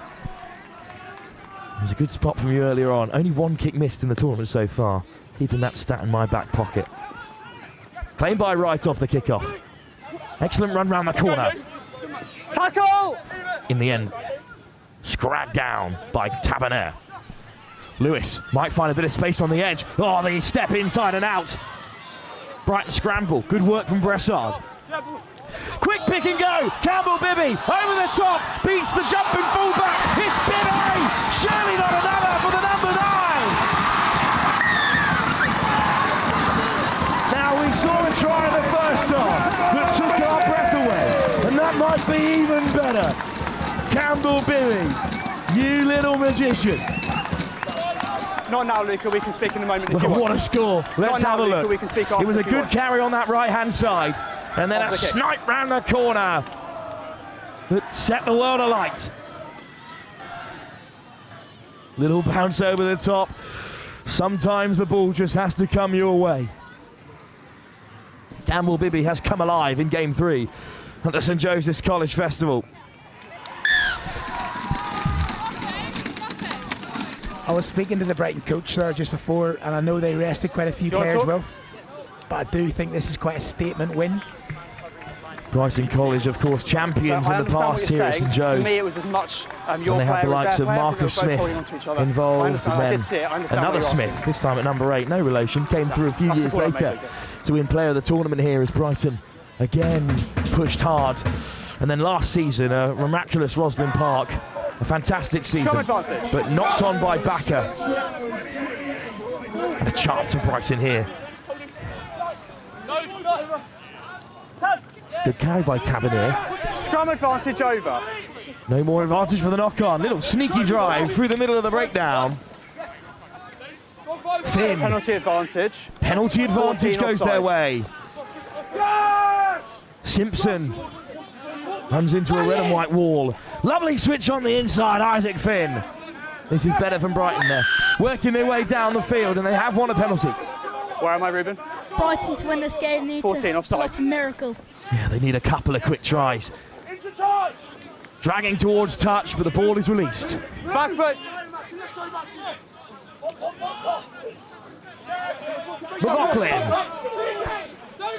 It's at the base with Kay. Now they might go out the back. Oh, it's a good read to shick it over the top because St Joe's are racing onto it. And look at the fancy feet from Seb Data. Straight over the ball goes St Joe's. Penalty for the host. Even 28-0 up. They are not letting sleeping dogs lie. 17 white over the They ball. have taken their chance to win it back. Really going St Joe's way at the moment. Absolutely. Great intensity to stay in the fight, even when up by such a margin. And it's a touch finder. Just slip through the fingers. We'll put Bryce on the line. Some of the groundsmen to our right-hand side. Okay, that's yours, thank you. With some nice stepping from Data. Good to see him involved the first time in this game. But a great turnover. Yeah, just Picked wait off until that we're time set, by please. Gavin Brown. Okay, are we ready? Another line out for Ransom. Full game for him today. Stolen by Brighton. Fantastic work by McLaughlin. A little show and go from Isaac Finn. It's a good carry. And now Brighton have it just inside St Joseph's half. Kay to the short side. Little chip ahead by Bresson, who's kicked. He's hammered as he let it go. Leave it back. Not now, 19. Flung off the deck by Dorr. Lovely ball from the prop. Bloomfield with a big clear out. No. Crossfield from Tommy Rope, who was on the end of one a few moments ago. Ah, lovely footwork, and Bresson does get the offload away. St Joseph's go hunting for it. Waller looking to hold up his man. Maul is called, and surely St Joe's will have it back. Swarmed by St Joseph's, and Brighton miss out. Scrum unplayable for the hosts. Scrum. I've been quite quiet here for the last few minutes, Will, but I'm trying to be impartial. Well, it's good defence for St Joe's, keeping the pressure on. Again, this is a mixed Brighton side, but of course still players who made their festival squad. They're still talented, but St Joe's have gone full force, and it shows on the scoreline. Crouch! Ben Wilkinson, substitute scrum half, onto the field. Set! Hold now. What a drive by St Joe's. Clean ball for them. Saunders out the back from Waller. Good acceleration. No, 12! From Thank you, Oliver Luca. Deister. Great shot, and it's ripped away as well. Fantastic work by Brighton's Otto Dombrow. Okay, leave it, lads. So, Will, looking at this game He's here, above the stand, who he's will called be into in the the floor, so mix of the penalty final only. tomorrow? Well, Penalty, I'm going to tackle keep my above the St Joe's sternum. hat Just fight firmly 10, underneath please. my seat, because we've seen some great teams today. Millfield have been outstanding. I really like the look of Whitchurch, who will meet the winners of this group, which may look like St Joe's. And if St Joe's can see off the Welsh side, then they are certainly in the mix. It's been a tough day for Wellington. They haven't pushed on as much as we thought they would, but they're in a tough group. Cheltenham College did make it through that group with Millfield and held them to just a 5-0 defeat. Not giving you much of an answer use there, your Arthur. system there. Plenty of Just take a options. step, please. It all matters on the draw Thank you. tomorrow, and the very early kickoffs in those quarter-finals. Finn for Brighton. Good take from Dombrow. Over the top and into no man's land. And in the end, it's back with MacArthur, and Tommy 24 Rowe retreat! 24. clears it, and it might bounce towards the touchline Okay, here. number 8, Brasson is gets it? back really well. Number 8 in front of kicker. Hurst offside, and it will be a penalty back where the kick was first taken. Number 8 White in front of the kicker. Am I in the right place? Spin. Spin. Yeah, let's go Todd. Mark Patterson just trying to have a chat with his own son down below us, which seems pretty reasonable. Kick to the corner from Max Tavernier. A solitary shout of nowhere, because it was quite a good kick into the corner. Familiar chant of Joey's Ranger rears its head for the first time. Not very popular with the SLT here, but it is very traditional. Do you reckon they'll have a good night out tonight, Wilf? Couldn't possibly know. Have you been there in the past? No. I'll be tucked in by 7:30. Lets the line out, and it's been cleanly collected by Tom McLaughlin, who's had a great game for Brighton in the line out. St Joe's over the ball again. Penalty this time goes the way of Brighton. Yeah, you're pushing him. Ooh, big push there. Don't mind it from Isaac Finn. I think he was in his right to try and get the ball back. Quick tap. Crossfield. Oh, it's a perfectly weighted kick. Yeah. I haven't got the mark yet. Hugo Bressett was in there. Thank you. Back 10, please, Joes. Yeah. Good option. Back's offside. It's yeah, a little just a step further, spark of what step is further. still Thank to you. be seen from Max Tavernier, the Saints under-17.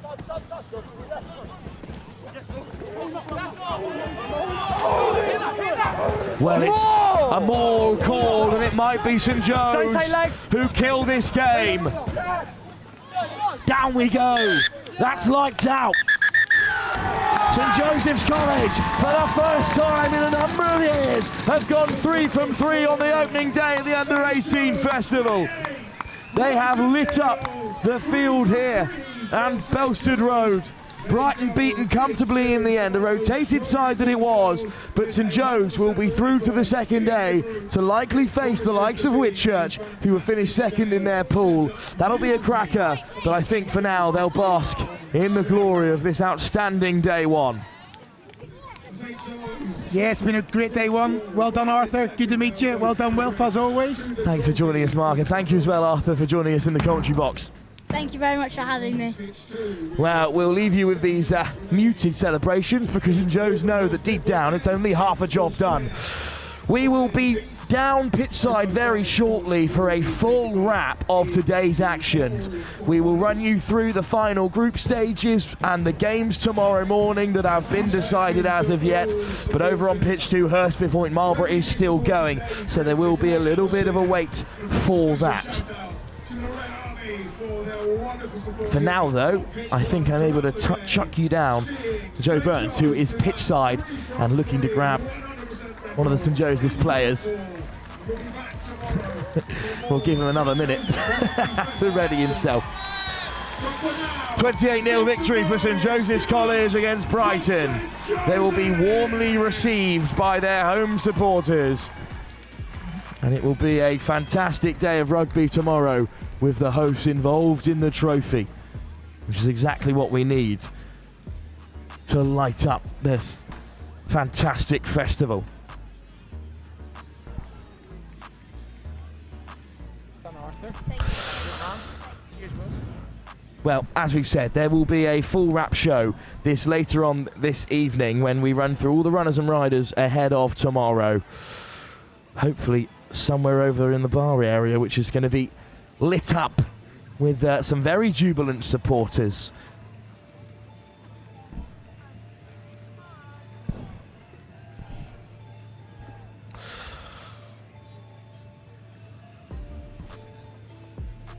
So, of course, with the final game over, there'll be a couple of chats to be had down on pitch side before I myself head down there as well. But a thank you to all of the sponsors that have made this tournament possible as well. You've seen them throughout the day flash on the screen here. There's so many people who have made this tournament possible. That's all the action live for you in terms of under-18 rugby, but don't go anywhere because there'll be some killer interviews down on the field, as well as an important wrap show, which is where you will learn all you need to know about tomorrow's action. It is nothing but under-18s before, of course, a little under-11 showcase. To the trophy quarterfinals, RGS Wycombe and Strathallan will be taking part in the bowl quarters. In Group 2, Millfield 3 from 3, topping the group. Cheltenham College in second with 2 wins from their 3 games. So, down on pitch side is Joe Burns, who is about to be joined by Director of Rugby at Brighton College. Top filling there, Will. Right. I'm good, Nick. I'm good, Nick. So, do you mind terribly if we just don't talk about rugby at all? And we talk about the Pelican. We talk about the Pelican. We talk about the Pelican, the best moment of the festival today. So yeah, it's schoolboy rugby. It's all about having fun and enjoying yourself. We obviously won the first 2 games, which meant we were through to tomorrow. We've got a lot of boys here who've worked tremendously hard, and they deserve the opportunity to play in this game. And now every single player in our squad has made a start this weekend, which is really important to us, and they deserve that opportunity. But the Pelican was just one of those things that it was good timing. We thought everyone would enjoy it, and convinced a teacher to get out there, and the boys were enjoying it. And as I say, this is just about having fun. We're just playing a game to enjoy each other's company and just have a bit of a crack. Can I just get a little bit more on the process around it? Like, at what point when you were leaving Brighton yesterday, you think, all right, keys, wallet, Pelican outfit? I mean, the main motivation today probably was to win the first 2 games so we could get the Pelican out. We packed it just in case there was a moment where we thought it would add to the tournament, add to what we do, add to our character, and add to our club. And it was just a really good moment, and everyone's enjoyed it, I think. I've enjoyed it immensely. I think everyone did. And the rugby as well, you know, fantastic. You've been here many years, you've won it. You had so much success last year as well in tournament rugby. What do you make of this year's challenge? I just think it's an absolutely wonderful weekend. The standard today looks just as good as other years. I think I've always said this, it's not necessarily about winning this tournament. It's a schoolboy tournament. It's about giving boys opportunity that they've worked so hard for. And spending time with each other, creating memories, collaborating with each other, galvanising each other, and spending time with each other. And I think if you do all those things, you've probably got quite a good chance of winning it as well. So that's the way we go about it. You played pretty high level, you know, coming through your youth and stuff like that.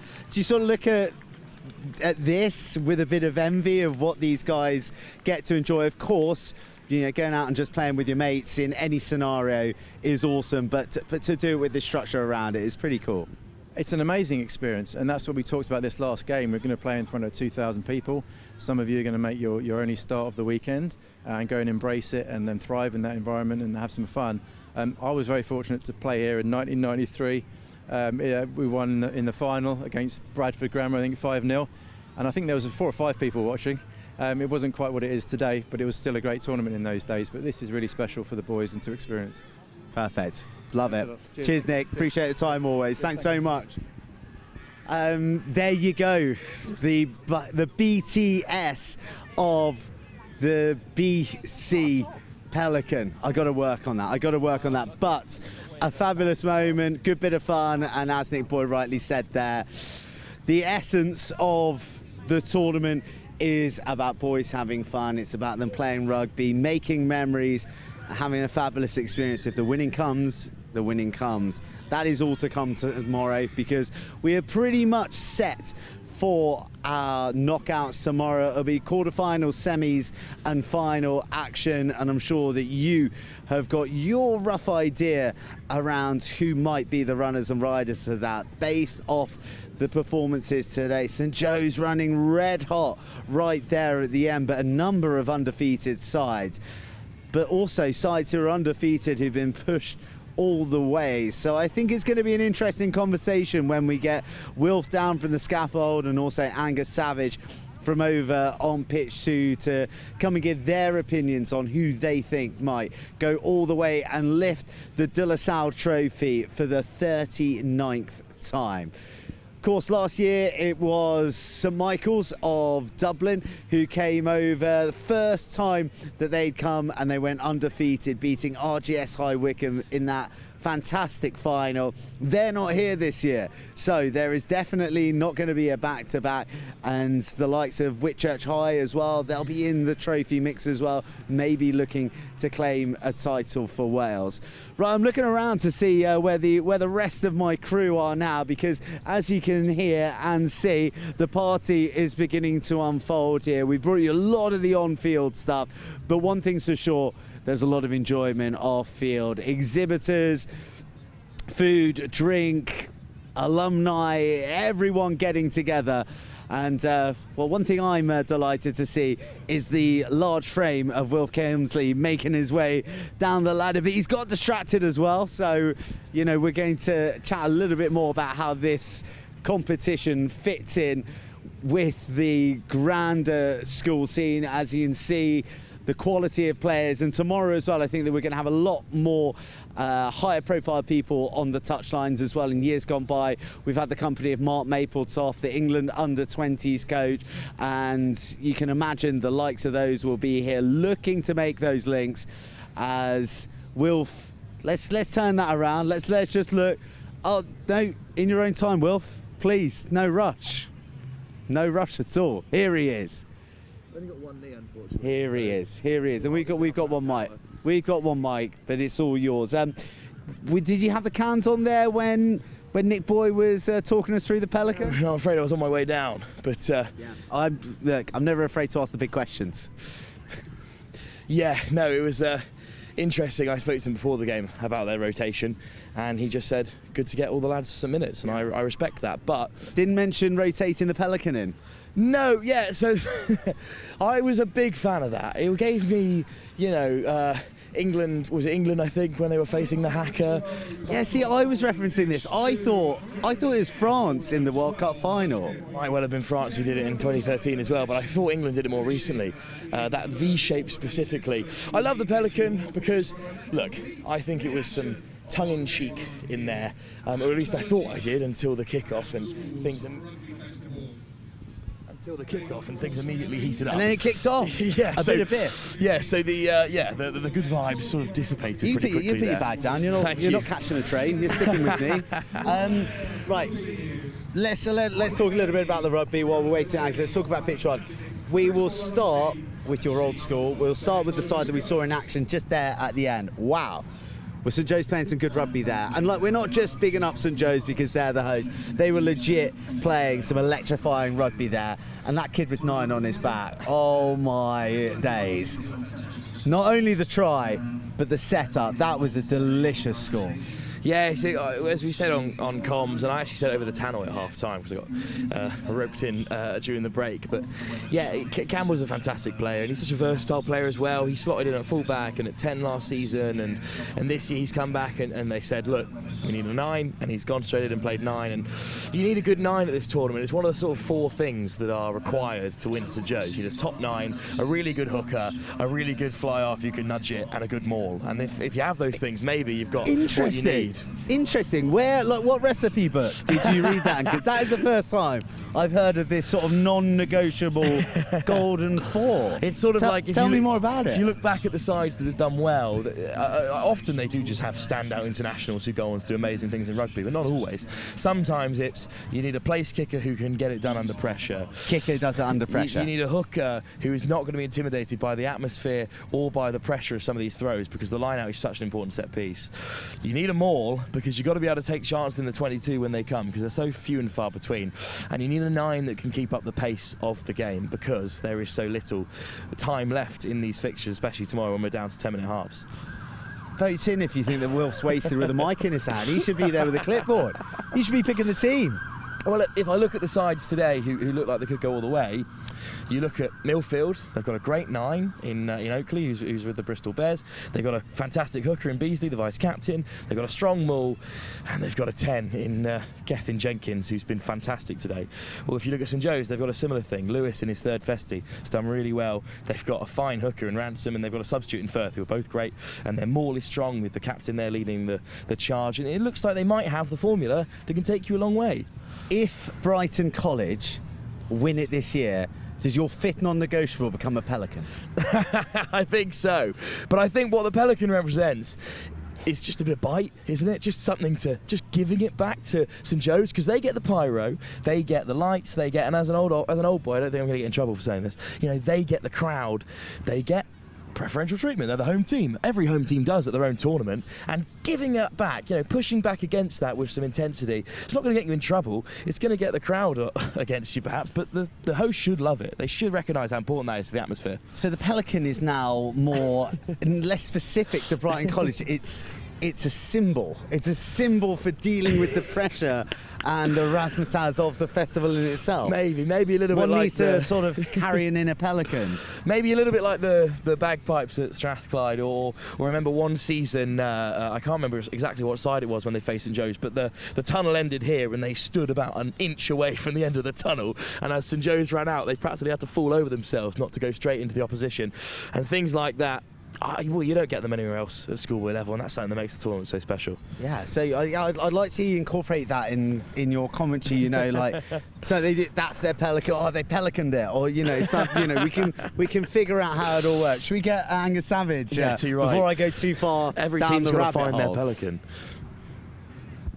All sorts of animals down the rabbit hole. Talk of the Pelican. It's all going on. Have you guys talked tomorrow's semi-finals yet? No, that's what you're here for. Well, good, because I come bearing news. Confirmed news of tomorrow's semi-finals. Kirkham Grammar School against Brighton College. Pelican will be out there. Berkhamsted against St Joseph's College. Millfield against Whitchurch High School, and Cheltenham College against Wellington College. Are we going to do like rundown of those quarter-final matchups? Quickly rattle through them? Yeah, why not? I mean, tell you what, well, should we start right at the top? Kirkham Grammar School against Brighton College. I think Kirkham Grammar School are looking like maybe the side to beat. What do you reckon? They beat Seaford pretty well, didn't they?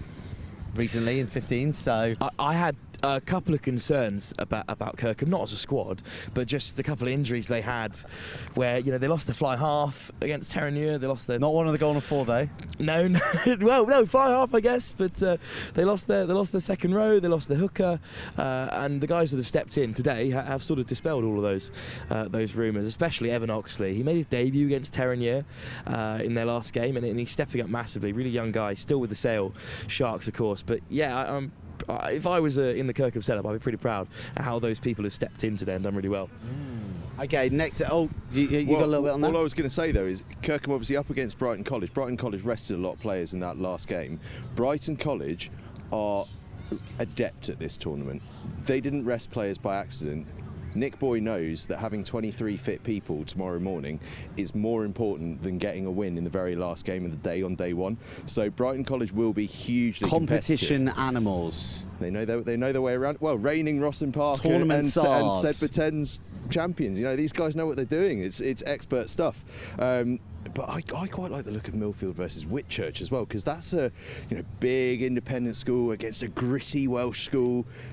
There's something there as well. There's a lot of excitement in those fixtures. I'm excited about the Millfield Whitchurch one. Yeah, Whitchurch put in a really good performance against Wellington as well in that opening game. Obviously, a lot of people have been rightly talking them up, but you look at points in that match, and the result could have ended up in Whitchurch's hands. Wouldn't you agree? Yeah, 100%. It was a really close game, and they were a bit of an unknown quantity, because our only comparison for them is that Welsh schools division, which is really tough. But we should have looked maybe a little closer, because I was chatting to a few of their lads. I think they always bring the noise. I mean, I've not been here for a couple of years, but historically they've always been sort of there or thereabouts. Like, they're no slouches. Absolutely, and it's short memories at St Joe's, because they weren't here last year, and then they were new back in this season. And yeah, they've brought a really young team, a lot of under-16s in that Cardiff setup, a lot of under-17s, but they're led by McCabe, their captain, a second-row Welsh international, and they've got some leadership in the back line as well with some of those senior Cardiff boys. And yeah, they're so up for it. And again, that Wellington game shows that they could probably give anyone at this tournament a game. And I think Millfield, who are obviously coming into it perhaps the tournament favourites, they have to be at their best in that game. Well, actually, I had an interesting chat with Millfield, who sort of, as they were slinking off towards the coaches, they sort of admitted, well, we haven't been at our best today, but they're 3 from 3 and they're still the tournament favourites. So I don't really know what that says about Millfield. They powder dry probably. Yeah, got pushed all the way by QEGS, though, right? I mean, they've been tested. I think that would be my takeaway from pitch 1. I haven't seen any of pitch 2, if I'm being honest. Is that the vaunted names, the favourites, the fated institutions, they haven't had the rule of the roost, have they? They've had to dig deep. Like, I think Wellington have 3 really tough games. Yeah, they've come away unbeaten, but they've had to go to the well. I think the same for Millfield as well. They haven't cruised off the field thinking like, oh, another win. They've been checked on it, which is great. And the team that's checked them the most probably was Cheltenham College, who genuinely I think are probably the dark horses for this competition. They play Wellington in their quarter-final. Cheltenham College were over on pitch 2, watching them in an epic contest, and they, against Hampton, scored what is probably the try of the tournament so far. I don't know. We had a pretty good one here. There's been some crackers. We had a pretty good St Joe's one. The little crackers. The little dink through. But they went length of the field. Absolutely brilliant. Tight head prop finishes it off in the corner, having gone the length of the field. Absolutely brilliant. But the key moment for me... Tight head prop goes the length of the field? Well, finished it off in the length. Finish off. Okay. Yeah, okay. He'd been having a rest up the other end and just caught off the end. But then the bit that actually I think is going to be key tomorrow, off a kick through, fly half, Nicholson gathers it up on the 10-metre line, slots over a drop goal on the angle. Knockout rugby tomorrow. It's going to be raining in the afternoon. Cheltenham College have got a lad playing who can bang over a drop goal from 40 yards. I'd take that. That's one of Wilf's 4 pillars for St Joe's glory. I'm going to start selling a little ebook to all the coaches. All right, what's our last one? Have we done Wellington? We sort of done Wellington. Yeah, I mean, well, Wellington just a top quality side. They've been really tested today. If they come through that with bodies intact, that'll probably stand them in good stead. If the bodies are creaked, then it's tricky. I had a word with their coach, and he said day 1 is about getting through. Day 1's about getting through. That's the message today, isn't it? It's just get through. Yeah. Just get day 1 Haven't played their best rugby, but you want to play your best rugby much on like day Millfield. 1. Much like Millfield. It's tight. The 4th one is Berkhamsted St Joe's. I like Berkhamsted. They were good in the first game. Who do you like, Wilf? I've got a good one for you. Their fly half is the first boy to play first team football, rugby and cricket since 2014. I tell you what, that's something, it's isn't right, it? No? That's not that's bad. All right. Yeah, he's already got his pro contract at Northants as well. Hey, you don't have to like level up my stat, okay? No, that's the better stat. Yeah, just like let me Code's have that. code. I like Berkhamsted a lot. When we watched the Stone X play NSB a few weeks ago, they were fantastic. They've got a really strong 9, and they've got a bit of stardust out wide as well with Stuart on the wing, who scored maybe the try of the season in all of rugby a couple of weeks ago against NSB.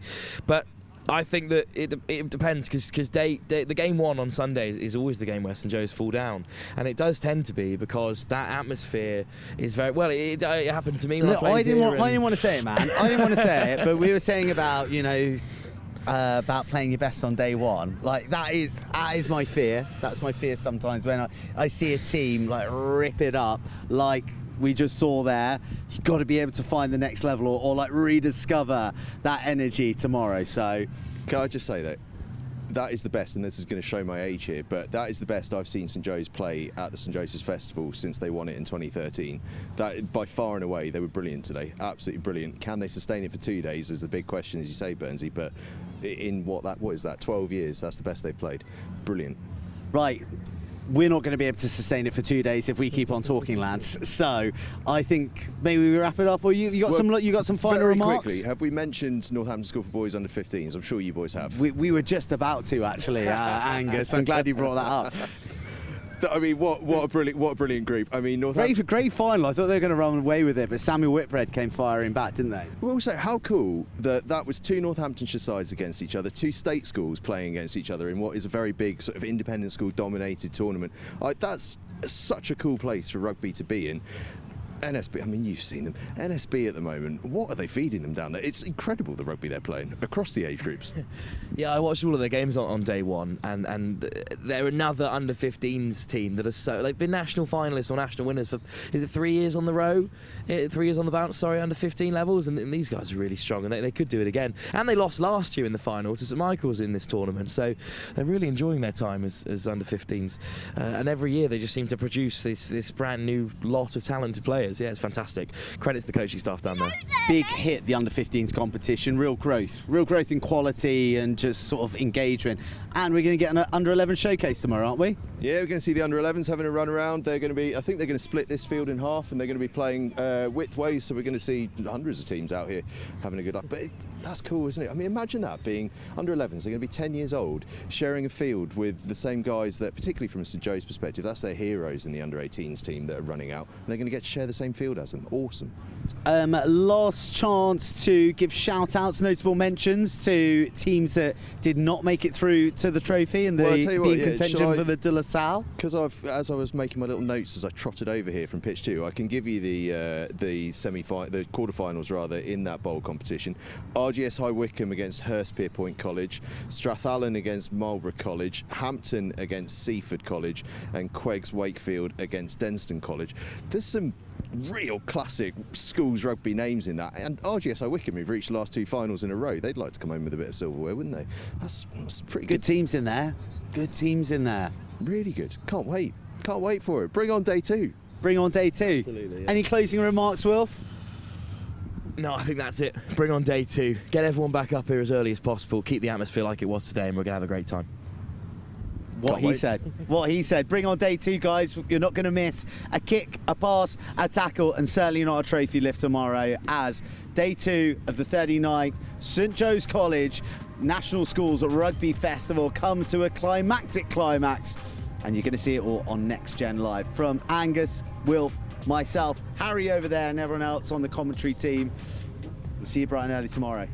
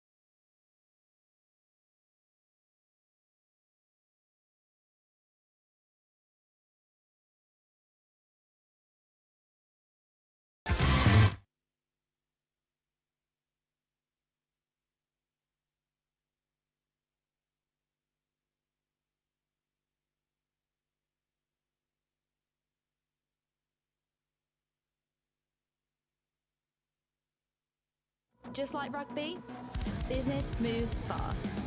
At Fleximize, we keep it simple. No knock-ons, no penalties, just fast, flexible business loans. Decisions within 24 hours. Once approved, funds are over the line the same day. Flexmise, always in your corner.